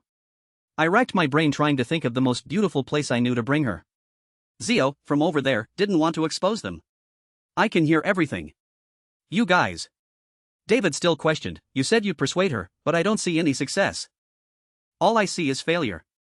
Zio gave up. These people have no talent for keeping secrets. And they whisper loudly all the time. She turned and called out to them, hey. David was startled and asked, why didn't you say anything? Zio then said, if you had explained the whole story clearly. Who knows, I might have changed my mind after hearing it. It seems this isn't just a normal urgent matter. David sighed. Well. You said you were a hidden master who helps others in silence. Since we're both martial artists, I somewhat understand. And I wanted to respect that decision. So I waited. Besides, you already said it. You're from Haida. So why would you need the Blade Emperor? How could I keep following you after hearing that? It's so embarrassing. Haida's morale is my pride. Zio evaluated her. Naive. Frank. And sincere. That's why I cherish you. So. I hope that no matter what happens. From now on, you will not change. She said to David, David. I like your innocence and foolishness. While David was still confused. She continued directly, you were like that from the very beginning, weren't you? You innocently said you wanted to be my friend. My name is Guion Zio. Close friends call me by a shorter name. Zio. Zio extended her hand. Choi David. Be my friend. She extended her hand back. Very happy. I agree. Zio suddenly comforted her. No need to worry about the meeting. Your friend's friend is also your friend. Both you and Haida. It's time for you to enjoy the blessings of friendship. A starry night. Sunha was meditating, surrounded by fireflies. She recalled the phone call from earlier. Hong Haia. Be careful with your words. Sunha answered the phone. Not understanding much. Du Hyun? The person continued, what kind of era do you think you're living in? In this crazy world. There are powerful individuals beyond your imagination. Always remember that any of them could be by your side at any time. Please apologize for calling her an elementary school student. Footsteps were rapidly approaching. Zio sat on the cliff, looking down and calling Sunha, sister. She asked, do you know the legend related to Wulji Valley? The story that it's called the Tomb of the Stars? She didn't know anything. What is that? Zio quickly recalled the system's explanation. Covenant Star. The fate reader immediately reacted, how could an ordinary mortal know the story of the stars? She fell into confusion. I must have mistaken it for something else. What is that legend? Sunha gave up. What? You're ruining the mood. Zio then began to recount, according to the system's words, once upon a time. It is said that immortals descended to observe the human world. That place was this Wulji Valley. They used the clear water, reflecting the entire galaxy, as a mirror. To see every corner of the human world clearly. So if humans could reach here at night when spiritual energy gathers densely, then in an instant, the gate would open as it did in ancient times, and they would witness the world of the stars. The constellation found it interesting that humans had also interpreted it quite convincingly. However, humans are inherently greedy, aren't they? So it seems that merely catching a glimpse between midnight and dawn no longer satisfied them. So people began to spread rumors. Not just for a moment as before. But perhaps they could permanently possess eyes that see through the world. Like the immortals. Pluck out the eyes of a newborn baby and soak them in the valley. Because the spirit eye hasn't closed yet. It might still remember the ability to see the world. Turn that tender eye into a world eye. Because this stream will never run dry. The moon also doesn't set forever. So keep trying until you succeed. And did they succeed? Probably. Because human greed is bottomless. Sunha agreed, that's right. Zio continued, thousands. Tens of thousands of children died in this Wulji Valley. Until a child succeeded. And that first child was Hong Dahlia. Sunha then said, I don't know what she's seeing. Whether it's truly seeing the world as per the family legend or something else. But it seems that just possessing those eyes is a terrible pain. I heard that now even the sacred spirit herb is no longer effective. Anyway, for that reason, the Hong family is born with very good eyes. My great-aunt is the same. My sister is the same. Zio didn't seem too surprised. It must be true that they have good eyes. Hey. So you've guessed everything, haven't you? But she still demanded, since I've been rejected anyway. Can you help me do something else? Something cool. Finally, she got to work as a server in a restaurant. Zio silently exclaimed, see? Cool things are always the best. Let's just conquer people's hearts like this. Theorak. The meeting was taking place. The group stood before the temple gate, bidding farewell to the monk. Thank you for your care during this time, master. They turned to leave. Du Hyun called her back. Zio. Your time in Theorak. What did you think, patron? She thought and replied, well. There were more people than I thought. The world is like that, after all. From afar, you see land. But up close, you see people. What did you see, master? The monk smiled. People. And also fate. Perhaps there was also a king. Zio also smiled. Come to think of it. The masters must have realized it much sooner, right? I once wondered why the child Yacha came all the way into the temple. Turns out. The answer was right here. Du Hyun didn't quite understand. What do you mean, patron? She said, I mean, compared to Mom's and Jaehee's rooms. The window seals in my room are unusually thin. The monk appeared friendly. Is that so? It seems I need to rectify that. Zio felt, honestly. Never mind. She turned and walked away. And what king? Just a fool. Because there's someone even more foolish than me, they'll let it slide this time. At Haita headquarters. Conference room. Sambak called David. Grand Elder. She turned to look at the boy, smiling. And behind the boy's head. You've worked hard, Sambak. David resolved, in going in. She lightly knocked on the room door. When she entered the room, someone was already waiting. Someone immediately announced, the Grand Elder has arrived. After everyone was seated, the host tapped two chopsticks together and declared, we will now begin the meeting. First, regarding the dismissal of the sect leader's authority. Since the Grand Elder has not fully met the agreed-upon conditions, we will now proceed with a vote on the dismissal. If there is wine in the cup, it means agreement. If the cup is empty, it means opposition. David glanced at the old woman's smiling face, feeling angry. That old fox. Has she bribed all the elders? The presiding elder looked around. Let me confirm. Most of the cups are filled with wine. This means agreement. David was unwilling to accept it. Is everything going to end like this? Because I acted like an idiot. The precious thing you entrusted to me. Or Haida, which you always protected. She remembered when she was little. That person called David. I know you're not as attached to this place as I am. To you, Haida isn't a group, but just a person's name. Even so, David. This place. This name. It belongs to both of us. David listened obediently. Smiling, she said, this is our Haida. She ran to hug that person.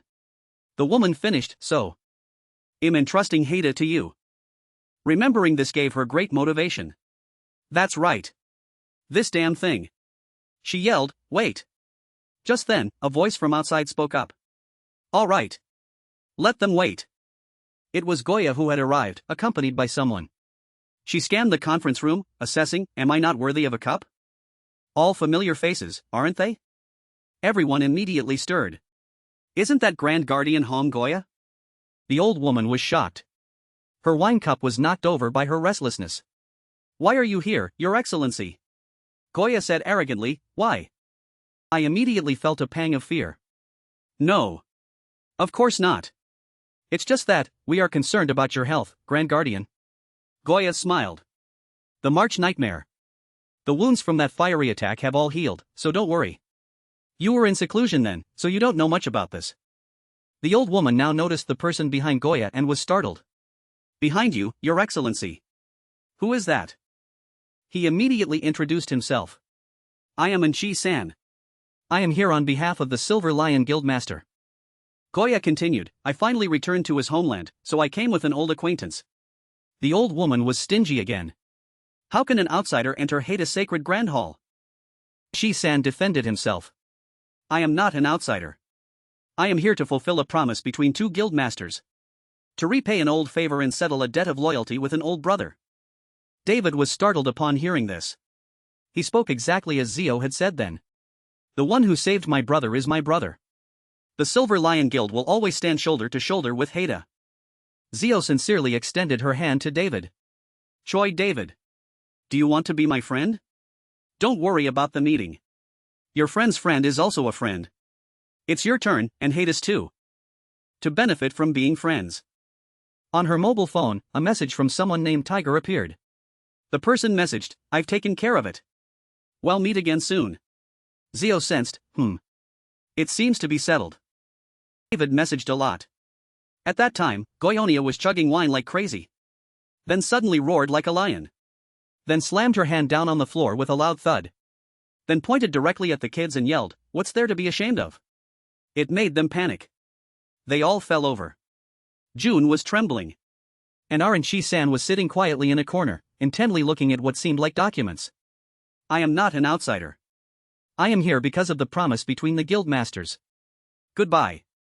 Enchi-san now EPD again. Not Jimida. It's Jornita. Stop talking. Enter the chat.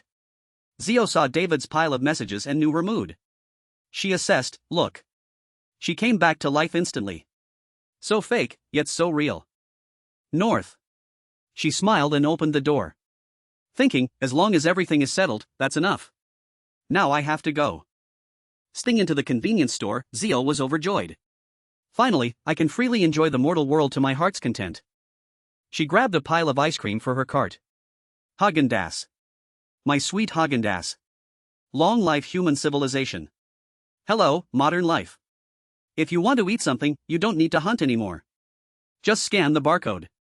What a convenient world. I miss it so much. Zio placed a basket full of Häagen-Dazs on the checkout counter. I'm buying all of this. Zio happily thought, since it's Häagen-Dazs, I guess I have to use my black card.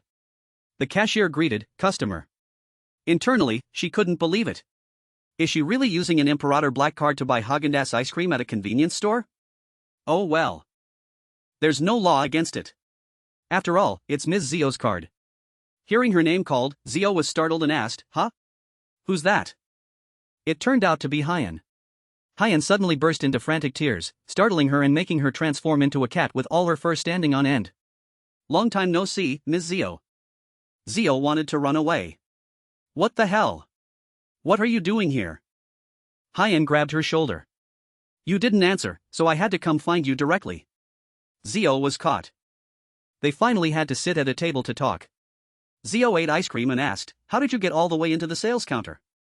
He gently pushed up his glasses. I'm friends with the store manager. You haven't had snacks in a long time, so I figured you'd come to a convenience store to buy ice cream. So I waited.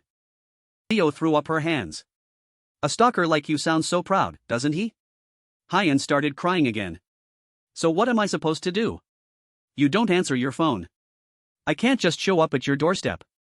I'm afraid your mother will find out. I told you, even if you don't want to use it, don't turn it off. It's our only source of light and hope. She covered her ears. So what? Are you here to complain? If I didn't turn it off, I'd probably throw it straight into the Han River. Hyan wouldn't allow it. Do anything but that? Zio was like Pinocchio. Then be a good boy for a bit. He cried in despair. This dirty world. Without power, you can't even reach out to someone. Furthermore, she's a witch. And as for tracking magic, radar can't detect it. Elite agents have tried every specialized skill. Every single effort has failed. But luckily, like modern kids, she's always glued to her phone, so we're a little relieved. Or maybe that's just what I think. Zio was still heartbroken without an internet connection. Hyan remembered, still startled. Ms. Park Sun-jo. The day she cut off her Wi-Fi, turning her phone into a paperweight, the entire national security team cried together. The woman who turned the Korean peninsula upside down. Park Sun-jo. Zio brushed off his thoughts. She said, "Don't exaggerate anymore." Hyan crossed his arms. Exaggerate? In being extremely serious. Zio asked again, "So what? What do you want?" Hyan was quite surprised. "You really don't know?" She quickly replied, "Of course not. How would I know?" Hyan pointed to the electronic advertisement playing on the tall building outside. "Wait. You really don't see that?" The advertisement featured Timothy's face and his challenge. "Zio. I won't let you escape." Zio was completely taken aback. "Damn it.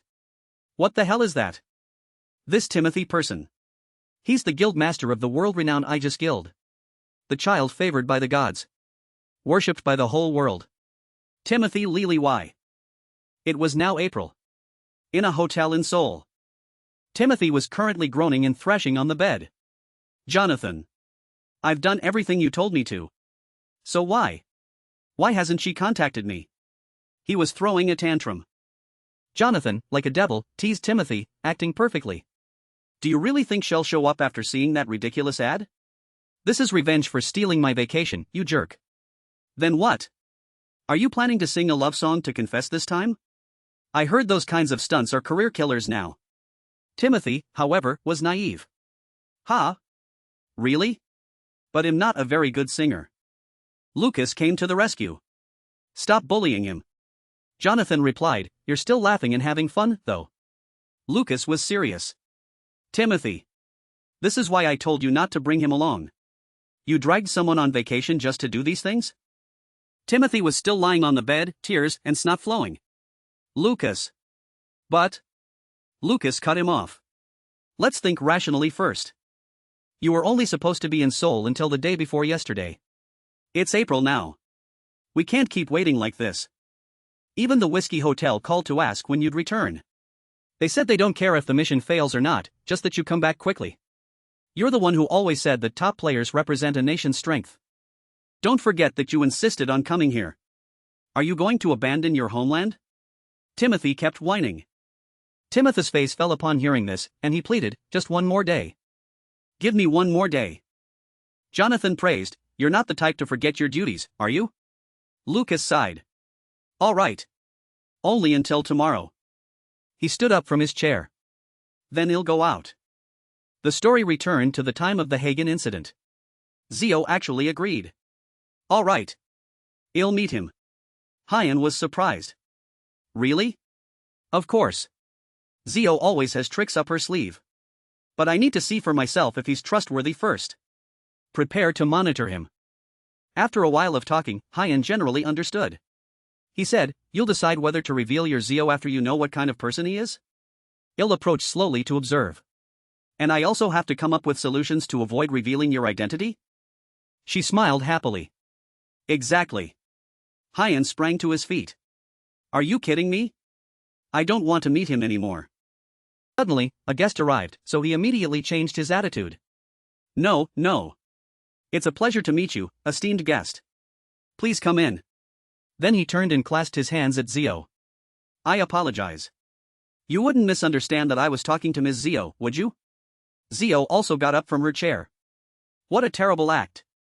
Seeing her run out, Hyan had to chase after her immediately, even with a new guest. "Ms. Zio. Wait." He blocked her path. "I wanted to say. He's Timothy. He's been thoroughly vetted. If you have any questions, he'll answer them all. When it comes to national-level figures, our intelligence is no joke." Zio still just walked past. "I'm leaving. Goodbye." Hyan was so distraught he crawled on the ground, wanting to hold her back. "Wait." Zio had gone to the kitchen. After putting on the uniform, she was surprised. "What is this?" Hyan asked, confused. "What do you mean?" Zio confided, in spy movies, they wear fancy suits and headphones and stuff. Hyan gave up. "You said you wanted to keep a low profile, didn't you?" He added more information. Timothy has been holed up in his room ever since he arrived in Korea. But tonight there's an IJUS dinner party. So if you're here, you'll naturally meet him. He'll be with you too.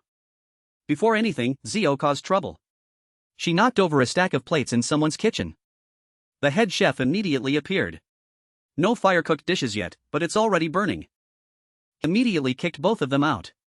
Get out. Zio gave a wry smile. We got kicked out. Seeing Hyan looking so dejected and slumped there, she felt quite bad. Sorry. But she still demanded, we got kicked out anyway. Can you help me do something else? Something cool. Finally, she was allowed to work as a server in the restaurant. Zio secretly exclaimed, see? Cool things are always the best. This is how you win people over completely. Jonathan comforted the person in the room. Don't be sad anymore and eat quickly. She realized, these people are speaking Italian. Timothy still looked very dejected. He asked casually, alright. Jonathan. Is Kiddo out again today? He replied, Vice Commander? That's right. He's been very busy lately. The kids say he has a Korean girlfriend or something. He'll be at the party tonight. Timothy replied, Jonathan asked again, just seeing him is tiring enough. Do you want me to call him? He refused. No. It's just that, maybe Kiddo knows something about Zio. He didn't quite understand. Huh? What connection does the Vice Commander have with Korea? I have no idea.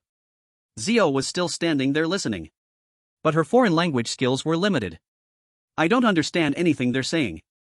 Timothy was too lazy to answer Jonathan. All right. Never mind. Now she spoke up. Excuse me. I'm a server. May I go now? Jonathan quickly turned back. Wait a moment. I almost became rude. I should give you a tip. As he reached into his pants pocket, he accidentally brushed against the cup on the serving table, making it wobble. Sorry. Luckily, nothing broke. But he suddenly noticed something suspicious. Zio said softly, I apologize. Are you hurt? But Jonathan was lost in thought. What? Just now, did the plate that was about to fall stop in midair? He was about to ask, just now, you. At this moment, Timothy ran out again. Wait. He grabbed her arm, which was resting on the full table. Wait a moment. Just wait a little. Zio observed, thinking, just as the rumors say. His eyes are truly beautiful. Do those eyes record the image of the sky? If the sky is gloomy, it means storm clouds are gathering. She asked him, do you have something to say? Timothy let go of her hand. Sorry. I thought you were someone I knew. You may go. Zio pulled her hat down low. Then, if you'll excuse me. She secretly complimented him but also felt a pang of alarm. This jerk. He speaks Korean very well. Her walkie-talkie buzzed at the right moment. Ms. Zio. The IJUS farewell party is about to begin. Please proceed to the banquet hall. Zio quietly replied, Roger. She was happy. I've always wanted to say that. Timothy kept watching her leave. Could a man's sixth sense be right? At the party, everyone was present. The decorations here are beautiful. The sound of everyone talking really warms up the atmosphere. Zio sat in a corner, munching on cake and sighing, why is this party so big? I'll hide here until Timothy appears. Is it because this is a luxury hotel? The snacks are incredibly delicious too. Suddenly, someone approached. Hey! It was Jonathan. He was both perceptive and talkative. That lazy person over there. You look suspicious. He walked past, staring intently at her. I definitely felt magic just now, didn't I? Zio stood up, unfazed. Oh, come on. Don't be stingy with your own people. But she still decided to continue his words. What do you mean? There's no such thing. A notification board appeared. The thick-skin trait has been activated. Zio then yelled dramatically, are you a complaining customer? Jonathan froze for a moment. Huh? You're even pretending to cry. Did you bump into someone and then falsely accuse them to demand compensation? Jonathan felt wronged. What? It's not like that at all. He had a headache. I just felt magic a moment ago. Why don't I feel anything now? Zio saw his silence and slipped away. You have nothing to say, right? So I'm leaving, okay? Jonathan was still lost in thought. Very suspicious. But then another person approached, calling his name. Johnny. Jonathan was stunned by the arrival. He raised his hand in greeting. What are you doing here? Jonathan was shocked. Vice Commander. When did you arrive? The commander was looking for you just now. Kiddo stepped forward and said, Timmy Lily always needs me. A cunning smile. Zio left, pulling her hat down low. The notification board spoke. Star of Covenant. The fate reader says that unlucky guy is here again. Jonathan smiled. He replied to Kiddo's earlier words. Well, yes. That's true. He started a conversation. Vice Commander. Your Korean has gotten much better. Kiddo replied warmly, thanks. My tutor is very good. By the way, Lucas is looking for you. Go meet him. He's upstairs. He even put his hand on the cart. Jonathan replied, is that so? He left with a complaint. That Lucas keeps looking for me. Kiddo held the cart firmly, not letting Zio go. See you later. Kiddo started something. Goodbye. No name. Are you a hotel employee? He even rudely lifted her hat. What's your name? Zio didn't bother to deny it. She replied directly, Zio. He flicked off the fake mustache on her face. That's a grand name. She crossed her arms, annoyed. How boring. Stop pretending you don't know me. Kiddo chuckled. Why has the king ended up like this? She stared intently at him. Thinking, I was going to look for information about this jerk anyway. But I didn't expect to meet him right here. He looks suspicious, like the final boss in a novel. A genuine idiot. Always wandering around with a windy scent trailing behind him. Zio put her hands in her pockets. She coldly dismissed him. If you know I'm the king, then get lost, you smelly guy. He was very persistent. Sweetie. You know you're the type of person I want to mess with. She retorted, don't you know you look like a psycho? Yet he didn't deny it. Of course. Zio lost. Damn it. He's speechless. Now he asked, but do you know? Don't you think you're being a little too careless? He leaned in close to look at her. He kept saying crazy things. Your body still remembers, doesn't it? I thought it didn't affect you. I was so hurt. Zio's face was squeezed. But she wasn't very emotional. What the hell are you talking about? He's really a pervert. I want to make you cry. Kiddo looked at her with fascination. With such a face, he didn't care about the world. His arrogant eyes looked down from above. This one. Overwhelmingly loved by the stars. Yet imprisoned in a fragile human body. She suddenly echoed, I want to cry. A notification board appeared, carrying magic. Star seal. The gate has been forcibly opened. His black-gloved hand, squeezing her face, was cut with a deep gash. He released her face, watched his blood flow, but still smiled. Ouch. That hurts. The fate reader, clinging to Zio's back, was angry at him. How dare you? Zio, however, smiled innocently. Oh. Sorry about that. My star is a bit hot-headed, you see. The only exception. Kiddo complimented, you're truly carrying a terrifying star. As far as I know, stars aren't allowed to interfere in human affairs. Zio suddenly leaned close to him. Hey. You know him, Zio, don't you? She sneered. Have you never wondered what a king's star would be like? Listen carefully, pervert.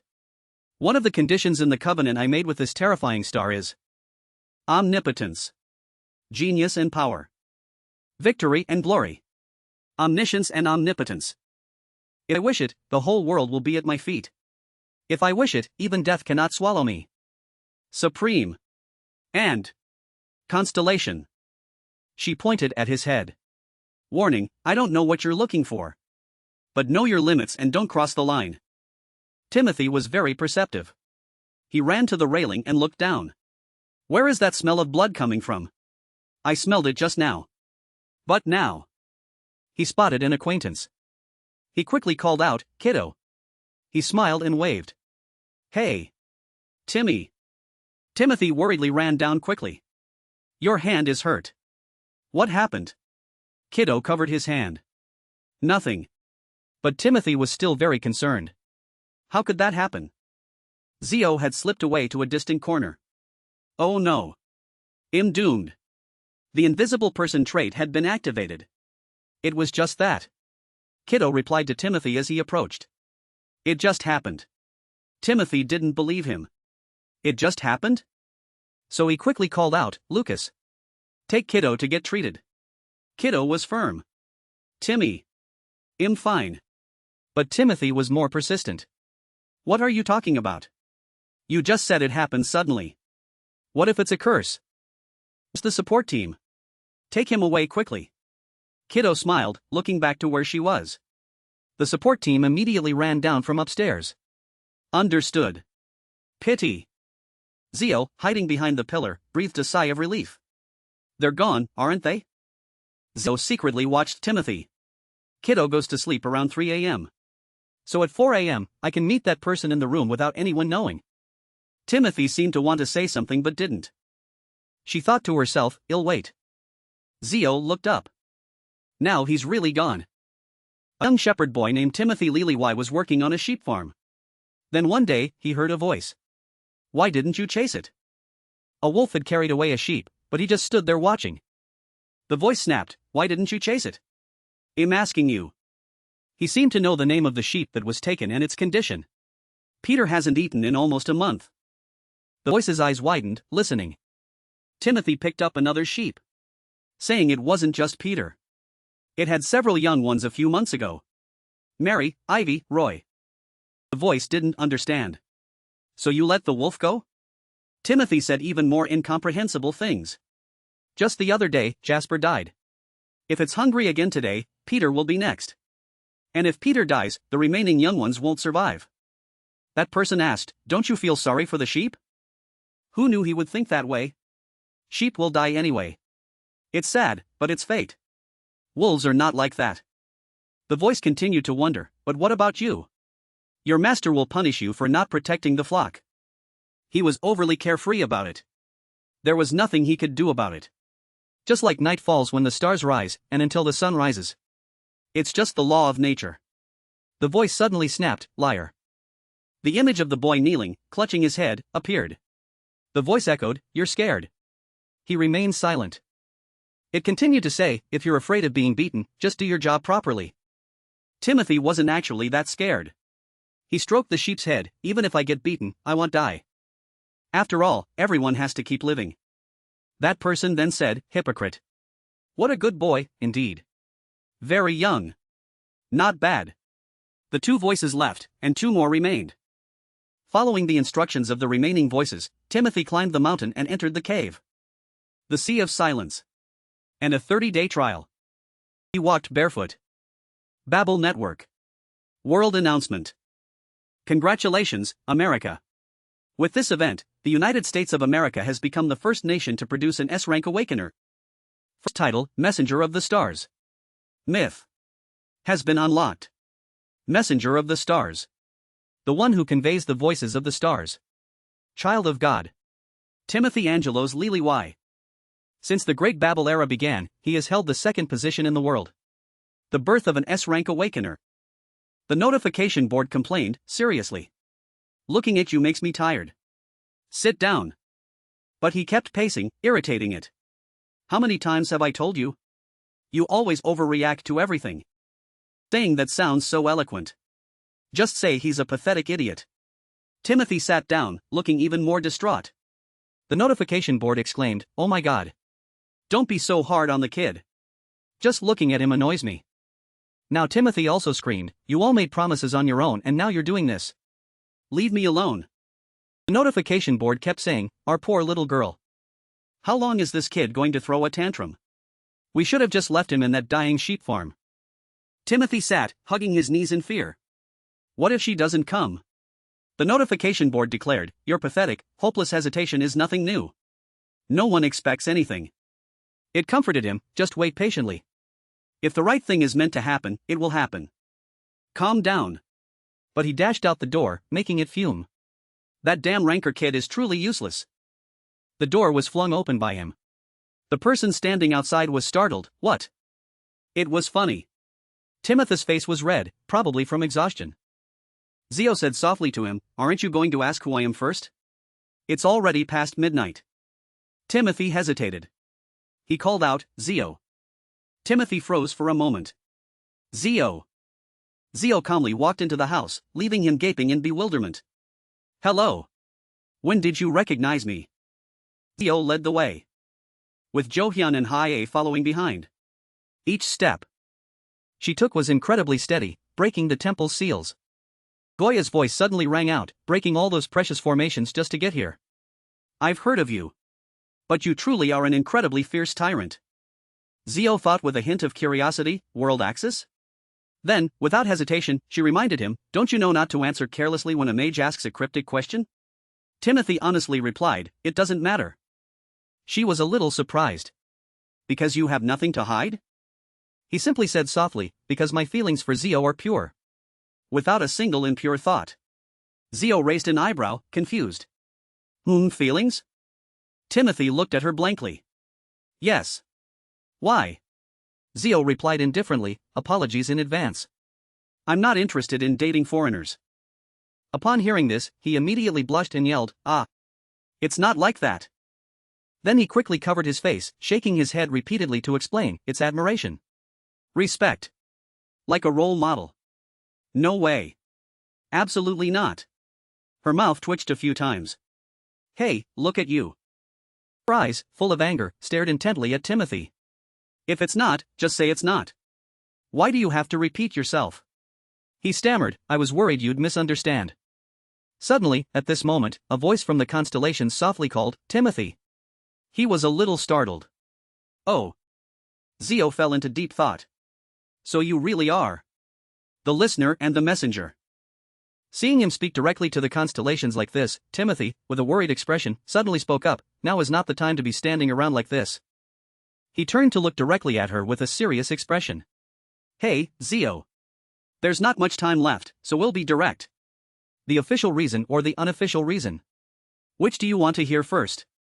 She immediately replied, official first. Timothy cautiously stood up. Then first, as the official representative of America, I will convey the message from the White House. He stood up straight, hands behind his back, chest out, and presented, to be frank. The United States of America wants you. We know Korea is a great nation. After all, we are allies. But Zio. America is number one. A land of heroes. For heroes. Built on the foundations of justice and religion. We impose no conditions or limits on heroes. We promise to grant every privilege and honor possible to an individual. Please come to America, which king? After Timothy finished speaking, he looked at Zio with a very trustworthy expression. That's it. America's announcement is the official reason why I came to Korea. She looked at him, puzzled. You don't need my answer? Timothy calmly sat down again. I don't need to hear it to know. Zio said with a hint of surprise, I'm not that patriotic. But he immediately refuted, that's not it. It's just. Zio. It seems you don't intend to become a hero. She said with a hint of annoyance, you act like you know everything. But you're right. What the hell? This made Timothy unintentionally burst into laughter. His expression became very pensive again. I've been observing from the beginning until now. At first, it was pure curiosity. The moment you appeared. At that time, Timothy was astonished, gaping when he saw the notification system. The global ranking had changed. The global ranking is being updated. Changing planetary representative. Rank 1.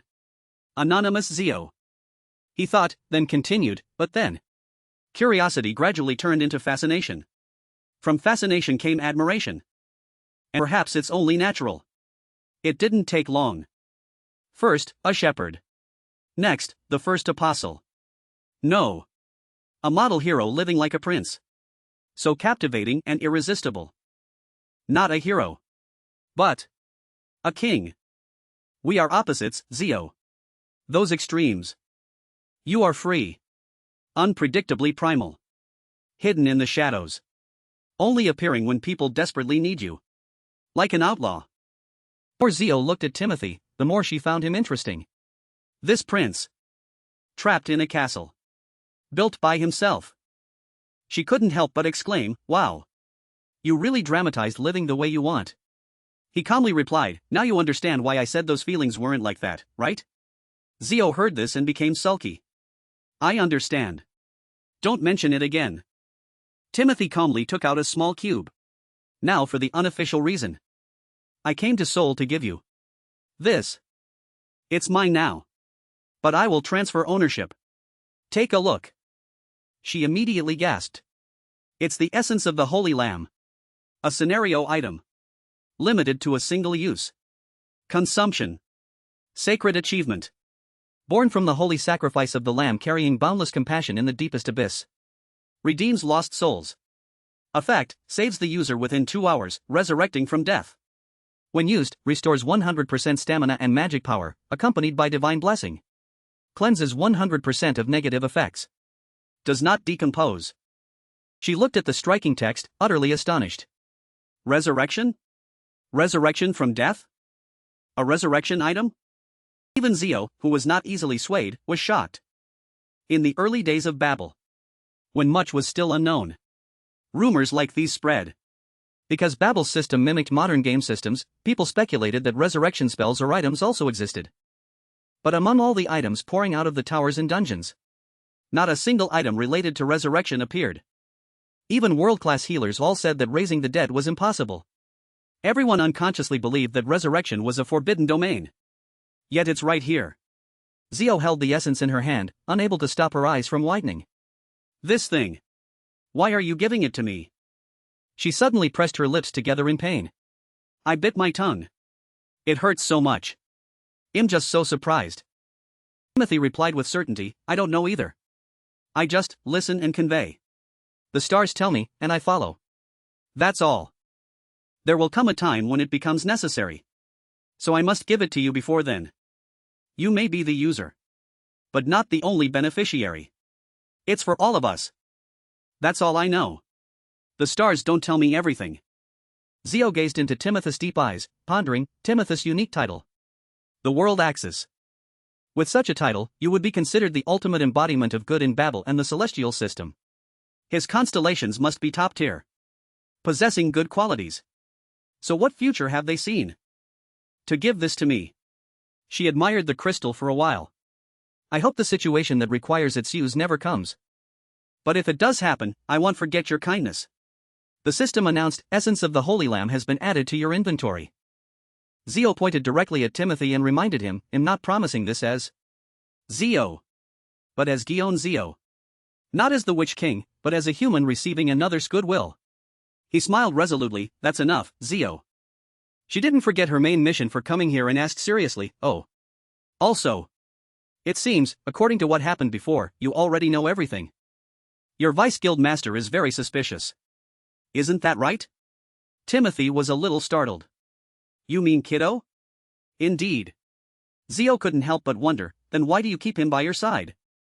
He replied without hesitation, he's my friend. The stars always whisper that he's very dangerous and tell me to keep my distance. But he's my friend. She could only sigh helplessly. You fool. Why are good people always so foolish? Below the building, Hyan was already waiting. Ms. Zio. He ran over enthusiastically. Thank you for staying up so late. Now the Americans can save some face. Thank you. Zio called indifferently, Uncle Jang. Hyan replied warmly, yes, I'm here. But her next words immediately made him freeze stiff. He told me I should live in paradise.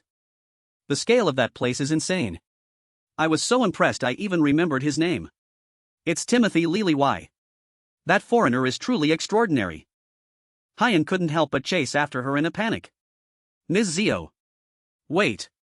Zio was unmoved. What is it? I'm so sleepy. I want to go home. Unexpectedly, he directly offered, let me carry you. She laughed loudly, teasing, and leave the limousine behind? At Zio's house. She lay on her bed, completely relaxed. Her eyes burned as she looked at the screen. Just a little more and he'll set a new record. Zio was fully engrossed in her game when suddenly her phone rang, startling her. Today I was planning to change world history. BEO's voice suddenly came from the other end of the line. Zio. She immediately changed her tone. Oh. Ahem. It's Uncle Bo. What's up? He calmly said, "There's a message sent to the guild from the Hong family of the nation. They said to send to Zio. That since the Hong family has fulfilled all conditions by assisting David in helping manage Haida with the Silver Lion Guild, they want to receive their promised reward soon." Zio replied indifferently, "Indeed, we promised that. What kind of person is Madame Hong Goya?" Bio said without hesitation, "Nanbu." She was surprised for a moment. "Ha?" He explained thoroughly, like General Nanbu. "Perhaps. Nanbu can be understood as a pun related to the story of Hungbu. Hungbu and Nanbu are two brothers." Zio heard this and felt a bit fed up. "Oh. Now I don't want to go alone anymore." She politely said to Bio, "All right. Thank you, uncle." She thought to herself, "I need to contact Butler Beck." Thinking this, she immediately messaged Jo Hyun, "When are we going to the Hong family?" His nickname, Life's Painful Mistake, replied immediately, "I think you can go alone." This made Zio a little surprised. "Ha?" Jo Hyun continued with a pained expression, "I guess I'm not enough to be Zio's true confidant." Not enough. No matter who was by her side, to be able to stand next to the one at the top of the world. The more she read, the more confused she became. Confidant. Top of the world. What is he suddenly talking about? Just then, Jo Hyun suddenly pushed the door open and walked in. "Hey. Have you met Timothy yet?" Zio froze for a few seconds. "Huh? Yes. How did you know?" He directly showed her his phone. "How could I not know? Timothy mentioned you in a press conference in Korea. And he just posted on Instagram right after. If you met him, you should have asked for an autograph." After reading, she remembered Jo Hyun's words, "Perhaps it would be better if I didn't interfere in your life anymore." Zio understood and smiled. "Aha." He continued to complain, looking back, "I think I'm just a burden." She hesitated for a moment, then asked directly, "Is it because of the IG post?" Jo Hyun, who was bored, suddenly became annoyed. "I'm just trying to take some time to reflect." "Huh? Why would I waste time looking at social media posts like that? Fabricating stories. Exaggerating normal encounters into secret relationships. Those kinds of apps are toxic. I don't care at all." Zio looked at the screen and smiled resolutely. This border collie. He's got too much free time. A month later. Jo Hyun said indifferently to Zio, "That's the bus to Ulsan." She teased, "From the subway to the bus?" This unwavering humility and polite demeanor are truly admirable. Upon hearing this, he bristled again. "What am I supposed to do if I'm not capable?" "That's why I told you to go alone." She replied bluntly, "Ha. Look at you. I was trying to cheer you up a bit. Now you're bored again." Then she spoke in a flattering tone, "I told you. My number one butler is still Beck." Jo Hyun still frowned a little. "But your true confidant is someone else." Zio still tried to persuade him, "Oh, come on. He's the one who said it. I didn't do anything." He also tried to retort, "But Butler Beck." But before Jo Hyun could finish, she cut him off. "Butler Beck. Are you going to hold a grudge forever?" Jo Hyun was suddenly embarrassed. "What did you just say?" Zio pretended to be confused. "Ha?" He quickly repeated, "You just said it." She immediately whistled, feigning ignorance. "What are you talking about? Before we leave, I need some snacks to eat first." Jo Hyun chased after her, calling, "Wait. Let's go together. Ms. Zio. Zio." The two didn't notice Ha-ai observing them from behind. "Is that really the Witch King? Jo Hyun looks completely different. But the fear I felt at Gwagai Temple. It certainly wasn't fake." He walked along, thinking to himself, was it just a misunderstanding? Ha-ai looked at the scene of the two in front of him, bewildered. "Are you going to eat that much? Buy some for me." He hurriedly followed the two to Gwagai Temple. "No way, it's like that. It's just a misunderstanding." For the first time, the sacred crows protecting the Hong family cried out so sharply. Ha-ai looked at her warily. "What's wrong?" The Gwagai Temple guard stood in front of Zio and demanded, "State your name and purpose. Then wait for the elder's approval." He quickly ran up and said, "Oh, this person is." But she coldly refused, "I cannot tell you." Zio gently pointed her finger at the foreheads of the guards, making them lose their wits. She walked straight into the temple with dignity. "That's a name I cannot easily reveal." Zio led the way, with Jo Hyun and Ha-ai following behind. Each step she took was incredibly steady, breaking the temple's seals. Goya's voice suddenly rang out, breaking all those precious formations just to get here. I've heard of you. But you truly are an incredibly fierce tyrant. She smiled cryptically, welcome. I thought I saw a sign of blue sky in my fortune-telling this morning. Goya and everyone went to a pavilion to drink tea. She was very hospitable. Does this tea suit your taste? I went to great lengths to get it for you too. I prepared it very carefully. Please drink. Zio was a little annoyed. It's so sweet. Is she only picking fights with me? Jo Hyun, beside her, smiled brightly and praised, the flavor is rich and fragrant. She was utterly confused.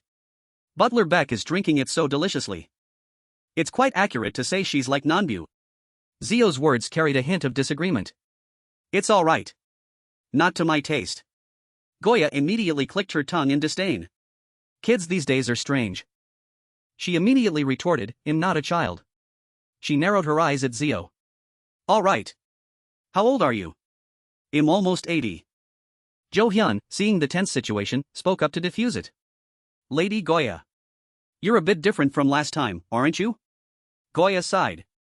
I only treat people the way they treat me. Do you know how precious those formations are? She couldn't help but argue back, then opened the doors wide for people to enter.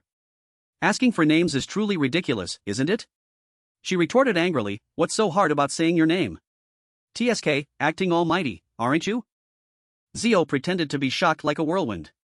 Oh. My apologies. Perhaps you don't know because you've been kicked off the rankings for so long? All top rankers are like that. Then she shot a triumphant glance at Jo Hyun.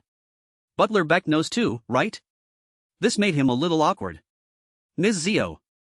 Goya's face darkened with anger. What? Where have your manners gone? She shrugged playfully. So you know about being kicked off, huh? Anyway, you're still living quite comfortably.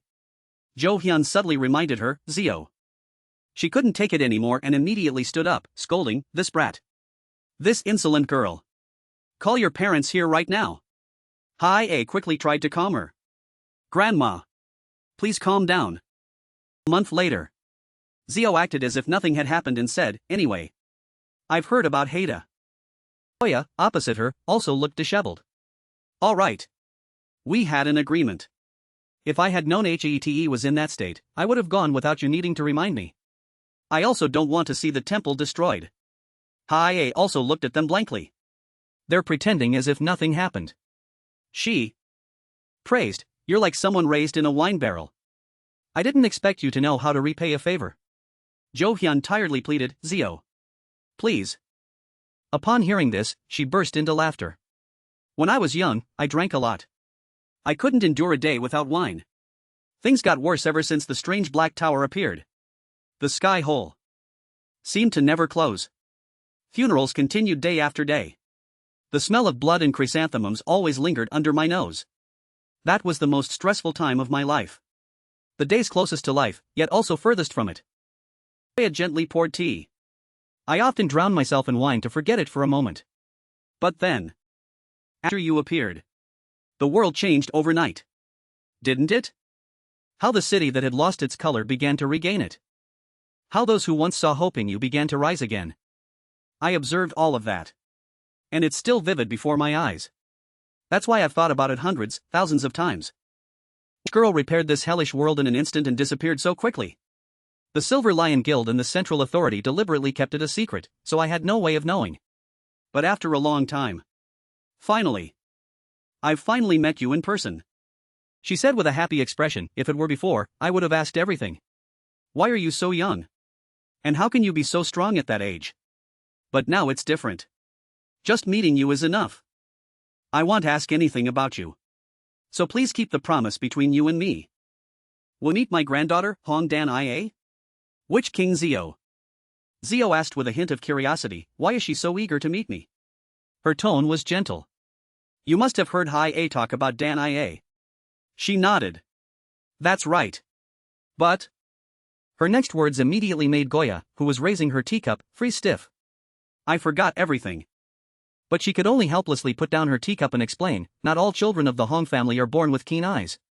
Among them, only a very few are given the name Hong Dan Ia Hia. Dan Ia Biolia. At least 3 siblings must be born on the same day. And one of them must die at birth. For Hong Dan Ia to be born smoothly, Hong Biolia is a sacrifice.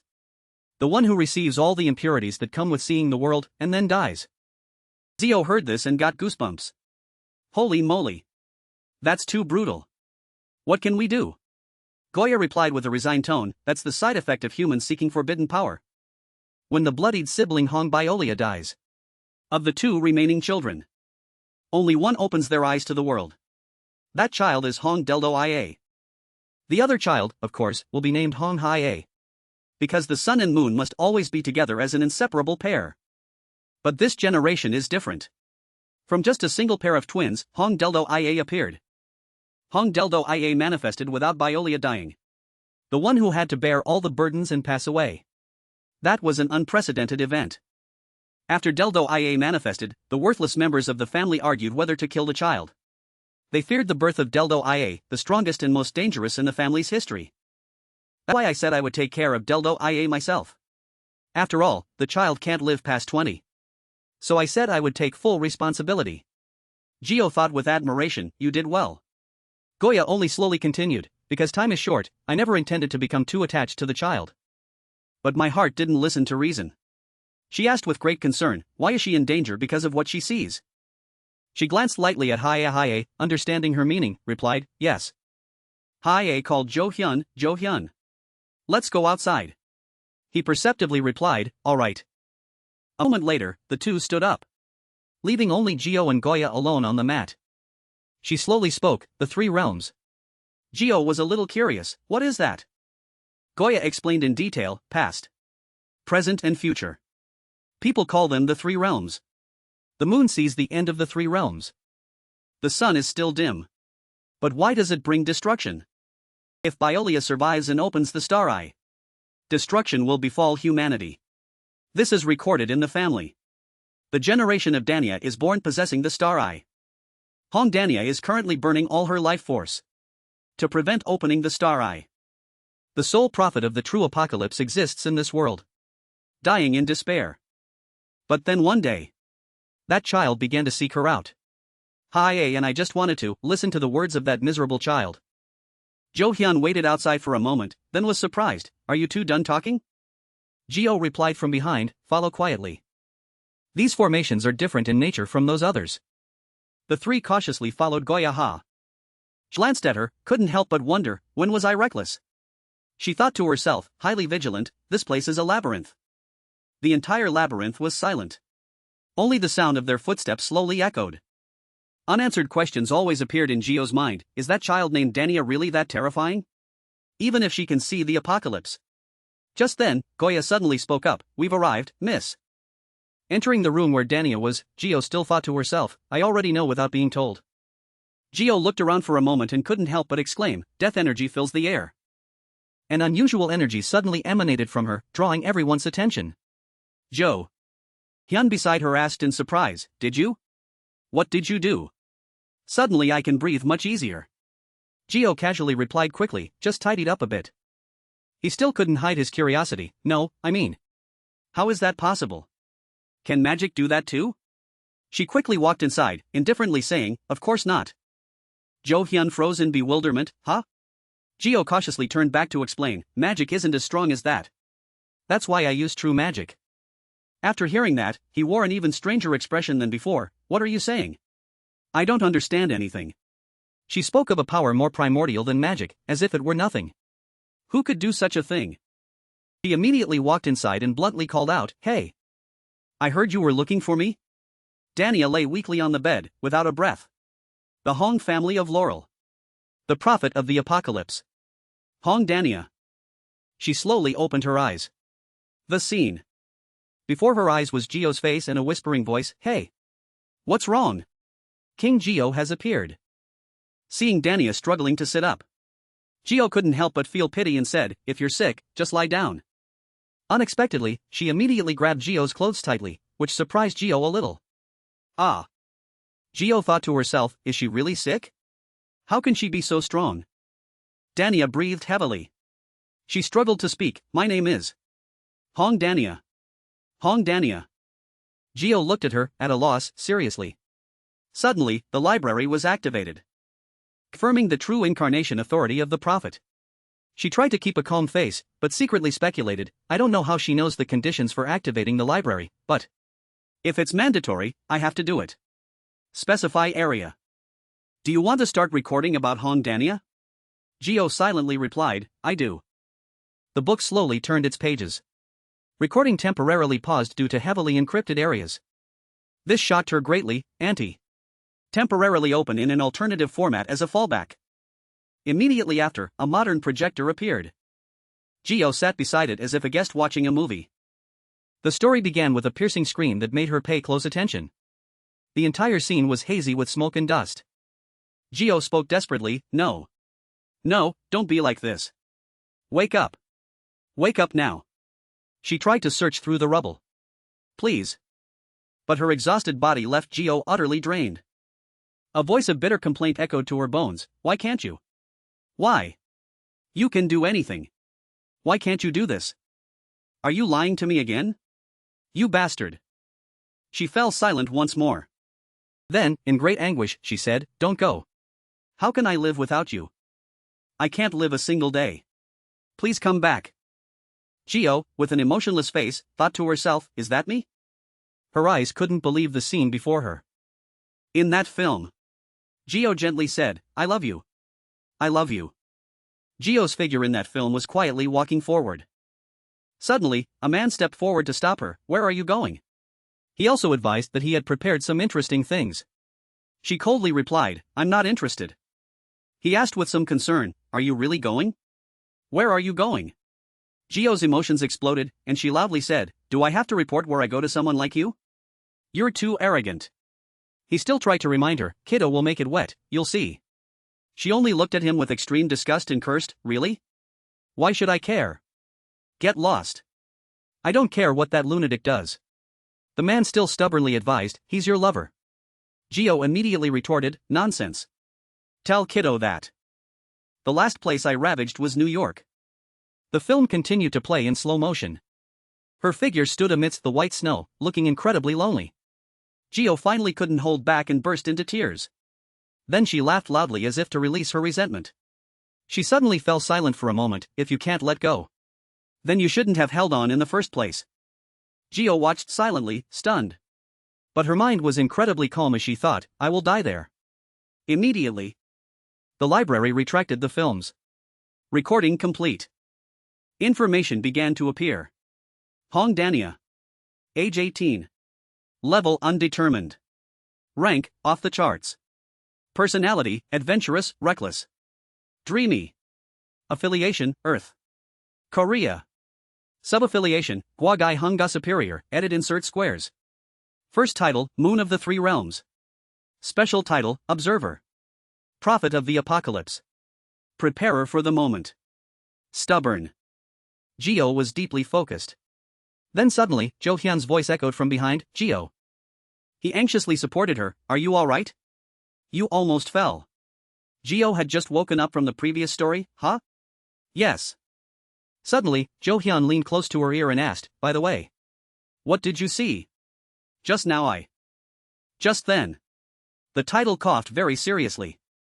Gio rushed over, Hey. What's suddenly wrong with you? She could only speak through the library, the Covenant Star. The Fate Reader. Pity her. Said she's lost half her life. Can't live much longer. She froze for a moment, Why? The library continued to answer, Cut her tongue. Said it's the inevitable result of arrogantly violating the laws of the world. Gio couldn't help but wonder, the punishment of the world's laws. The title looked at her, reminding her, Gio. That is the future. And also the past. So can it be read in advance or not? Gio said sharply, Hey, title. Hong title. Don't say anything more. If you say another word, you'll die early. I don't know what you want to convey. But stop. I don't want to know it to the point of being willing to kill. She was about to stand up and leave when the title again. She said desperately, Go to the tower. The Tower of Babel. Go there. This confused her greatly, What? Hey. I told you to stop talking. The title's eyes were pleading, making Gio suddenly stop. You must go. She suddenly fell silent for a few seconds. And he immediately warned, your brother is in danger. He is in danger. As soon as the title finished speaking, she collapsed, causing Goya and Hae beside her to call out to the title in panic. Jo Hyun immediately pulled Gio's hand. Gio, come this way. She was still very confused, thinking, what is she saying? Gio immediately checked the 3 divine items. Second user. Gion Jijok. Location. Tower of Babel. Korean Babel. Status. Tired. She was very puzzled. The kid is fine, though. The system then announced, the Covenant Star. The fate reader says, hey, sweetie. I tried to stay away from this as much as possible. But if you buy a product, shouldn't you read the instructions carefully? I honestly advise you. Gio still looked blankly after hearing this. Huh? Then she hastily looked it up. Why? Is there something strange? Gio suddenly froze. The screen displayed a message, when the user is in the tower. Status reflection may take time. Cannot summon. As soon as she finished reading, she angrily shouted, hey, you lunatic. You fraudulent babble. Who puts warning messages all the way at the bottom like that? The day was turning to evening. No way, the 39th floor cannot be detected. Gio asked curiously, what does detected mean? He immediately explained, it refers to malicious interference with the tower from outside. This happens occasionally.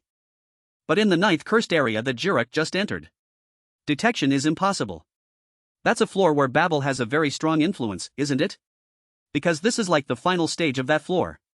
Even the power of the Holy Throne is limited. So, she immediately interrupted, just say it briefly. Jo Hyun then adjusted his words, in the timeline I know. Jurek entering the 9th area was never in danger. Of course. You know, Gio. Jo Hyun said this, and Gio realized, many things have probably changed. He quietly looked at her, that's right. The butterfly effect of the returning association. So I cannot guarantee 100% safety. From the incident at Gaseolung, where countless people should have died, including the Gaena army at the center, to the liberation of the drug dealer. Several events have changed. Gio calmly replied, so what Hongdania said is also one of the changed events. Jo Hyun nodded, that's likely. Then he turned to ask Gio, will you act on Hongdania's words? She bluntly replied, who knows? Didn't you arrange for me to meet her because she had something to tell me? He honestly answered, no. No. I only intended to ask Hong Hae's side. His eyes looked at Gio with some apprehension. Furthermore, if there's something bothering me just now, I'm quite sure she saw something through Hongdania. The problem was, Jo Hyun recalled running into the room earlier. He had called her name loudly. Gio. Seeing Gio's dazed eyes, Jo Hyun was startled. What's wrong with you? He cautiously leaned close to her. What? She just spoke. Gio only softly called, kiddo. Her eyes stared blankly ahead. Jo Hyun thought to himself, what did she see that made her mumble kiddo's name? Whatever it was. His hand suddenly clenched. Gio must not meet kiddo. It's impossible. She noticed this action and soothed him, anyway. I wasn't going to listen. This is my life. How can a king be swayed by someone's words? Don't you agree? A few days later at the office, the secretary reported, Vice President. Travelers from Babylon are here. Bame was a little surprised. Babylon? I don't see an appointment. The secretary carefully replied, should I tell them to arrange a formal meeting and come back? He thought for a moment and decided, no, it's fine. Let them in. Bame asked with a serious expression, what's wrong? Gio walked in, completely lifeless. He was startled and asked, what's with that appearance? She bit her nails continuously. Her voice trembled, what if he dies? What if? If something happens? After saying that, Gio immediately collapsed, making Bame rush to support her in panic. Who died? Don't tell me. You're talking about Bambi, are you? Hearing that name, Gio immediately clutched her head and screamed, my brother.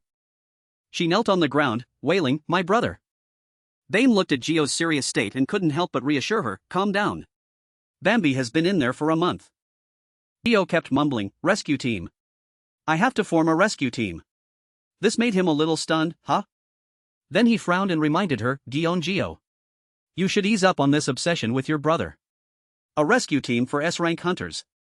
Gion Jijok? I doubt anyone would bother to join. She immediately retorted, not at all. I've already gathered them. Bame was endlessly surprised, huh? Just then, there was a knock at the door. The secretary outside called in, Vice President. Another person from Babylon has arrived. Oh Hyun stood politely at the door and said, hello? He spoke in confusion, what's going on? Why is Babylon Supernova here? Geo quickly reported, Captain Gion Geo. Subordinate Jo Hyun. And direct subordinate Bame. The entire rescue team is now present. Shall we start the meeting? Bame loudly reprimanded, Gion Geo. Who gave you the right to let him in? She angrily slammed her hand on the table, warning, no private conversations. The first challenge for our Bambi rescue team won't be easy. How can the three of us enter that ongoing scenario? Suddenly, Geo's arm ached, making her cry out. The Covenant Star appeared and said. The fate reader issues tickets to the Tower of Babel. Multiple people. With their special authority at the divine level. Specially issued tickets cannot be transferred to others. The Covenant Star. The fate reader. Laughed heartily and said, so this is what you needed, sweetie? Why didn't you just say so? Honestly. My sweetie. Is she underestimating my abilities? Her star can do much more than this. My sweetie. He puffed out his chest proudly. After hearing these words, she awkwardly told everyone, I think it's done. We have tickets to the Babel scenario. It's a multi-person ticket too. Jo Hyun was very surprised, what? Tickets for multiple people too? Isn't the sphere of influence of a divine level limited to their incarnation? Babel is the bridge connecting the stars to humanity. It is also a filter. For example, it's like a control station. Filtering energy appropriately to prevent the server, called the world, from crashing due to overload. Stars can only exercise their authority through covenants notarized by Babel. There are no exceptions. No matter how great the star. Please take a number to exercise your authority, Your Highness. Where there is light, there is also darkness. His whereabouts, let alone whether he was alive or dead, were completely unknown. The Silver Lion Guild suddenly lost its leader. And eventually disbanded. The Covenant Star. The Fate Reader. Scoffed, said that the rules of the world are just meaningless dust before the transcendent and great love of haha. Are you watching? My sweetie. Raise a glass to her sparkling eyes. The Covenant Star said. Gently sipping whiskey. Rio heard these words and was helpless. He was excited because he had just done something. Then he turned and stubbornly said to Jo Hyun, it's possible. He suddenly asked, based on what principle? She could only argue stubbornly, they said it's possible, so it's possible. Bame next to her, unsurprised, calmly reminded, just leave it. A person with normal reason only gives themselves a headache trying to understand a troublesome person. Jo understood and pointed at him, questioning, hey. Are you calling my star troublesome? Bame looked at her arrogantly, am I wrong? Then he used his finger to block Jo's head. Despite her struggling to hit him. Hyun couldn't help but wonder, is this what he looked like before I regressed? Bame. His title is Demon Lord. Representative of Imugi. Commander of myriad demons. And the next leader of the Silver Lions. In the world before his regression. After the death of the Silver Lion Un-suk-won. He inherited the Silver Lion and led skillfully until one day. He suddenly disappeared. Television reported, leader of the Silver Lions. Bame has gone missing. His whereabouts. Not to mention whether he was alive or dead. Absolutely no one knew. The Silver Lion Guild suddenly lost its leader. It eventually disbanded. That was the last thing I knew about Bame. Bame held a cigarette in his mouth and asked, what are you looking at? Jo Hyun jumped and replied, nothing.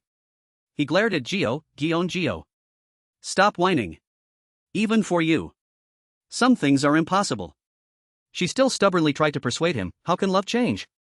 Bame bluntly said, you think I don't know? To a strange place, Jo Hyun next to him still couldn't help but feel awkward. Before. When seen from afar. He only made me feel scared.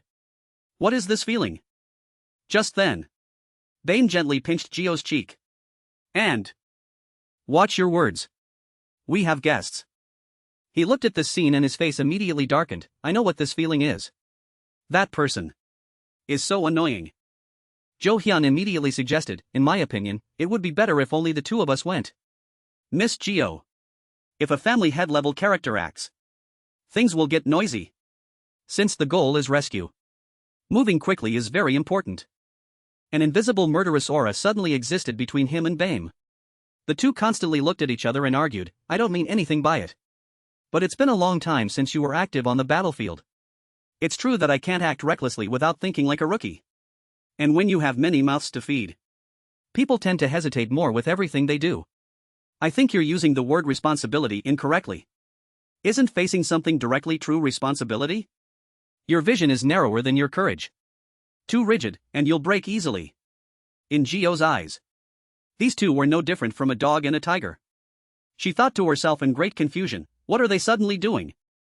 Bame suddenly scoffed at Jo Hyun, so you've reached that point. Then he sighed with a bit of weariness, stop this meaningless argument. Gio next to him understood perfectly. His face clearly read, what am I doing with this brat? Dion Gio. He spoke, advising, don't worry about things here. Even if it takes time in the tower, I guarantee there will be no problems. That's what you want, isn't it? She pouted and said, I understand. The next day, Sunjo asked Han with concern, Gio, have you packed your things? Gio obediently replied, yes, I have. He worriedly reminded her, you're a bit late. You received the message, didn't you? You're going to the guild's special seminar, right? I heard Professor Han from Han University will also be there. You must make a good impression. Don't be rude. Remember? She immediately replied, yes. The television then broadcasted, the discussion at 10 a.m. will begin now. More than 2 weeks have passed, and the two leaders of the two guilds representing Korea have not yet returned. How will this incident affect the Korean hunter community? Sunjo kept reminding her, don't eat random things, or you'll get a stomachache. Remember not to catch a cold from the air conditioner being too cold. Gio thought to herself, I told mom not to watch the news. Then she quickly replied, yes. She went to the door, not forgetting to say goodbye to Sunjo, in leaving. Just as Gio stepped down the stairs, Jiho's voice from behind called loudly, sister? Where are you going? The seminar is clearly a lie. Where are you really going? She calmly replied, Ji-un. Do you remember the hide-and-seek game we played as children? Jiho frowned in confusion, why are you suddenly bringing that up? Gio could only explain patiently, Gion Jijak climbed up a tree and hid there without eating all day. It was all because of his competitiveness. The pendant displayed the status, 3 divine items. Second user. Gion Jijak. Location, Tower of Babel, Korea. Status, hungry. Her explanation inadvertently brought back old memories. Jiho impatiently shouted. Where is Gion Jijak hiding? Gio gently continued, that Bambi kid got so caught up in playing that he forgot to eat again. I'm going to bring him back. Remember to take good care of Mother Park. A moment later, Gio and Jo Hyun entered the Tower of Babel. The system announced, confirming the gambling den. Rank 1 Wizard King Jo. Welcome, Gion Gio. You have entered the tower 10,000 times. Holy Land of Babel. Legitimate holder of the multi-person ticket. Approval complete for Gion Gio and one other person. Please state your desired floor. She replied without hesitation, floor 39. Oh Hyun next to her smiled and said, the setting of the 39th floor is a school. I'll buy you something delicious at the school store. Gio couldn't hide her happiness and exclaimed, great. Floor 39. Confirmed. Main scenario. School 4. Lovers of the Salt Bridge. Keep the school? Gio immediately replied, yes. Confirmed. Gion Gio and one other person are allowed to enter with special authority. A portion of the divine level entity, the Fate Reader's, authority will be released. Keep the school? Gio immediately replied, yes, confirmed. Gion Gio and one other person are allowed to enter with special authority. A portion of the divine level entity, the Fate Reader's, authority will be released. Adjusting the failure variable value. This is a special stage where the main scenario is taking place. Divine power will be partially restricted. This notification startled Zio. System start up. Her piercing scream echoed. Zio lay helplessly in the snowfield, only able to curse, you just wait, you damn star. Suddenly, her expression stiffened. A snowfield? Why? Butler Beck. You clearly said. This was a case where Zohyan trudged through the snowfield, calling out urgently, Zio. Zio! Where are you? His expression suddenly darkened. Something's wrong. I know this tower is often erratic, often having different structural cases or changing strategies, even on the same floor with the same situation. But this is the 9th area of the devil. The 9th area of the devil is a main scenario, like the life of the tower. External interventions being blocked is normal, and sudden changes are also impossible. The mission setting for this floor was definitely a school. Zohyan carefully recalled Jurek's broadcast that day. When the reporter was interviewing him, Hunter Guion Jurek congratulated him on clearing the 39th floor. Oh, perhaps this school uniform is a surprise event for the eagerly awaiting citizens. Jurek then showed an extremely disgusted expression and said, What the hell are you talking about? Get away from me. He kept trying to walk. His mind was very confused. Back then, the hunters all wore uniforms when they left the tower. I clearly remember how excited the fans were then. But what the hell is this? The more he thought, the faster Zohyan's feet moved. I have to find Zio quickly first. He suddenly stopped. His expression was extremely serious. The crying sound of a beast? Zohyan looked at the blurry figure in front of him and recognized it. It's a bear. He didn't hesitate to point his sword directly at it. It's too fast. As soon as the bear finished roaring and arrived, Zohyan bravely shouted, Incoming! Unexpectedly, it didn't attack. It just swiftly passed by him, surprising him. Ha! Zohyan froze for a moment. Just now, in the bear's hand was... His dazed expression turned back and he called, Zio. Zio's voice echoed, Huh? She ordered the bear, Hey! Stop it! Zio poked her head out and exclaimed, Butler Beck! The bear obediently hugged her as she continuously waved and ran towards him. It's a real person. Butler Beck. Zohyan looked at this scene, utterly speechless. Why are you being carried by a bear like that? A moment later. The two entered an ice cave. Zohyan seriously asked, You've been here for 3 days? Zio trembled and replied, It seems you just arrived. You lucky bastard. She was still wrapped in a blanket from Beck Zohyan's uniform. He coughed lightly a few times and replied, But it's still fortunate that we're only 3 days apart. He patiently explained, That's because when entering a scene, the location, time, everything is applied individually and randomly. If there was a time difference of about a week, that would have become a big problem in this weather. Unexpectedly, before he could finish, Zio angrily interrupted, What's so lucky about it? Zohyan's expression stiffened for a moment. Then he adjusted his words, Not lucky at all, I should have been the one to arrive first. She looked directly at him with a very unfair expression, Exactly, right? What's a butler's role? To taste the food before serving it to royalty. Then she shouted loudly, full of resentment, You said this was a school, where we wear uniforms. You even said you'd buy me delicious food at the school store. Suddenly, she turned to the bear and said indifferently, If it weren't for this little bear, I would have frozen to death. I hate you, Butler Beck. Zohyan next to her was very surprised. How did you tame this giant bear? Zio replied tearfully, I just hit it. He then had an idea. Wait. You're a mage. You must have temperature-regulating magic, right? Did you perhaps skip all the basic parts because they were too troublesome and only focused on advanced skills? Seriously? She could only reluctantly defend herself, as long as a mage can fly well and use weapons well. That's enough. Zohyan could only be speechless. You completely dismiss the idea that magic is a field of study. Zio suddenly pointed directly at him. More importantly, you. Zohyan flinched for a moment. Ha? She criticized, Didn't you tell me that divine-level skills wouldn't work?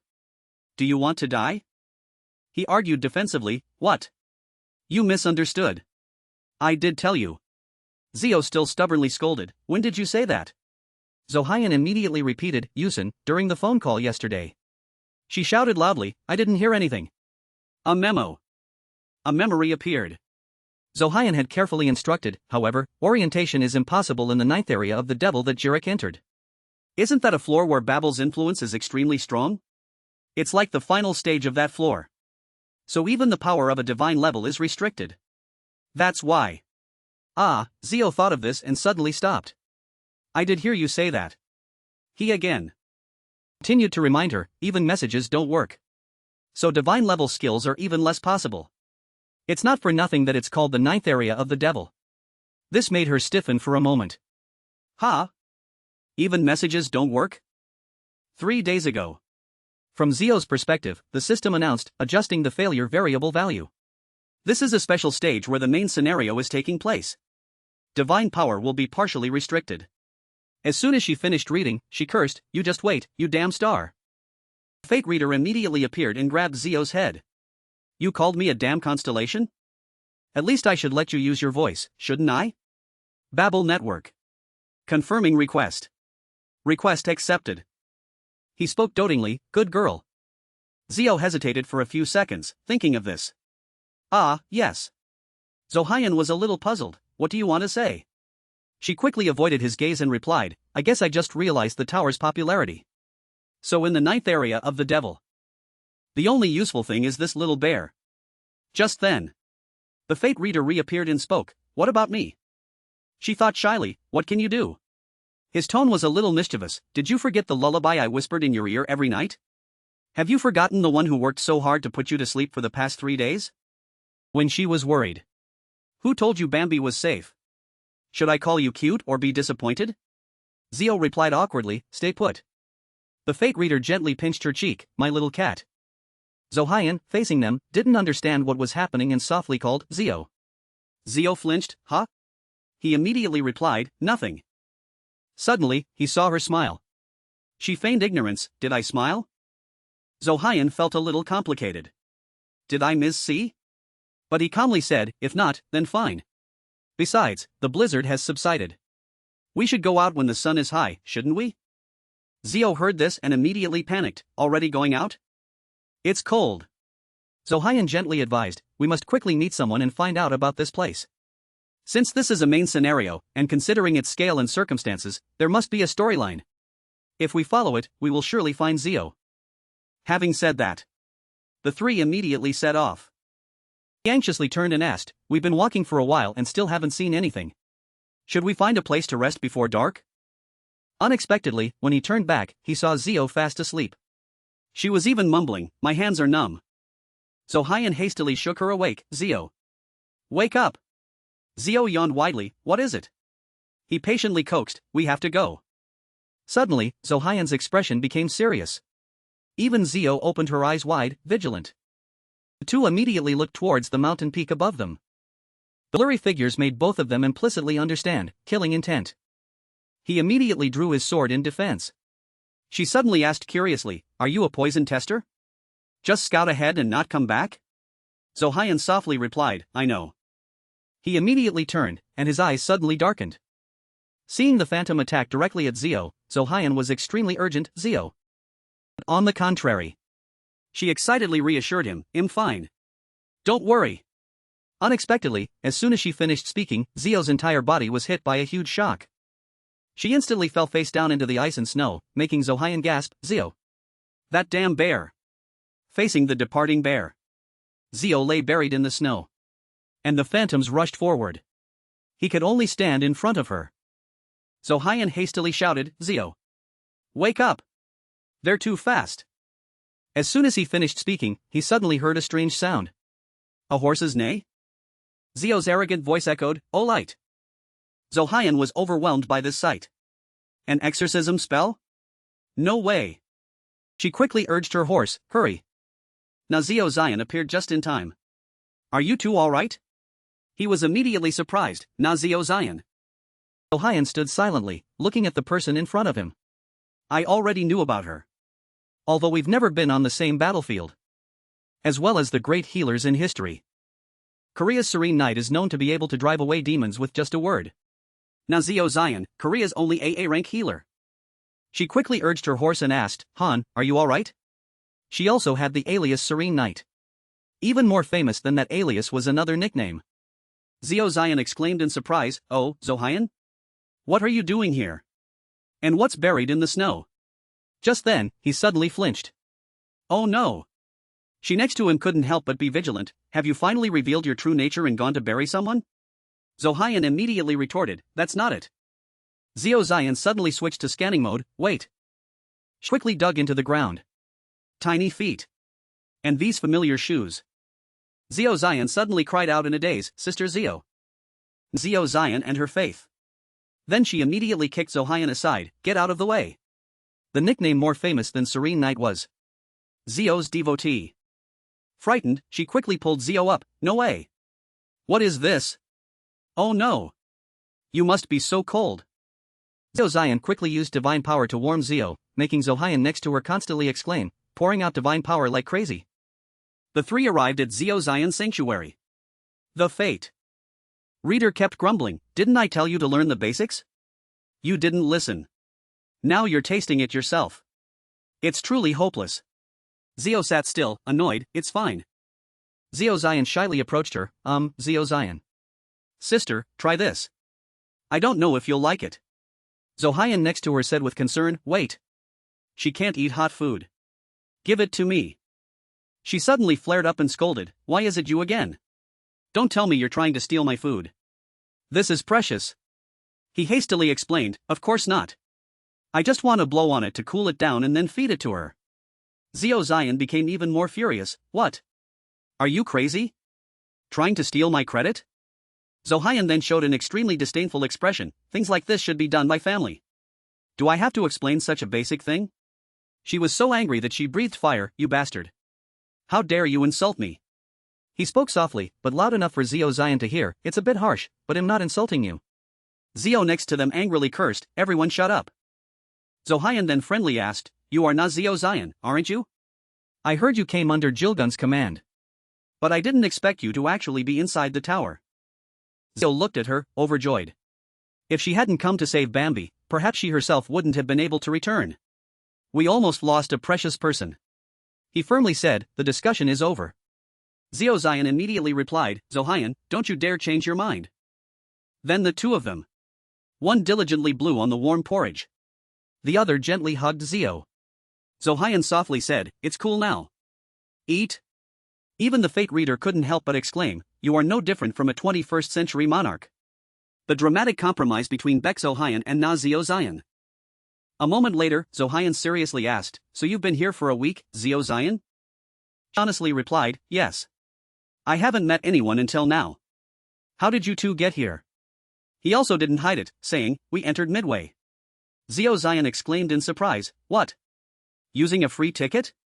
How could you two use something so rare? Zohyun quietly said, Na Zio Zion. We are a rescue team. She couldn't believe her ears and asked again, what? Zohyun explained patiently, outside the tower, it's already April. It's been over 3 weeks since everyone entered. Nearly 1 month. You're very lucky. For you, only 1 week has passed.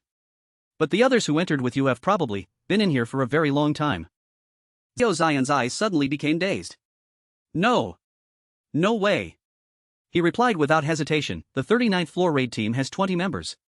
From what I've seen, it's highly likely you were the last one to enter. She screamed in fear, then we must act starting tomorrow. Staying here too long is extremely dangerous. Zio then slowly spoke, that's what I mean. Suddenly, she pointed outside and asked, hey. What's outside the door? A moment later. Zio Zion slowly explained, this place is like a deadland from a very long time ago. From the moment I opened my eyes until now, I haven't felt any life at all. The monsters we saw on the mountain earlier are called mantis people. Zohyun was surprised for a moment, people? She nodded and continued, yes. They weren't originally monsters. Hiding place. Canceling the awakening phrase and flooding the village. Those attacked by monsters will turn into their kind. Zio asked in confusion, like zombies? Zio Zion honestly replied, yes. Perhaps that's why there seems to be some kind of immunity law applied. On the snowy mountain peak, there's a small river called the Salt River. They say, whoever drinks water from it will not be cursed. Zio asked curiously, really? Where is it? Zio Zion anxiously warned, no. Don't even think about drinking water from there. That river water is even scarier than monsters. Whoever drinks water from it will be transformed. They become younger, their faces look the same, as if they've turned into someone else. Little by little, they are no longer themselves. Along with that, they forget their names, don't know who they are. Until they all have the same face. Younger, even younger. If people get younger and younger, what is the ultimate outcome? Those who drank the river water died. After multiple rebirths, they shattered into dust. Now there are only 7 people left. These children. They don't remember anything. Nor do they know when the curse began. Zohyun was suddenly curious, but if no one remembers anything, Who issued the raid mission? A child suddenly raised a hand. I am F. Among us, I am the one who remembers the most.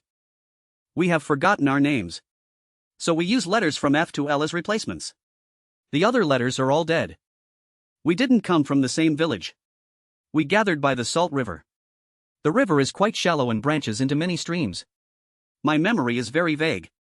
But if you follow the river, everyone will see a large bridge called the Salt Bridge. Near the Salt Bridge, where the main current is, there might be more people. He heard this and immediately decided, then tomorrow's destination is set. I will observe around the village. You rest, Zio Zion.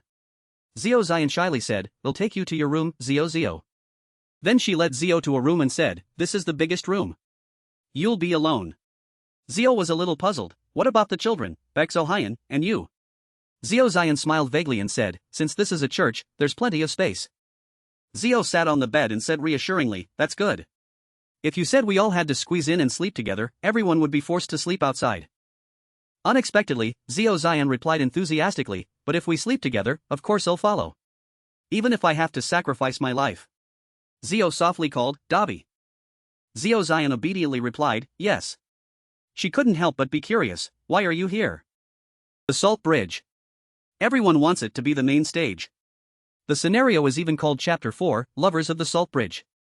Babbel's intention is that clear. There's no way a veteran player like you wouldn't know that. Zio Zion silently avoided Zio's gaze. When night falls, monsters will swarm in. Adults must protect the children from nightmares. Even though I'm a hunter, I'm very foolish, aren't I? My heart can't leave them behind. Zio heard this and suddenly said gently, Na Zio Zion. Aren't you curious who I am? Zio Zion smiled silently without saying anything. She only gently stood up, I'm not curious. Because I'm waiting for the day you tell me yourself. Not an answer when I ask. Then she left the room, leaving the words, sleep well. Zio lay down on the bed inside, honestly. The fate reader suddenly appeared, Zio. You're injured. She was a little surprised, how can that be? Dobby practically bathed me in divine power. He looked at Zio dotingly, do you want to go to a safe zone? It'll clear the way from here. She was very puzzled, you said your power was locked. How do you do that? The fate reader laughed and explained, I'm just following your rhythm. If you allow it, there's nothing I can't do. Allow me, my incarnation. To show her how powerful my authority is. I'd be very happy to give it to her. Zio's eyes sparkled as she looked ahead. 21 seconds.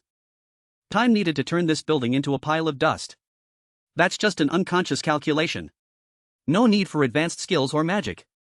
It's simply a possibility. Beyond the standards of S rank. Monsters. Thanks for watching the video. Throughout my unofficial training until middle school graduation, I never once tried to become stronger. She quietly looked at the orb in front of her, thinking, so it won't develop any further from here. The only thing I trained was the ability to control the power I already possess. Things beyond the norm always harbor danger. Both my star and I, from nebulae that open themselves up, are subject to strict limits on the allowed level of reality intervention. My family's star is different from other stars. My star is also beyond the norm. Even a cosmic entity, one who deviates from all norms, including the operating norms of this world, listens to only one human, only one person. Eliminating all ambiguities except Zio, his blind favoritism, his standards are completely based on nothing else. If one were to follow everything that star says, this world would surely be no different from hell. Zio thought, then pushed the fate reader's hand away, don't tempt me. You keep telling me I have to climb the tower. Now you're telling me I should go to a safe zone? Telling me to go to a safe zone, a place where I can give up at any time, is no different from telling me to leave the tower. Rushing into the scenario like that, then what do you plan to do? Tempt me? He smiled mischievously and said, I just find Babbel's cheap tricks a bit annoying. She angrily struggled for a while, anyway, we've already agreed to participate, so let's just do it. Don't get punished just because of that Babbel, move aside a bit. The fate reader could only look at her dotingly, you know, you're actually quite conservative.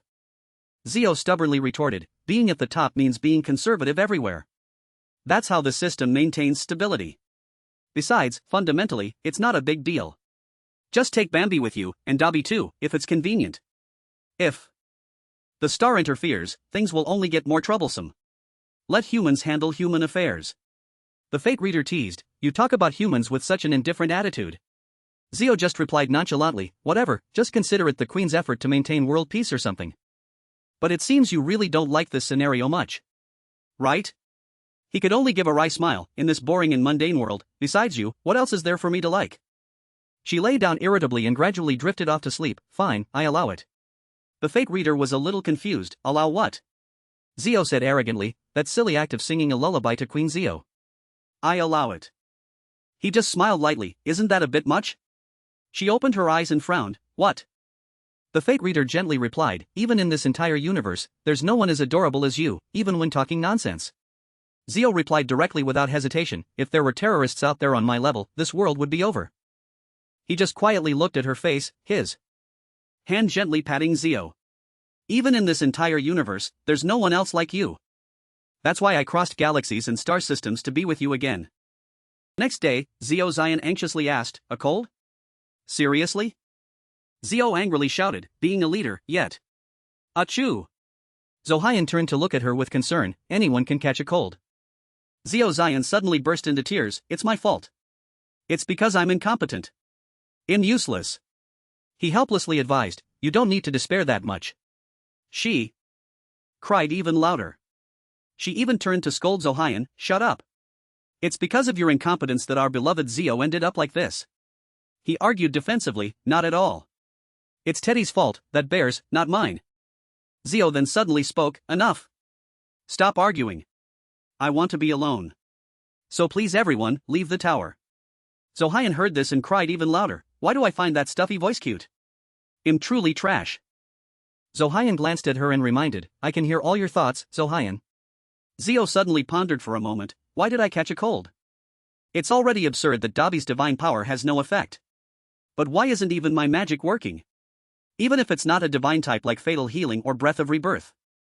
At this point, am I the one whose power has been reduced instead of the holy throne? Don't tell me they've forcibly balanced me. Skill level, high level magic, level 5. Starry Sky Melody. Whitebird coldly said, ITLL get dry that way. Zio casually replied, let's respect each other's preferences a little. She gave up and said, alright. The children next to her kept exclaiming in wonder, making Zio a little surprised, what are you kids looking at? Haven't you ever seen magic before? Children immediately replied, no, ma'am. She was a little curious, you said you don't remember anything. So how do you know them? Or have you seen them before? An innocent child replied, maybe I've seen them before. But because I don't remember, I said it was the first time. Explaining it that long would take too much time. Zio was extremely impatient, what is this? Why is a supporting character suddenly so sassy? Suddenly, another older child pulled the younger one's hand, come here. The younger one whined, why? I want to see more. Seeing this, Zio couldn't help but wonder, hey. 7 gene-copied dwarfs. People say your personalities would be the same. But clearly, that's not true. Why is it that only GI isn't afraid of anything? The older child, playing with the younger one, explained to her, I'll put him down. Sorry. Actually, we're not exactly the same. There are still some differences. And GI is especially different from all of us. He's the last one left. So we just let him do whatever he wants. He's gone. Zio scratched her head in exasperation, in year Y, that kid might just become Satan's best friend. Just then, Zio Zion's voice called out, Zio. She hurried out, Zio. What's wrong? Zio Zion pointed forward. Over there. All they saw was a flock of crows gathered in great numbers in front of them. The silhouette of a monster vaguely appeared within it. Zio couldn't help but exclaim at this sight, it looks like a dragon pearl hunt. They just keep appearing one by one. The carriage suddenly stopped. The large horse suddenly panicked at the monstrous hand in front of it. A phantom suddenly lunged up from beneath the snow. Zio Zion screamed in fear, Zio. Get inside quickly. Zohyan also reminded her, well, handle things here. But Zio directly refused, no. There's no need for that. Whitebird suddenly charged forward. Like white dew takes flight. White dew touches snow. First bird style of enlightenment. Like a solitary snowflake. She unconsciously stared at Whitebird. Whitebird's gaze was extremely sharp. Mid-level raid team 39. Total members, 20 people. Among them, only 3 names are remembered forever. Bayan Jirak Kwa Babylon. Shin Seun. Na Zio Zion Qua G. The phantom was suddenly split in half. Whitebird powerfully charged forward without hesitation. And finally, she spoke softly, I'm a little late. Korea's rank 4. Master of Hata. Whitebird. A famous title used to refer to Whitebird, the human monster. The only one among the top rankers who has never made a contract. A pure human. Korea's number 1 swordsman. Whitebird. The elder. The lady. The actor. Balanced by 3 pillars. That's how people describe it. Because there is something in that person that goes far beyond mere fame. For example, the elder. The lady. The actor. Balanced by 3 pillars. That's how people describe it. Because there is something in that person that goes far beyond mere fame. For example, she is the leader of the Hata Guild. After Hata had to temporarily disband due to the aftermath of the Nightmare Expedition. The following year, the organization reformed with Whitebird as its new master. The memorial ceremony was then broadcast live nationwide.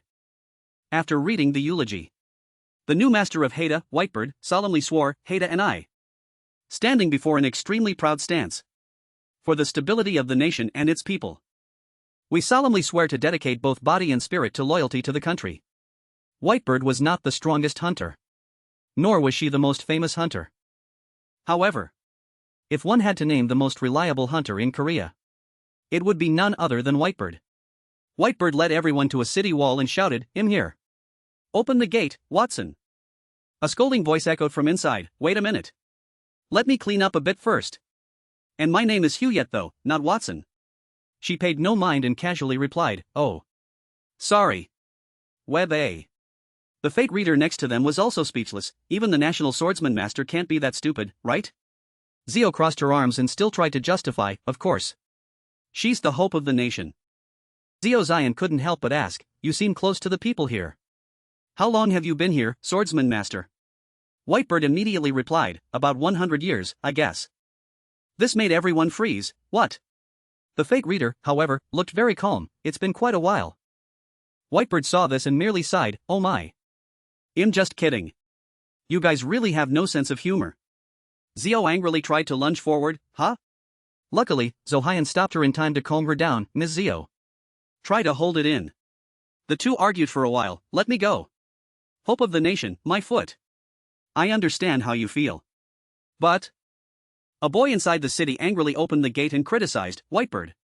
How many more times do I have to tell you? My name isn't Web A. Suddenly, the boy froze, looking at everyone in front of him. Who are those people? Whitebird simply replied, trustworthy allies. Then she casually said, let's go inside. The system's announcement caught Zio's attention, special zone scenario warning. Green zone. Prosperous holy city Adnia. You have discovered a safe zone. Awakened 1 confirmed.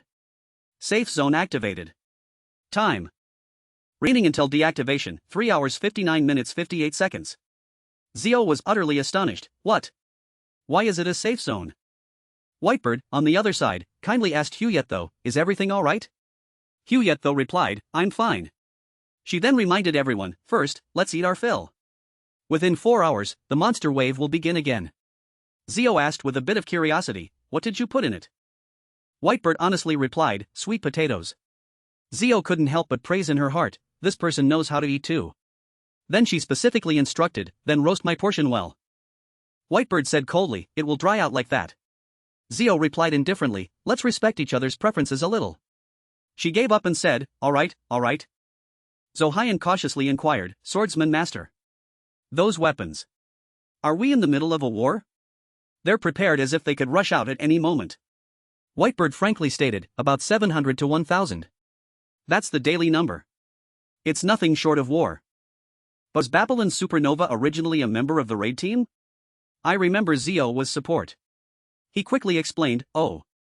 That wasn't me. We're more like a follow-up rescue team. Whitebird paused for a few seconds, we? Zohyun nodded without hesitation, yes. We. She said with a scrutinizing gaze, so you're not locals. You made me misunderstand. Zio narrowed her eyes upon hearing this, what are you talking about? Based on what?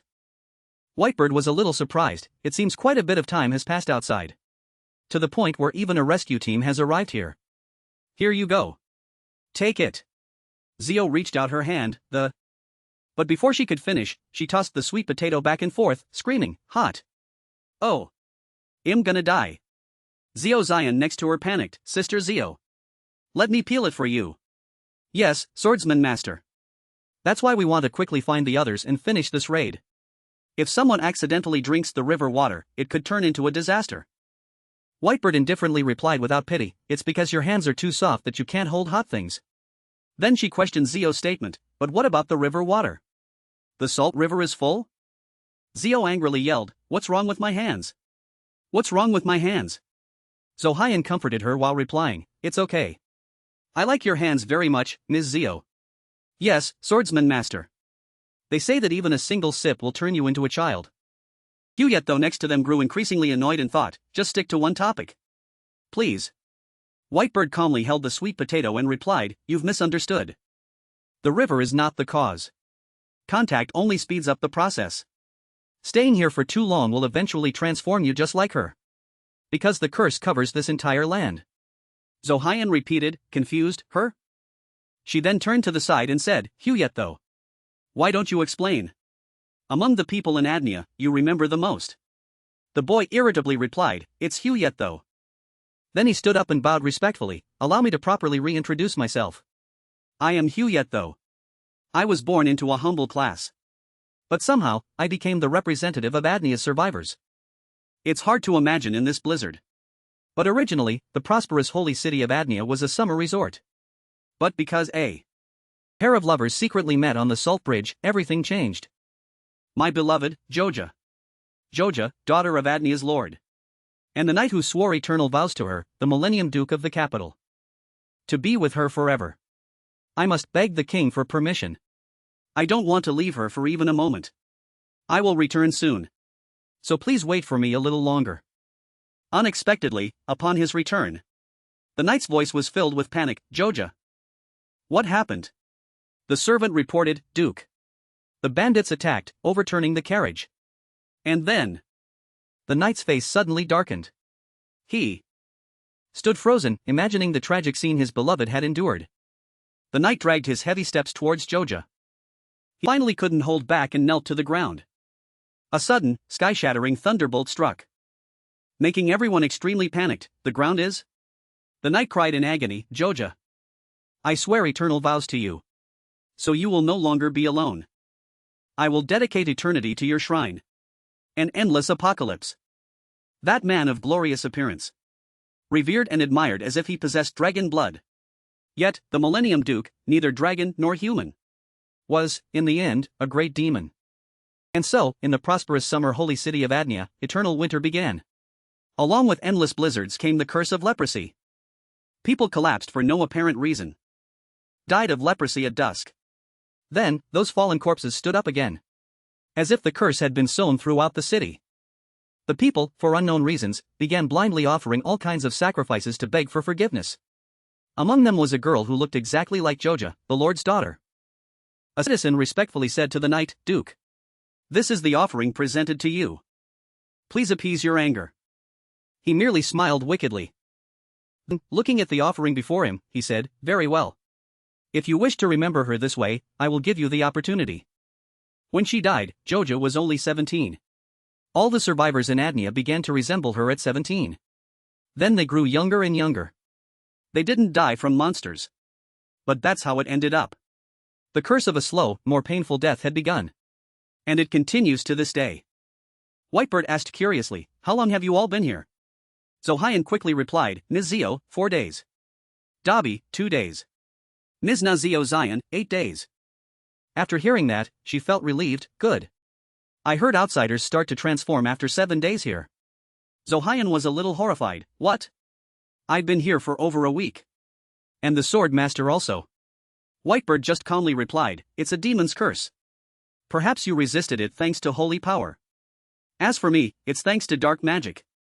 Zio casually said, if it's ultimately a demon, then we just need to defeat it to complete it, right? Huyetha's face was filled with fear, that's absurd. It's a great demon that destroyed an entire nation. Whitebird also reminded, even if it's the main scenario, the difficulty of floor 39 probably can't be that high. The great demon has been sleeping for many years. They say the last prophecy bestowed upon the holy city of Adnia is that beyond the bridge there is an altar. Bring the flower that the Lord's daughter gave to the duke. When that flower is burned, it is also the heart of the demon. And the curse on this land will end. Zohyan was silent for a moment after hearing this. If it sounds so easy, then why? Hasn't someone like Whitebird been able to end this? It's impossible. Then he boldly asked, Swordsman Master. With your strength, isn't this difficulty nothing to you? I'm just guessing. But perhaps you can't leave because you're protecting this place? Exactly how long have you been here? Whitebird quietly replied, 6 years. This made Zio exclaim uncontrollably, damn. 6 years. Zohyan was also a little confused. If the safe zone doesn't activate, the monster wave won't end. Whitebird gently explained, but when the safe zone is activated, the monster wave will have a start and end point, with a 4-hour interval. To protect these people, you've been repeating those 4 hours for 6 years here? When activated, their degeneration and that of the monsters both pause, even if only for a moment. However, it can only be activated when there's an awakened one, right? He answered without hesitation, yes. Because the safe zone is an area that only protects awakened ones. Babel only cares about the tower climbers who are ascending. Whitebird listened and quietly nodded, that's right. Anyway, to break the quest and reach Sundari, we must cross this city wall. I believe that comrades would arrive here someday. Zio listened and put on a serious face, there's a limit to stupidity. Even if the concept of time inside and outside is different. Don't you think 6 years would have passed outside as well? Don't you think about the people waiting for you? You are Whitebird. You should know your place, shouldn't you? In her heart, she secretly criticized, if we're talking about selfishness, you're absolutely number one. No one can compare. I understand very well. You're extremely hypocritical. Thinking this, Zio spoke up again, reprimanding, I know these people here aren't mere NPCs. But aren't you also thinking about your own selfishness? Come on, at least you should be able to distinguish what's more important and what's less important, right? Whitebird also spoke up at this moment, more important, less important. Distinguish priorities. That's what I often hear. Don't make the mistake of chasing small bait and losing big bait. That's what my grandfather always told me. Every time, he would scold me that if I chased after small things, I would lose big things. But how can one who doesn't see small things see big things? I have always been ordinary. A narrow-minded, simple-minded person who cannot see far ahead. My name, my family, my people, my country. I simply protect what is before my eyes. Whatever my position, that still hasn't changed. Zio still didn't understand and retorted, while you waste time protecting strangers in front of you, what about the 4 people out there? Whitebird replied very coldly, if I calculate every possibility, weigh every importance, how can I move forward? Whatever happens because of this, I will not regret my decision. She suddenly fell silent upon hearing this. Whitebird's eyes were filled with deep thoughts. Of course, it will be sad. Snow White Kingdom and the children who lost their names. No one knows if this place, where the Babel Tower quest scenario takes place, is real or virtual. Some say, of course, it's a game space. But those who have experienced the tower even once say this, there are real people there. Another real world where I died, and they died the same way. Zio glared at her, that's just stubbornness. Whitebird, however, said firmly, it's conviction. I cannot prevent a distant danger by abandoning those in front of me. Though it may be foolish, that is my conviction. It is my small justice. Zio crossed her arms, a little annoyed, you know it's foolish. But Whitebird merely nodded to herself, I know, your criticism is very reasonable, I cannot deny that it is selfish. However, I am a swordsman. A swordsman is not allowed to hesitate at the tip of the blade, because once the sword is drawn from its sheath, it must strike immediately, for that is what a sword is. For a swordsman, conviction is the sword, and a swordsman who breaks their sword is no longer a swordsman. You can criticize my choice, but, sorry, even if I die today, I will die as a swordsman. The entire space suddenly became silent under the pristine white snow. At 5 years, about 2,000 days, 50,000 hours, the time the stubborn, headstrong person held the line alone on the battlefield of life and death, to preserve a single conviction. Zohyan and Zio Zion next to them were also shocked into silence. They say she refused even a contract just to be loyal to martial arts. This is a true Korean gentleman. The two then couldn't help but express their admiration, sect master, as expected of Haida. Zio on the side could only be speechless, the classic line of the Knight of Order is unbelievable. 3 Knights of Order of the same plan making a movie to reform an invincible villain who failed 3 years, who formed this group. The fate reader also threw up his hands and spoke, "It's so annoying, even if the opponent makes peace. Why do I keep meeting people like this around me?" Zio just sighed, "Anyway, at least I'm not the only idiot." "What?" Whitebird suddenly looked directly at her and said, "What's your name?" "I want to say thank you." Zio was a little embarrassed, "Huh? What?" Whitebird's eyes sparkled, "Actually, even though I say that, I've had a big internal conflict recently. Thanks to that story, I feel relieved myself. I'm sure I can last another 10 years. Thanks to you." Zio Zion became even more excited, "Right? Our Na Zio Zion is just like that. Because she's extremely wise, she always awakens us." Even Zohyun was extremely proud. Yes, at first glance she seems a bit arrogant. But she's not like that on the outside. Whitebird was very impressed and said, "Her name is Na Zio." "Indeed, I thought this was no ordinary person." Meanwhile, Zio on the side just darkened her face, "Stop it. You wingless angels." Then she called out, "Hey, Whitebird. So what? If we burn the flower, it'll go back to normal. Right?" Huyet though helplessly corrected, "It's not Whitebird, it's Quan." "Alright, fine. Even burning the flower won't make it go back to normal." Zio Zion was a little surprised, "Huh? You said it would stop just now." The boy slowly explained, "The prophecy says, stop. It doesn't say go back. The prophecy only speaks the truth." She still couldn't believe her eyes, but then. Just then, Zohyun stopped. "Zio Zion, brother Zio Zion. That's not our concern. Appearance changes due to scenario specifics will be completely reset upon quest completion." "Ah. The trial tower cannot be restored, only death." Whitebird announced the news. "They say the demon has been asleep for about 10 years. This situation is probably the starting point of this scenario. So, even if the remaining people stay for a long time, it's only 10 years. Even cursed, they are still alive." Zio Zion unconsciously sighed in relief. That's a relief. Even so, we're fine. But brother Zohyun and that person. Is there no way? I want to help." Zio put on a tearful expression, "Oh my. So kind." Huyet though hesitated for a moment then spoke, "I don't know whether to say yes or no." She crossed her arms, displaying an extremely domineering posture. "Hey. Dwarf. Are you going to tell the truth? Are you going to keep us in suspense?" This made Zio Zion's face light up with excitement as he praised, "Zio Zion Nim. How thoughtful." The boy was a little flustered, because it's even worse than having no way. Zio was also very curious, "Huh? What is it?" The words instantly made everyone freeze. "Love. According to the prophecy. When their beloved calls their true name, they will return to their original form." But by the time the solution was known, everyone had already transformed. If they can't even remember their own names, how can that work? Zohyun couldn't help but be surprised. Classic, isn't it? A curse that begins with love, solving it with love is the orthodox way. Zio, however, rationally speculated, the definition of beloved. Does it have to be a lover? Huyet though understood and realized, not sure. I don't think so. Because everyone has changed, regardless of gender or age. So not everyone has a lover. Zohyun next to him also agreed, I think so too. The core of fairy tales is ultimately sincerity. As long as they are important to them. Isn't that enough? Saying that, Zio immediately stood up, then that's fine. Let's try it.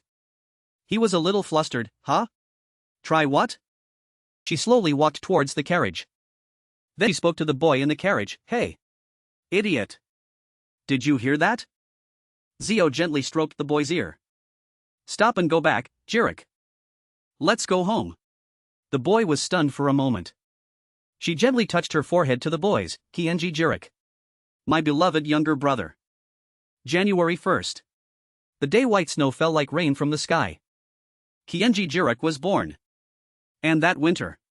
December 31st, Kienji Jirik was born." Taesung gently said, "Zio. Look. So cute. Isn't he? This is your younger brother. 2 siblings born in the same year. At the beginning and end of winter." Zio held the toy close to Jirik, "Hurry up." She suddenly sat down and watched him, "Hurry up." Then she suddenly uttered the name, Bambi. Sunjak found it incredibly adorable and exclaimed, "Oh my." She then turned to Taesung and said, "Did you hear that? It sounds like Zio said Jirik looks like a Bambi doll." He was so shocked that he gaped and stammered, "Sunhwa. Jirik is holding. He's holding Zio's hand." Taesung's eyes suddenly sparkled, "Camera. Where's the camera? Sunjok angrily reminded, oh my. Don't overdo it. Hey, race the camera. She suddenly froze, now. Crying again, are we? Taesung couldn't hold back his emotions and softly sobbed, my children. Love each other, protect each other, and grow up healthy. Oh my, Sunjo sighed. Children who can't speak don't understand anything. Then she smiled happily. It was unbearable. The two siblings grew up exactly as Kim Taesung wished. Well, perhaps even a bit too much. Jiaeng angrily threatened, Kim Jirok, move aside. Today I'm sitting next to Ji Woo. He coldly said, get lost. Do you want a beating? The girl burst into tears upon hearing this, making the teacher a little stunned, Jiaeng. The teacher then came to remind Jirok, Kim Jirok, the teacher said not to speak ill of friends, right? He replied indifferently, if you don't want to hear bad things, don't be stubborn in the first place. The teacher, unable to retort, gritted her teeth and asked, Jiaeng, did you tell Jirok to switch seats with you again? The girl cried louder, whining, Jiwoo's deskmate is me. This is my spot. The teacher helplessly advised, the teacher told you to let it go. After overcoming the stormy kindergarten years, Hongmin boldly shouted, Kim Jirok. Just for today. Only for today. His friends behind him enthusiastically cheered, hey, Seo Hongmin, don't be scared. You can do it. You bastard. The boy angrily turned back and complained, then you guys do it. The kid behind him was very firm, no way. You lost the draw. Do it quickly. Hearing this, Hongmin gathered all his courage and yelled, hey, you, Kim Jirok's sister. I want let it go today. Give Kim Jirok back to us. The kids behind him chimed in, give him back. Give him back. Jiwoo stretched tiredly and sighed in exasperation, so noisy. The girls behind them angrily shrieked, hey, boys. Sister Jiwoo said it's noisy. Hongmin suddenly froze, damn it. Bambi. His friend behind him was also a little surprised, did Kim Jiwoo start a fan club at school? They didn't even dare to approach Kim Jiwoo, only peeking. What fan club? What a joke. We've seen Kim Jiwoo always coming to our class. Jiwoo then glanced at the kids and said, hey, noisy. Hongmin awkwardly explained, but today is the soccer final. Without Jirok, our class is hopeless. She firmly retorted with a very sarcastic tone, if you're hopeless without Bambi, it means you had no hope from the start. Her next words directly pierced Hongmin's weak heart, get lost. I'm tired. The boy's tears streamed down. His friend behind him comforted, Hongmin, don't cry. The one next to him was also a little surprised, this guy said he likes Kim Jiwoo. Could it be true? Those demonic siblings. Meanwhile, the girls who saw the scene were full of admiration, big sister. Overcoming the difficult elementary school years. 8th grade, summer of age 15. Jirok quickly announced. Jiwoo replied, is that so? He hesitated a little, or maybe don't go. She casually replied, I'll still go. Because I know you hate it, I just asked for formality. Then she sincerely said, don't die. If you die, I'll die too. Jirok buried his head in Jiwoo, I know. How could I die and leave you here? He asked curiously, what's the estimate? She immediately replied, it's quite troublesome. They say to bring 6 lives. Jirok said, full of annoyance, basically, you like to overdo things. Jiwoo just quietly nodded, yeah. He still didn't forget to reassure her, but don't worry, sister. Jirok, being cared for, didn't hide anything and shared, nothing hurts. But this babble is really cunning. It didn't return my body from when I entered the scenario, but my middle school body from when I first entered Babel. My stats are also frozen. It will probably take a long time to get back to normal. How despicable. If I'm not here, don't go back to hiding in your room like a weirdo. If you can't sleep, you can sleep with Jayam Jumi. Jiwoo replied with a cold expression, Jayam Jumi hates me. Jirok immediately retorted, it's not hate, it's shyness. The more she looked at Do-hyun, the more annoyed she became, but the funniest thing, in the end, is myself. Even though I constantly grumble about being dragged along by Baek Do-hyun, I ultimately benefited from those connections. If I hadn't met Hong Dana. That's not what I mean, but it seems I can't convey it, it keeps getting stuck, it's annoying. That's how it is. Seeing this, he said, flustered, no one understands each other right away. Then he leaned close to Jiwoo, therefore. You have to be like this, look each other in the eye, talk, and get to know each other. She looked directly into Jirok's eyes and said, but I know everything. He smiled meaningfully, everyone else, except you. Then he ruffled her hair and chuckled, hey, how do you plan to live? Don't use yourself as a standard when dealing with others. Ji-woo asked curiously, then can you get along with others? Jirok patiently replied, you already know the answer, why ask? How could that be? Except for you, everyone else is an alien. Not twins, but almost identical. Because before they knew the world, they were always together. She understands him better than he understands himself. He understands her better than she understands herself. Ji-woo gently looked at Jirok. Could it be that we wouldn't recognize each other just by changing our faces a little? For the first time in the scenario, the curse was lifted. Freed from the curse, the mark of eternal winter. She looked at him with amusement, name deprivation. Bambi level 2. He grumbled, so noisy. Ji-woo couldn't help but tease, you've gotten smaller too, haven't you? Jirok couldn't help but retort, still bigger than you, anyway. Suddenly, he noticed something. Jirok smiled sarcastically. Seeing everyone shocked like a whirlwind, he couldn't help but exclaim, what a pathetic farce. Seeing this, he cried out, team leader. Even Josian was startled, Captain. It's clearly Ji-woo. He thought for a moment but still couldn't understand, Ji-woo, how did you recognize him? But she only replied with a sound, huh? Just then. Jirok suddenly turned and said, big sister, thank you for your help. But he only received a cold reply from her, remember to repay the favor. Nevertheless, he kept asking, where's mom? Ji-woo heard this and said, she just lay down to rest. I'll be back in a moment. Jirok was speechless after hearing this, you leave me speechless. The young lady at home bothered to personally come all the way to the tower. Even so, she didn't seem very happy, and regretting it like crazy right now. As if to comfort her, he placed his hand on her head. At that moment, Jirok quietly uttered a sentence, liar. Just then. The fake reader appeared and whispered in Ji-woo's ear, that cunning smartass can never be fooled. She thought it made sense but only thought to herself, that's right. Jirok walked over to Whitebird, who was sitting, and lied, I dropped my pen, sect master. The light has gone out. She could only comfort him, it's not your fault. It was an unavoidable situation. At that moment, Whitebird suddenly judged, by the way, so you two are siblings. I could tell from your eyes. Josian was also surprised to hear this, siblings? Nevertheless, Jirok paid no attention and smoothly changed the subject, brother, you came with the rescue team, didn't you? How much time has passed outside? Do-hyun thought for a moment then decided to recount, about a month. By the way, why were you cursed? He immediately replied, a month later, I guess there's a lot of talk outside about my death, right? After jumping into the river to save a child, I don't remember anything else. Do-hyun suddenly felt a little worried for him, is your body okay? Jirok, being cared for, shared openly, it doesn't hurt anywhere. But this babble is truly cunning. It didn't return my body from when I entered the scenario, but rather my middle school body from when I first entered Babel. My stats are also frozen. It will probably take a long time to return to normal. How despicable. In the end, he concluded with one sentence, alright, just defeat it quickly and get out. What's the current situation with our power? Meanwhile, elsewhere, the system continuously sent warning information, danger.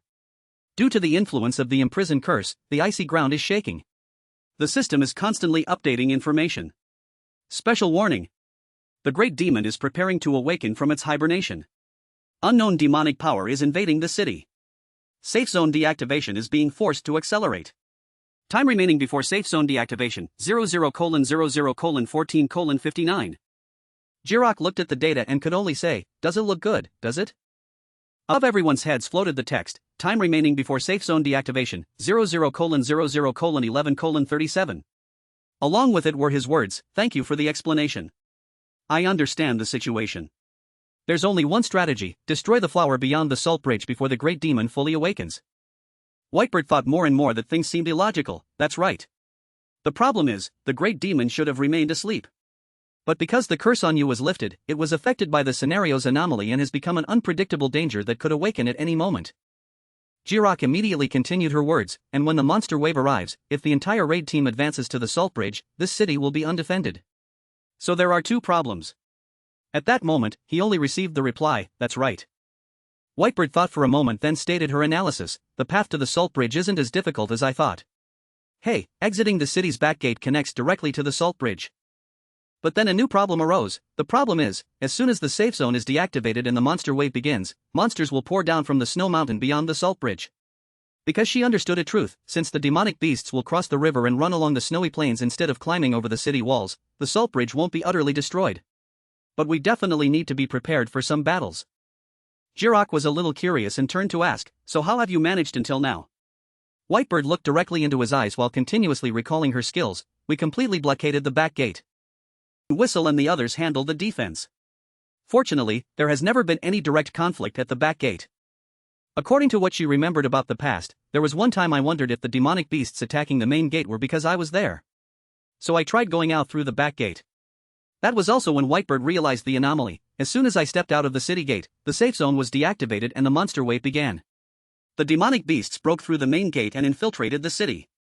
Damn Whitebird. After confirming that, I always defended the snowy area in front of the main gate. Therefore, Jirok came up with a new strategy, well split into two teams. "You go to the city gate, deal with it quickly." She was a little surprised to hear this. "You're not abandoning the city?" Meanwhile, he continued without concern, "This isn't kindness or righteousness. Because we can't let those guys attack from behind without defense." As Jirok was about to leave, a voice echoed in her ears, "And if the city is overrun by demonic beasts before we complete the raid, everyone within these city walls will be massacred." Jirok slowly analyzed all situations. Floor 39 raid team, a total of 20 people. 17 people besides the 3 of us are cursed.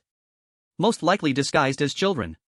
This is a necessary strategy for all raid team members to return safely. However, life is not a dream. The problem is, with my pathetic situation, the actual usable combat force is only about 3 people. Oh well.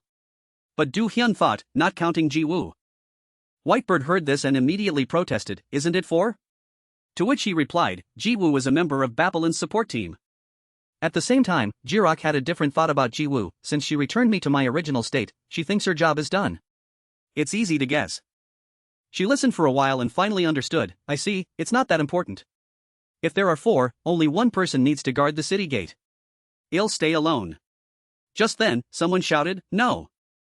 Jirok couldn't help but speak up. "The situation has changed drastically. The monster wave won't be like before. At most, only a few monsters. Even if variables arise, I just need to hold out until you all complete the raid." He looked at everyone and with difficulty uttered each word, "It will be very dangerous." But Whitebird said, "That doesn't sound like something a famous guy who loves rushing into the most dangerous places would say." Seeing this, he could only call out, "Sect Master." She stopped Jirok before he could finish. "Ji Woo, if you had decided to abandon the city, I would have stubbornly held this place at all costs." Saying that, she stood up while continuously recalling her skills. "I can only thank you for helping me lighten the burden in my heart." In that moment, Whitebird seemed to have made a decision, trusting and waiting for comrades. "Isn't that what you've been doing for the past 6 years? It's not that different." After all, the system's voice echoed once more. "Safe zone deactivated. Emergency. Monster wave appearing in Adnia City." She declared without fear, "The city gate, I will hold." At that moment, Josian finally took action with a firm promise, "Trust me. It won't fall." At that moment, a monster flew down from the sky, but fortunately Jirok stopped it in time. Meanwhile, she launched a spear. It took the full force of the blow and cried out in pain, "Kiba." Then it fell to the ground due to inertia. Jirok drew his sword and cursed under his breath, "Damn Babel. To be cornered like this by a mid-level demonic beast." But Du Hyun tried to defend it. "Babel has its grievances too." He calmly recounted, "Fighting evenly with a demonic beast while penalized, Babel probably didn't expect that. Even without the team leader's main weapon, the long spear, his combat power is still like this." He heard this but couldn't say anything. Humph. At this moment, Ji Woo also spoke up, "Hey guys." She looked at the sky ahead and asked, "Does a blizzard usually stop so suddenly like this?" Jirok also started to pay attention. "What? Since when did it stop like this?" Then he heard Jirok say, "It just stopped." But this made Du Hyun a little worried. Such sudden changes are usually a sign of something. As soon as he finished speaking, the system announced again, "Special warning. The Great Demon's deep consciousness is entering the awakening phase. When this phase ends, the Great Demon will fully awaken." Then the entire tower collapsed, making everyone cry out in worry. "Team leader. Jirok. Jirok.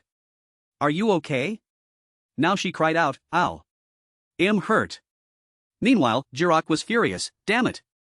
Hurry up. Before that bastard wakes up with a stretch and collapses the entire bridge." At this moment, she suddenly realized the anomaly in what just happened. But why is there a strange vibration coming from somewhere? Suddenly, Josian's eyes widened in fear. She spoke without hesitation, "Wait. Team leader. Over there." Everyone looked in that direction and was shocked. Everyone seemed to realize one thing: are they all monsters? They clearly said only a few at most. When they looked in another direction, they were also extremely bewildered. Jirok couldn't help but say, "It's the same over there. They're all running away from something." Do-hyun thought for a moment, then said, "They must be afraid of the aura of an absolute powerhouse, the great demon." People looked out the gate with some worry. When the sect master went to the back gate, the demonic beasts attacking the main gate followed the same principle. They don't want to fight near a superior powerhouse.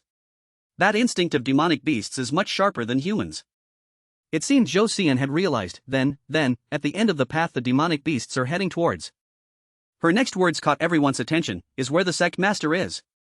At that moment, Jirok reacted in time, "The salt bridge is closer." But he was stopped by Jo Seon. "No. Captain," she shouted, making him realize the situation was getting out of control. "We don't even know how much longer it will take." While she spoke, the monsters advanced. "This isn't acting on emotion. We have to go save her." "Well, die like this. A comrade alone she can't hold out. No one knows if the quest will end as soon as we reach the objective."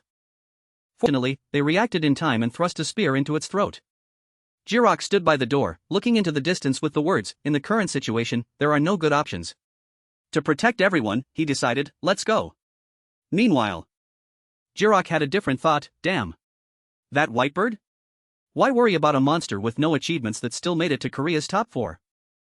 Just then, the notification board's voice suddenly rang out. What if she really dies? The fate reader's words made her pause for a beat. Huh? The scene suddenly shifted to the real world. The reason Jiwoo kept her identity as the king a secret. But Jiwoo is human. In Jiwoo's daily human life, there were ordinary people, an ordinary mother, an ordinary younger sibling, ordinary friends. It seemed that Jiwoo's ordinary and vulnerable people still existed there. And of course, when everything was revealed, they were all affected. The more Jiwoo's identity was exposed, the closer danger inevitably came. This meant, if I meddle in everything in the world, my loved ones will be in danger. Therefore, this distance must be maintained far away. Even though she was walking in the white snow, Jiwoo's mind was elsewhere. Even Honseo recognized Bambi and her younger brother as siblings. What was I thinking, trusting and revealing my identity? No need to go anywhere. Worrying about Honseo is just more deception. Just then, the fate reader's voice suddenly echoed in her head. What if she really dies like that? Jiwoo was a little surprised to hear this. Huh? Bayan, what are you doing? He didn't answer her but said, "It's April. I don't want to see anyone sad and gloomy like in previous years." Jiwoo could only say, "It's a different situation. That was about Dad, and this is completely unrelated." But the fate reader asked, "Really?" Being questioned, she could only reply, "Yes, it's truly unrelated." Meanwhile, everyone saw Jiwoo stop and became worried. At the same time, she was still lost in thought. No, is it really unrelated? It seemed Jiwoo had realized the sad truth. Is it too late to turn back? But Do-hyun seemed unaware and kindly said, "Jiwoo, if you're tired, I'll help you." Not only did she not answer, but she also blamed him. "Hey! It's all your fault." Those words surprised Do-hyun. Huh? At that moment, she suddenly snapped, "Back Do-hyun! You damn protagonist! Where exactly are you trying to drag me?" It seemed Jiwoo was slowly piecing everything together. It all started after meeting that guy. "The first time we met, you said, 'I know who you are, Wizard King.'" My narrow world began to expand uselessly. Jiwoo, Do-hyun was the one who pushed Jiwoo, who had never advanced step by step. He didn't ask for her opinion but directly did what he thought was right, into the world among the crowd of people. For Jiwoo now, he was the culprit. It's Baek Do-hyun. The more she looked at Do-hyun, the more annoyed she became. But the funniest thing, in the end, is myself. Even though I grumbled and complained all day about being dragged along by Baek Do-hyun, in the end, I also benefited from those connections. If I hadn't met Hong Dana, if I hadn't entered the tower, no one would know what would have become of Bambi now. At this moment, Jirok also seemed to have noticed the abnormality from her. Whitebird's words suddenly appeared in his mind, and if I keep calculating every possibility, weighing every importance, how can I move forward? Even if I die today, I will die as a swordsman. It was a while before Jiwoo calmed down a bit. Seriously. I'm in a critical situation, and yet the heroic scene of the sword master flashes before my eyes. It's too late. I'm truly attached now. Before anyone could react, she pulled him along. Heavenly Father must be screaming if he sees his daughter being swayed. This made Jirok confused. Hey. She heard him and turned to ask, "What?" Then she saw him say, "You're not well." Jirok placed his hand on her forehead while continuously saying, "My sister is hurting. Right now, the pain is due to demonic power." It seemed that out of worry, he kept scolding Jiwoo, "You never liked using professional skills. Moreover, this is a special stage where holy guard skills are sealed. So you have to use your divine demonic power in magic. Without holy guard's help, are you going to keep pushing yourself in this physical condition? She listened for a while, then gently took Jirok's hand. As if he had just received an answer, he asked again, really? To which he only received a cold reply, yes. It was a while later before he finally let go of her hand. As Jiwoo left, Jirok only managed to say, see you again. Nevertheless, she didn't look back even once. Whitebird softly called her sword, at this moment, for a swordsman. Her grandfather heard this and joked, "Clan head, no snow is falling. This is the best day to find whitebirds." But Whitebird stopped him, "I'm not the clan head yet." Nevertheless, he said, the divine tree has proven it. Others have also considered it so. What's the point of calling it this or that? Only when she entered the house did she truly express her feelings, "I'm a little scared." Will I do well? Her grandfather heard this and asked back, "Have I ever told you why you like the White song so much?" Since she didn't know the answer, Whitebird said, "You only said you liked whitebirds." Seeing this, he gently explained, "Actually, the white dew is a troublesome species of whitebird. Once it nests, the surrounding trees wither and die, and insects multiply." This knowledge surprised her a little. Is that so? But that wasn't all, however. Through his words, she understood many more things. No one can obscure the pure white light it is born with such minor flaws. Those very words were a great source of motivation, empowering her in her most difficult moments. Whitebird only needs to avoid being stained black. As long as she maintains her original white light, she will become a symbol of integrity, a noble role model many wish to emulate. After much thought, Whitebird still decided to use the move. White sword plunges into the blue sea. With just this one strike, countless monsters were eliminated. Ultimate technique level 9, professional skill, final move, Sea Otter Sect, 11th form, White sword holds the everlasting sea. Though a little tired, she still couldn't forget, "I once thought the right way was to resiliently and purely endure increasingly heavy burdens." But is that truly the case? As Whitebird gazed into the mist ahead, a thought suddenly crossed her mind, is living like this truly right? Deep down, she clearly realized, I want to live as a human rather than a hunter. After all, because we are human, we can become infinitely great. But also because we are human, there are often moments when we become infinitely weak. Finally, the opportune moment arrived. It is a time like the present. A stream of old memories suddenly flooded her mind. We're here. I always trusted you, sis. They brought happiness to this cold land. Sis, is it truly right for a whitebird to live like this? But reality dealt Whitebird a harsh blow. Perhaps I'm still a little scared. Just then, a voice spoke from afar. Still thinking like that? A voice echoed from the sky. Awaken, Aurora. Professional skill level 10. Ultimate spell, Royal Decree. Apocalypse. This startled her out of her wits. This is. Only later did Whitebird realize, level 10. She quickly looked forward. Ryu didn't wait for her to react and spoke first, teleportation. Aunt, isn't this a funny sight? Witnessing this, Whitebird couldn't help but wonder, no incantation needed. This is. But Ryu didn't care in the slightest and asked back, you are in a stance ready to pledge loyalty. But I refuse. I feel too much pressure. Only then did Whitebird stand up. You want back down, huh? Seeing this, Ryu said, Humph, you know how to choose good friends. This surprised her. Friends? At that moment, Ryu suddenly said, you'll know once you're out there. Her next words left Whitebird confused. Well, even a manipulator like you needs one or two people in this world. At this moment, the system's voice suddenly rang out. Special warning. The great demon awakens from hibernation. Emergency. This is an unmatchable enemy at the current level. Along with that was the call of the Fate Reader, Jiwoo. Then the system announced again, recommendation, all individuals in the arena are advised to evacuate immediately. Fortunately, at the last moment, they managed to escape with his shout, Dan. Immediately. As they moved, they continuously received warnings, warning. The great demon's dominating power envelopes the entire holy city. Not only that. They also had to face something worse. Due to special punishment on the battlefield, spatial movement professional skills are disabled. Only then did Jiwoo understand, damn. Is this what run means? Though flying, a message appeared, spatial movement skill usage failed. Fortunately, with her agile movements, Whitebird managed to catch her. She held Jiwoo in her arms and asked, are you alright? Miss, your body is very hot. Seeing this, Jiwoo explained, after using an ultimate move and taking recoil damage, is that even human? This made Whitebird feel a pang of concern. Are your internal injuries serious? But she only received a cold reply, is that important now? Don't you feel this? However, her condition was also important. Before losing consciousness, Jiwoo still tried to instruct Whitebird, hey, stay alert. Remember your priorities. She replied, understood. Okay. After a moment, Jiwoo spoke again, now that you're alert. With her words, they began to fly off like rockets, run. Damn it. Chapter 68.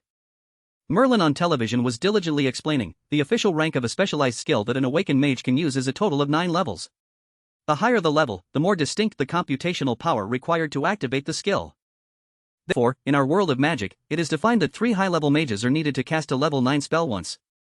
A great mage can cast it alone, but it's difficult to do more than twice a day. The MC opposite, somewhat confused, asked further, what about level 10 then? I heard level 10 magic still exists. He just let out a long, annoyed sigh, nonsense. The young man hastily reminded him. Lin Chao crossed his arms and continued, it's just foolish rumors from stupid, deluded people obsessed with all these extreme legends. Even if it did exist, who could do it? The Tower of Babel displayed a message, aggregating merit and difficulty evaluations. The next floor has been unlocked. Congratulations! Korea, Republic of Korea. Floor 40 has been unlocked. Floor 41. Floor 42. Floor 43. Floor 44. Floor 45. He seriously suggested, retract what you just said. This made the MC opposite a little stunned, huh? Merlin slowly replied, that monster, perhaps. Jiwoo, saved by Whitebird, couldn't help but exclaim, wow, level 10 magic changes the very weather of nature.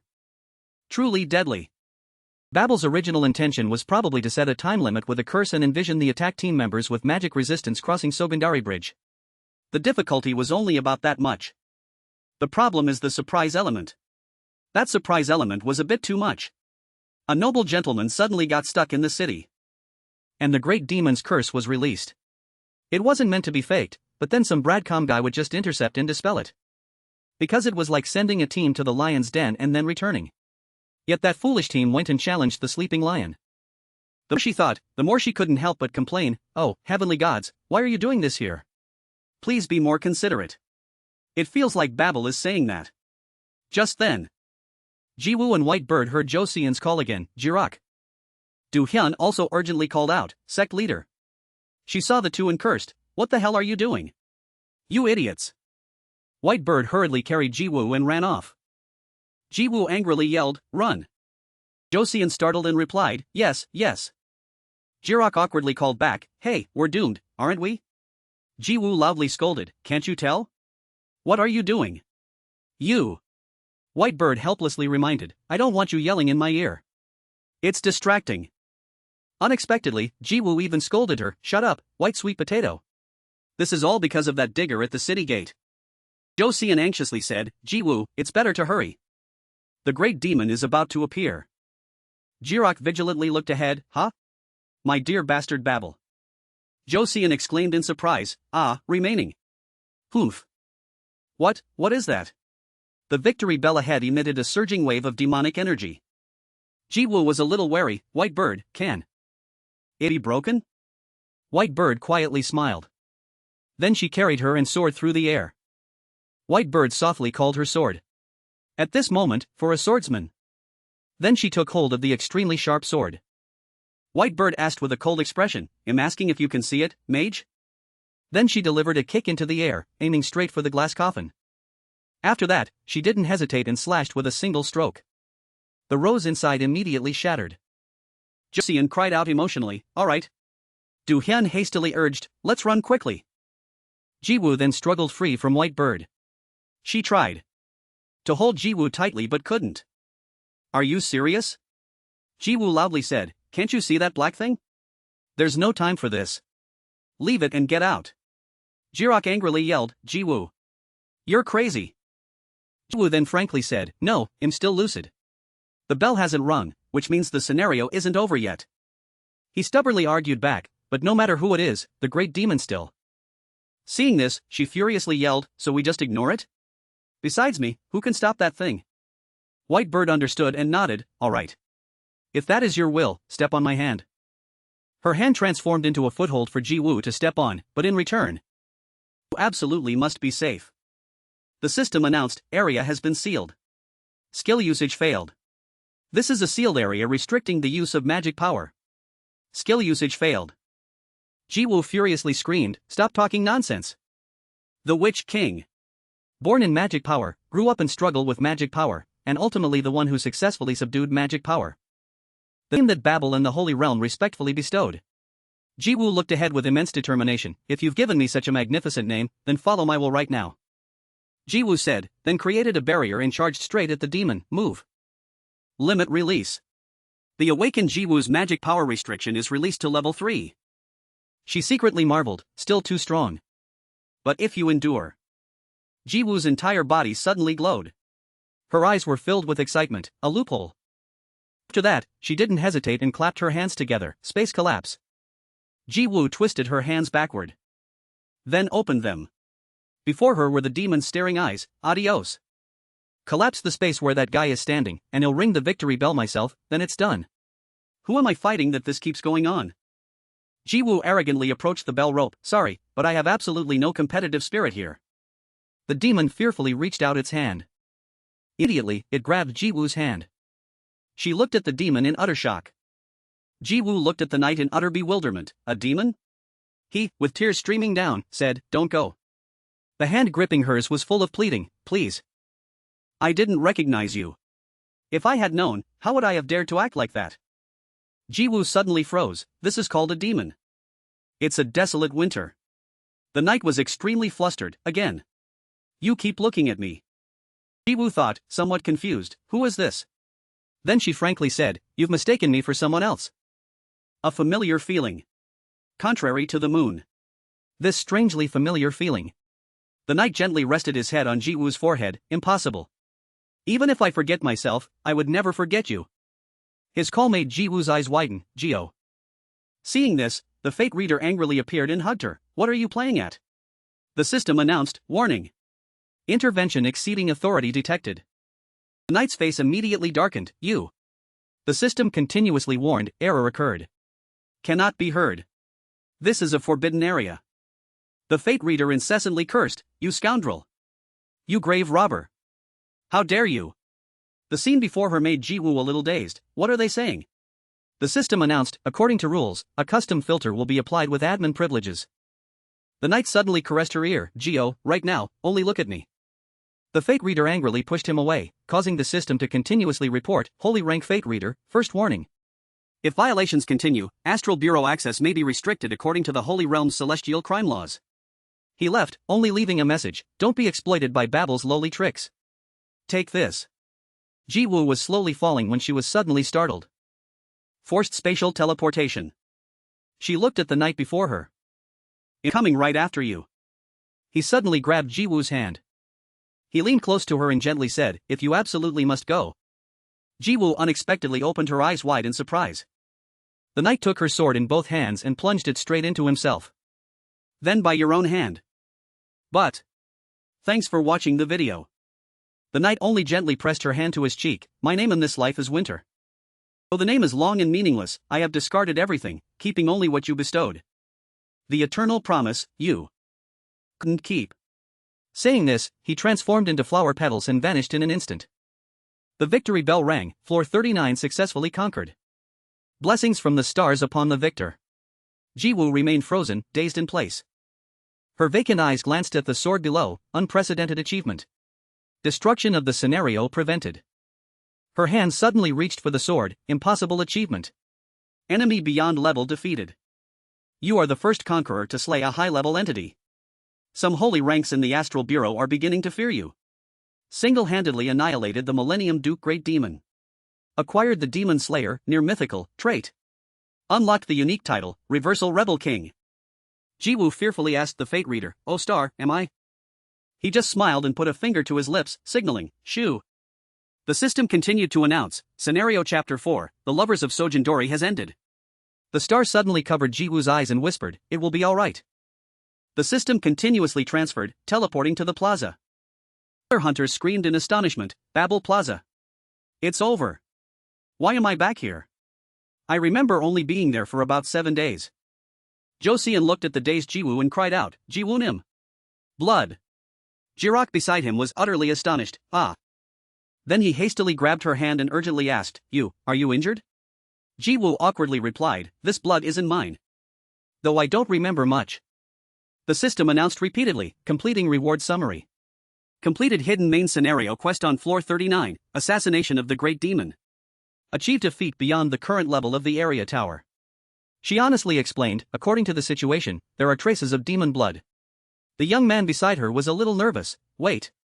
What do you mean you don't remember? Babel Tower displayed a notification, consolidated evaluation of achievements and difficulty. The next floor has been unlocked. Congratulations! Korea, Republic of Korea. Floor 40 unlocked.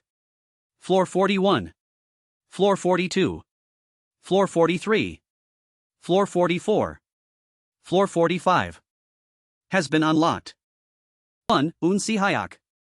2. Bak Hanesi 3. Hanunesi 4. Anjong Jiwoo. 5. Bambi Kim Jirak. 6. Let's Night Meeting Gwanghyun. 7. Biam. 8. David Choi David. 9. Juni Kim Si Jayun. 10. Hong Go Ra. Seeing the announcement, Jiwoo immediately teased, only Hanesi went up a rank. Aren't you annoyed? Jirak then scolded her, are you stupid? Is that important now? Suddenly Jiwoo called him by his nickname, hey, Bambi. Jirak quietly asked, what? His eyes briefly widened in shock. Jirak hastily shook her, hey. He only saw Jiwoo gradually drifting off, leaving one last remark, anyway, you're amazing at reading the situation. Because Jo Seon beside them kept yelling, Jiwoo. Jiwoo. Jirak, conversely, calmly reminded, Jiwoo, Jiwoo. Hide your hair under your cloak and cover your face with your hood. When leaving Babel, do not reveal your identity. This made her a little bewildered, huh? He just quietly explained, the person I'm carrying right now is Jiwoo. Everyone outside was in an uproar, they're out. Who is it? Those two. Jirak calmly carried Jiwoo on his back. Reporters rushed forward en masse, it's Kim Jirak. Hunter Kim Jirak. Please give us an interview. What happened on floor 39 that caused 6 floors to unlock at once? Have you heard rumors of fatalities? What do you think? He silently put Jiwoo into the car, ignoring the reporters who continued to swarm, who was being carried. Where do they seem to be going? Jirak gave him a threatening look, hey. The reporter cheerfully replied, yes. He angrily grabbed the reporter's collar directly, are you a reporter or a stalker? Why do I keep seeing you? I've let it slide before. But if you dare to follow this time, you're dead. He slumped to the ground. Paying no mind to the chaotic scene behind him, hey, Hanesi is out. Hey, move aside. Jirak coldly asked Biam, how did you know I was here and came? He smiled with amusement, well. Because I'm the protector.